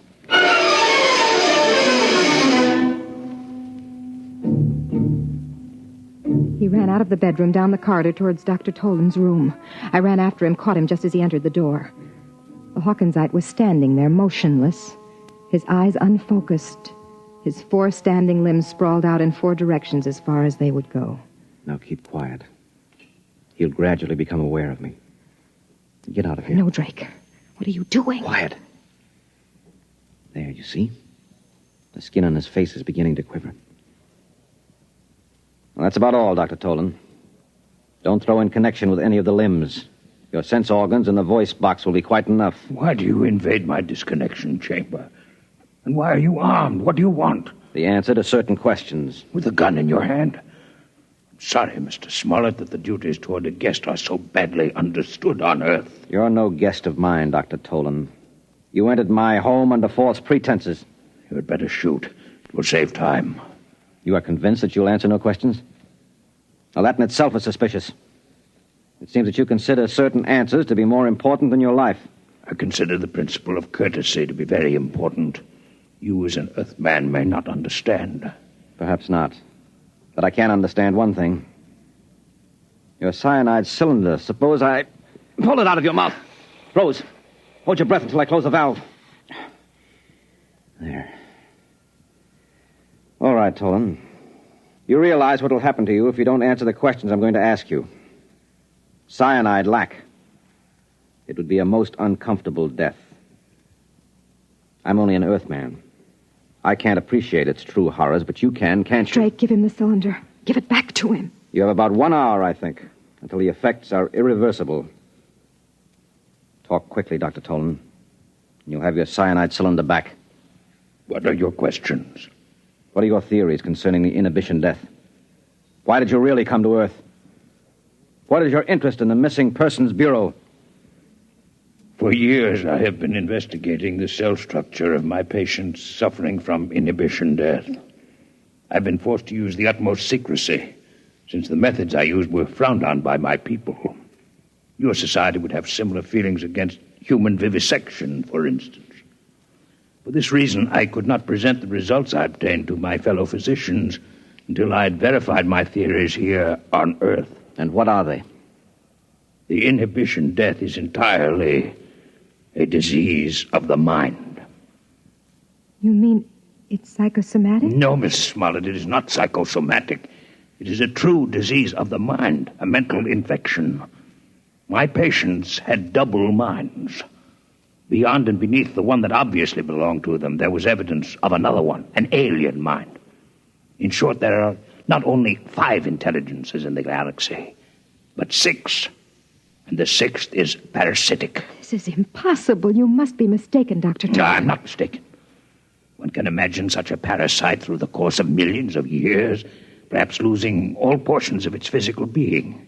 It will become nothing but pure mind, living in some mental fashion we cannot conceive of on the minds of others, particularly on the minds of Earthmen. Why particularly Earthmen? Have you not surmised that the 6th intelligence is a native of Earth? Mankind from the beginning has lived with it, has adapted to it, is unconscious of it. It is why the higher species of terrestrial animals, including man, do not grow after maturity and eventually die. And it is what is called natural death. It is the result of this universal parasitic infestation. Where Earthmen could survive the infection for decades with little harm, we others die a quick death within a year. Give me back my cylinder. You have your answer. What about the Missing Persons Bureau? Drake, look at his eyes. Give it back to him. As we are not well adapted to the intelligence that infests man, neither is it well adapted to us. It can live on us, but it cannot reproduce, with ourselves alone as the source of its life. The inhibition death is therefore not directly contagious among our people. What are you implying, Dr. Tolan? The Earthman remains the prime host for the parasite, and an Earthman may infect one of us if he remains among us. But the parasite, once it is located in an intelligence of the outer worlds, must somehow return to an Earthman if it expects to reproduce. We are infected and reinfected as the parasites return to Earth and come back to us via the mind of Earthmen who travel through space. And the missing persons? Are the intermediate hosts. The masculine terrestrial mind seems better suited for their purpose. But once reproduction has been taken care of, the infested male leaves by spaceship for the outer worlds. He disappears. But this is impossible. What you say implies that the parasite mind can control the actions of its host. That can't be, or we would have noticed their presence here on Earth. The control may be very subtle, and may moreover be exerted only during the period of active reproduction. I simply point to your Missing Persons Bureau. Why do the young men disappear? I'm quite ill now, cyanide lack, and I cannot speak much longer. And you alone of all your people have any knowledge of this theory of yours? I alone. You will give me back my cyanide cylinder now. I have become quite weak. Sure. Sure, Dr. Tolan. Rose. No! Rose, come out of here. Come on now. Come on. He's dead. He's dead. You shot Outside. him. Out. Quiet, Rose. Quiet. I told you to have nothing to do with this. Let me go. I want to go. I want to go. Why? Because of something it was my job to do? You heard what that creature was saying? You suppose I could allow him to return to his world and spread those lies? They'd believe him. What do you think would happen then? They would have to kill us all to stop that disease. What he said wasn't a lie. It was true. Oh, come on now. You're hysterical. You need sleep. I know what he said was true because the Security Commission knows all about the same theory and knows it's true. Why do you say a thing like that? Because you let it slip yourself. Now sit down. Sit down. Well, so I gave myself away, did I? When? You turned white when Hark Tolan referred to me as a charming hostess. Hostess has a double meaning, Drake. A host is one who harbors a parasite. Well, I had no idea I was so transparent. Look, Rose, I've done my best to keep you out of this. The truth can't be held down forever. Somebody else will find out. You can't kill them all. We know that, too. We have no choice. Why? Why can't we combine with the other intelligences and wipe out the parasite? No, you don't understand. Hark Tolan was right. Man and his prehistoric ancestors have been living with this parasitic intelligence for uncounted ages. We've not only become adapted to it, we've become dependent on it. It is no longer a case of parasitism. It's a case of mutual cooperation. You biologists have a name for it. What are you talking about? Symbiosis? Yes, exactly. We have a disease of our own, remember? It is the reverse disease, one of unrestrained growth. You've mentioned it already as a contrast to inhibition death. It's all very well to say that if we could remove the parasite, we would have eternal growth in life. But it's impossible for us. If for any reason the parasitic intelligence, as Hark Tolan calls it, does leave the human body, or if its relationship to the human mind is in any way impaired, growth does take place, but not in an orderly fashion. We call the growth cancer, and there you have it. There's no way of getting rid of the parasite. We're together for all eternity. To get rid of their inhibition death, extraterrestrials must first wipe out all vertebrate life on Earth. There is no other solution for them. So we must keep knowledge of it from them. Now do you understand?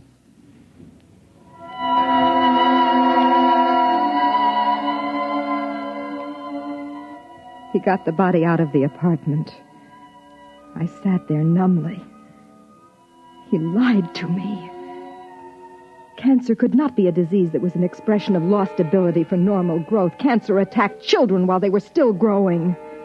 It could even attack embryonic tissue. Cancer had nothing to do with the presence or absence of normal growth. Its absence would not cause cancer. Drake lied, but no one would believe me. The young men who disappeared were usually in the first year of their marriage. Whatever the process of reproduction of the parasite intelligence was, it must involve close association with another parasite. The type of close and continuous association, as in the case of newly married couples. The parasite could control actions. I'd report them both, Drake Smollett and Hark Tolan, to the Missing Persons Bureau. But they'd never find them, for they'd be out in space. I wanted to weep, but I couldn't. I was dry-eyed, and it was painful. I'd looked for the answers to so many questions, and I'd found them all. I even found the answer to the question I thought had no bearing on the subject. I finally learned why Drake had married me. You have just heard X-1, presented by the National Broadcasting Company in cooperation with Galaxy Science Fiction Magazine. Your announcer, Fred Collins. X-1 was an NBC Radio Network production.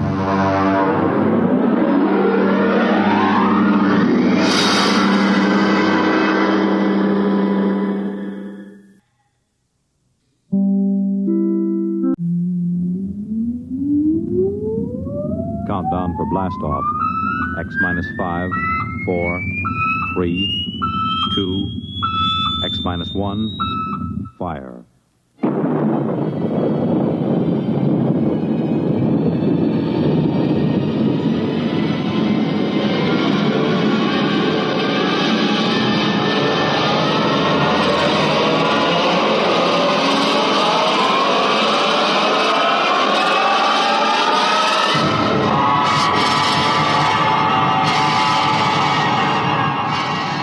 From the far horizons of the unknown come tales of new dimensions in time and space. These are stories of the future, adventures in which you'll live in a million, could be years, on 1,000 maybe worlds. The National Broadcasting Company, in cooperation with Galaxy Science Fiction Magazine, presents X-1.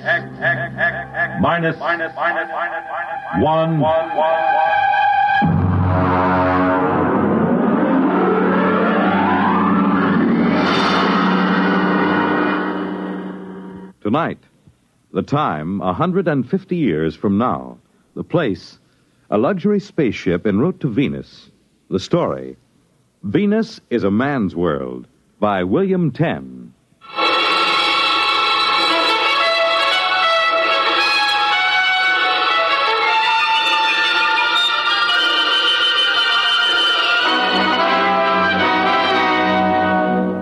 Some fellows are lucky.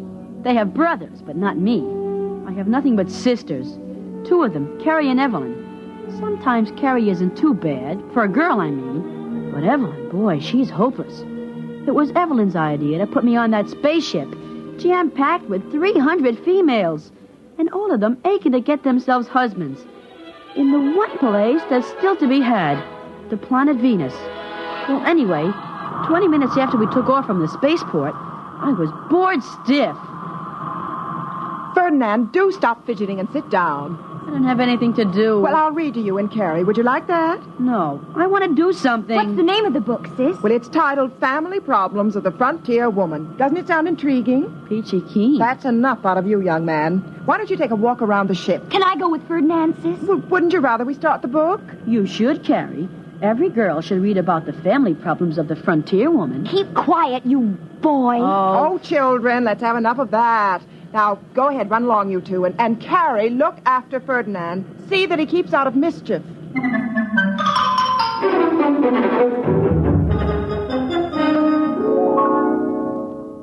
Gee, this is one big ship, isn't it? Uh-huh. I sort of wish we were on a cargo ship instead of this liner. Why? This is super. On a cargo ship, we could go climbing from deck to deck on a ladder. We could even go to the bridge or the forecastle and talk with the crew. That's silly. Why would anyone want to do that? Because ship's crews are men. Only because we women are too busy with important things like government to run ships. Says you. Hey, what are you looking at? This sign. In the event of disaster affecting the oxygen content of the companionway, break glass with hammer upon wall. Remove spacesuit and proceed to don it. Boy, I hope we have that kind of a disaster. I sure would like to get into one of those. Oh, you're silly. Hey, let's go exploring down this way. I see some portholes. And I see a sign that says, notice, passengers are not permitted past this point. Come on, there's no one around. And besides, I'm not really a passenger. Ferdinand, you say you're not really a passenger. Well, what do you mean? You have to be a citizen of a planet in order to get a passport, right? I'm not sure. Well, I'm telling you. Ever since they passed that Maley Suffrage Act, only women can be Earth citizens. You and Evelyn are passengers, all right. But me, I'm just a male dependent. So when a sign says, off limits for passengers, doesn't mean me. I'm not a passenger, see? Keep away from that door, Ferdinand. Can't you see the sign? You and your old signs. Ferdinand, let's go back to the cabin. I want to see what's behind this door. If you don't come back with me this very minute, I'll tell Evelyn. So what? Hey, this looks like a sonic clock. I wonder if it works by knock or voice. Ferdinand, I'm going. Say, I remember one voice key. I wonder if it'll work. 2023, open sesame. Ferdinand!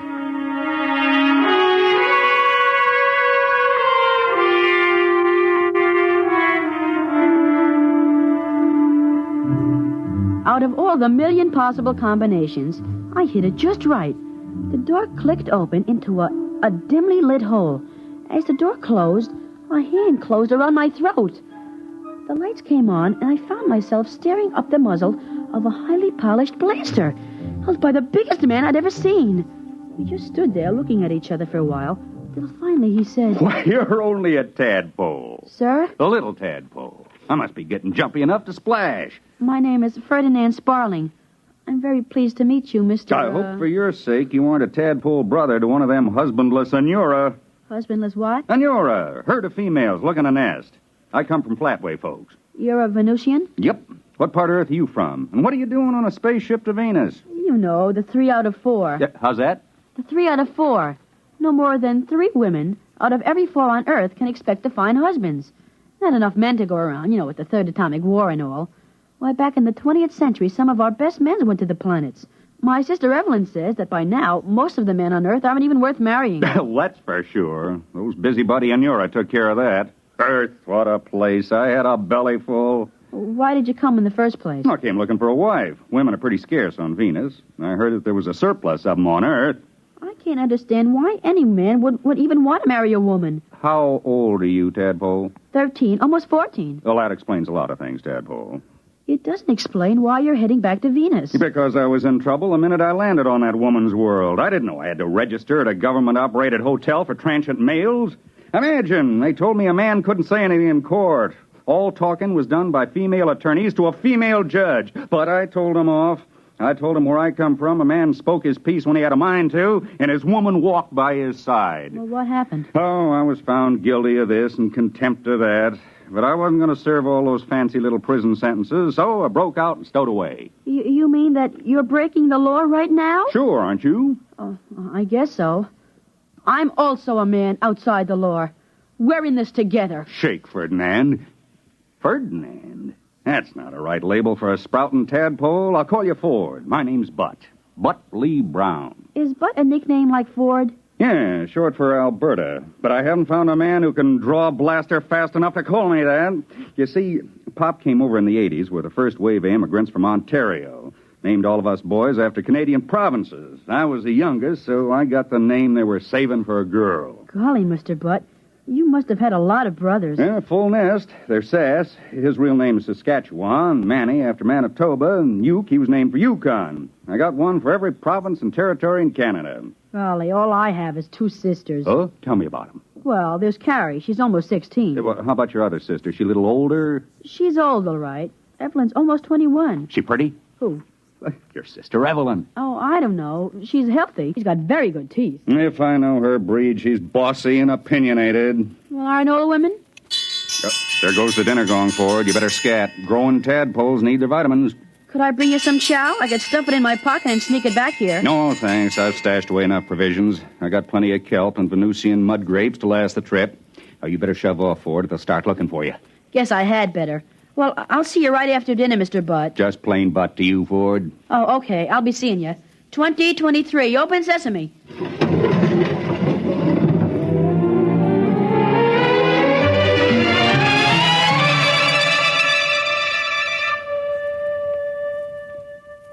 Ferdinand, please be seated. I want to talk with you. Now? They just rang the dinner gong. I am aware of that. Now, where have you been? Around.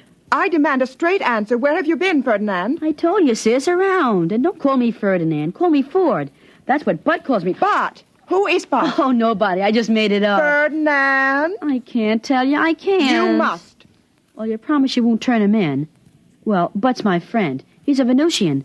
He's going home. Aboard our ship, the Eleanor Roosevelt? Ferdinand, don't you realize you've been consorting with a stowaway, a criminal? What sort of antisocial ideas has this warmongering masculinist been putting into your head? Butt's a nice guy. He asked about you. Oh, indeed. I told him you had very good teeth. Really? Well, take me to this man. I will if you promise not to turn him in. No, I promise.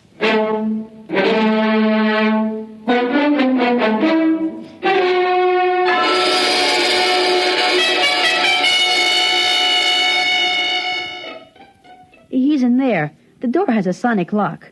I know the combination. Watch. 2023. Open sesame. Oh, it's so dark in there. But, hey, Butt, I brought along my sister Evelyn. She'd like to meet you. It's all right. Put on the lights. Oh. An honor, Miss Sparling. Please come right in.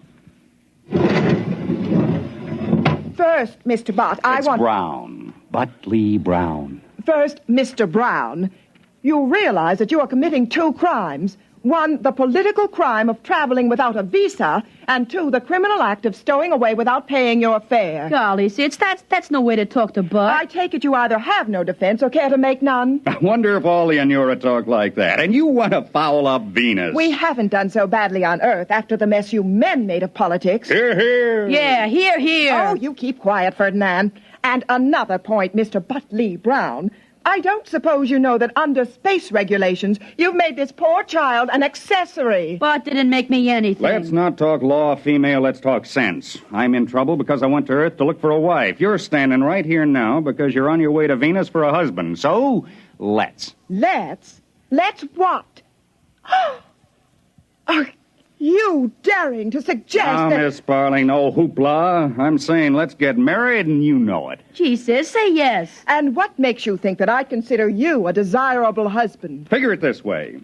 If you wanted a poodle, you're pretty enough to pick one up on Earth. When you go charging off to Venus, you don't want a poodle, you want a man, and I'm one. I own 3 islands in the Galertan Archipelago. Good farmland when they're cleared.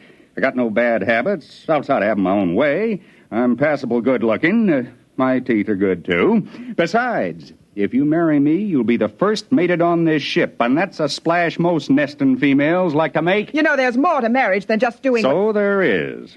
Well, we can try each other for taste. Now, me, I'd vote yes. Me too, I'd vote yes. Now I'll cast my vote.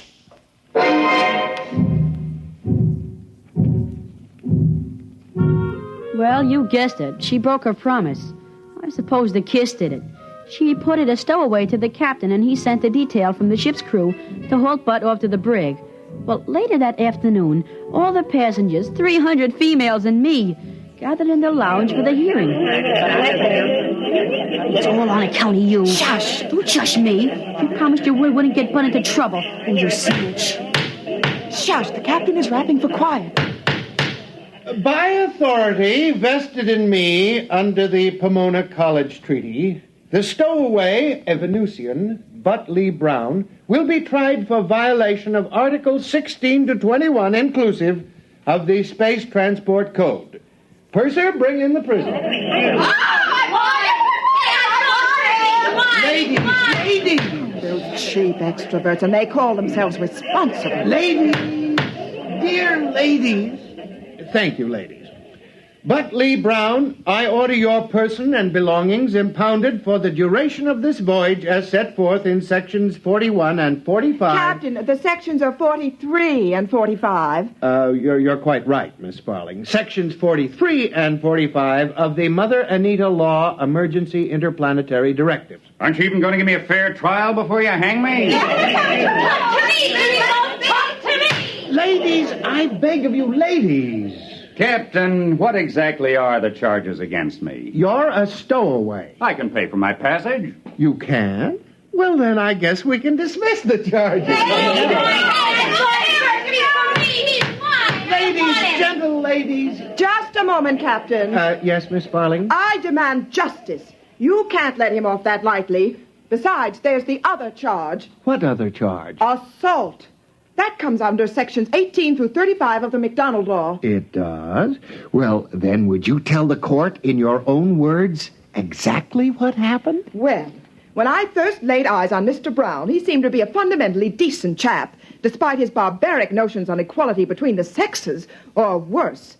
I was positive I could shame him into a more rational social behavior and make him give himself up. Go on, Miss Sparling. Just as I was getting over the colossal impudence involved in his proposing marriage and was considering the offer seriously, on its merits, as one should consider all suggestions, he deliberately dropped the pretense of reason. Get her. Ferdinand! My name is Ford, and you're nothing but a big snitch. You promised not to get Butt into trouble.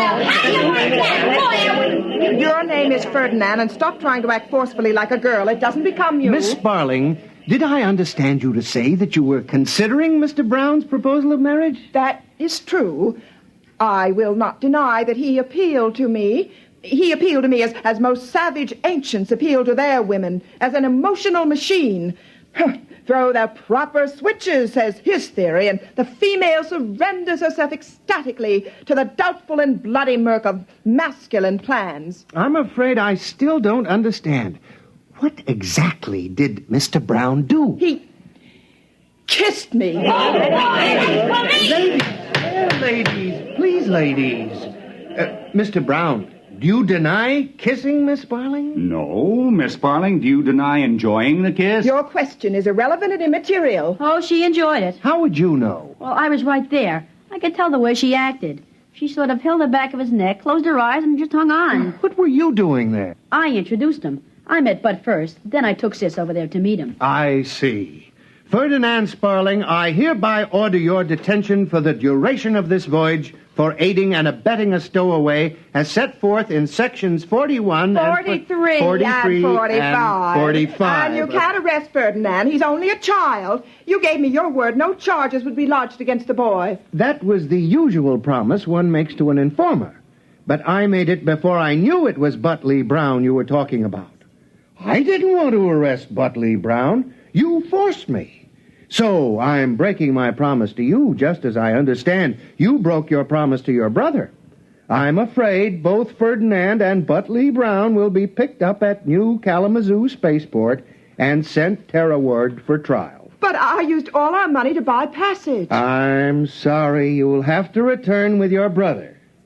Of course, there is a way out. There is? Well, tell me, please. Miss Sparling, if you'd marry Brown... Now, don't look at me like that.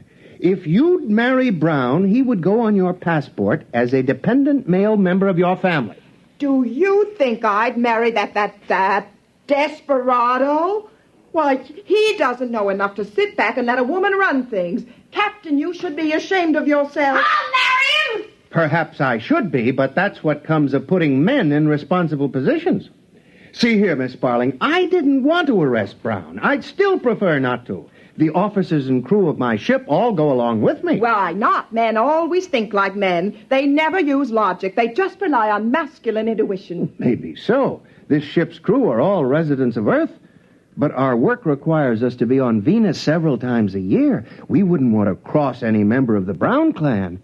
They're all men of influence on the polar continent. No, I wouldn't doubt that for a second. If anyone gets in their way, they merely oxidize them with a blaster. Take Butt. He's a big man in his own bailiwick, the Galertan Archipelago. When he wants to put somebody in office, well, he just appoints them. Mr. Brown has that much influence, you say? Power, actually. The kind a strong man usually wields in a newly settled community. Oh, Mr. Brown, if I marry you, would you promise to see that I'm appointed resident governor of the Galertan Archipelago? No. Attaboy, Bart. Don't give in. Ferdinand, this does not concern you. Mr. Brown, I might even consider a county clerkship. Nope. Stick by your blasters, Bud. Show me you're a real man. Mr. Brown, it would seem to me that if you really want to marry this attractive young lady, a compromise could be worked out. Well, I could make her sheriff. Oh, no. Would the position of sheriff of the Galertan Archipelago be acceptable, Miss Sparling? Yes. Good. I'll marry you here and now. I want to be a bridesmaid. Always a bridesmaid. Never a bride. That's me every time. But you shouldn't have sold out.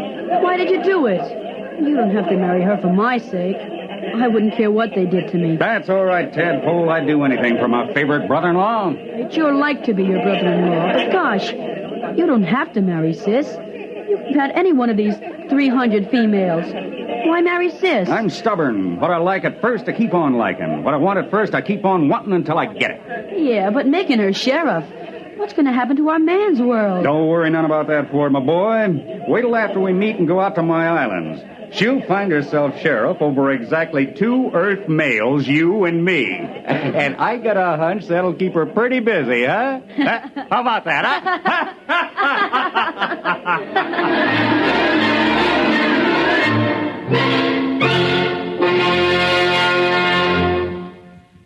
You have just heard X-1, presented by the National Broadcasting Company in cooperation with Galaxy Science Fiction Magazine, which this month features An Eye for a What?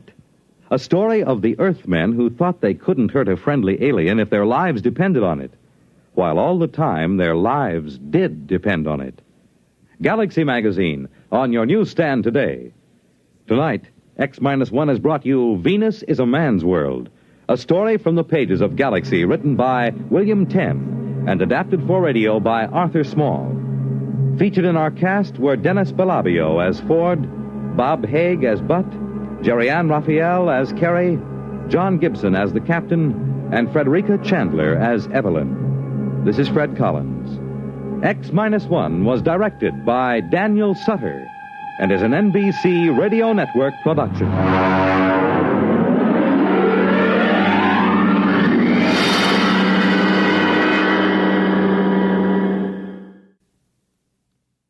Next week, X-1 presents Trap by Finn O'Donovan. Fur hunters tangle with a bottle of firewater and a new kind of trap which catches more than they bargain for. We hope you'll be listening next week at this same time. This week, the Boy Scouts are celebrating their 47th year of service to American youth. Throughout the country, there will be open houses, courts of honor, indoor and outdoor campfires, cub circuses, scout expositions, explorer events, and other special activities. This is the second year of the 4-year program, Onward for God and My Country, which was launched to help prepare America's boys to live in today's world and prepare them to carry their full share in the years ahead. It's designed to give youth an opportunity to develop physical fitness, self-reliance, a sense of personal responsibility, a spirit of helping people, a willingness to share, an understanding of our government's democratic processes, and a firm spiritual foundation. On Sunday, February 10th, churches of all faiths will observe Boy Scout Sunday, with scouts attending services in uniform. The world on a new hotline. Listen for news on the hour and the exciting hotline service all day, every day, on most of these stations.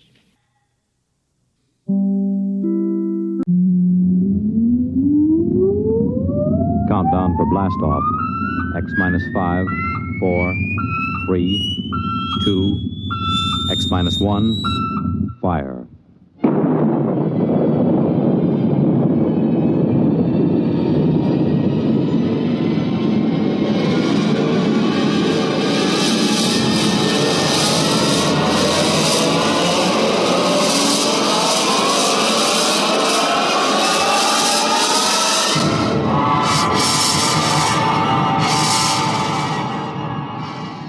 From the far horizons of the unknown come transcribed tales of new dimensions in time and space.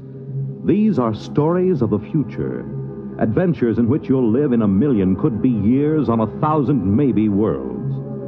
The National Broadcasting Company, in cooperation with Galaxy Science Fiction Magazine, presents X-1.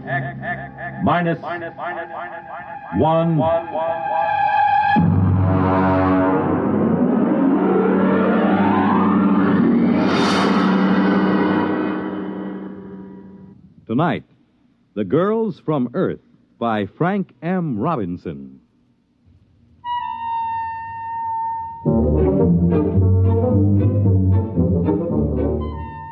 Mike McDonald is the name. Firm of Beagle and McDonald, Interplanetary Promotions, number 1 Park Avenue, New York. Drop in sometime.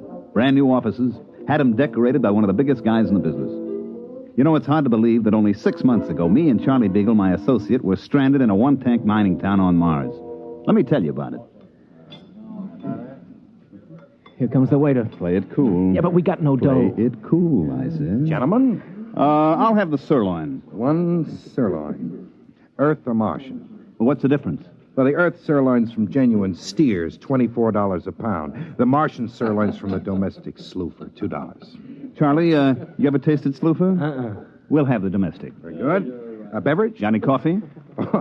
We ran out of coffee in 1997. Haven't been able to get any. Try the muggle juice.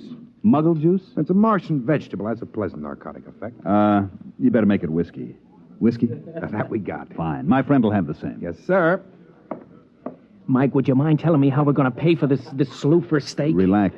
I'm thinking. And even more important, how are we going to get out of this burg? Charlie, what we need is a mark. A mark? A sucker. And if I'm not mistaken, this little guy with the glasses coming in now is just what we're looking for. Pardon me, sir. My friend and I are just in from Earth, and we don't know much about the customs here. I wonder if you'd be good enough to let us buy you dinner and tell us something about the town. Why, that's very kind of you. You needn't buy me dinner, though. After all, you're the guests here. Well, that's very nice of you. Do join us. Thank you. My name is Henry Mortensen. I'm geologist for the Interplanetary Mining Company. Mike McDonald and my friend Charlie Beagle. How do you do? Oh, pleasure. You say you're just in from Earth? Yes, that's right. Charlie and I are interested in uranium. Just sort of snooping around to see if there's a decent investment up here. Oh, I see. You'll forgive me. It's not much of a town, really. No, I don't suppose it is. After all, you take 20,000 men and plunk them down in the desert like this, and you can't expect much. 20,000 men. No tomatoes? Sir? Tomatoes. Girls. Girls. Oh, I'd almost forgotten what the word meant. No, you see, the colonization board hasn't been very successful in persuading Earth women to migrate here. There are a few female Saturnians, the four-armed variety, but aside from that... Well, what do the boys do for, relaxation? Well, being a geologist, I'm naturally interested in rock formations. For relaxation? A great many of the men indulge in gambling, and of course there are Zlimp phrases every glib day. Glib day? We have a 9-day week here on Mars. Oh. Tell me, Mr. Mortensen. Henry. Tell me, Henry, don't the boys get lonesome for the sight of a woman? Well, it is a problem. The men sign up for 9-year hitches. Most of them have forgotten what a woman looks like. Mm-hmm. Do most of these men plan to stay here? I suppose if they had families, they might. The pay is good, and I suspect most of them had their reasons for leaving Earth. I see. Well, how about yourself? Suppose you found the right woman, which in this case would be just about any woman. Oh, I'm very particular. Oh, I mean any woman who met your rigid specifications. Would you stay? You mean get married? Yeah, that's the bit. Well, of course, it's out of the question. No woman has ever showed the slightest interest in me. Well, suppose one agreed to marry you in advance, and she met all your specifications. Well, I've always wanted a family. Yes, I suppose I'd marry. That's very admirable. Very, very admirable. Here's the waiter with our dinner. Slooper steak, gentlemen. Good luck with it. Henry picked up the tab, and we got a rough idea how much cash these guys on Mars pack around with them. Enough to choke a galactic telescope is about all. We thanked the little guy and sat around until he left. Then I went to work. Okay, what do we do now? Charlie, we get to work. What work? Oh, card game, maybe? Listen, these guys been playing cards for 15 years now. We wouldn't have a prayer. I got an idea. So give. You still got that Earth magazine, the one with the Hollywood starlet on the cover? Yeah, in my suitcase. Good, I want it. What for? To make our poster advertisement. That's what's for. Poster? Look, Charlie, just picture this. A big poster with that starlet on it, twice as big as life. And underneath, this slogan. I'm coming from Earth to you. Huh? Then down in the corner, just this little notice. Applications will be accepted at Beagle and McDonald Agency. Oh, it's great. But what is it? What is it? Just the most colossal promotion scheme ever devised by man, that's all. But what are you promoting? The easiest thing in the world to promote. And the hardest. Marriage. Marriage? Look at it this way, Charlie boy. Here on Mars, we have 20,000 strong Earthmen with but a single thought. Dames. Exactly. And on Earth, we have 20 million single dames with but a thought. Husbands. So? Oh, how you going to do it? All right, now we get this poster made. We put it up. We take applications. $100 a head plus the cost of transportation. We get the $100. Then we leave. But first we deliver the girl. Oh, it's a natural. A natural. Charlie, it's colossal. What's 20,000 times 100? $2 million. Wow, that's our profit. Wait a minute. What? How are we going to line up 20,000 girls and convince them to come up to this desert? I'm working on that. Come on, we got to find a printer to make our poster. What do we use for dough? You huck your watch. Come on, let's go.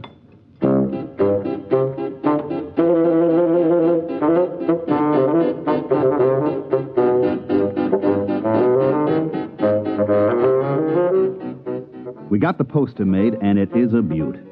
The artist threw in some extra fullness in the lips and stuck a glass of champagne in one hand. The next step was to rent a little field tent right outside the mining camp.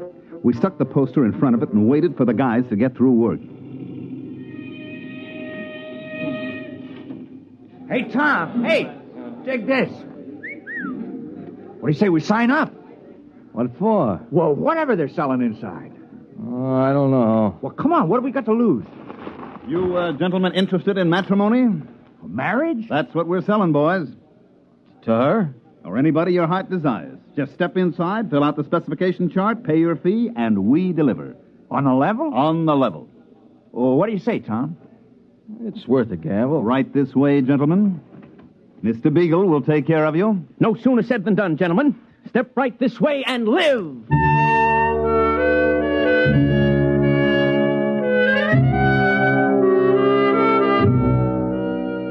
At the end of the first day, we had deposits amounting to about $15,000. By the third day, we had to beat them off with clubs. Everybody had a dream girl, and we were guaranteeing delivery. $40,000, $50,000, $60,000. Oh, Mike, what do you say we skip out on the first space freighter? What are you, nuts? There's another million coming here, and my name isn't Mike McDonald. Oh, yeah, incidentally. Yeah. Have you figured out a way to deliver on this swindle? Naturally. You have? Of course. Oh. We just go down to Earth and put up a different poster. Guaranteed husbands. Every one of them an Adonis. What happens when they arrive? We get lynched? Look, while these ladies are en route to Mars, you and me are en route to Earth. Get it? Check.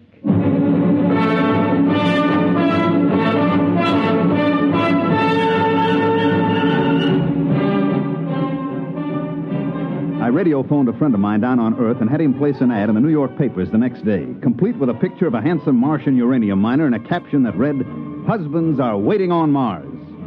When the next space liner rolled in, it brought the list of lady applicants from Earth, complete with photographs and background. Here's the first batch, Charlie. Let's look them over. Yeah, right. Let's see now. Maybe the next one will be a little better. How is it? Let's see the next one. Lola Carroll, age 29. 29? Whew, she's 40 if she's a day. Occupation, homebody. Background in education, blank. Oh, note from Mitchell. Says she did 4 years at a reformatory for shoplifting, and she's currently on parole. Let's see this one. Wanda Baker. Age 35, occupation gymnastic instructor, State College. Note says she was picked up for loitering and fined on 17 different occasions. Oh, brother. These ain't exactly the creme de la creme, these ladies. Oh, what'd you expect? It ain't what I expect, Mike. It's what the boys in the mining camp expect. $100 fee plus $2,500 for transportation. That ain't hay. Wait a minute. I got an idea. I'm waiting. First, we get rid of all these pictures, see? Then we print up a few thousand pictures of movie starlets, and we paste them on the applications. We make a few changes in the statistics, such as age and so on, and we're back in business. You know, Mike, I used to think you were about as crooked as a one-armed bandit, but I don't think it anymore. I know it.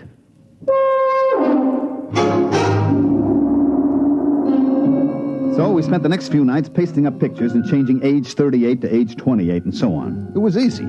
Then we called in the applicants from the mining camp and gave each one the dope sheet on his prospective bride. Hey, Bill. Hey, look at mine. Lola Carroll, age 29. Boy. Mine's named Wanda Baker. She's 25. Well, you dig this picture? She's almost... What's wrong? Mine looks exactly like yours. What? Let me see. Take a look at those two pictures. You're right. Wait a minute. Hey, Mr. Mortensen. Yes? Take a look at this. Both alike. Most peculiar. Particularly peculiar since, well, mine looks like yours, too. You put in for a wife? Why not? Miranda Potts, age 25. A former lady wrestling coach. But the pictures puzzle me. I think maybe these guys are trying to pull a fast one. You may be right at that. Come, gentlemen, let's pay a visit to our benefactors, Mr. McDonald and Mr. Beagle. At the precise moment that Henry Mortensen and his two aggressive companions decided to drop in on myself and Charlie Beagle, we were in the process of tying our money into small bundles and placing it in suitcases, which also contained our clothes and tickets for the next rocket to Earth. It was very embarrassing. Oh, yes, gentlemen? We would like a word with you, Mr. McDonald. Well, Mr. Beagle and I are a little busy. I'm afraid it'll have to wait. Oh, what seems to be the problem? Just the three of us have the picture of the same girl clipped to our applications. Really? Well, let's have a look. Right here. Well, what do you know? Charlie, take a look. Huh? You imbecile, you didn't check for duplicates. Well, now I think maybe I have an explanation, boys. Go on. None of you has been on Earth for some years now, is that right? That's true. Well, you know how styles take hold on Earth. One year every woman's curly and blonde. Next year it's straight and brunette. Well, the same thing has happened with cosmetics, makeup, and so on. Now, gentlemen, when I was on Earth last month, every woman in New York was trying to look like a certain movie actress. It got so men couldn't tell their own wives apart. That isn't very convincing, Mr. McDonald. Look, boys, obviously there was some mix-up at the Earth Agency. They got the wrong pictures pasted up or something, but I'm sure it'll all straighten itself out. Now, if you don't mind, Mr. Beagle and I have to finish packing. We mind. You do? You do. Uh-huh. Tom, you take that money in those suitcases and lock them up over at the company office. Now, boys, just a minute. That's stealing, boys. It's considered dishonest. We ain't stealing. We're just keeping the stuff in escrow, you might say. Till when? Till the rocket ships get here with the girls. If these dames are as gorgeous as you tell us they are, you'll get every penny of your dough. Suppose they ain't quite gorgeous. And you and your friend here are going to suddenly find yourselves unable to carry on as living humans. You fetch my meaning? I fetch.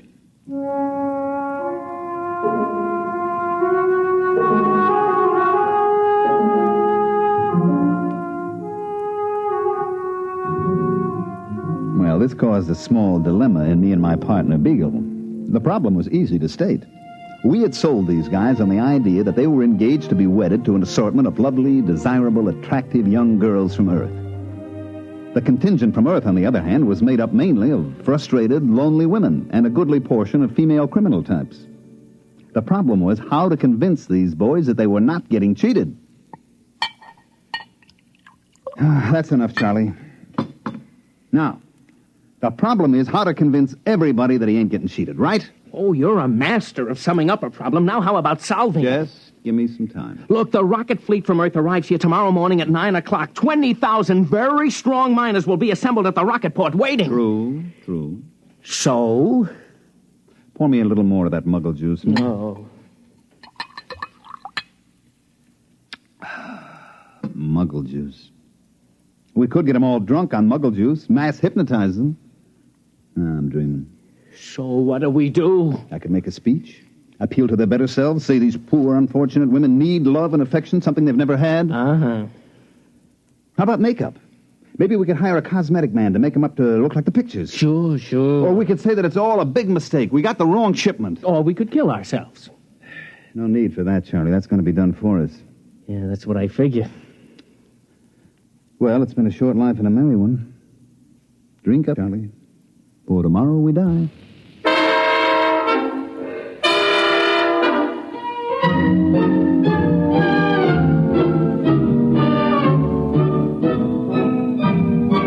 The next morning, the miners came in from all parts of the desert to assemble at the spaceport.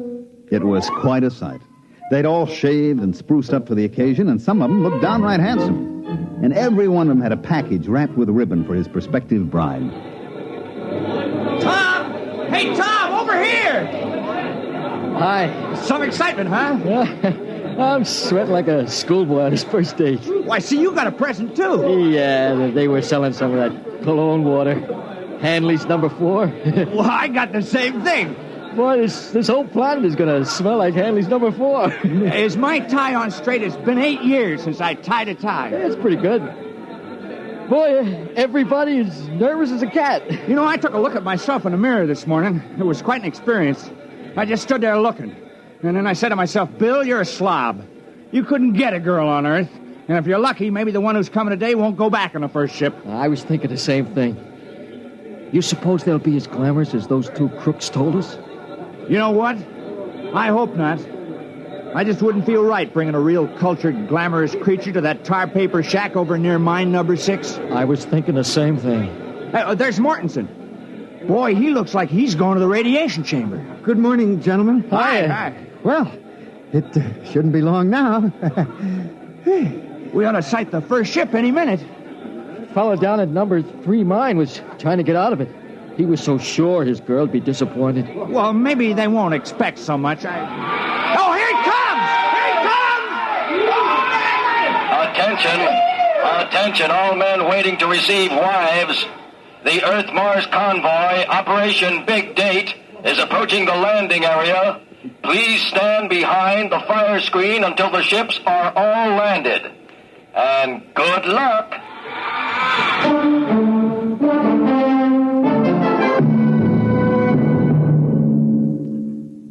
During all this, Charlie Beagle and I were more or less under guard back at our office. I say more or less because there were 6 miners with loaded guns sitting practically on top of us. In the distance, we could hear the rockets come blasting in for a landing. And then everything got very quiet. And we knew the girls were coming off the ships. What do you suppose is happening? Well, it's pretty quiet, Charlie. I guess the girls are coming off. Yeah, I don't hear no sounds of rejoicing. Now, just take it easy. You suppose they'll hang us or shoot us? Now, relax. Relax, he says, but... Oh, here comes a Jeep with Uncle Henry and... Is he alone? Uh-huh. Well, so long, Charlie. Gentlemen? Now, look, Mr. Mortensen, this can all be explained. There was an error and the wrong girls got shipped, Don't try to explain it, McDonald. But you can't just kill us without even a trial. I mean, it isn't just. Who said anything about killing you? We're throwing a banquet tonight, and we want you and Mr. Beagle as guests of honor. As what? Guests of honor. You mean the girls were okay? Okay, they're lovely. The nicest thing about them, of course, is that they don't expect much. They seem to accept us with all our faults and all the shabbiness and ugliness of the life on Mars. There isn't a one of them who turned up her nose at the place. They seem thankful just to be here. And the guys, they all feel okay about it? Okay, they're like a bunch of kids. There isn't a one of them who wasn't scared breathless that he'd have some sophisticated glamour girl on his hands. No, sir. These are down-to-earth women who had it tough on Earth, and they figure to find some happiness here if it's humanly possible. Yeah, but how did the boys like the way they shape up? Charlie. I mean, there might be some that seemed a little older than the applications. You know how clerical errors can be made. Well, gentlemen, when you've been living on Mars for 15 years without having seen even a single Earth woman, you kind of lose the standards that Hollywood sets for us. As far as I and the other men are concerned, they're gorgeous.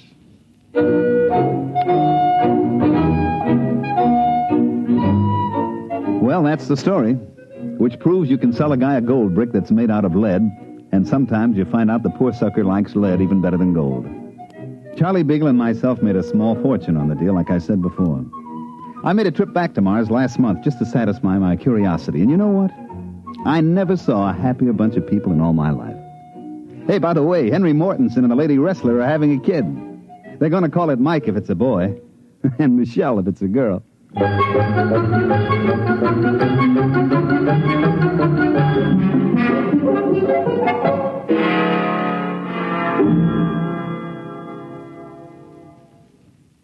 You have just heard X-1, presented by the National Broadcasting Company in cooperation with Galaxy Science Fiction Magazine, which this month features The Ignoble Savages by Evelyn E. Smith, the story of the Snadra, which had but one choice in its fight to afford to live below ground, to pretend that theirs was an above-board society. Galaxy Magazine, on your newsstand today. Tonight, X-1 has brought you The Girls from Earth, a story from the pages of Galaxy written by Frank M. Robinson and adapted for radio by George Lefferts. Featured in the cast were Mandel Kramer as Mike, Bob Hastings as Charlie, John Gibson as Henry, Jim Stevens as Tom, Dick Hamilton as Bill, and Phil Sterling as the waiter. This is Fred Collins. X-1 was directed by Daniel Sutter and is an NBC Radio Network production.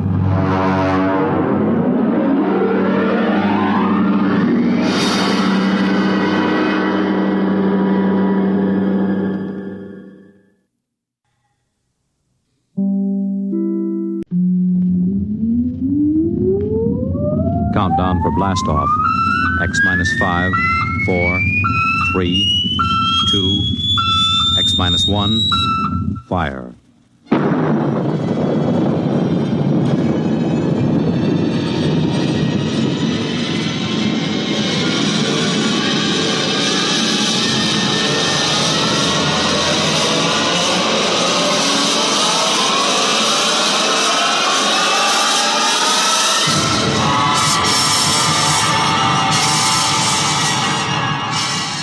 From the far horizons of the unknown come tales of new dimensions in time and space. These are stories of the future, adventures in which you'll live in a million could-be years on 1,000 maybe worlds. The National Broadcasting Company, in cooperation with Galaxy Science Fiction Magazine, presents X-1.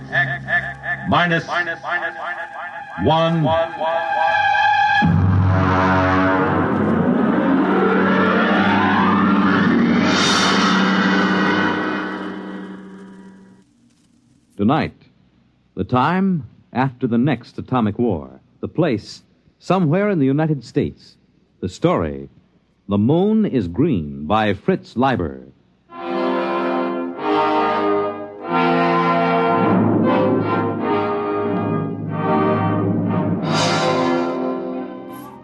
The moon was green. Green as emeralds, green as leaves, green as grass. I reached my arms toward it and let it bathe me. I closed my eyes and let it kiss me. Effie! Effie, where are you? Oh, dear Lord, he mustn't see it. It's so beautiful, and he always kills beauty. Effie! In the bedroom, Hank. Oh, I've got to close the shutters before he comes. Mustn't. Effie! What the devil are you doing? Close those shutters, you fool! Come away from there. You're trying to destroy yourself and me, too. You know those shutters are not safe to open for another 5 years. I only wanted to look at the moon. The moon? Here, count